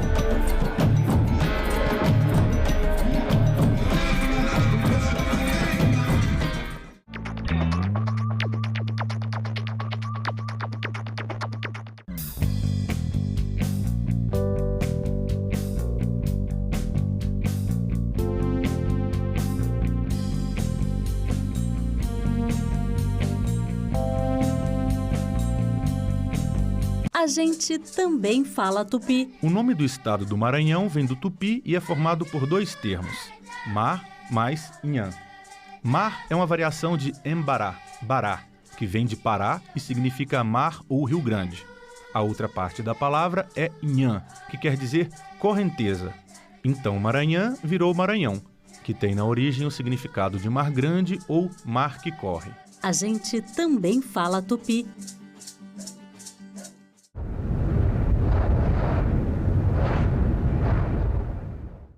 O programa a seguir é livre para todos os públicos.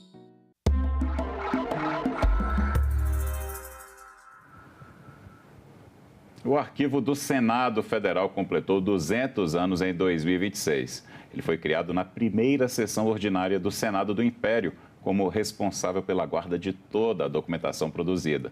Os projetos de lei, diários, anais do Senado e do Congresso Nacional, todos estão sob os cuidados do arquivo. Memória viva da história legislativa brasileira. Neste Cidadania, vamos saber mais sobre como é feito o trabalho da equipe do arquivo e os marcos históricos desses 200 anos. Meu entrevistado é o historiador e arquivista do Senado, Alexandre Alves. Alexandre, obrigado por vir aqui aos estúdios da TV Senado participar desse Cidadania, falando de um trabalho que eu tenho certeza que poucos brasileiros conhecem.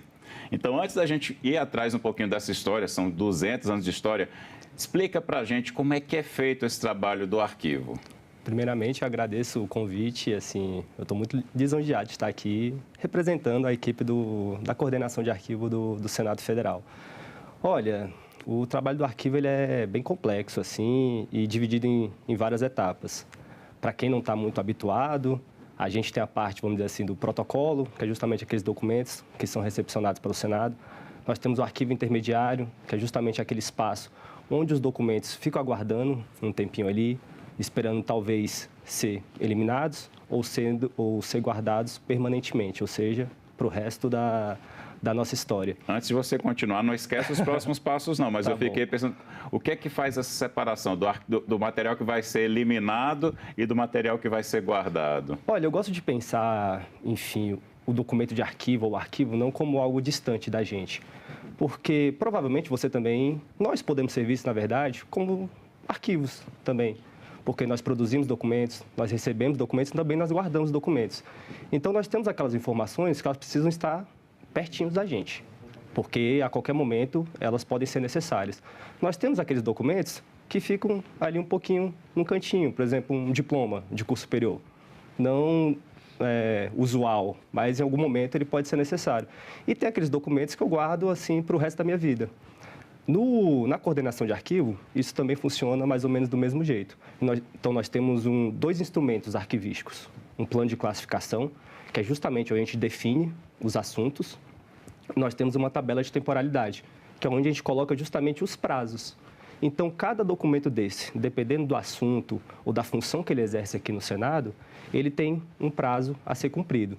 Após esse prazo, ele passa por um processo de avaliação, que nós arquivistas, com uma comissão interdisciplinar, ou seja, formada por várias graduações, com vários campos, a gente se reúne e começa a definir aí, esse documento aqui, ele tem um valor histórico, ou seja, ele vai para a guarda permanente, ou esse documento aqui, ele pode ser eliminado. Então, vamos dizer assim, o arquivo, os arquivistas, eles são responsáveis justamente por cumprir essas funções, de receber o documento, de classificar o documento, de avaliar, ou seja, estabelecer prazos, e caso esse documento ele seja importante à história e à memória, ele tem que ser guardado, como eu disse, para o resto da vida. Então, a gente fica justamente responsável também por essa guarda, por essa custódia. Eu te interrompi aí na cadeia desse processo todo. Então, selecionou, viu que esse arquivo, que esse documento é importante ser arquivado, ser preservado, ser guardado. Isso. Quais são os passos seguintes? Os passos seguintes é como eu disse. Após a avaliação, né, justamente, ele pode ser ou eliminado, ou ser guardado permanentemente, que a gente fala, quando tem um valor histórico. Como é que é essa guarda? Essa guarda é muito interessante porque, antes de entrar aqui no Senado, eu nunca havia visitado ou vivido realmente essa função de arquivista. Então, a gente realmente tem um acervo lá com uma determinada temperatura. Então, não pode ter essa mudança de temperatura justamente para não gerar fungos, não vamos esquecer. Como você disse na chamada aí, são 200 anos de história. Então, a gente tem documentos desde 1826 que devem ser guardados e permanecidos aqui dentro do Senado. Então, a gente tem essa medição de temperatura, tem a questão da umidade e a gente recebe, na verdade, informações dentro de uns relatórios, obviamente, né, já tudo automatizado, que a gente fica, no caso, acompanhando se eles estão bem guardados, se não está tendo uma mudança de temperatura. É bem interessante esse trabalho.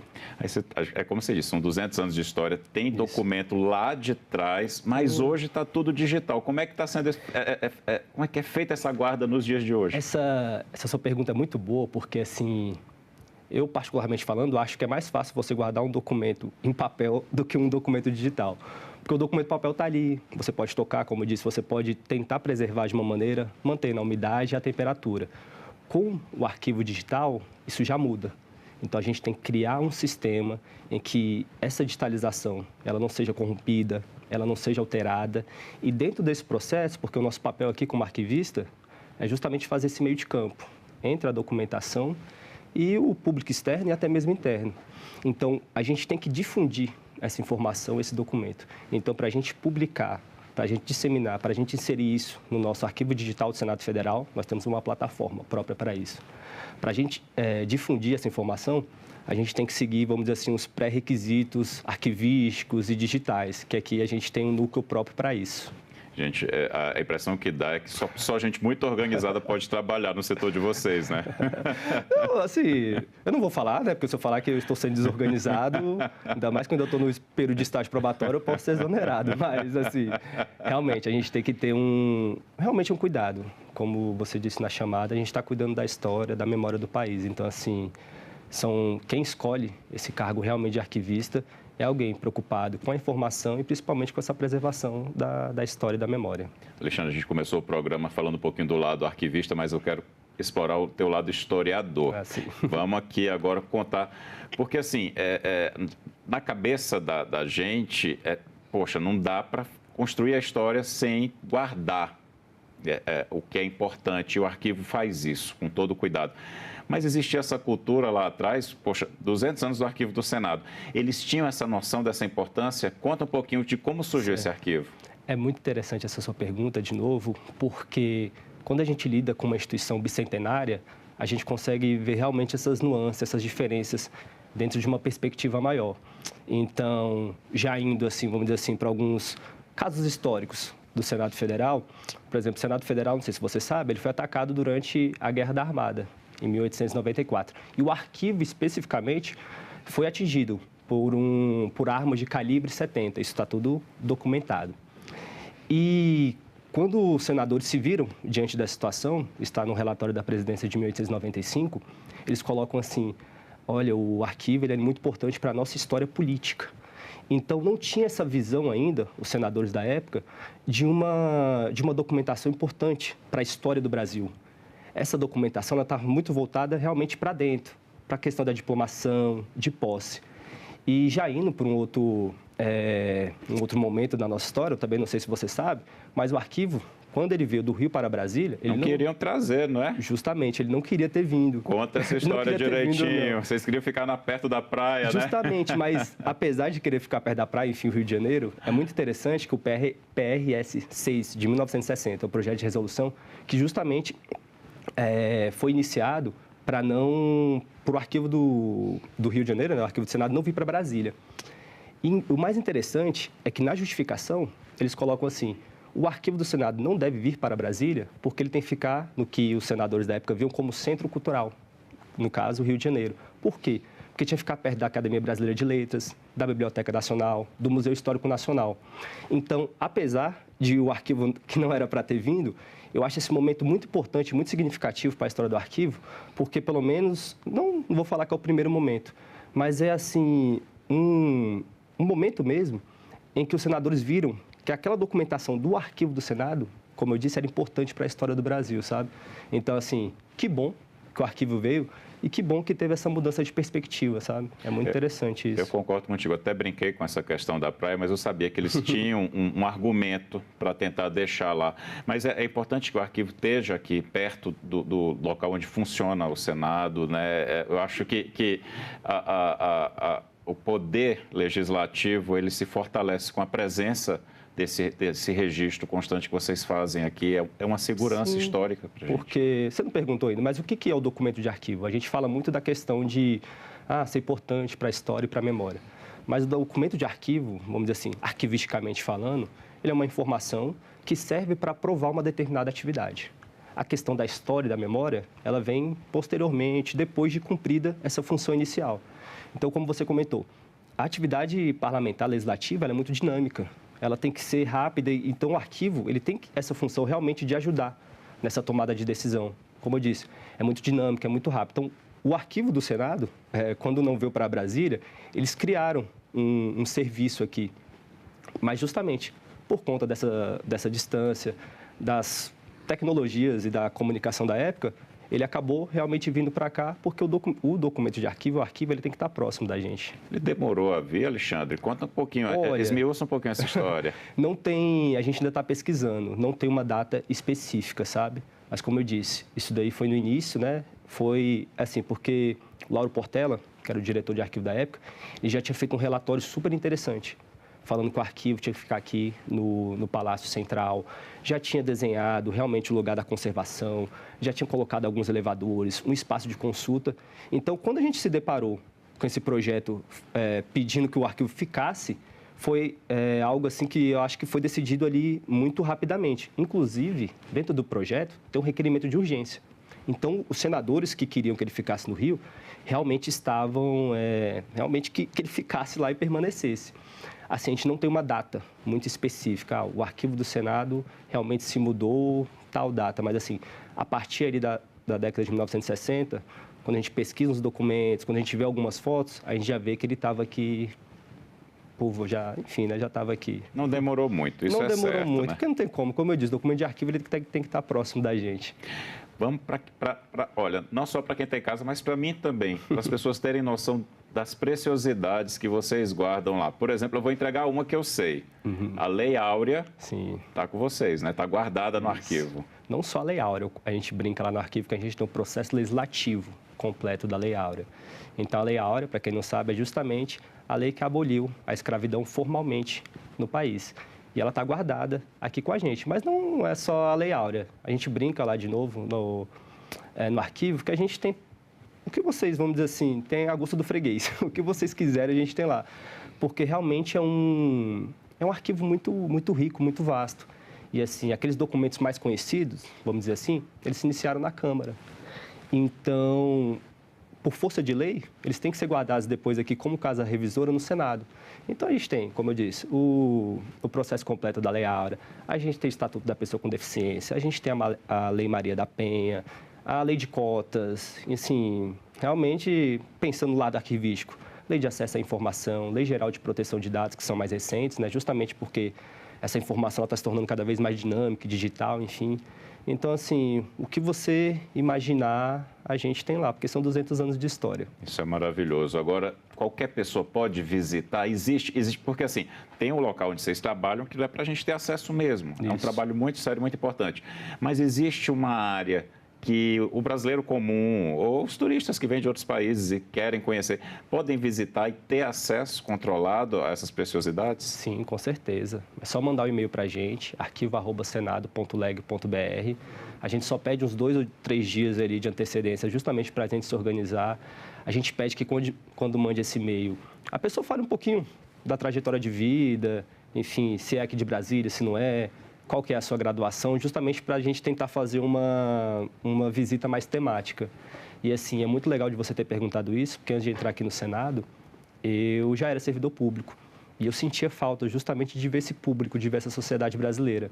Então, assim, a questão das visitas é justamente o momento que eu vejo as pessoas, seja pesquisadores, seja curiosos, seja escolas, universidades, assim, é bem interessante. Então, assim, sintam-se mais que convidadas e convidados. É só mandar um e-mail para a gente, arquivo@senado.leg.br. Vou reforçar esse e-mail. Mais uma vez, se vocês puderem botar nos créditos aí, arquivo@senado.leg.br. Você manda, explica direitinho a intenção da visita, qual é a sua ideia, quem você é. Às vezes quer levar estudantes, manda um e-mail para a equipe do arquivo e marca a data certa que você vai ser bem recebido, né, Alexandre? Com certeza, estamos lá de portas abertas. Vamos pegar um pouquinho aqui dessa história. Eu vou explorar esse teu lado historiador. Estamos aqui para isso. Eu sei que o arquivo ele foi criado no dia 1º de junho, é isso, né?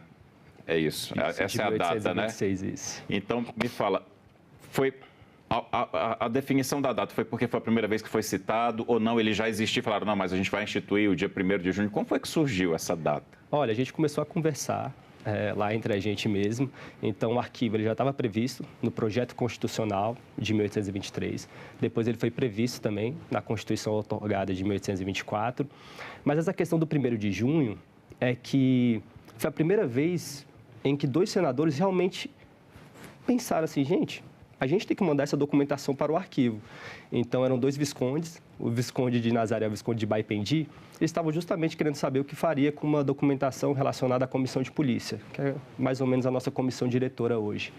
Eles falaram, não, gente, a gente pode aguardar um pouco para decidir e vamos enviar essa documentação, ainda mais que era algo relacionado ao orçamento, vamos enviar essa documentação para o nosso arquivo. Então, foi daí que a gente escolheu essa data, sendo o 1º de junho de 1826, como sendo o nosso aniversário. E outra curiosidade, o arquivo tem um nome, e é Arquivo Cora Coralina, uma poeta brasileira. Eu sou poeta, adoro poesia, então... E a gente pensa, poxa, Cora Coralina, a gente pensa, por que na biblioteca? Porque o arquivo é Cora Coralina. Porque o arquivo, né? Essa pergunta também é boa, porque justamente por conta dos nossos 200 anos, a gente foi tentar resgatar um pouquinho dessa nossa trajetória. E, segundo a Lei 10.745, de 2003, 2004, então, foi instituído o Ano da Mulher. Então, por quê foi iniciada essa lei? Porque eles queriam justamente mudar um pouco dessa face do Senado. Porque se você passar aqui pelas galerias, enfim, para os outros serviços, geralmente os homens são homenageados. Então, foi votado o projeto de resolução, foi, na verdade, proposto, o projeto de resolução 1 de 2004, justamente por conta desse Ano da Mulher, querendo batizar o arquivo do Senado como Cora Coralina. Mas só com a resolução 37 de 2008, ou seja, anos um depois, tempinho depois, é que realmente foi feita essa homenagem à Cora Coralina. Homenagem justíssima. Justíssima. Eu também fiquei me perguntando, assim, no projeto, eu tenho que pesquisar mais um pouquinho, mas no processo da exposição de motivos, enfim, a justificação não tem uma escolha, assim, a Cora Coralina por conta disso. Mas, enfim, é uma das principais poetas brasileiras. E toda essa questão de memória, história, enfim, de informação, eu acho que o nome é mais do que bem-vindo e casou muito bem. É maravilhoso. Imagina, o arquivo ser batizado com o nome de uma das grandes poetas brasileiras. Eu acho fantástico também. É uma honra. É muito legal mesmo. Deixa eu te perguntar uma coisa agora. Eu vou começar a provocar. Claro. A gente fala sempre que o Brasil é um país sem memória. Sim. O arquivo nacional, qualquer arquivo, o arquivo do Senado é memória viva, é história viva. O brasileiro, a sociedade brasileira, ela consegue perceber a importância do arquivo, a importância do trabalho que vocês fazem? Vocês percebem uma mudança nessa cultura?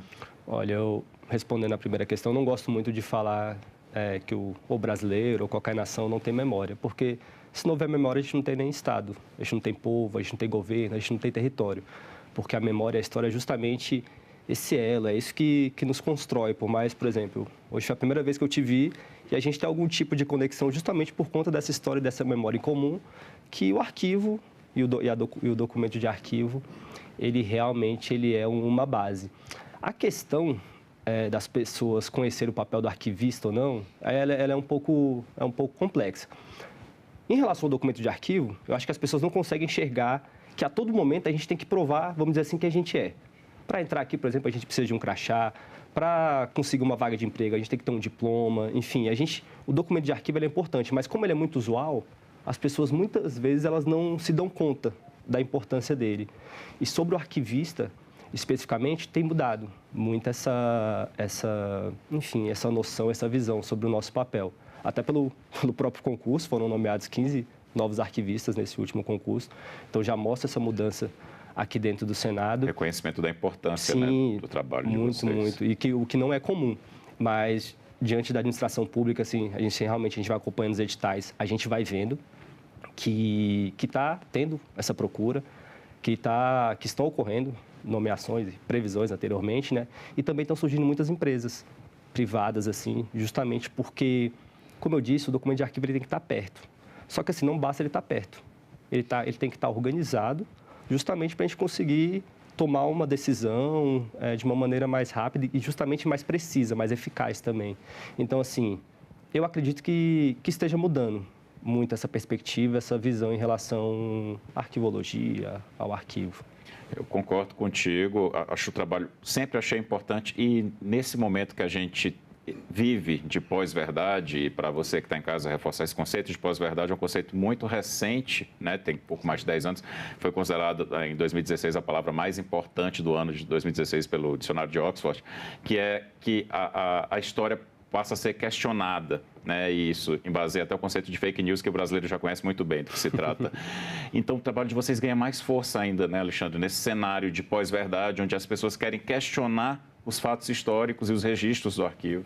Justamente, essa questão da pós-verdade, como você bem pontuou, é justamente que aqueles espaços ditos de conhecimento, universidades, escolas, o próprio jornalismo, ele passou a ser muito questionado. Então, assim, o que é a verdade, pensando nessa questão que você colocou? Se a verdade, vamos dizer assim, não existe, se eu não posso tocar essa verdade, se eu não posso, vamos dizer assim, que cada um realmente tem sua opinião, o que mais se aproxima da verdade é justamente o documento de arquivo, porque ele justamente é uma prova de uma determinada atividade. Então, assim, obviamente que eu tenho meus posicionamentos, você também com certeza tem, mas assim, toda vez que, aqui uma opinião bastante pessoal, toda vez que você se posicionar, se colocar, tem um documento de arquivo do lado, porque pelo menos ali você vai estar mais embasado. O embasamento é fundamental nesses dias de pós-verdade. Sim, justamente. Deixa eu te perguntar, a gente falou rapidamente, pincelou sobre tecnologia e como isso está mudando aos poucos. Vou no passo além. Tecnologia, mundo digital, inteligência artificial. Como é que está o trabalho hoje e o que é que vocês que trabalham como arquivistas já conseguem vislumbrar do trabalho de vocês para o futuro? Olha, a inteligência artificial, inclusive tem um outro concurso que agora o nome nem era mais arquivista, era arquivista digital, justamente para você ver como é que está essa questão da tecnologia, tá fazendo parte do nosso dia a dia.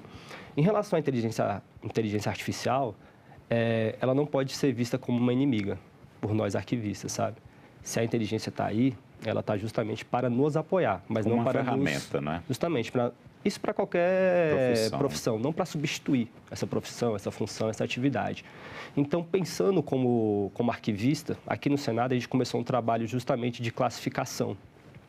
Então, a IA está justamente nos ajudando nesse ponto, porque a gente está tentando, de alguma maneira, que essa classificação ela seja um pouquinho mais dinâmica, mais rápida, sabe? Não, vamos dizer assim, nos substituir, como eu disse, mas que a gente oriente essa inteligência artificial, que ela consiga ler determinados dados, informações do documento e já conseguir classificar, entendeu? Então, assim, a IA, a gente gosta de falar muito que a digitalização, a inteligência artificial é o futuro, mas não, é o presente, sabe? Mas eu tenho um pouco de resistência, mas eu vejo com bons olhos. É aquela questão, é usar como ferramenta, mas não vai substituir o olhar humano e o critério humano também, não é? Com certeza. Gente, nós somos insubstituíveis, assim, pelo menos eu espero, não sei. Eu penso assim por também. Quanto tempo nós ainda estaremos aqui, mas assim, qualquer tecnologia, como eu disse, ela vem para nos ajudar, entendeu? Então, assim, ela não pode substituir o ser humano, porque é realmente, pensando em inteligência artificial, é o que a gente vai realmente treinar, que ela vai nos orientar e ela tem que ser utilizada justamente para facilitar o nosso dia a dia, tornar o nosso dia mais leve, mais divertido, com menos pressão. De novo, não para nos substituir, eu realmente não consigo ver a inteligência artificial ou qualquer tecnologia dessa forma e, particularmente, eu vejo essas tecnologias assim, para nos ajudar mesmo. Antes da gente encerrar, um caos de história que as pessoas não conhecem e que vocês têm ali guardado no arquivo, que seja interessante a gente saber. Olha, a gente tem uma muito boa. O nosso primeiro arquivista, vamos dizer assim, foi Alonso Pestana de Aguiar, é o que a gente tem mais informações. Ele era um amanuense, ele era responsável justamente por fazer as atas, ele e outros integrantes, né? E ele morou, acho que 10 ou 15 anos dentro do arquivo. Ele morava no arquivo do Senado, lá no Conde dos Arcos, lá no Rio de Janeiro. Só que o Alonso Pestana de Aguiar, ele era também membro da Guarda Nacional. Então, durante a Guerra do Paraguai, ele foi convocado para participar dessa Guerra do Paraguai. E, na hora lá, ele tentou se safar rapidinho. A estratégia dele não é muito legal, não é muito boa, na verdade. Ele deu um ex-escravizado, um liberto, Emílio de Aguiar, também com o mesmo sobrenome, no lugar dele. E está lá nos anais do Senado Federal, que justamente ele teria que cumprir 9 anos dentro da Guarda Nacional. No caso, o escravizado, o liberto que foi em seu lugar, sabe?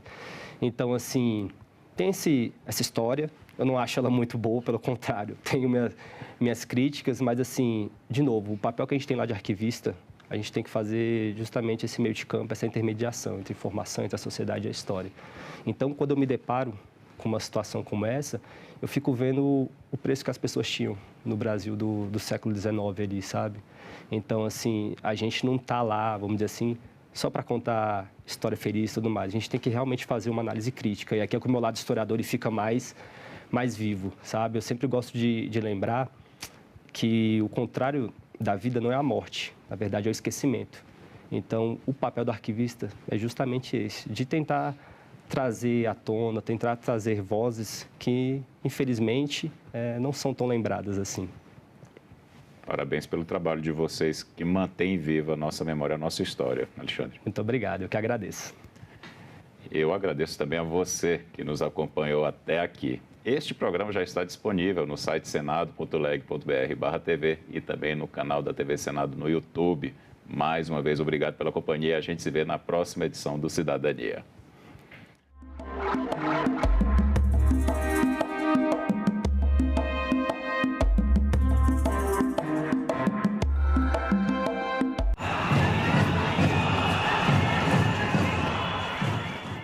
No próximo assunto de Estado, vamos falar sobre saúde, trabalho, matriz energética, entre outros temas. E o nosso convidado é o senador Rogério Carvalho, do PT de Sergipe. Não percam. A gente vai viver um novo tempo no estado de Sergipe. Você imagine uma arrecadação prevista extra para o estado de 45 bilhões de reais. O que isso vai gerar de emprego e renda. Assunto de Estado. Hoje, 20h, aqui na TV Senado. A gente sabe que quando os primeiros viajantes chegaram na cachoeira, ela não chamava Cachoeira do Teotônio, ela chamava Cachoeira de Aguerites, ou Iaguarité, que é a onça verdadeira, né, em Tupi.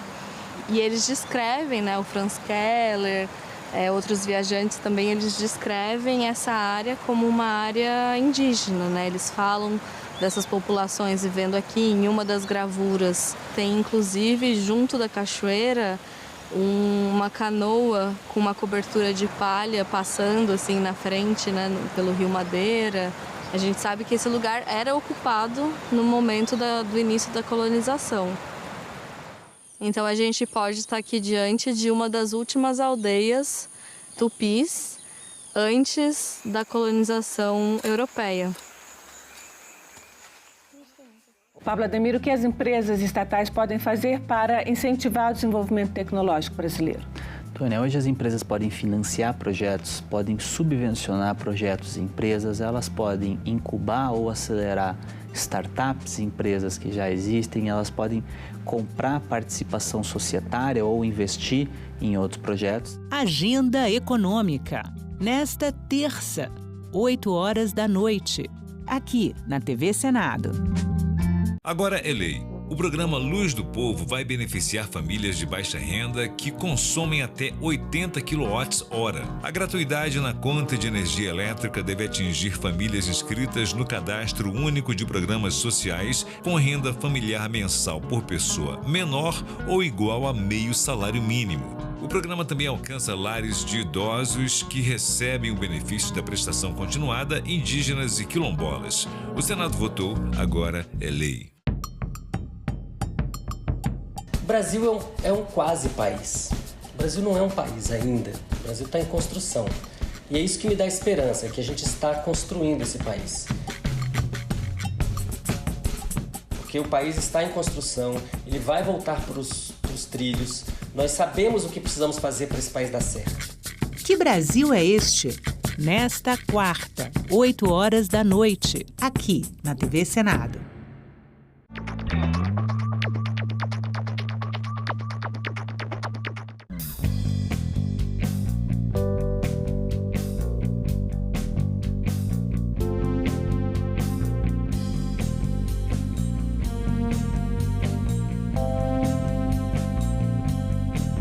A gente também fala tupi. O nome Sergipe tem origem no tupi e significa no Rio dos Siris. É formado por seri, que quer dizer siri, mais i, palavra para água ou rio, mais p, que significa a preposição em, no. O siri é uma espécie de crustáceo encontrado em locais de areia ou de mangue. O termo siri também vem do tupi e tem o significado de correr, deslizar, provavelmente em razão de como ele se move. A gente também fala tupi.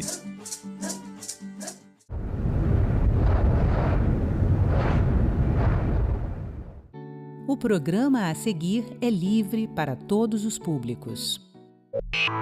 Sempre os meninos ou as meninas têm que usar preservativo. Criar de criança sozinha, não ter com quem deixar para cuidar. A educação em saúde, ela, dentro das escolas, é o principal para evitar a questão da gravidez. Como não tem e acontece, não tem o que fazer, você tem que acolher o adolescente. O pedestre tem responsabilidade, ciclista... Uma cadeira na academia me foi negado pela história e pelo meu país. Hoje nós podemos, com o nosso megafone, que é o diploma na mão, nós não podemos recuar nesse debate. Declaro aberta a 7ª reunião da Comissão do Senado.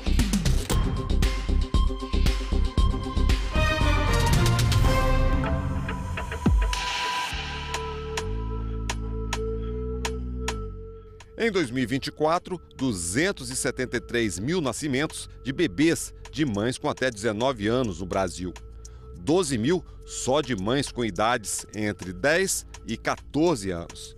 Esses números representam 11,4% do total de nascimentos no país.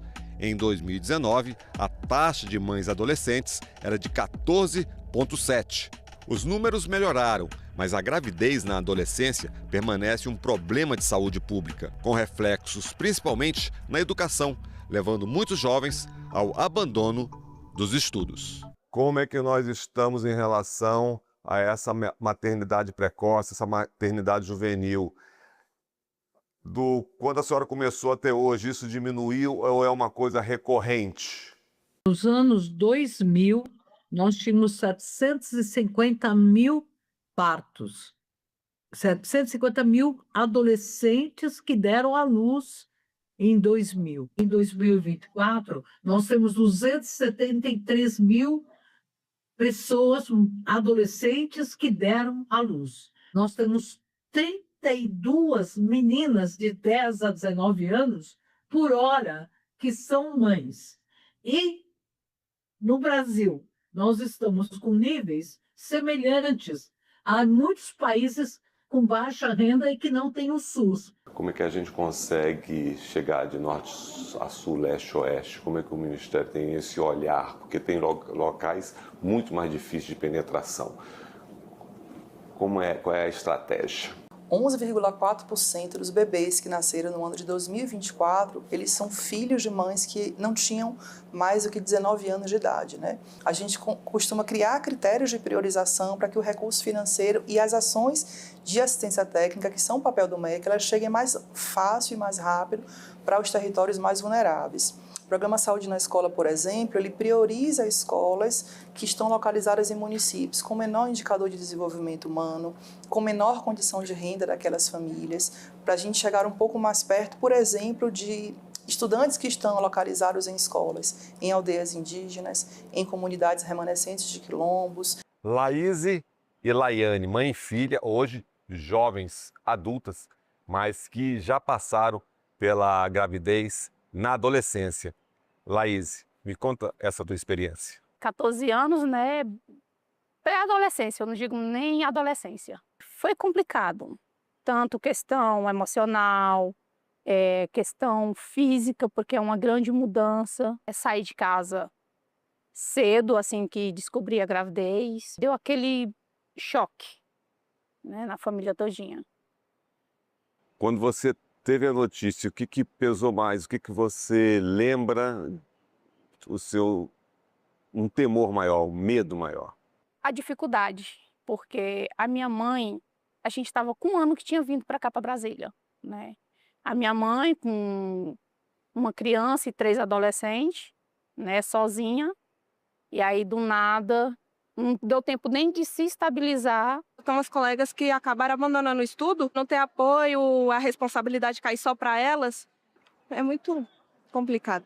Como o Ministério acolhe essas crianças, adolescentes que são gestantes e deixaram os estudos e querem voltar, estão voltando? Quais são as políticas públicas que nós temos para isso? Especificamente falando em adolescentes, crianças e adolescentes, eu queria destacar o programa Escola das Adolescências. É uma política pública inteiramente voltada para os sujeitos que estão lá na escola, nos anos finais do ensino fundamental, significa dizer que eles têm entre 11 e 14 anos de idade. Então esse programa ele tem um conjunto de estratégias voltadas para a gente conseguir fortalecer um pouco mais a aprendizagem nos anos finais do ensino fundamental, mas ele se conecta muito com a etapa que esses adolescentes estão vivenciando, a transição importante nas suas vidas, né, do final da infância para o início da juventude. Então a escola organiza formas de acolhimento, de escuta, de reorganização do currículo. Questão de escola, como é que ficou isso? Continuei estudando até um certo ponto da gravidez, mas chegou um ponto que teve que parar, que estacionar. E aí depois que a gente tem o bebê, quem cuida da criança é a gente, não tem um responsável, digamos assim, ou a mãe, ou a outra avó da criança para ter apoio.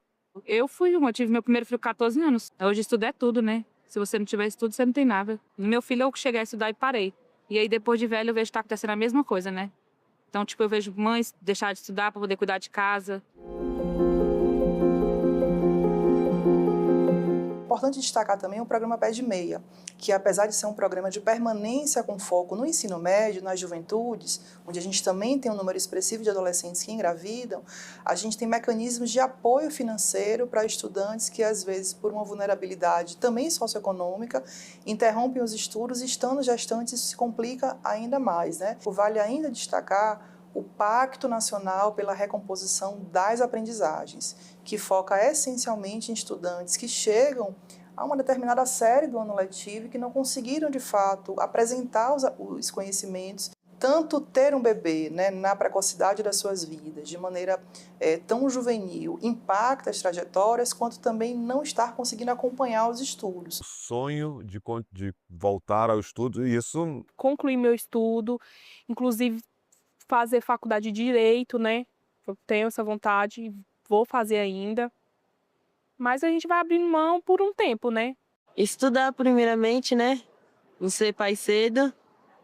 E depois que ter uma vida melhor, depois dos estudos, aí sim poder pensar em ter filho. No programa Saúde na Escola, as equipes escolares com as equipes de saúde, elas se aliam indo para dentro das escolas e às vezes também levando estudantes para os postos de saúde para conhecer um pouco melhor os mecanismos de proteção e de prevenção a uma gravidez precoce, podendo entender um pouco melhor como funcionam os muitos mecanismos anticoncepcionais, para a gente criar uma cultura de entender um pouco melhor a importância do planejamento familiar, a importância da gente conseguir organizar um pouco melhor esse tempo importante da vida. Você, Laene, como foi lá no início? Na verdade, o médico pensou que eu pudesse morrer na cirurgia por conta de anemia, se eu não me engano.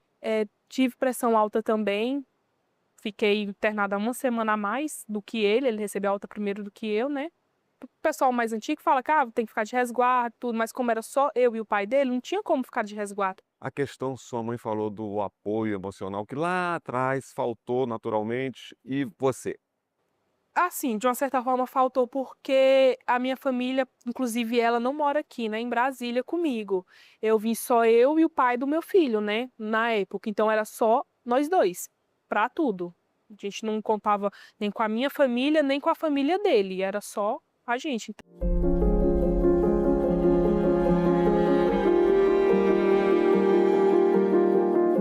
Para a gente entender por que o risco é maior numa adolescente. E nós tivemos 228 meninas, adolescentes, que morreram durante o parto ou logo depois do parto. É quase que uma por dia. A adolescência fica desnutrida, com anemia, e como ela começa tarde, o pré-natal, vai ter ganho de peso inadequado, né?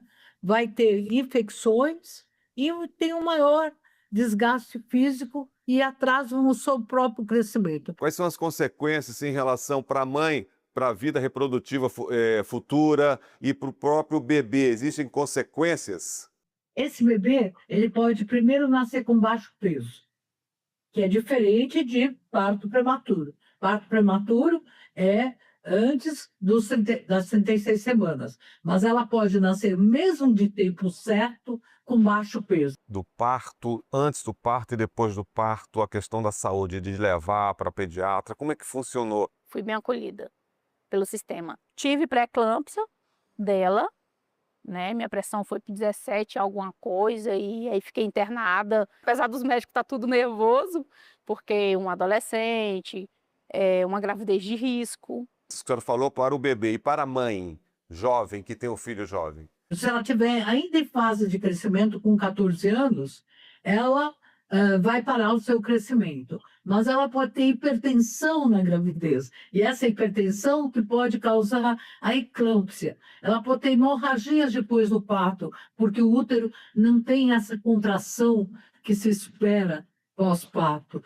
Então, ela pode ter risco, sim, de morrer.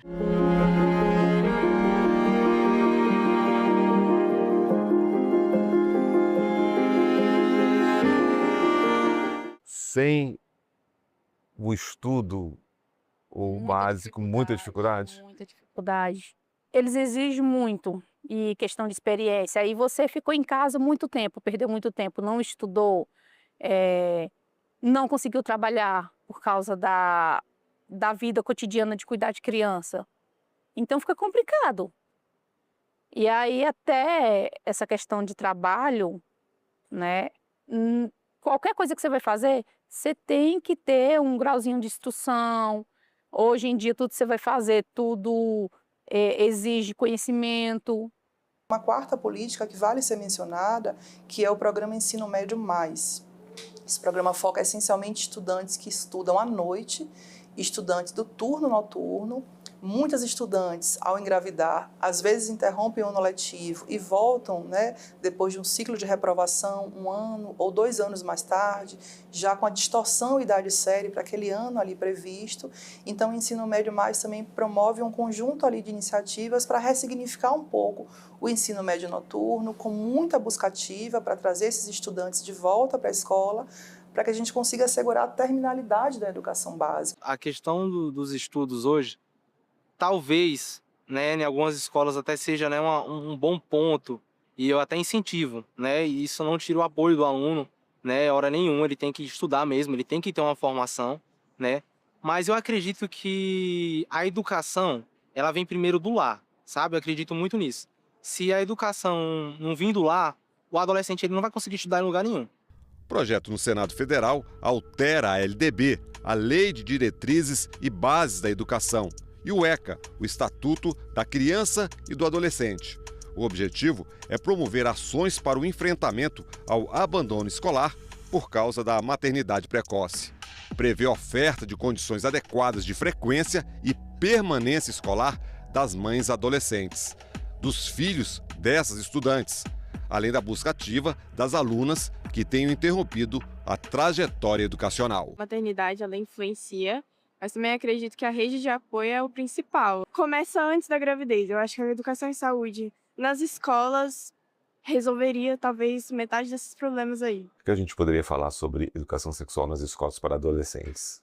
Dentro do conjunto das ações do Programa Saúde na Escola, a gente tem exatamente esse eixo que olha para a reprodução, que olha para um tema de muita importância para a saúde. A gente leva elementos em oficinas pedagógicas de orientação para a realização de práticas nas escolas dentro, por exemplo, do programa Saúde nas Escolas, para que essas temáticas elas possam ser trabalhadas numa perspectiva de proteger o desenvolvimento humano dessas crianças e adolescentes, entendendo os riscos à saúde, os agravos à saúde que podem acontecer quando temos uma gravidez aos 10 anos de idade, aos 11 anos de idade, como é expressivo no Brasil ainda.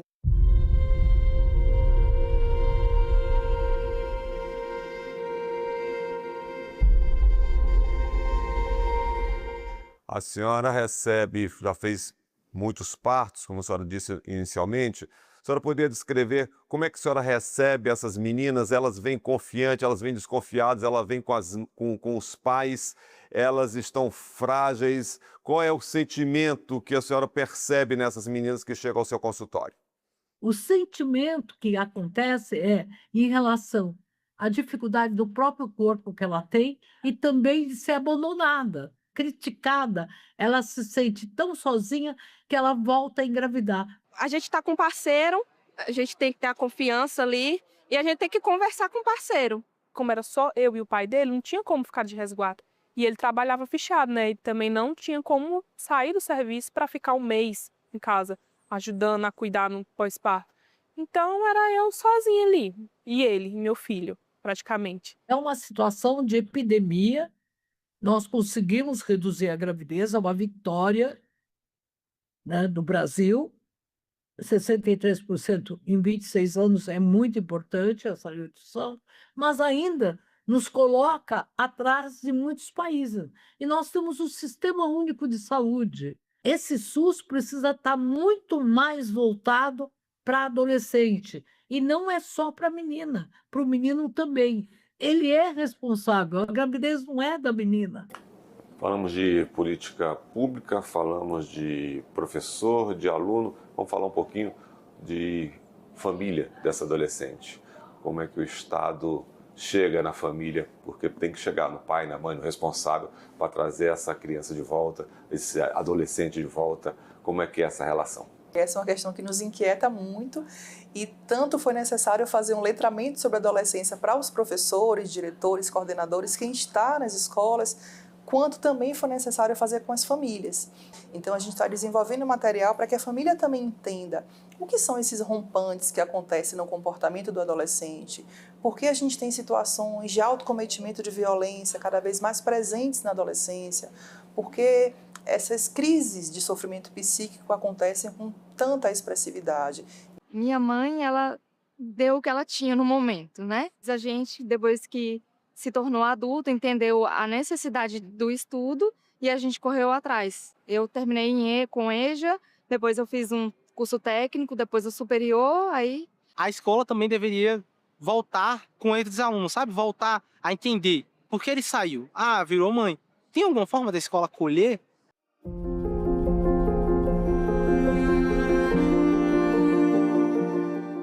Laiane, você tem o Heitor, talvez queira uma menina, uma filhota, não sei.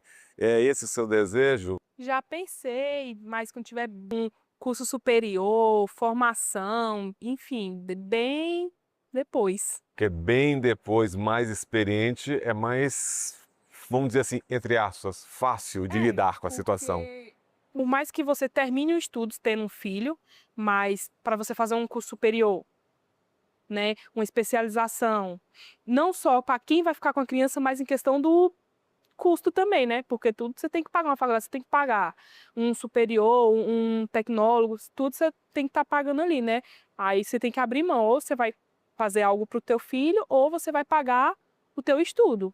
Nós precisamos de uma política pública, um programa nacional que envolva o atendimento às adolescentes e aos adolescentes, homens e mulheres adolescentes e jovens, desde 10 anos até 20 anos, e essa forma tem que englobar a educação, para que ela retorne à escola, mas tem que envolver também atividades culturais, esportivas. A saúde é um dos pilares, mas a gravidez na adolescência não se combate, não se cuida somente com o SUS, mas é com a intersetorialidade com todos os setores. A escola tem que trabalhar com a autoestima. Vale destacar uma outra política que o MEC tem, que é o programa Escola e Comunidade, que se desenvolve através da organização de espaços de formação que a escola oportuniza para a comunidade do entorno.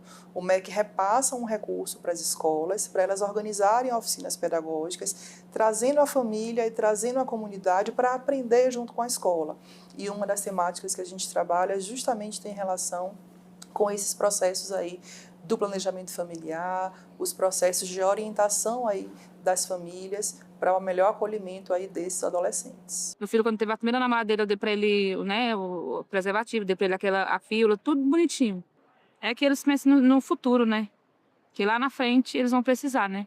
Os pais têm que entender que, por mais que eles critiquem, a primeira relação sexual, em média, no Brasil, está acontecendo entre 14 e 15 anos. Então, é preciso começar antes a mostrar para as adolescentes e para os adolescentes a responsabilidade de uma gravidez da adolescência. Adolescente, a família quer voltar a estudar. Como é que faz? Procura quem? Qual é o caminho? Cada uma das redes de ensino são 5.569 municípios, né? Muitos deles formam um sistema, alguns se juntam com os estados para integrar o sistema estadual de educação.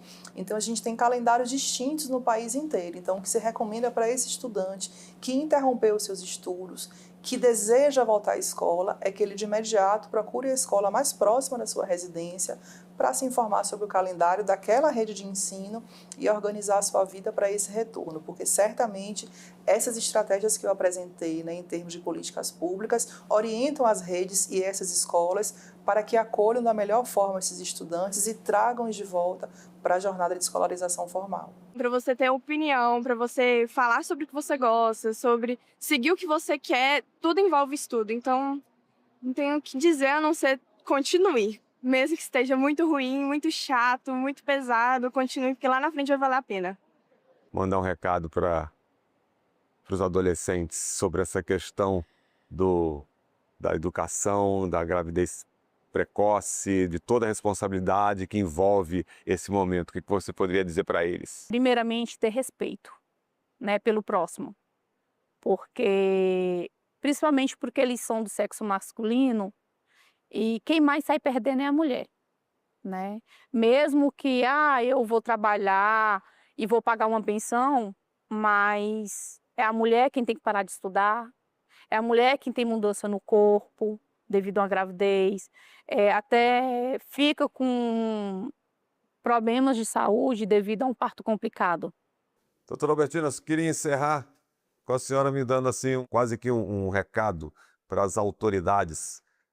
Os grupos educativos, que eu digo as rodas de conversa, no SUS, na cultura e na educação. A escola tem que promover, pelo menos uma vez por semana.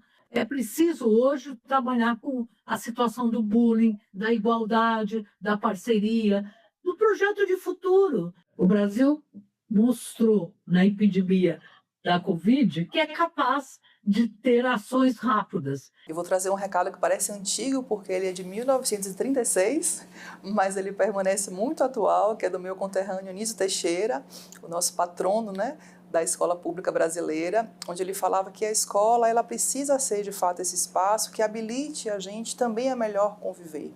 Anísio Teixeira falava muito da importância da escola como motora de promoção da democracia.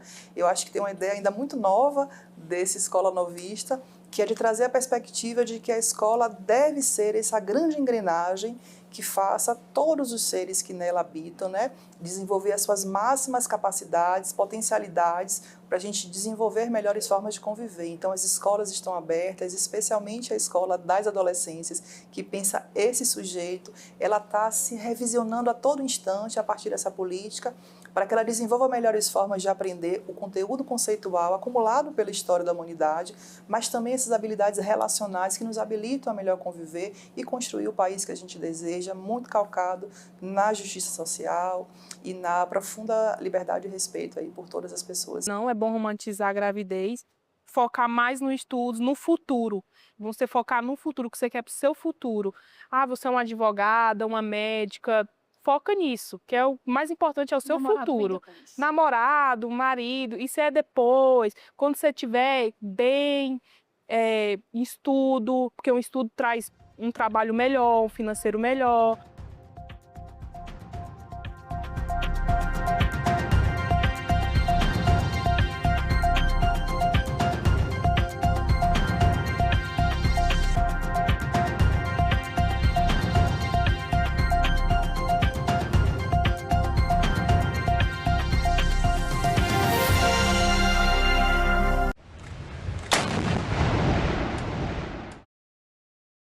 No próximo Assunto de Estado, vamos falar sobre saúde, trabalho, matriz energética, entre outros temas. E o nosso convidado é o senador Rogério Carvalho, do PT de Sergipe. Não percam. A gente vai viver um novo tempo no estado de Sergipe. Você imagine uma arrecadação prevista extra para o estado de 45 bilhões de reais. O que isso vai gerar de emprego e renda. Assunto de Estado. Hoje, 8h, aqui na TV Senado. Ó sino da minha aldeia, dolente na tarde calma, cada sua badalada soa dentro de minha alma. E é tão lento o teu suar, tão como triste da vida, que já a primeira pancada tem o som de repetida. Por mais que me tanjas perto, quando passo, sempre errante, és para mim como um sonho, soa-me na alma distante. A cada pancada tua, vibrante no céu aberto, sinto mais longe o passado, sinto a saudade mais perto. Agora é lei. A reforma tributária prevê 2 impostos, a Contribuição sobre Bens e Serviços, CBS, que é federal, e o Imposto sobre Bens e Serviços, IBS. De competência dos estados e municípios, a CBS vai substituir 3 impostos atuais, PIS, COFINS e IPI, enquanto o IBS será cobrado no lugar do ICMS e ISS. A nova lei detalha ainda as reduções e isenções dos impostos. O Senado votou, agora é lei. Pablo Ademir, o que as empresas estatais podem fazer para incentivar o desenvolvimento tecnológico brasileiro? Tônia, hoje as empresas podem financiar projetos, podem subvencionar projetos e empresas, elas podem incubar ou acelerar startups, empresas que já existem, elas podem comprar participação societária ou investir em outros projetos. Agenda Econômica. Nesta terça, 8h, aqui na TV Senado. Aquele post na rede social, aquela mensagem no grupo da família, é verdade ou mentira? Se você receber uma informação duvidosa sobre o Senado, mande para o Senado Verifica, um serviço de checagem que analisa notícias e responde se a informação é falsa, verdadeira ou imprecisa. Ficou na dúvida? Senado Verifica. O Brasil é um quase país. O Brasil não é um país ainda. O Brasil está em construção. E é isso que me dá esperança, que a gente está construindo esse país. Porque o país está em construção, ele vai voltar para os trilhos. Nós sabemos o que precisamos fazer para esse país dar certo. Que Brasil é este? Nesta quarta, 8h, aqui na TV Senado. No Brasil ainda falta representação política para mulheres, indígenas e pessoas negras. Mas para transformar as coisas, a gente precisa se engajar. Informe-se, envolva-se, candidate-se. Seja a transformação que você quer na política. Mais candidaturas femininas, indígenas e negras fortalecem a democracia e reduzem a desigualdade. Justiça Eleitoral. A justiça da democracia.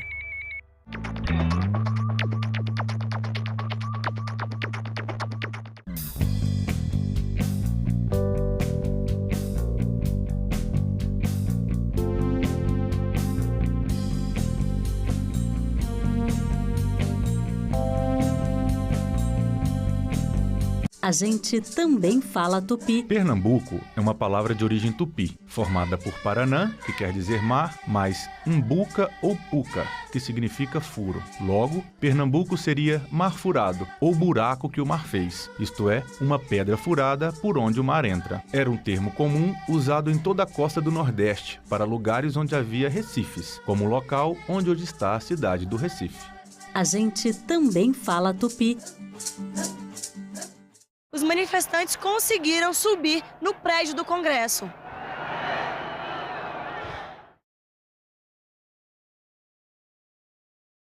O programa a seguir é livre para todos os públicos.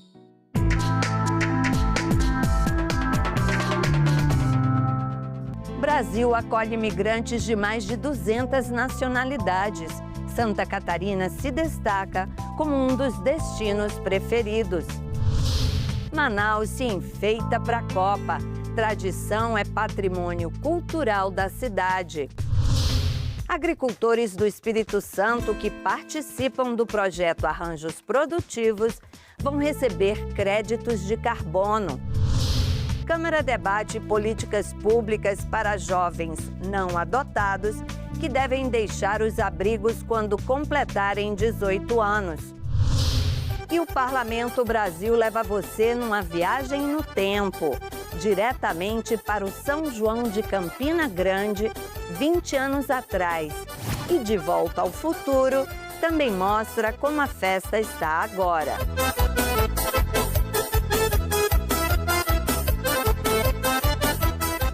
O Brasil tem mais de 5.000 parlamentos, nos municípios, estados, Distrito Federal, além do Senado e da Câmara. Em cada um, decisões importantes para o brasileiro. A gente conta tudo para você aqui no Parlamento Brasil. Há 20 anos no ar, o Parlamento Brasil é feito em parceria com as emissoras legislativas de todo o país. Eu sou Andréa Alves e te convido para um giro.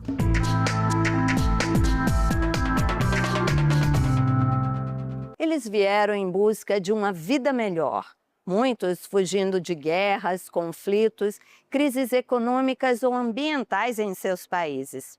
Hoje são mais de 2 milhões de imigrantes de cerca de 200 nacionalidades vivendo aqui no Brasil. Santa Catarina é um dos destinos favoritos, tanto para os estrangeiros como para os brasileiros que escolhem o estado para recomeçar. Eu sou da Haiti, eu tenho 12 anos morando aqui no Brasil. Meu nome é Gerline Paul Giuseppe. Gerline deixou o Haiti aos 23 anos. Meu marido estava entrando no Brasil primeiro. Depois de 7 meses, eu entrei atrás dele. Eu entrei como refugiado, porque quando eu saí lá estava bem difícil mesmo. Nós entramos somente com uma mala que tem algum pouco de roupas. Depois que eu tenho um mês aqui, eu consegui andando, procurando serviço. No começo, ela trabalhou em 2 empregos para dar conta do sustento dela no Brasil e dos 2 filhos no Haiti.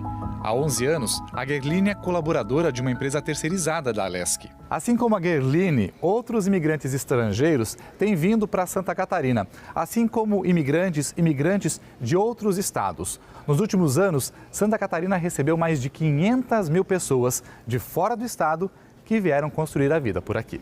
Neste mês do imigrante e do refugiado, a Assembleia Legislativa promoveu, por meio da Comissão de Direitos Humanos e da Família, uma audiência pública para debater as principais demandas desta população, como a regularização de documentos, acesso aos serviços públicos e a integração social. Santa Catarina é um dos estados que mais recebe a população migrante, é um dos estados que tem maior acesso a trabalho, emprego e renda da população migrante, porém, esse número também traz a necessidade de criar estruturas, como mediadores para a população migrante que consigam ser bilíngue. E a mensagem é clara: acolher, integrar e garantir direitos para quem escolhe Santa Catarina para recomeçar e voltar a sonhar. Eu quero ser uma cozinheira aqui no Brasil. E o sonho pode ir ainda mais alto. Eu quero abrir um restaurante aqui no Brasil, por meu nome é Gerline Paul Giuseppe.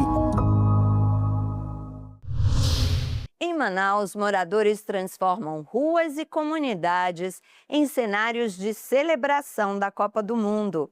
No Espírito Santo, agricultores vão receber dinheiro de créditos de carbono. Veja o que foi notícia nas casas de leis do país. Crédito de carbono é um tipo de moeda ambiental usada para compensar a emissão de gases que causam o aquecimento global. Com essa iniciativa, os produtores capixabas cadastrados no projeto receberão quantias em dinheiro para preservar a natureza. Então, se o solo não estiver degradado, estiver com uma boa cobertura, independente da cultura, se é uma pastagem, se é um cultivo de café, se é de pimenta do reino, se é cacau, enfim, as plantas elas têm carbono na sua composição, a matéria orgânica é carbono e isso gera um saldo positivo. E pensando aí nos acordos internacionais, o que acontece? Os países que mais poluíram, eles precisam tem metas de redução e remoção de CO2 da atmosfera. Então, ele faz a compensação de créditos para esses países onde tem saldo. E aqui no Brasil, os nossos produtores rurais, graças a Deus, eles têm esse crédito. Os produtores que assinaram o contrato passaram por reuniões de mobilização para entender a iniciativa.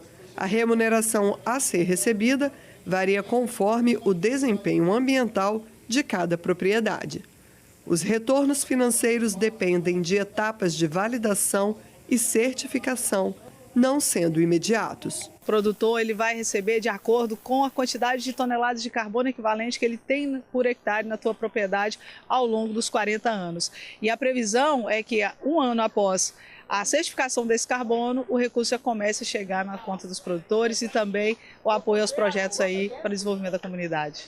O presidente da ALIS, deputado Marcelo Santos, e a prefeita de São Domingos do Norte, Ana Malacarne, também participaram do evento. Quem cuida da terra tem direito a esse crédito de carbono. E esse é o nosso programa, que agora, além de levar conhecimento, diversificação, preservação ambiental, certificação de agroindústrias, constituição de associações, também leva o crédito de carbono para o homem e para a mulher do campo. É o trabalho do arranjo produtivo da porteira para dentro. E aqui no nosso município está acontecendo isso, o povo está acreditando, a gente está acreditando no programa porque já está fluindo, já está acontecendo. Então é uma coisa assim, que o município está encantado e se Deus quiser vai crescer cada vez mais. A abertura do mercado de crédito de carbono realizada pela ALIS é conduzida em parceria com a aceleradora de Biosócio-Desenvolvimento, ACBio, associação sem fins lucrativos, com sede em Minas Gerais.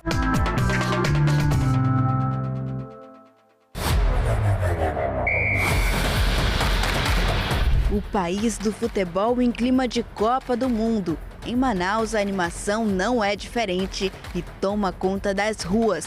Bandeiras, pinturas e decorações em verde e amarelo estão colorindo diferentes bairros da cidade. Com certeza.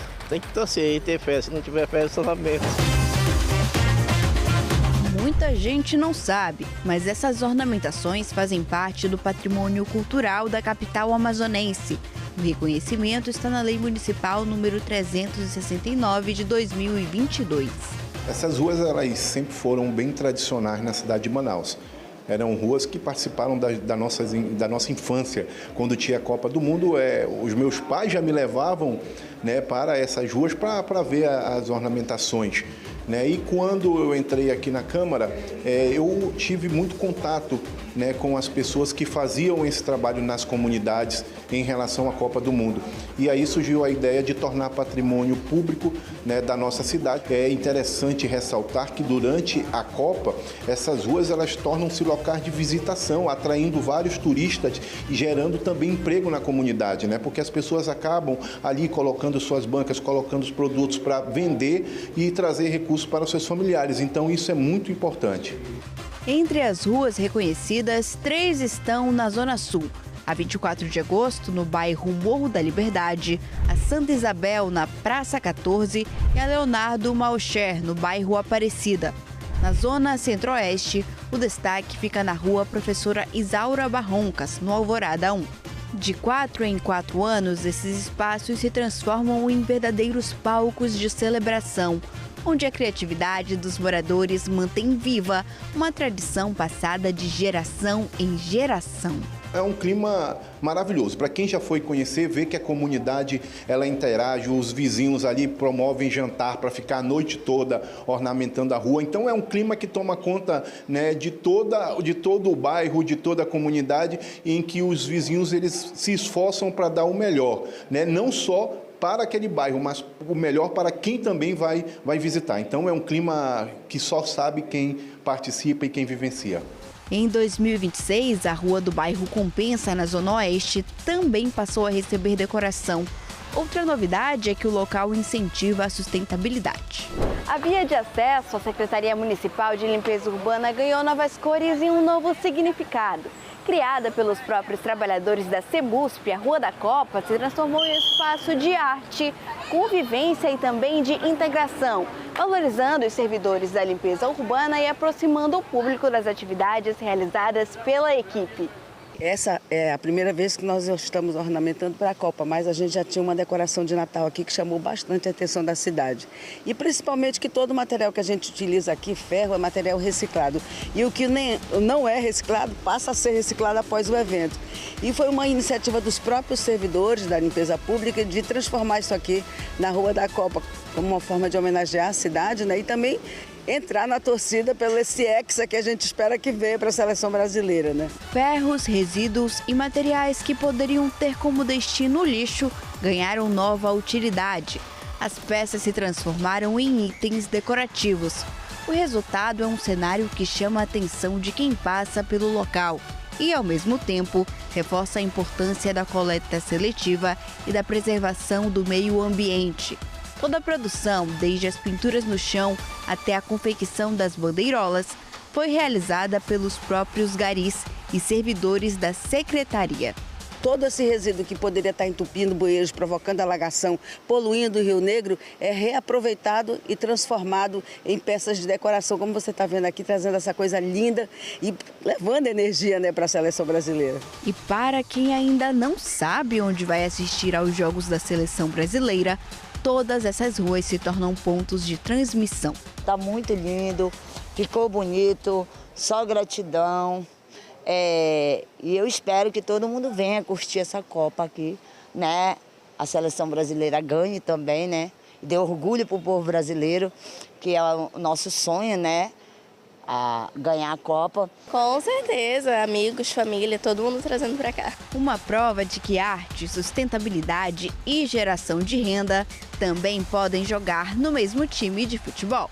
O futebol é a raiz das nossas comunidades. Toda comunidade aqui na cidade de Manaus tem um campinho de futebol que a gente presencia várias crianças que têm um sonho de ser um jogador de futebol. Então o clima de Copa do Mundo é um clima maravilhoso para nós brasileiros.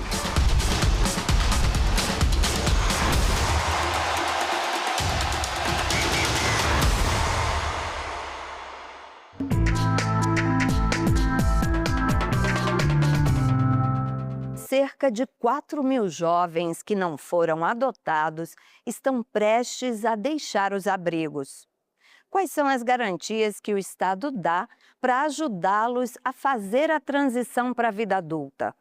O assunto foi debatido na Comissão de Direitos Humanos, aqui da Câmara dos Deputados. Mesmo com aproximadamente 3.000 unidades de acolhimento disponíveis, que abrigam 33.000 crianças e adolescentes, o país tem desafios. Quase 4.000 jovens entre 16 e 17 anos estão próximos a enfrentar a realidade fora do abrigo. O assunto foi discutido na Comissão de Direitos Humanos, Minorias e Igualdade Racial ao debater o Sistema Nacional de Adoção e Acolhimento. A principal preocupação: quais são as garantias que o Estado dá para esse adolescente? A representante do Instituto de Pesquisa Econômica Aplicada, Enide Rocha, informou que recente pesquisa realizada pelo IPEA indica que o Estado não tem conhecimento de 80% dos meninos e meninas que completaram 18 anos e continuam vivendo nos serviços de acolhimento, quando há vagas nas repúblicas destinadas a esse fim. O levantamento também definiu o perfil desses adolescentes. Na maior parte são meninos com problema de deficiência mental ou física, com baixa escolaridade, sem vínculo com a comunidade e sem qualquer preparo para fazer essa transição para a vida adulta fora dos serviços. Como contribuição para elaborar políticas públicas para os adolescentes que deixaram os locais onde moraram até a idade limite, o IPEA fez algumas sugestões. Todo adolescente deve sair com CPF e documentação civil completa. Inscrição ou atualização no cadastro único. Continuidade escolar ou acesso à EJA, Educação de Jovens e Adultos. Avaliação de saúde, saúde mental e deficiência, assim como a existência de uma pessoa ou serviço de referência após a saída. Difícil realidade enfrentada por Jackson dos Santos, ex-acolhido. Infelizmente não existe políticas públicas, né, para o jovem pós-acolhimento, né? Então basicamente o acolhimento faz um acompanhamento de 6 meses e muitas das vezes esses meninos vão para a rua, volta para a família que foi retirada, né, quando ele era criança ou adolescente, mas na maioria dos casos o adulto, né, agora com 18 anos, acaba indo morando sozinho mesmo. A deputada Érica Cocai, do PT do Distrito Federal, autora do pedido para a realização da audiência pública, defendeu iniciativas concretas para garantir esses direitos. Perto de chegar aos 18 anos, é fundamental que se faça uma preparação para que esses jovens possam se incorporar à própria sociedade. Então, portanto, são políticas públicas, políticas de geração de emprego e renda, políticas de priorização no mercado laboral, são iniciativas que nós precisamos tomar para que esses jovens e essas jovens possam continuar exercendo o seu direito à cidadania.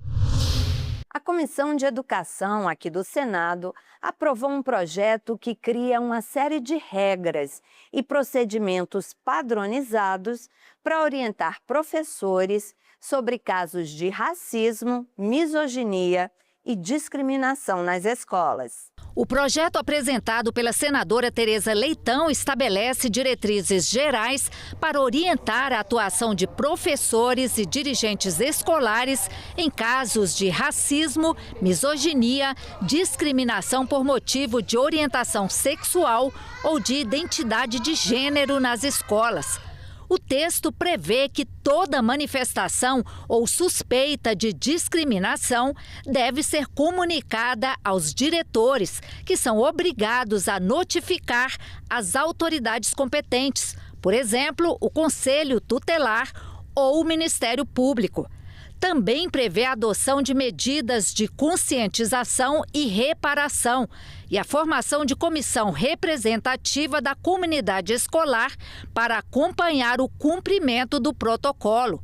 O projeto prevê ainda campanhas educativas anuais sobre o tema, capacitação de professores e profissionais da educação, a criação de espaços de reflexão e ações de apoio emocional e psicológico às vítimas por meio de equipes multiprofissionais. Embora as escolas convivam cotidianamente com situações de racismo, misoginia e outras formas de hostilidade, o que se observa na prática é uma resposta fragmentada, excessivamente dependente da iniciativa individual de professores e gestores, sem fluxos definidos e encaminhamento, registro, acolhimento e acompanhamento.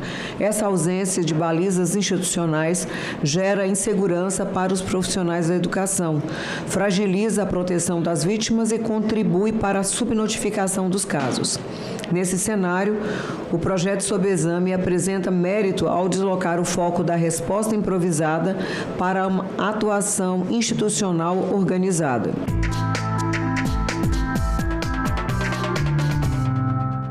Nas comemorações dos 20 anos do Parlamento Brasil, a gente está reexibindo matérias legais de programas antigos. Como estamos nos festejos juninos, a gente escolheu uma reportagem de 2007 da própria TV Senado. A gente foi checar o São João de Campina Grande. A apresentação do Parlamento Brasil na época era da nossa colega Érica Seolim. Quando o assunto é festa junina, o Nordeste se destaca. Mas em qual dos estados nordestinos se faz o maior São João do mundo? O Parlamento Brasil foi a Campina Grande, na Paraíba, para conferir de perto. A 120 quilômetros de João Pessoa, Campina Grande é o destino de milhares de turistas do Brasil inteiro no mês de junho. Tudo por causa desse ritmo. O forró, que esquenta 30 dias de festa, faz a fama da cidade. E não é para menos. São quase 1,5 milhão de turistas. O Parque do Povo, ponto principal da festa, tem 43 mil metros quadrados e fica lotado de forrozeiros. São mais de 500 horas de forró, shows e quadrilhas.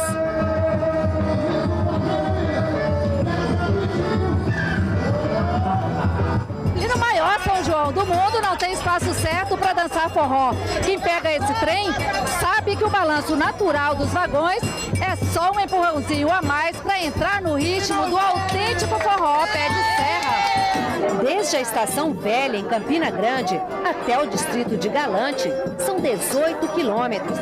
Cerca de 2 horas de sacoleixo e muito forró. E o melhor foi ter forró, Rocha. Vem cá você ver como é que dança forró. Da beleza pura, gente. Eu só peço ao povo que não se mexa, não se bula, não dê trombique, não dê bilola. Senão eu te reto lá, se for desse teu corpo igual a Arupema. Outra atração da festa é o Sítio São João, uma réplica perfeita dos antigos povoados sertanejos, com pracinha, capela, alambique e até uma autêntica bodega, com tudo que tem direito. Aqui tem um rolo de fumo, a rabada de porco, tem o coalho para fazer o queijo, para coalhar o queijo, o leite para fazer o queijo, o alho, tem aqui a cebola, tem o abano para abanar o fogo, tem a bolacha ali, o biscoito, a pão daquele balaio, viu? Tem tudo que a senhora está vendo aqui na bodega. Tem também o depósito de mangaio. O depósito de mangaio é aquele lugar do sítio onde você guarda tudo mesmo. O que presta, o que não presta, o que poderá servir um dia ou o que um dia deverá ir para o lixo. Quem é da terra garante que Campina Grande faz mesmo o maior São João do mundo. O de Caruaru é um bom São João, é um extraordinário São João, mas não é melhor do que o de Campina. Desculpa a todos os irmãos pernambucanos. São João de Campina Grande traduz todo o sentimento do nordestino, a alegria, a forma aberta de receber os turistas que aqui chegam. E a Paraíba tem essa festa como tradicional. Então nós nos orgulhamos do nosso São João de todos os paraibanos, mas principalmente do São João de Campina Grande, que pelo nome ele já diz tudo, é o maior do mundo.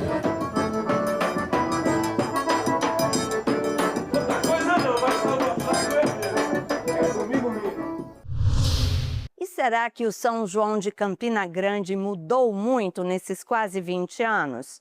A TV Assembleia da Paraíba conta pra gente.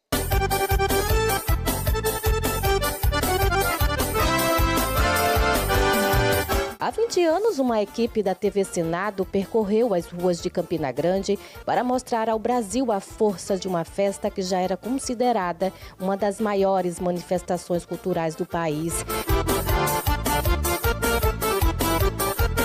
2 décadas depois, a TV Assembleia da Paraíba vai a Campina descobrir o que mudou na cidade e mostrar como o maior São João do mundo cresceu sem perder sua identidade. Campina Grande fica a cerca de 127 quilômetros de João Pessoa e hoje é reconhecida como um dos principais polos econômicos, tecnológicos e culturais do Nordeste.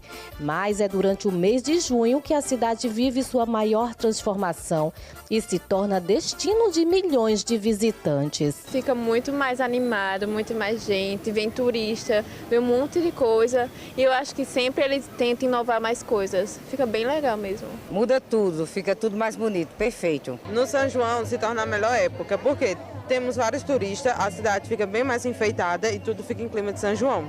Aquele climinha gostoso que todo mundo gosta de curtir. O desenvolvimento, muitos turistas, pessoas de fora, que vêm e ajudam as pessoas que estão trabalhando, que estão fazendo seus artesanatos, estão fazendo suas comidas, tudo de bom. Quem chega a Campina nessa época do ano percebe logo as mudanças. A decoração toma conta das ruas, o fluxo de visitantes aumenta e a cidade inteira entra no clima do maior São João do mundo. Estou achando maravilhoso, adorando. O que está gostando mais? Eu gostei do espaço aqui, gostei muito aqui dos shows. Na reportagem exibida há 2 décadas, a Praça da Bandeira já aparecia como um dos pontos de encontro da população. Hoje o espaço continua sendo referência, mostrando que algumas tradições resistem ao tempo, mesmo diante das transformações vividas pela cidade. Se há 20 anos o Parque do Povo já impressionava pelo tamanho e pela movimentação, hoje a estrutura revela a dimensão que a festa alcançou. O espaço se modernizou, ampliou sua capacidade e passou a reunir ainda mais atrações, comerciantes e visitantes, sem abrir mão das raízes culturais que fizeram do evento uma referência nacional. Além de toda a disponibilidade do governo do estado na área da saúde e da segurança pública, nós retomamos um investimento que fazia décadas que não existia, que é o investimento financeiro para contribuir com a realização da festa. Então a gente está tanto no Parque do Povo como no Festival das Quadrilhas Juninas de Campina Grande e da região agreste. Esses barraqueiros que estão comercializando aqui contam com investimentos também do governo do estado através do programa Empreender Paraíba. Então, assim, são vários investimentos, são 23 milhões de reais em investimentos para fortalecer o maior São João do mundo. Ao revisitar Campina Grande, é possível perceber que o crescimento da festa veio acompanhado do fortalecimento dos espaços dedicados à preservação da cultura nordestina. Um exemplo é o Sítio São João, que ajuda a manter viva a memória das antigas cidades do interior e das tradições juninas que atravessam gerações. Campina Grande cresceu, a festa se expandiu e a cidade se consolidou como um dos principais destinos turísticos do Brasil durante o mês de junho. Mas entre as mudanças e novidades, permanece aquilo que faz do São João campinense um evento único. A capacidade de reunir gerações em torno da música, da cultura popular e das tradições nordestinas. O lucro do São João é muito bom, prometeu mesmo. 3 anos que eu trabalho aqui dentro, nem um ano foi ir para mim, sempre é bom. Entre bandeirolas, forró e tradição, Campina Grande mostra porque recebe o título de maior São João do mundo. Uma festa linda que movimenta a economia, fortalece a cultura e coloca a Paraíba em destaque para todo o Brasil.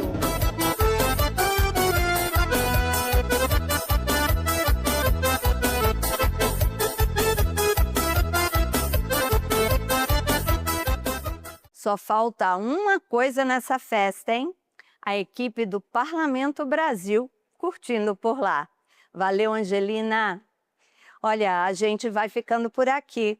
Você sabe que se quiser rever qualquer conteúdo da TV Senado, tem tudo na internet, no site da TV ou no YouTube. Até semana que vem, pessoal. Tchau!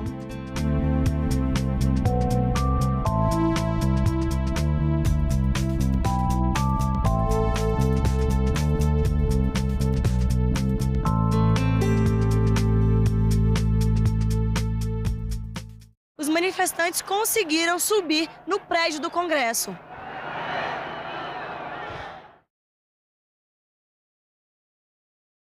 No próximo assunto de Estado, vamos falar sobre saúde, trabalho, matriz energética, entre outros temas. E o nosso convidado é o senador Rogério Carvalho, do PT de Sergipe. Não percam. A gente vai viver um novo tempo no estado de Sergipe. Você imagine uma arrecadação prevista extra para o estado de 45 bilhões de reais. O que isso vai gerar de emprego e renda. Assunto de Estado. Hoje, 8h, aqui na TV Senado. Agora é lei. O teste de cosméticos, itens de higiene e perfumes em animais domésticos e selvagens está proibido. A vedação vale para produtos com fins estéticos e de limpeza corporal. A medida torna necessária a busca por alternativas aos testes em animais. A lei estabelece um prazo de 2 anos para adequação às normas de testagem. Já os testes de medicamentos em animais continuam permitidos. O Senado votou, agora é lei.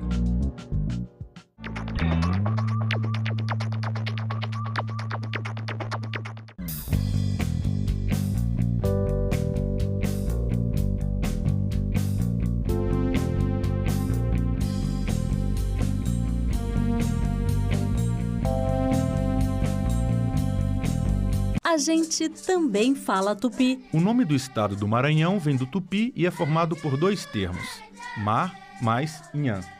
Mar é uma variação de embará, bará, que vem de Pará e significa mar ou Rio Grande. A outra parte da palavra é nhan, que quer dizer correnteza. Então Maranhão virou Maranhão, que tem na origem o significado de mar grande ou mar que corre. A gente também fala tupi.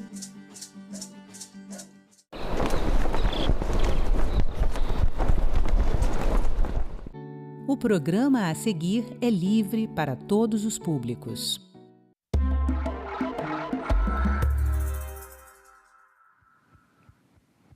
Criada para proteger crianças levadas de um país para o outro por um dos genitores sem autorização, a Convenção de Haia tem gerado debates, principalmente quando envolve casos de violência doméstica. Segundo relatos analisados por uma subcomissão criada aqui no Senado em 2025, muitas brasileiras que voltam ao país com seus filhos para fugir de agressões acabam sendo acusadas de sequestro internacional e enfrentam longas disputas judiciais. Hoje vamos conversar sobre essa realidade, sobre os desafios enfrentados por essas mães e as propostas para garantir mais proteção às mulheres e às crianças. E nossa convidada é Janaína Albuquerque, ela é advogada, especialista em direito internacional e conversa com a gente agora de forma online, direto de Portugal. Janaína, muito obrigada por aceitar o nosso convite, por estar aqui com a gente. Você é uma pessoa que já milita nessa área, né, há algum tempo, tem bastante repertório sobre o assunto. E a gente quer começar perguntando o que é a Convenção de Haia, que você explique um pouco sobre essa legislação e qual é a questão que envolve hoje essas disputas judiciais entre pais de países diferentes e que sempre tem a criança como um foco central dessa questão. Raquel, muito obrigada pela pergunta, muito obrigada pelo convite da TV Senado. É um prazer estar aqui com vocês hoje e também obrigada aos ouvintes que estão aqui assistindo essa entrevista. A Convenção da Haia é um tratado internacional que estabelece um mecanismo de cooperação internacional para regressar crianças que foram retiradas ou ficaram no outro país, que é diferente daquele de onde elas moram, além do tempo autorizado. Então, basicamente, é justamente o fato da criança, de alterar a residência da criança sem autorização do outro genitor. E muito se fala sobre a Convenção da Haia ser talvez uma convenção sobre disputas internacionais de guarda, mas na verdade não é isso. A pretensão da convenção é justamente não falar de guarda. A convenção ela só vai estabelecer um procedimento para que a criança fique ou para que a criança retorne. Então, também é um instrumento que hoje em dia ele tem se falado muito a respeito dele em virtude dos casos de violência doméstica. Porque a convenção, quando ela foi criada, foi num momento muito diferente do que a gente vê hoje. A convenção foi elaborada ali no final da década de 70, para o início da década de 1980, e a pretensão na época é que as crianças pudessem retornar para o país onde elas residem, justamente para que se discutisse a guarda no foro correto, no lugar correto, porque o lugar onde a criança mora é o lugar que vai ter mais acesso à rotina da criança, vai poder produzir provas, vai ter mais contato, de fato, com a vida da criança. Então, é como se fosse quase um regulador dessa competência internacional, sem necessariamente falar da competência direta. E, com o passar do tempo, a situação ela foi mudando um pouco de aspecto, porque na época, 1970, por aí, os pais homens eram os que mais subtraíam as crianças para outros foros, porque eles se viam desprivilegiados em ações de guarda que concediam a guarda para as mulheres, para as mães. Então, eles levavam a criança para outro país na expectativa de obter uma decisão mais favorável sobre a guarda dos filhos. E com o passar do tempo isso foi mudando. Então, desde a década de 90, houve uma inversão e as mulheres passaram a configurar como as principais genitoras subtratoras nesses casos que envolvem a convenção.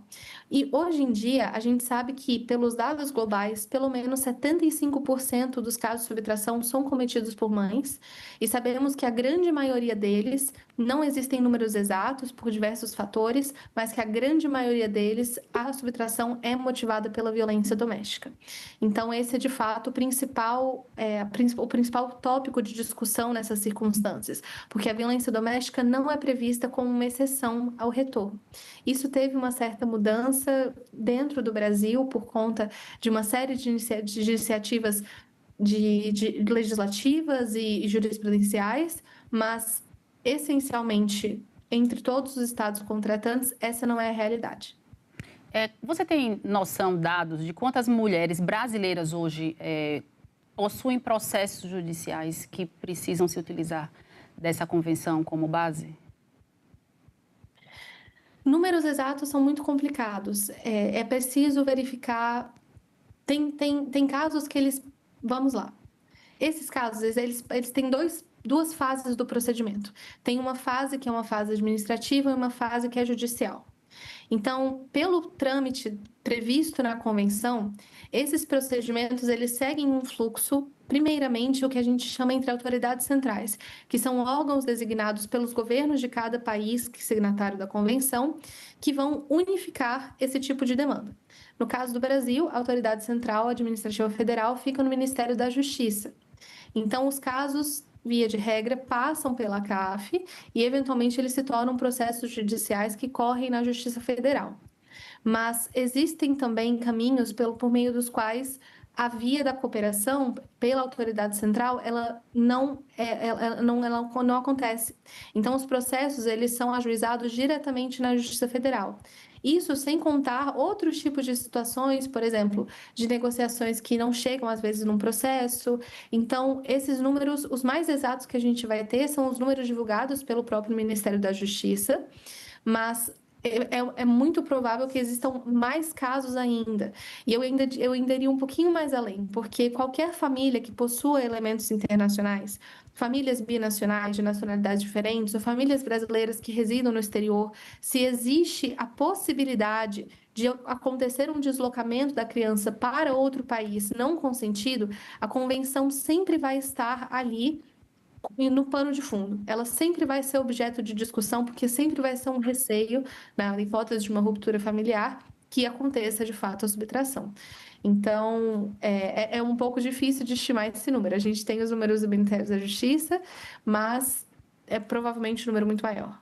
E já que a gente está falando da instituição brasileira, como o Estado, de que forma o Estado oferece algum tipo de suporte para essas mulheres? Como isso acontece na prática ou não acontece? Depende de cada país, Raquel. Cada país vai proporcionar um tipo de sistema de assistência próprio, porque a convenção ela não vai tão além assim. Existe uma parte da convenção que é padronizada para todos os países signatários, mas existem medidas de interiorização que dependem de cada sistema, de cada lei. No caso do Brasil, quando as mulheres chegam, elas têm que responder a esse processo, seja para o Ministério da Justiça ou, eventualmente, na Justiça Federal. Atualmente, a Defensoria Pública lançou um programa de assistência para as mães da AIA, que oferece esse auxílio jurídico especializado nesse tipo de demanda. Então, as mulheres que sofrem violência, elas podem recorrer, sim, à Defensoria Pública, mas esse é um programa novo, já é uma inovação do direito brasileiro. Mas, fora isso, elas têm que responder a esse processo.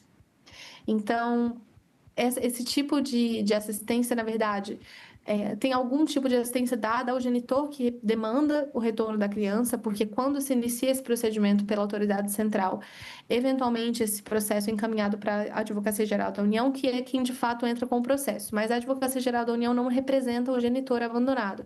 A Advocacia Geral da União representa o Estado brasileiro. Mas, de todo modo, os interesses do genitor abandonado acabam sendo tutelados pelo ajuizamento dessa ação.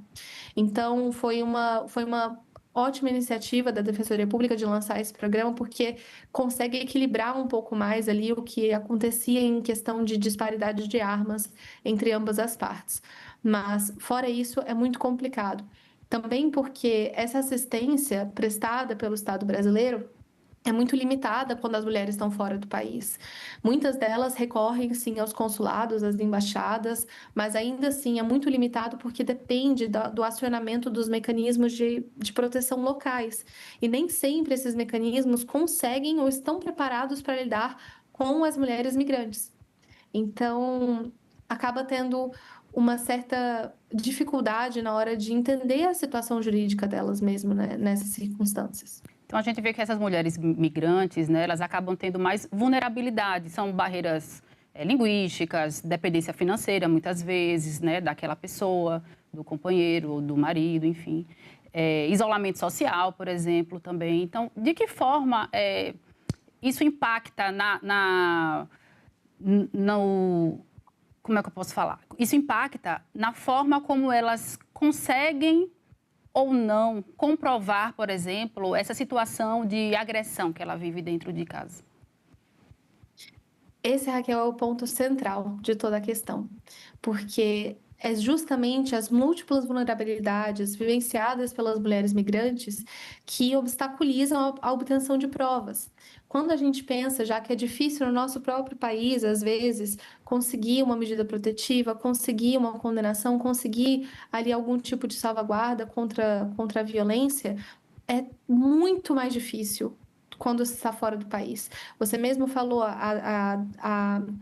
a questão linguística, porque se não consegue falar a língua, como é que vai chamar as autoridades? Mas vai além disso, é uma dependência financeira, muitas vezes, é uma dependência do status migratório, é porque residem na casa do agressor, é porque elas são lidas pelos sistemas estrangeiros de uma forma discriminatória. As mulheres migrantes, principalmente as mulheres brasileiras, latinas, são racializadas, elas sofrem preconceito, elas são lidas pelo sistema de uma forma pejorativa, e isso tudo torna muito mais difícil.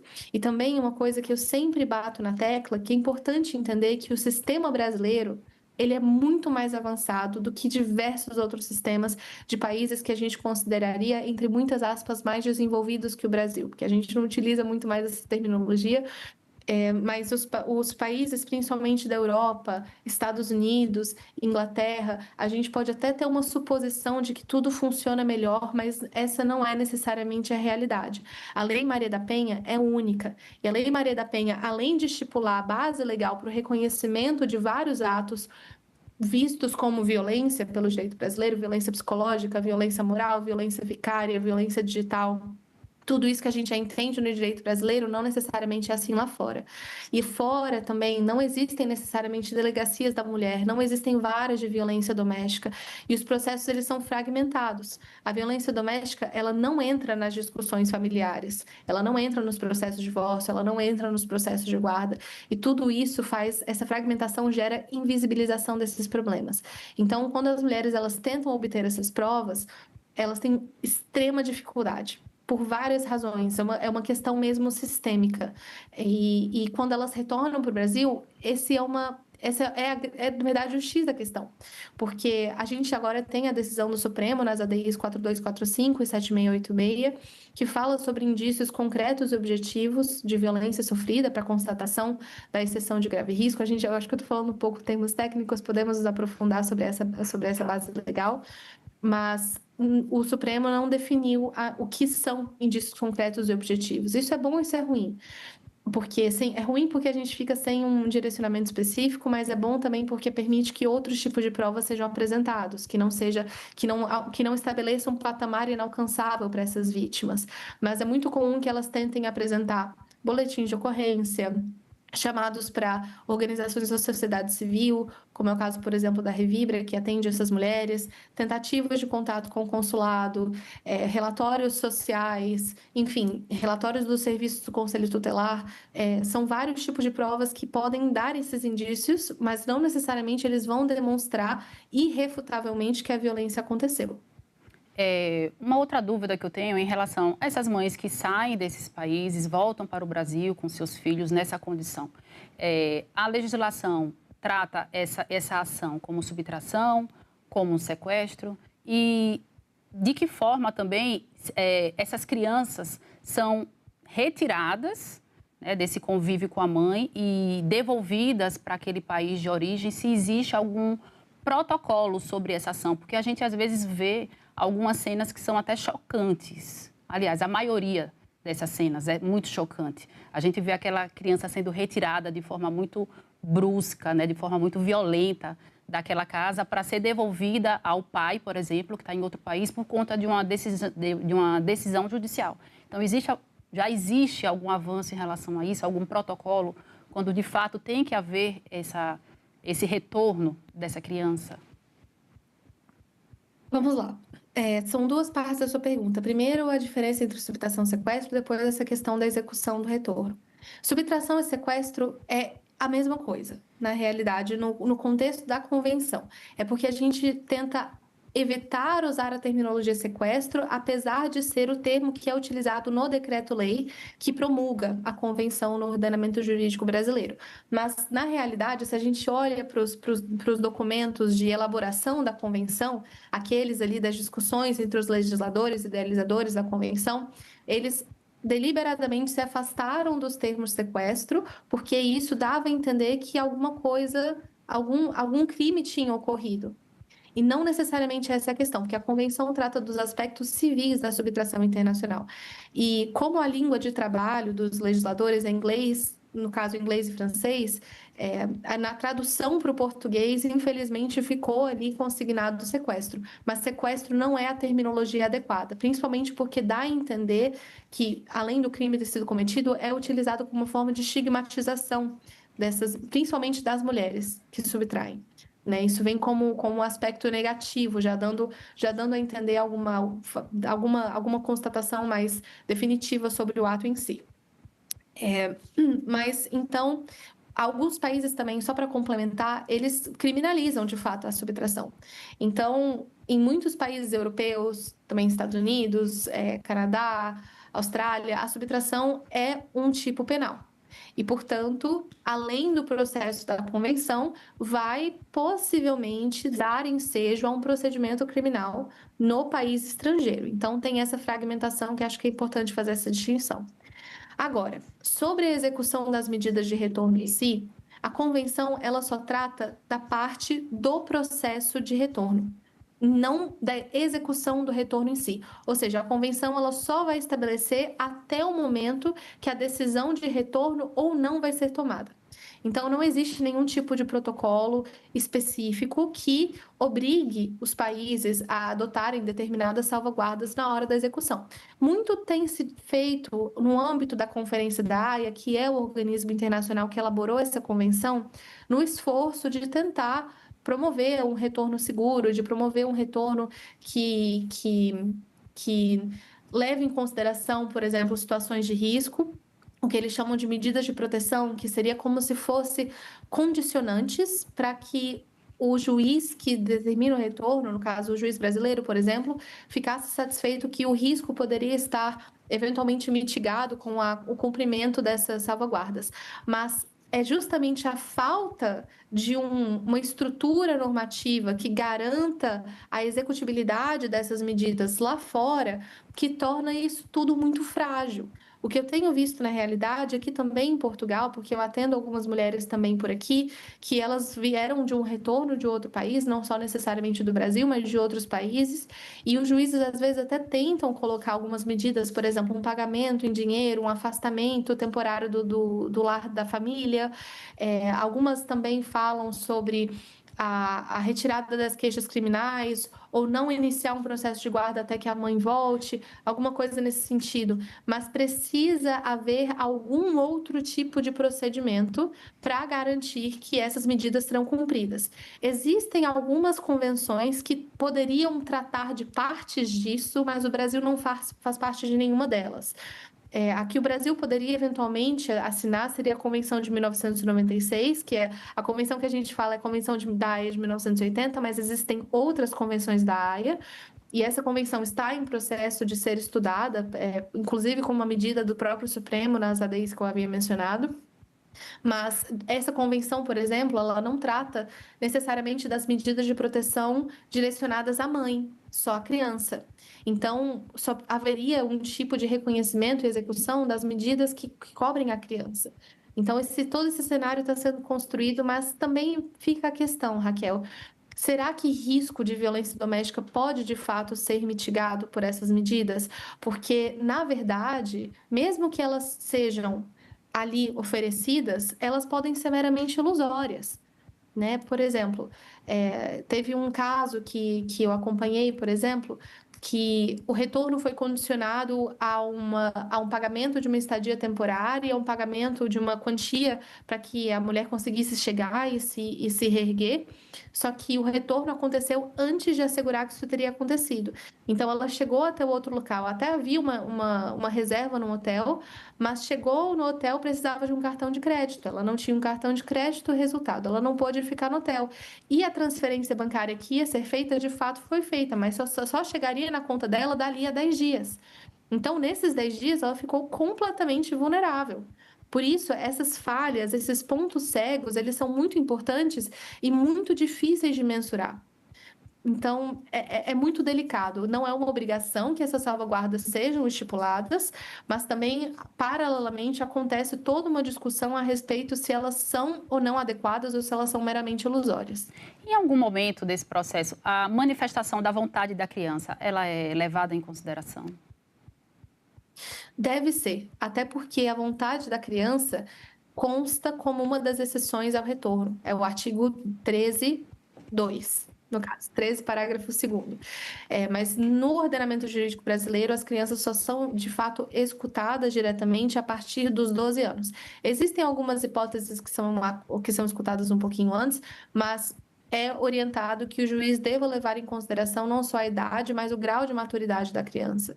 Então, quanto mais a criança tem autonomia para poder decidir sobre aquilo de conta própria, até porque é uma decisão muito grande a ser tomada. Muitas crianças, elas ficam ali divididas entre agradar um genitor, agradar o outro, e isso pode levar, enfim, a uma série de discussões. Também isso dá ensejo a outros tipos de argumentações, falam que a criança está sendo às vezes manipulada, se ela fala que ela quer ficar. Então, é complicado, mas é uma obrigação. A gente não pode deixar de esquecer que o Brasil é signatário da Convenção da ONU sobre os Direitos da Criança, que prevê o direito de toda criança ser ouvida e de a opinião dela ser levada em consideração nos processos que dizem respeito a elas. Portanto, isso é viabilizado de alguma forma, mas com todas essas ressalvas de que vai se levar em consideração a idade e a maturidade da criança.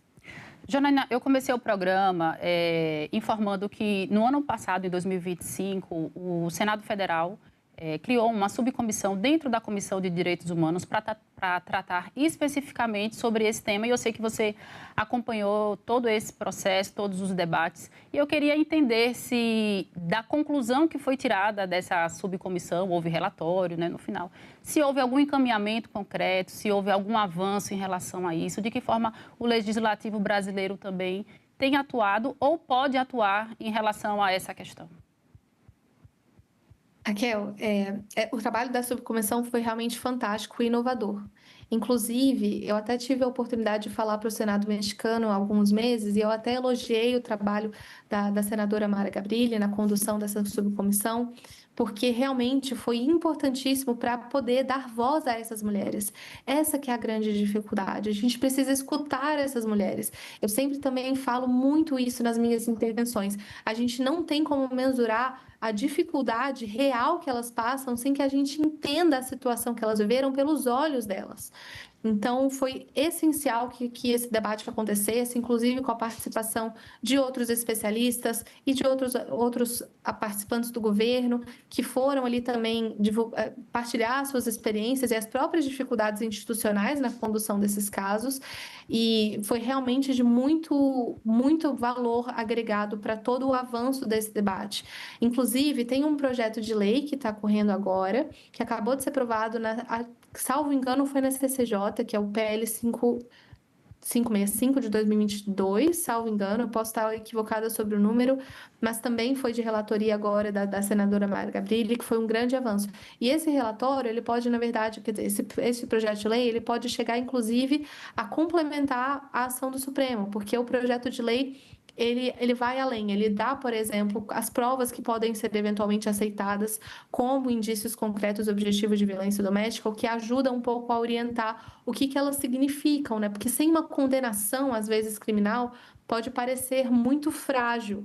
Então, ele fala sobre, por exemplo, o que eu havia mencionado de relatórios da sociedade civil, de comunicações para o consulado. E esse projeto de lei, na verdade, ele nasceu na Câmara dos Deputados. Então, uma vez que ele seja aprovado pelo Senado, ele vai ter que retornar à Câmara. E agora ele tem que finalizar o seu trâmite também no Senado com a aprovação do relatório em si, com as suas devidas modificações. Então, é muito importante que os parlamentares se atentem a essa questão e que eles enxerguem esse relatório com muito cuidado, porque o Brasil, ele realmente se tornou o principal expoente na proteção das mulheres que sofrem violência e regressam para o seu país de origem. Então, o Brasil realmente está dando tom de várias discussões, não só com as decisões do Supremo, mas também com o avanço desse projeto de lei no Senado.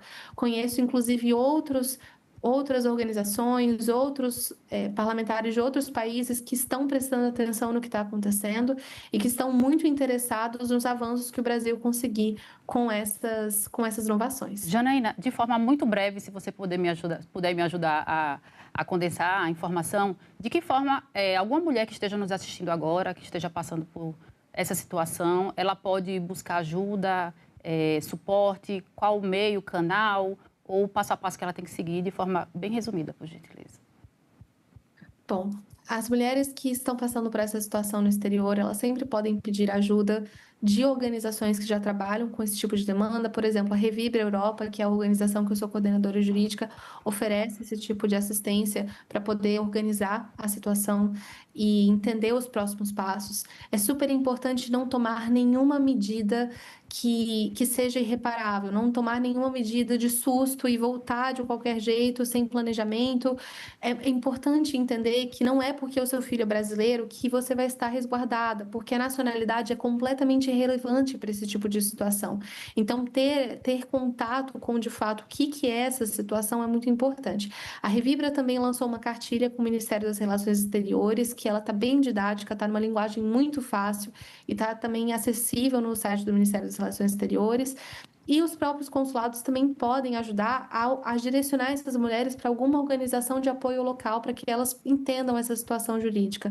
É uma situação muito complexa e, portanto, exige um cuidado muito maior. Janaína, muito obrigada. Foi muito bom ter você aqui, conversar com você, ter esses esclarecimentos. Obrigada pela sua disponibilidade. E eu agradeço também a você que nos acompanhou até aqui. Este programa já está disponível em senado.leg.br/TV e no canal da TV Senado no YouTube. Obrigada pela atenção e até o próximo Cidadania.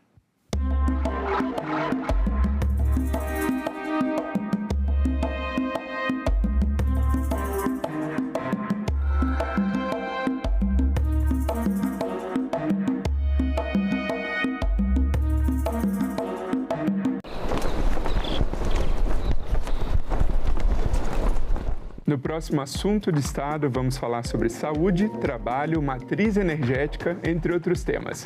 E o nosso convidado é o senador Rogério Carvalho, do PT de Sergipe. Não percam. A gente vai viver um novo tempo no estado de Sergipe. Você imagine uma arrecadação prevista extra para o estado de 45 bilhões de reais. O que isso vai gerar de emprego e renda. Assunto de Estado. Hoje, 20h, aqui na TV Senado.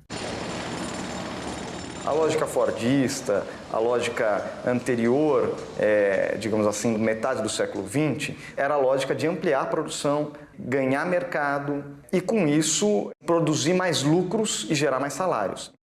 Quando vem um banco e compra essa empresa, ou compra uma parte dela, os acionistas, etc., o objetivo da empresa deixa de ser a própria atividade e passa a ser a valorização do seu estoque de capital financeiro.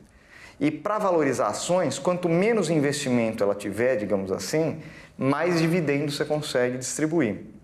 A ideia de expansão do capitalismo com expansão do emprego e com expansão da renda perde espaço para a ideia da expansão do capitalismo sem emprego e sem renda.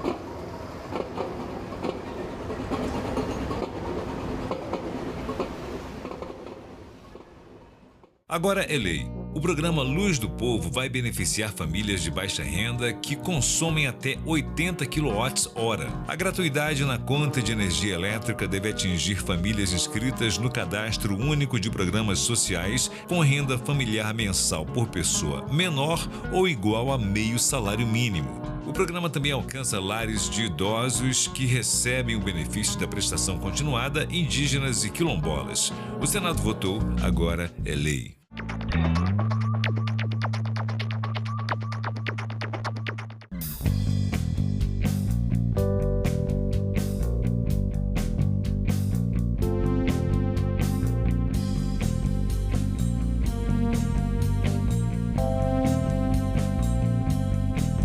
A gente também fala tupi. O nome Sergipe tem origem no tupi e significa no Rio dos Siris. É formado por seri, que quer dizer siri, mais i, palavra para água ou rio, mais p, que significa a preposição em, no. O siri é uma espécie de crustáceo encontrado em locais de areia ou de mangue. O termo siri também vem do tupi e tem o significado de correr, deslizar, provavelmente em razão de como ele se move.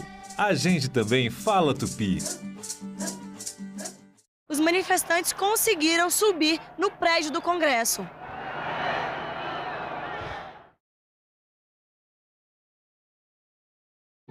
O programa a seguir é livre para todos os públicos.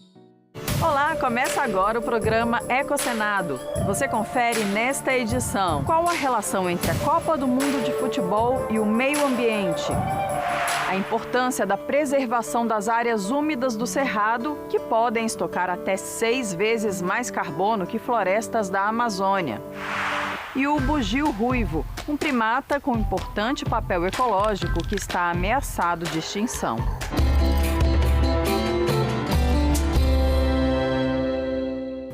O evento esportivo mais assistido do planeta também está no centro de um desafio global, a crise climática.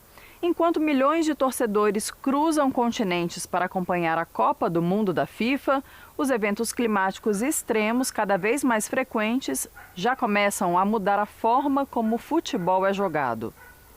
Além disso, o maior espetáculo do esporte pode justamente se tornar vitrine para soluções climáticas. Veja na reportagem de Carla Benevides. Futebol e meio ambiente. O que esses dois assuntos têm em comum? Pode parecer que não, mas um pode influenciar e muito no outro. Por causa das alterações no clima, o futebol já tem sido afetado. Jogos cada vez mais tarde em função do calor. Paradas para a hidratação no meio do jogo. Enchentes que impactam o acesso aos estádios e, em alguns casos, causam até a interdição deles. Enchente é uma das questões mais importantes. E depois, calor. O calor ele é brutal não só para a experiência ali na hora, mas para o impacto na própria performance dos jogadores e das jogadoras. É muito complicado você conseguir se adaptar. Um dia está frio, outro dia está calor. Você ter que, às vezes, fazer treino muito tarde e aí o seu sono, o seu ciclo circadiano fica prejudicado. Então, a recuperação, às vezes, de lesão, por exemplo, pode acabar sendo prejudicada. Tem uma série de fatores físicos mesmo que as mudanças climáticas vão acabar impactando na infraestrutura humana mesmo do futebol, não só na nossa experiência enquanto torcida ou do estádio em si, das ruas. Com o lema Entre no Jogo para salvar o jogo, a ONG Terra Futebol Clube usa o futebol como ferramenta de mobilização para conscientizar as pessoas sobre as mudanças climáticas. A ideia é aproveitar o alcance do esporte mais popular do mundo para tornar o debate climático mais acessível e próximo do cotidiano da população. Eu acho que o futebol tem, às vezes, mais poder do que os políticos para se comunicar com as pessoas. É a coisa que a gente mais gosta aqui no Brasil, em termos de lazer, em termos de paixão nacional, é o futebol. Esse lugar do futebol, de conseguir conversar com todas as pessoas que pensam diferente, é meio que a nossa linguagem comum, o que nos une, nos separa, a todos nós, de alguma maneira, em alguma medida, é o futebol. Então, a gente entende que isso quer dizer o quê? Que as pessoas vão se preocupar de qualquer maneira em relação a isso, porque é algo muito presente, muito importante pra gente. O poder que o futebol tem, tanto de trazer educação para as pessoas sobre isso, de como que a gente pode, na nossa prática, no nosso comportamento, mudar alguma coisa, é muito grande. E também como que eles, clubes, federações, podem já aplicar mudanças nos estádios, nas rotinas, nos jogos, para se adaptarem a essa nova realidade. Super importante que eles olhem para isso com a cabeça de adaptação. Resiliência, como é que a gente constrói esse corpo forte dentro do futebol para lidar com isso e não só lidar para dentro, como ajudar para fora também. Às vezes nem o presidente da República fazendo um comunicado tem tanto alcance como, sei lá, um jogador do Flamengo, o Neymar falando alguma coisa nas redes sociais. Então com tanto poder vem também uma grande responsabilidade. Mas a relação entre o futebol e o meio ambiente é uma via de mão dupla. Se de um lado a modalidade já sente os efeitos do aquecimento global, por outro, grandes eventos esportivos podem agravar a crise climática. Estimativas de pesquisadores internacionais apontam que esta edição da Copa do Mundo, por exemplo, pode emitir mais de 9 milhões de toneladas de dióxido de carbono equivalente, quase o dobro da média das últimas 4 edições do Mundial. A principal fonte de emissões é o transporte aéreo. A disputa em 3 países criou uma enorme extensão geográfica para o evento, de Vancouver a Miami, o que torna o deslocamento aéreo uma das únicas opções para que delegações e torcedores de todo o mundo possam acompanhar os jogos. A situação ainda se agrava com a ampliação da Copa, que passou de 32 para 48 seleções e, consequentemente, aumentou o número de partidas. Não foi necessária a construção de novos estádios, mas a conta aqui inclui produção de alimentos, geração de resíduos e toda a infraestrutura necessária para receber milhões de torcedores, como consumo de energia nos estádios, mobilidade urbana e hospedagem. A única estimativa oficial da FIFA previa 3 milhões e 700 mil toneladas de emissões, mas foi apresentada em 2018, na época da candidatura conjunta dos Estados Unidos, Canadá e México, antes da expansão do torneio. Você tem que pensar o seguinte, é muita gente ao mesmo tempo no mesmo lugar e muita gente se deslocando para esses lugares ao mesmo tempo. Então, é muito petróleo que a gente está queimando, voando de avião, usando carro, usando ônibus, jogando muito plástico na rua pelo consumo de bebida, de comida. Enfim, tem toda uma cadeia para acontecer um evento como esse que ajuda a atrapalhar o meio ambiente. Embora a FIFA compreenda que isso é um problema, essa decisão de fazer em 3 países tem esse grande impacto. Além da emissão de gases de efeito estufa, a crise climática impõe outro desafio: o calor extremo. Levantamento divulgado pelo Observatório do Clima mostra que 1 em cada 4 jogos desta Copa pode ser disputado sob condições preocupantes de temperatura. Algumas seleções já adaptaram os treinamentos, investem em estratégias de resfriamento e monitoram o desgaste dos atletas. Mas há ainda a preocupação com os torcedores e com toda a equipe de organização dos jogos. Os impactos da crise climática já são sentidos no futebol brasileiro. Levantamento da consultoria ERM, encomendado pela ONG Terra Futebol Clube, aponta que 78% dos times das séries A, B e C estão em regiões de alto risco climático nos próximos 25 anos, com perdas potenciais que podem chegar a 70 bilhões de reais. A gente fez esse estudo no ano passado, no ano retrasado a gente ficou construindo essas informações, porque a gente queria mostrar para os clubes, olha, não é papo de ONG, não é papo de doido, entendeu? A gente está aqui conversando sobre algo que de fato vai acontecer, a gente só não sabe se antes ou depois, mas que vai impactar vocês bastante, inclusive financeiramente.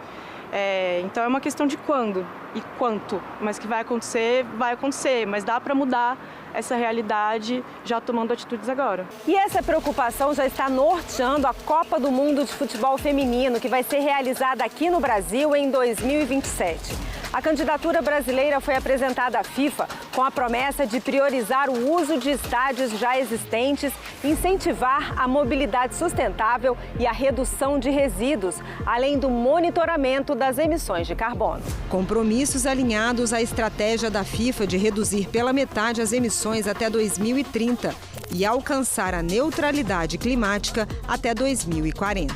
o mundo todo está olhando aqui, vai estar olhando aqui para o Brasil de novo, igual foi na COP30. Então, a gente tem novamente mais uma oportunidade de mostrar para o mundo que o país que tem a Amazônia, o país que luta tanto para diminuir, né, o desmatamento, para melhorar as nossas tecnologias, consegue fazer um evento desse porte se preocupando com isso. Há um ano da Copa do Mundo de Futebol Feminino, propostas que podem ajudar o Brasil a construir um legado mais sustentável para o esporte estão sendo discutidas pelo Congresso Nacional.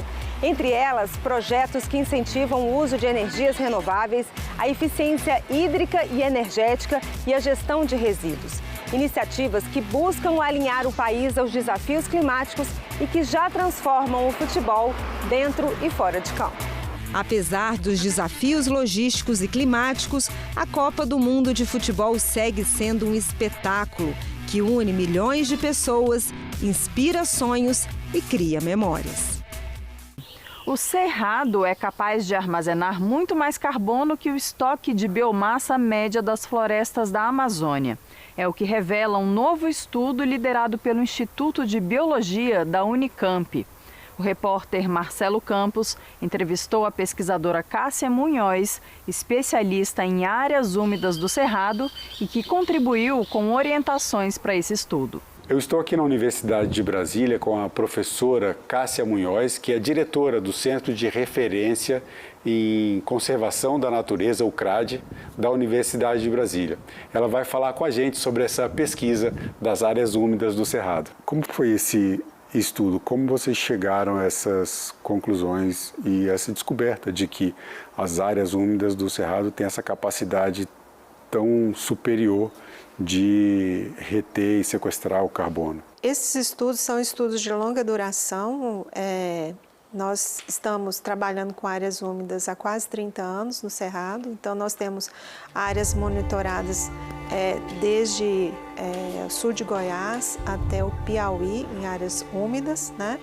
E nessas áreas a gente fez mensuração de carbono no solo e para ter uma estimativa de quanto e em qual profundidade do solo havia estoque de carbono. Também, adicionalmente, nós coletamos dados da literatura que havia sido publicado, né? E chegamos a um número que no Cerrado, apesar das áreas úmidas, que são muito importantes, né, porque elas retêm grande quantidade de umidade no solo, participam importantemente da recarga aquífera do solo, alimentando 8 das 12 bacias brasileiras, né, estão no Cerrado, né, e essa água é provida principalmente por essas vegetações de áreas úmidas, como Campo Limpo Úmido, Brejo, Vereda, né. E esse trabalho, nós estimamos que em torno, apesar das áreas úmidas representarem apenas cerca de 1%, menos de 1% da área total do Cerrado, elas conservam e estocam 13% de todo o carbono no Cerrado, né? Essas áreas úmidas, elas estão muito ameaçadas, porque a Lei de Proteção da Vegetação Nativa brasileira, ela não protege adequadamente essas áreas, porque elas prevêem uma extensão de proteção, uma área de proteção, que é uma área e uma faixa de proteção. E essa faixa de proteção, às vezes, ela não contempla toda a área úmida, né? Então, toda a ação humana pode estender para dentro da vegetação úmida, porque a faixa úmida já foi preservada dentro daquela extensão, só que toda a extensão úmida não está preservada. Então, a lei de proteção, ela tem que preservar não uma faixa de vegetação, mas ela tem que preservar toda a região que contém solo úmido e, adicionalmente, uma zona tampão de vegetação nativa, de cerrado típico, porque essa vegetação nativa também ela vai funcionar, né, como um local para para segurar o solo, para reter a água da chuva no solo, né, e que para manter essas áreas úmidas do cerrado. Nós fizemos também uma pesquisa onde a gente determina que uma pessoa, né, dentro da sua propriedade rural, sem muita complexidade, ela pode verificar qual que é a sua área úmida, que no final da estação chuvosa, se ela faz um buraco no solo e se a água está a 50 centímetros do solo, isso é considerado uma zona úmida. Então, toda essa zona que tem na estação chuvosa água a 50 centímetros de distância da superfície deve ser considerada área úmida. Adjacente, né, as outras vegetações, elas também precisam ser criadas, né, precisam ser protegidas para manter a umidade nessa área úmida. É como se você perdesse, né, se você não mantém, você não perdesse a função auxiliar dessa outra área que também mantém a água no solo, né? É como se você dependesse só daquela zona úmida para manter a umidade no solo, sabendo que a gente está num contínuo, né, de vegetação, que tudo é conectado, principalmente pelo solo. Qual é o processo que existe que faz com que essas áreas úmidas retenham mais carbono do que outras áreas e até do que outros biomas? Bom, as áreas úmidas, porque elas têm água no solo, a matéria orgânica ela é decomposta muito lentamente. Então, esse processo de decomposição lenta faz então que o material vegetal ele seja decomposto lentamente e depositado no solo a grandes profundidades. Quanto maior a profundidade de matéria orgânica, vão formando zona de turfeiras, né? Então, esse processo lento, né, de mineralização da matéria orgânica é que faz com que haja formação de áreas úmidas, de áreas predominantes com solo orgânico, né, que estocam grande quantidade de carbono. Bom, as pesquisas têm evidenciado que registro, né, de vegetal, né, nessas áreas úmidas de até 30 mil anos, né, podendo ser expandido para mais tempo. Então, é um tempo bastante longo, né, de deposição de vegetal que foi sendo incorporado na matéria orgânica para formar essas zonas de turfeira nas áreas úmidas do Cerrado. E num eventual processo de recuperação dessas áreas degradadas, é possível estimar o tempo que seria necessário para voltar essa quantidade de estoque de carbono? Não há previsões e não há estudos que estão monitorando restauração de áreas úmidas para monitorar carbono, né? A vegetação propriamente dita, existem pesquisas que estão fazendo restauração em área úmida e é um processo muito desafiador, né? Porque são várias espécies típicas de áreas úmidas, não se tem estudos sobre os processos de germinação das espécies que compõem essas áreas úmidas, né? Nós fizemos uma pesquisa onde nós avaliamos 190 espécies de área úmida e dessas 190, apenas 30% existia algum nível de estudo sobre germinação dessas espécies. E dessas 190, só 12 espécies tinham para comercialização, para restauração da vegetação nativa, né? Então, o mais urgente é proteger as áreas úmidas que restam, né? Ampliar a proteção pela Lei de Proteção da Vegetação Nativa, conscientizar, né, a população, principalmente os proprietários de terras, da importância dessas áreas úmidas, mesmo não só para a conservação do carbono, também para a economia, né, porque são áreas que são muito importantes para a manutenção da água, dos córregos e dos rios do Cerrado, né?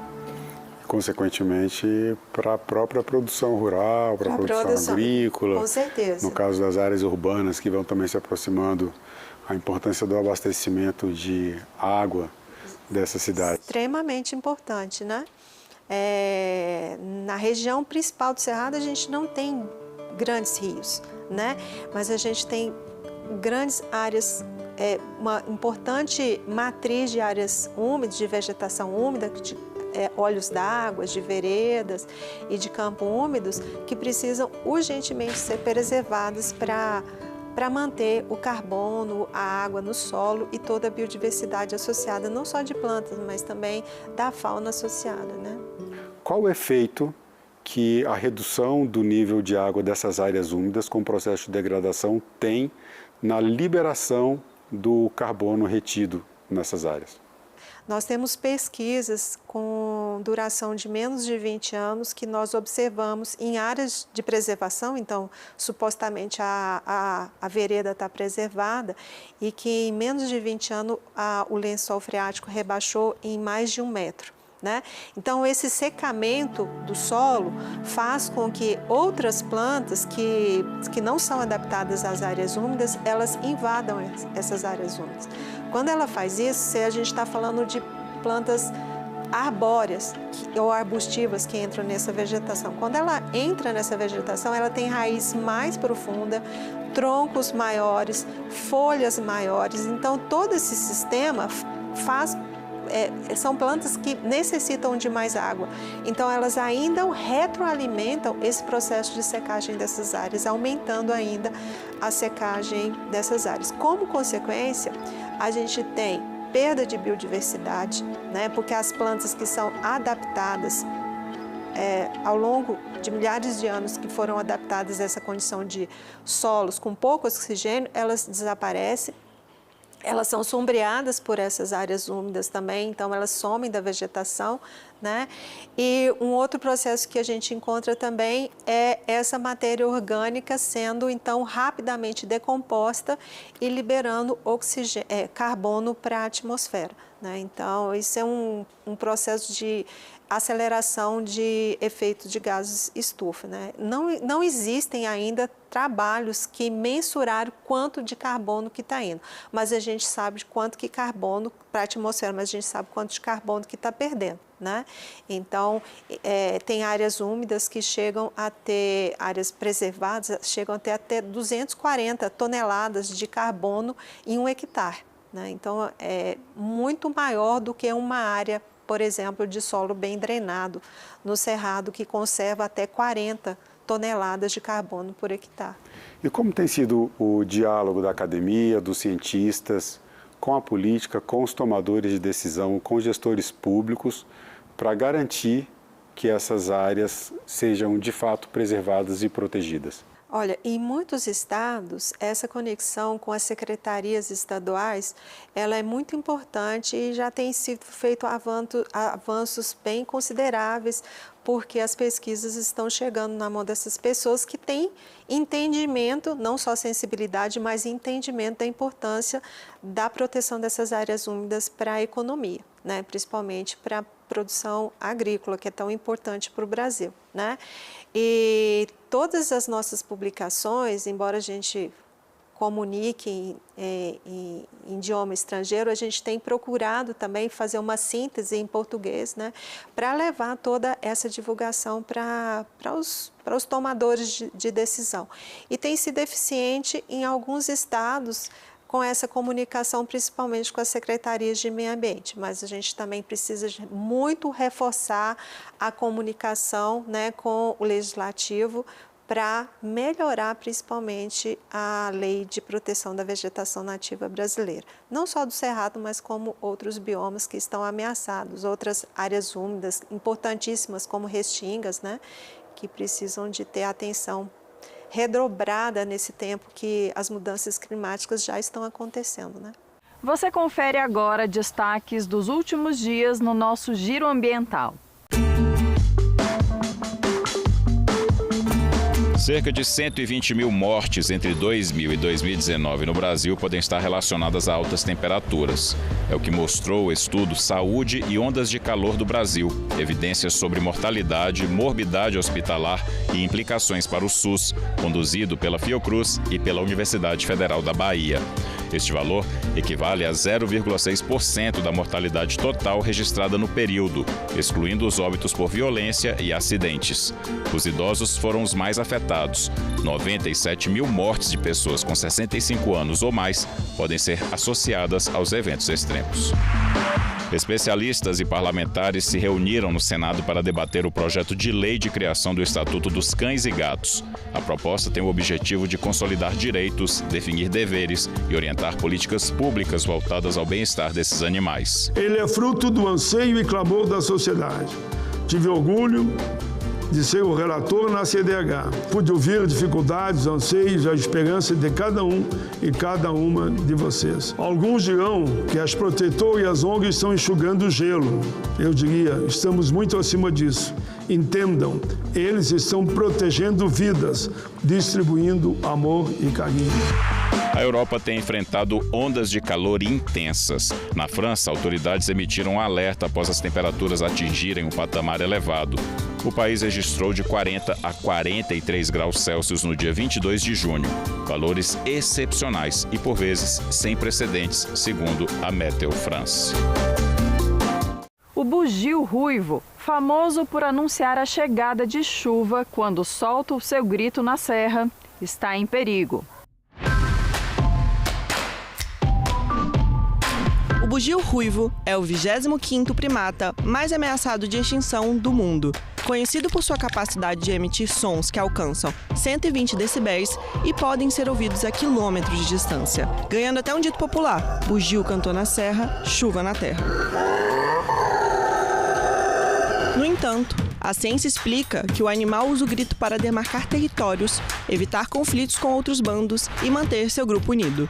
No Brasil, eles podem ser encontrados em vários estados, como Minas Gerais e Rio Grande do Sul, e prestam um importante papel ecológico, fazendo a dispersão de sementes e plantas nativas. Os bugios ruivos são considerados uma espécie sentinela à circulação de alguns vírus, como o da febre amarela, mas não são transmissores e podem servir de alerta aos órgãos de saúde.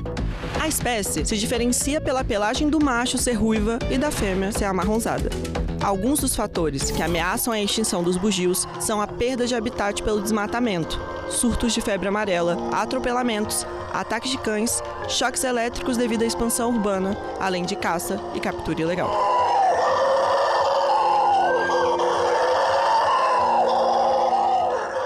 Nós ficamos por aqui. Obrigada pela companhia.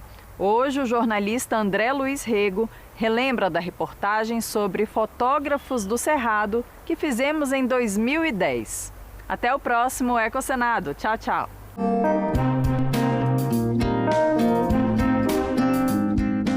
Fotógrafos do Cerrado foi uma matéria que a gente fez ali no Parque Olhos d'Água, na Asa Norte, aqui em Brasília. A gente conseguiu juntar 5 artistas, vamos dizer assim, que eram fotógrafos de natureza. Conheci Tancredo, que é um senhor que praticamente liderava o grupo. Na época ele fez um pequeno manual, eu tinha até esse material publicado, que eles conseguiram catalogar mais de 100 espécies ali no Parque Olhos d'Água. 100 espécies de pássaros, né? Inclusive corujas, falcões, várias aves de rapina, todo tipo de pássaro. E eles iam para lá observar. E ele falou para mim, esses animais, esses pássaros sempre estiveram aqui, André. O problema é que o olhar humano não é treinado para vê-los no meio das folhagens, em locais um pouco mais escuros, mas eles sempre estiveram aqui e as pessoas não sabem, né?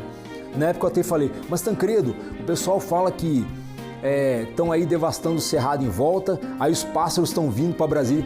Aí ele falou, André, me desculpa, mas eu não concordo com isso, tá? Para mim isso não é verdade, para mim esses animais sempre tiveram aqui.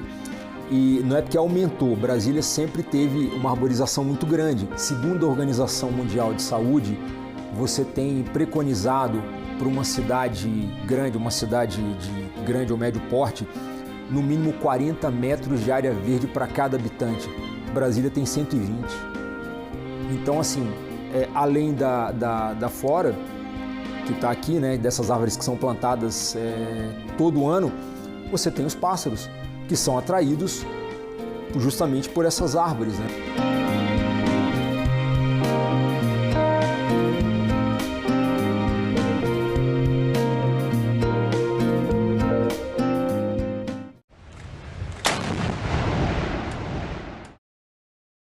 No próximo Assunto de Estado, vamos falar sobre saúde, trabalho, matriz energética, entre outros temas.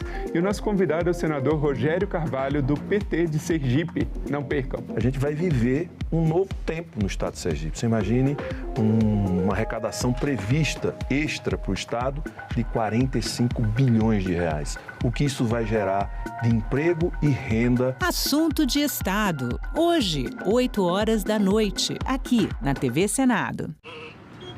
A propaganda do Estado Novo valoriza o trabalho de tal maneira que o DIP aconselha a mudança de versos do samba de carnaval Bonde de São Januário, para adequar a letra aos novos tempos.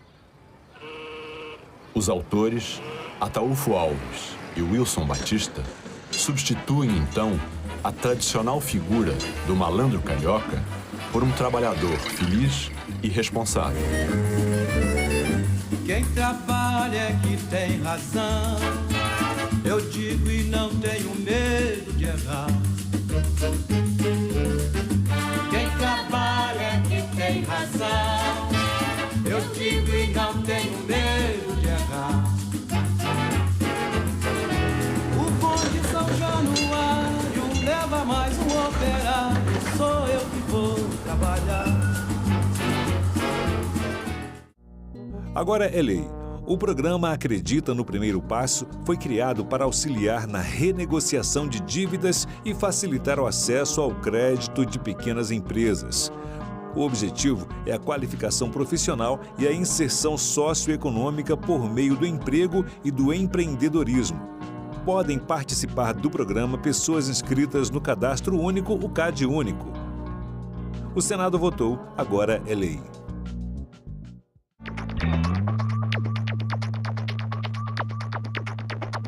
A gente também fala tupi. O nome do estado do Maranhão vem do tupi e é formado por 2 termos, mar mais nhan.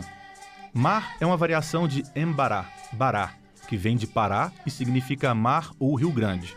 A outra parte da palavra é nhan, que quer dizer correnteza. Então Maranhão virou Maranhão, que tem na origem o significado de mar grande ou mar que corre. A gente também fala tupi.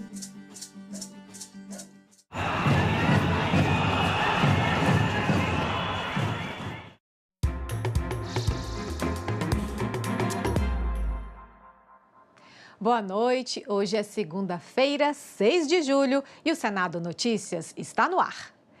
E o presidente do Congresso Nacional prorrogou a validade da medida provisória que isenta compras internacionais de até $50. Também foi ampliado o prazo da MP de incentivos para produtores e importadores de combustíveis. A medida provisória que acabou com o imposto de 20% sobre compras de até $50 em sites estrangeiros foi editada no dia 12 de maio. Toda a MP precisa ser discutida numa comissão mista formada por senadores e deputados antes da votação nos plenários da Câmara e do Senado. Mas, até o momento, o colegiado não foi instalado. Para evitar que os consumidores perdessem a isenção, o presidente do Congresso Nacional, Davi Alcolumbre, decidiu prorrogar a validade da medida provisória por mais 2 meses. O presidente Davi demonstrou que quando a causa é justa, ele caminha junto com o governo, caminha junto com a sociedade. Quando ele amplia esse prazo, todos ganharão com isso. E o presidente Lula também cumpre a sua obrigação, já que a proposta é mais do que justa. Toda vez que você não precisa pagar imposto, principalmente quando você compra produtos que são de importância, principalmente para a população mais pobre, para a classe média, todos ganham com isso. Por isso, parabéns ao presidente Davi, parabéns ao presidente Lula. A taxação de 20% sobre as compras internacionais de até $50 e de até 60% para itens acima deste valor passou a valer em agosto do ano passado. Mas em maio, a equipe econômica anunciou o fim da chamada taxa das blusinhas sob o argumento de que o governo conseguiu combater o contrabando. Os empresários brasileiros, por sua vez, são contrários à isenção, citando concorrência desleal, como destacou o senador Isalci Lucas. Lógico que todo mundo quer diminuir o imposto, a gente defende a redução de impostos. Agora, quando você dá a isenção total de importação, principalmente dos produtos chineses, que não tem o custo que nós temos. Na China, você não tem CLT, você não tem os encargos trabalhistas, você não tem uma tributação como nós temos. Então, você pega as pequenas empresas de calçado, de vestuário, de brinquedos, tudo que custa até $50, né? E você, aqui, o imposto chega a quase 200%. Possa competir em igualdade de condições com o da China. Então, o que nós propomos? Eu apresentei algumas emendas. Uma delas é que, tudo bem, vamos reduzir, porque todo mundo defende a redução, mas que os nossos produtores aqui, as nossas empresas também, tenham a isenção até $50. A medida provisória que acaba com a isenção das compras internacionais de até $50 precisa ser votada até o dia 23 de setembro. O presidente do Congresso Nacional também prorrogou a validade da MP, que concedeu incentivos fiscais para produtores e importadores de combustíveis. Penas mais duras para a violência sexual digital contra crianças e adolescentes. O plenário do Senado pode votar nesta terça-feira o aumento de até 6 anos de prisão para este tipo de crime. Os senadores devem votar em plenário nesta terça-feira punições mais duras para a violência sexual digital contra crianças e adolescentes. O projeto também aumenta as penas para diversos crimes sexuais contra crianças, inclusive nos casos em que é usada a inteligência artificial. A pena atual para quem adquire, possui ou armazena material com violência sexual é de 1 a 4 anos de reclusão e multa. O projeto aumenta essa punição para 3 a 6 anos de reclusão e multa. A proposta ainda autoriza a chamada ronda virtual, que deverá ser feita por órgãos investigativos. Essa ronda deve coletar arquivos em ambientes digitais públicos, desde que relacionados a crimes de violência sexual contra menores, sem ordem judicial prévia. Os policiais já podem se disfarçar e entrar na internet ou como criança, ou mesmo como abusador para entrar em fóruns para prender abusadores, estupradores e quem está negociando imagens de sexo com criança. Mas muitas das situações eles precisam de uma autorização judicial. Mas tem coisa que está acontecendo ao vivo. Vocês sabem que agora se vendem link para se estuprar uma criança ao vivo, as pessoas compram o link para assistir. Então, esse projeto de lei agora vai abrir essa possibilidade que não vai haver a necessidade da medida judicial imediata. O delegado presenciou, o policial presenciou, vai poder fazer a prisão imediatamente ou retirar do ar imediatamente a postagem, a live, o vídeo. Então, nós estamos ansiosos para a aprovação desse projeto, vai ser um golaço na defesa da infância. Outro projeto na pauta do plenário autoriza a transferência automática do valor da pensão alimentícia para o beneficiário. A proposta vai impedir novas ações judiciais por falta de pagamento. Senadores devem analisar em plenário nesta terça-feira uma proposta que permite a transferência automática, mês a mês, do valor da pensão alimentícia para a conta do beneficiário ou de seu representante legal. A transferência automática poderá ser solicitada em qualquer fase do cumprimento da sentença. O texto prevê que as instituições financeiras realizem as transferências nas datas definidas pela Justiça. Caso não haja saldo suficiente na conta do devedor, poderá ocorrer a indisponibilização automática de ativos financeiros até o limite do valor atualizado da prestação em atraso. A medida também poderá alcançar ativos financeiros de empresários individuais, mesmo quando vinculados à atividade empresarial. O projeto confere maior efetividade à decisão judicial já proferida, sem transformar a execução em medida desproporcional. A medida também contribui para reduzir a inadimplência estratégica, aumentar a previsibilidade financeira do alimentando e desestimular o uso de expedientes destinados a dificultar o pagamento da pensão. A Comissão de Educação debateu em uma audiência pública a alimentação escolar, a assistência estudantil e o orçamento da Rede Federal de Educação. A Rede Federal de Educação Profissional, Científica e Tecnológica é um dos instrumentos mais importantes de democratização do acesso à educação pública de qualidade no Brasil. É um sistema público que desempenha papel fundamental na formação de jovens e trabalhadores e na promoção do desenvolvimento social. Para desempenhar este papel, é essencial que a Rede Federal de Educação tenha um orçamento adequado e possibilite uma assistência estudantil, tema da audiência da Comissão de Educação. Não estamos debatendo apenas políticas públicas, estamos debatendo o futuro da nossa gente, do nosso país. Uma nação não se constrói apenas com estradas, máquinas ou fábricas.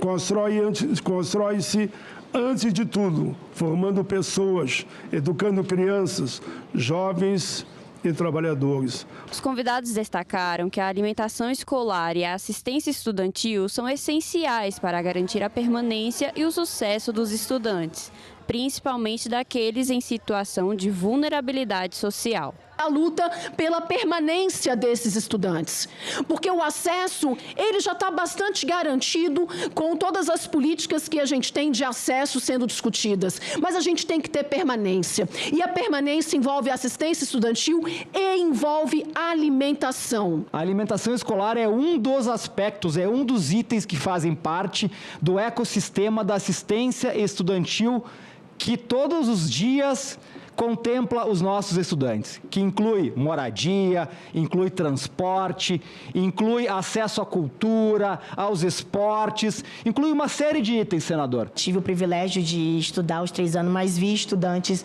da minha sala de aula saírem, evadirem do IF por conta que eram do entorno do Distrito Federal. Essa é a realidade que a gente tá colocada para a gente, e enquanto a gente precisa fortalecer, a gente tem um investimento muito caro no Instituto Federal e a gente precisa fazer valer a pena. O Senado celebrou hoje os 60 anos da Rede Mato Grossense de Comunicação, que há décadas reúne emissoras de televisão, rádio e portais digitais em Mato Grosso e Mato Grosso do Sul. Neste ano, a RMC iniciou as atividades em Goiás e Tocantins. Fundada na década de 1960, a Rede Mato Grossense de Comunicação foi uma das primeiras a levar a televisão para o interior do Brasil. Na sessão especial realizada pelo Senado para celebrar os 60 anos da RMC, os oradores destacaram o papel da emissora na valorização da cultura regional e das comunidades locais. O Senado Federal reconhece não apenas uma empresa de comunicação, mas uma instituição que ajudou a exercer a história de Mato Grosso do Sul, do Mato Grosso e de todo o centro-oeste brasileiro. Essa sessão também é uma homenagem à nossa gente, às histórias que unem gerações e a profissionais que, com dedicação e talento, transformam acontecimentos em memória coletiva. O presidente do grupo Zaran, que leva o nome do fundador da RMC, relembrou as dificuldades logísticas das primeiras décadas, quando os capítulos de novelas e jornais eram transportados fisicamente. Como é que vinham as novelas antigamente? Então você tinha uma sequência territorial, saía de São Paulo, parava em Goiânia, de Goiânia ia para Cuiabá, de Cuiabá ia para Campo Grande, então tem sempre aquele circuito, ela levava um dia de atraso no mínimo. Quando chovia, em Goiânia ficava reprisando o mesmo capítulo e em Cuiabá a mesma coisa e assim por diante. Esse era o Brasil real que a gente enfrentou nesse momento. O senador Wilder Moraes deu as boas-vindas oficiais ao Grupo Zaran ao estado de Goiás. Em maio desse ano, a RMC deu um passo histórico, comprando o controle do Grupo Jaime Câmara e ampliou sua atuação para o Tocantins e para o meu estado de Goiás. Aqui, como representante do povo goiano, quero formalizar as boas-vindas ao Grupo Zaran em Goiás. Tenho certeza que, pelo histórico do grupo e pelo legado do Dr. Eiser, trazem na bagagem a responsabilidade de fazer um jornalismo sério, responsável e politicamente isento.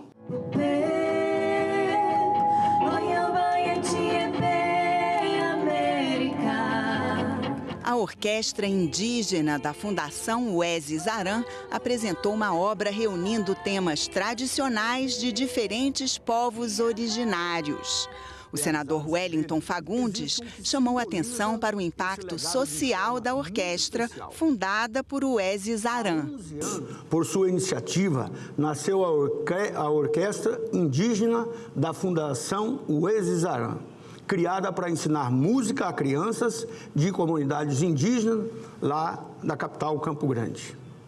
Hoje, o projeto atende 8 comunidades, reúne 63 alunos e já conquistou o reconhecimento internacional, mostrando que a música é uma poderosa ferramenta de inclusão, cidadania e valorização das culturas originárias.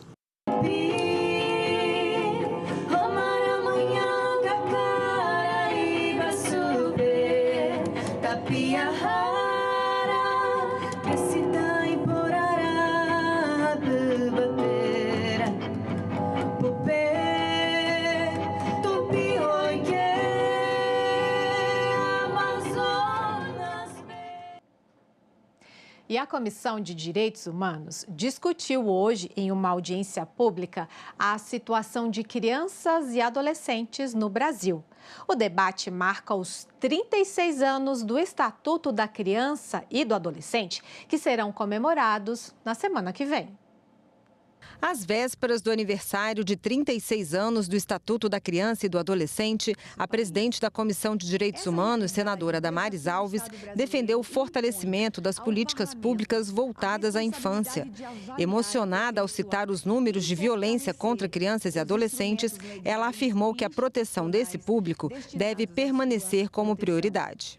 Segundo o levantamento divulgado a partir dos dados do Disque 100, registrou-se em 2024 um recorde absurdo de 657 mil denúncias de violações de direitos humanos, das quais 289 mil, pasmem, envolvem crianças e adolescentes no país. Os números do Disque 100 evidenciam a magnitude do problema. Eu fui uma menina que eu não tive proteção do Estado. Eu fui abusada pelo meu padrasto. E quando eu cheguei na delegacia, eu lembro muito bem que me levaram na delegacia e eu contei para o delegado. Mas o delegado, ele me olhou naquela época e falou o seguinte para mim: você sabe que seu padrasto ele pode sair. E você sabe o que eu senti naquele momento? Que não tinha proteção. Então, na mesma hora, eu preferi dizer para o delegado que era tudo mentira. Especialistas lembraram que o Brasil possui uma das legislações mais avançadas do mundo para a proteção da infância. O desafio, segundo a Associação dos Magistrados da Infância e da Juventude, é transformar os direitos previstos em direitos efetivamente garantidos. O Brasil não sofre pela ausência de legislação. Pelo contrário, nós temos um dos mais avançados sistemas normativos de proteção integral do mundo. E o que ainda nos desafia é transformar direitos reconhecidos em direitos efetivamente vividos. A realidade demonstra que milhares de crianças e adolescentes no Brasil continuam expostos à violência, à negligência, à exclusão social e a múltiplas formas de vulnerabilidade. O Estatuto ele deixou de ser apenas uma referência jurídica e passou a inspirar novas gerações de direitos, né? Acho que em 2016 nós tivemos o Marco Legal da Primeira Infância, né? A doutora Cati mencionou, né, a importância da primeira infância. O Marco Legal da Primeira Infância ele vem inaugurar, né, essa perspectiva, né, da importância de se proteger a criança de 0 a 6 anos, pensando em todo o seu desenvolvimento integral. E mais recentemente também o Estatuto da Criança e do Adolescente inspirou o ECA Digital, né, a partir de uma grande mobilização da sociedade brasileira, que atualizou essa noção da proteção integral de crianças e adolescentes para o ambiente digital. Entre os desafios, a proteção digital das crianças ganhou destaque.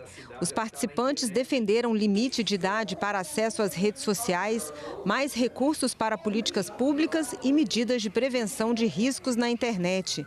Segundo a ONG internacional Child Found, 54% dos adolescentes já sofreram algum tipo de violência sexual online. Nós queremos propor a obrigatoriedade da educação digital ou da cidadania digital nos currículos escolares, mas não apenas para as crianças. Também que se trabalhe isso com campanhas de mídia, mesmo no próprio ambiente escolar, envolvendo as organizações sociais, a educação dos pais e cuidadores. Porque hoje nós vivemos uma geração em que os pais sabem menos de internet do que os filhos. Ficamos por aqui. Você pode rever estas reportagens na nossa página na internet senado.leg.br/TV. Muito obrigada pela sua companhia e continue sintonizado aqui na TV Senado.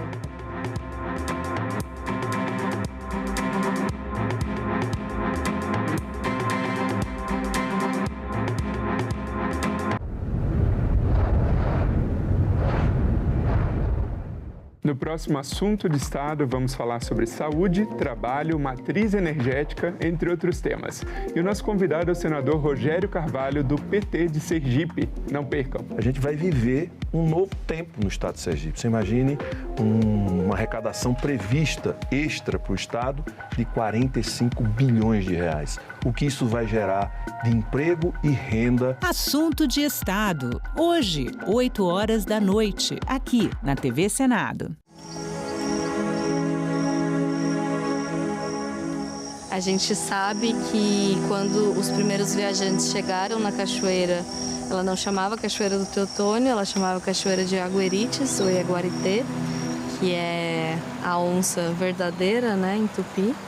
E eles descrevem, né, o Franz Keller, outros viajantes também, eles descrevem essa área como uma área indígena, né? Eles falam dessas populações vivendo aqui. Em uma das gravuras tem, inclusive, junto da cachoeira, uma canoa com uma cobertura de palha passando assim na frente, né, pelo Rio Madeira. A gente sabe que esse lugar era ocupado no momento do início da colonização. Então a gente pode estar aqui diante de uma das últimas aldeias tupis antes da colonização europeia. Agora é lei. A cerimônia do Quarupi, realizada no Parque Indígena do Xingu, no Mato Grosso, foi reconhecida como manifestação da cultura nacional. O Quarupi ocorre entre agosto e setembro, reunindo diversas etnias indígenas do Alto Xingu. Os temas do ritual são a morte e o luto, ao mesmo tempo em que se homenageia a memória de entes queridos. O Senado votou, agora é lei. Pablo Ademir, o que as empresas estatais podem fazer para incentivar o desenvolvimento tecnológico brasileiro? Tônia, hoje as empresas podem financiar projetos, podem subvencionar projetos e empresas, elas podem incubar ou acelerar startups, empresas que já existem, elas podem comprar participação societária ou investir em outros projetos. Agenda Econômica. Nesta terça, 20h, aqui na TV Senado. No Brasil, ainda falta representação política para mulheres, indígenas e pessoas negras. Mas para transformar as coisas, a gente precisa se engajar. Informe-se, envolva-se, candidate-se. Seja a transformação que você quer na política. Mais candidaturas femininas, indígenas e negras fortalecem a democracia e reduzem a desigualdade. Justiça Eleitoral. A justiça da democracia. Aquele post na rede social, aquela mensagem no grupo da família, é verdade ou mentira? Se você receber uma informação duvidosa sobre o Senado, mande para o Senado Verifica, um serviço de checagem que analisa notícias e responde se a informação é falsa, verdadeira ou imprecisa. Ficou na dúvida? Senado Verifica. O Brasil é um quase país. O Brasil não é um país ainda. O Brasil está em construção. E é isso que me dá esperança, que a gente está construindo esse país.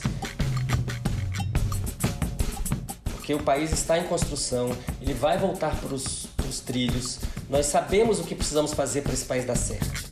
Que Brasil é este? Nesta quarta, 20h, aqui na TV Senado.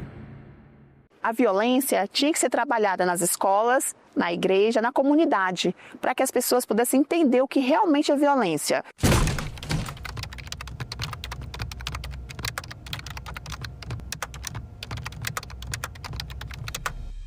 Num período de uns 8 anos, eu comecei a sofrer violência com meu marido. A minha filha viu meu ex-marido me batendo, né? Me derrubou da cadeira, me bateu.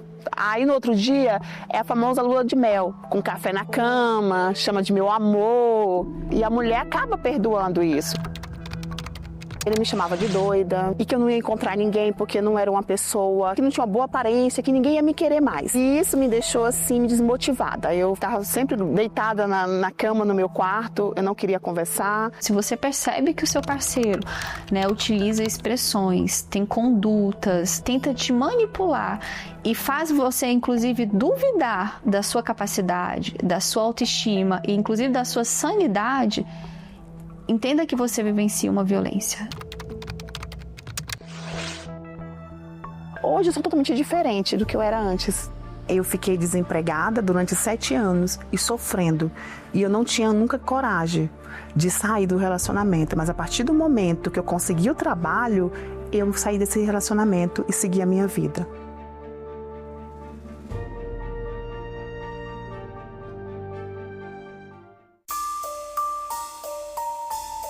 De cada 10 pessoas que presenciam atos de agressão contra a mulher, 7 são crianças.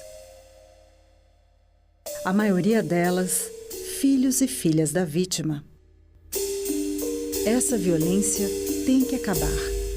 Acolha, denuncie, ligue 180.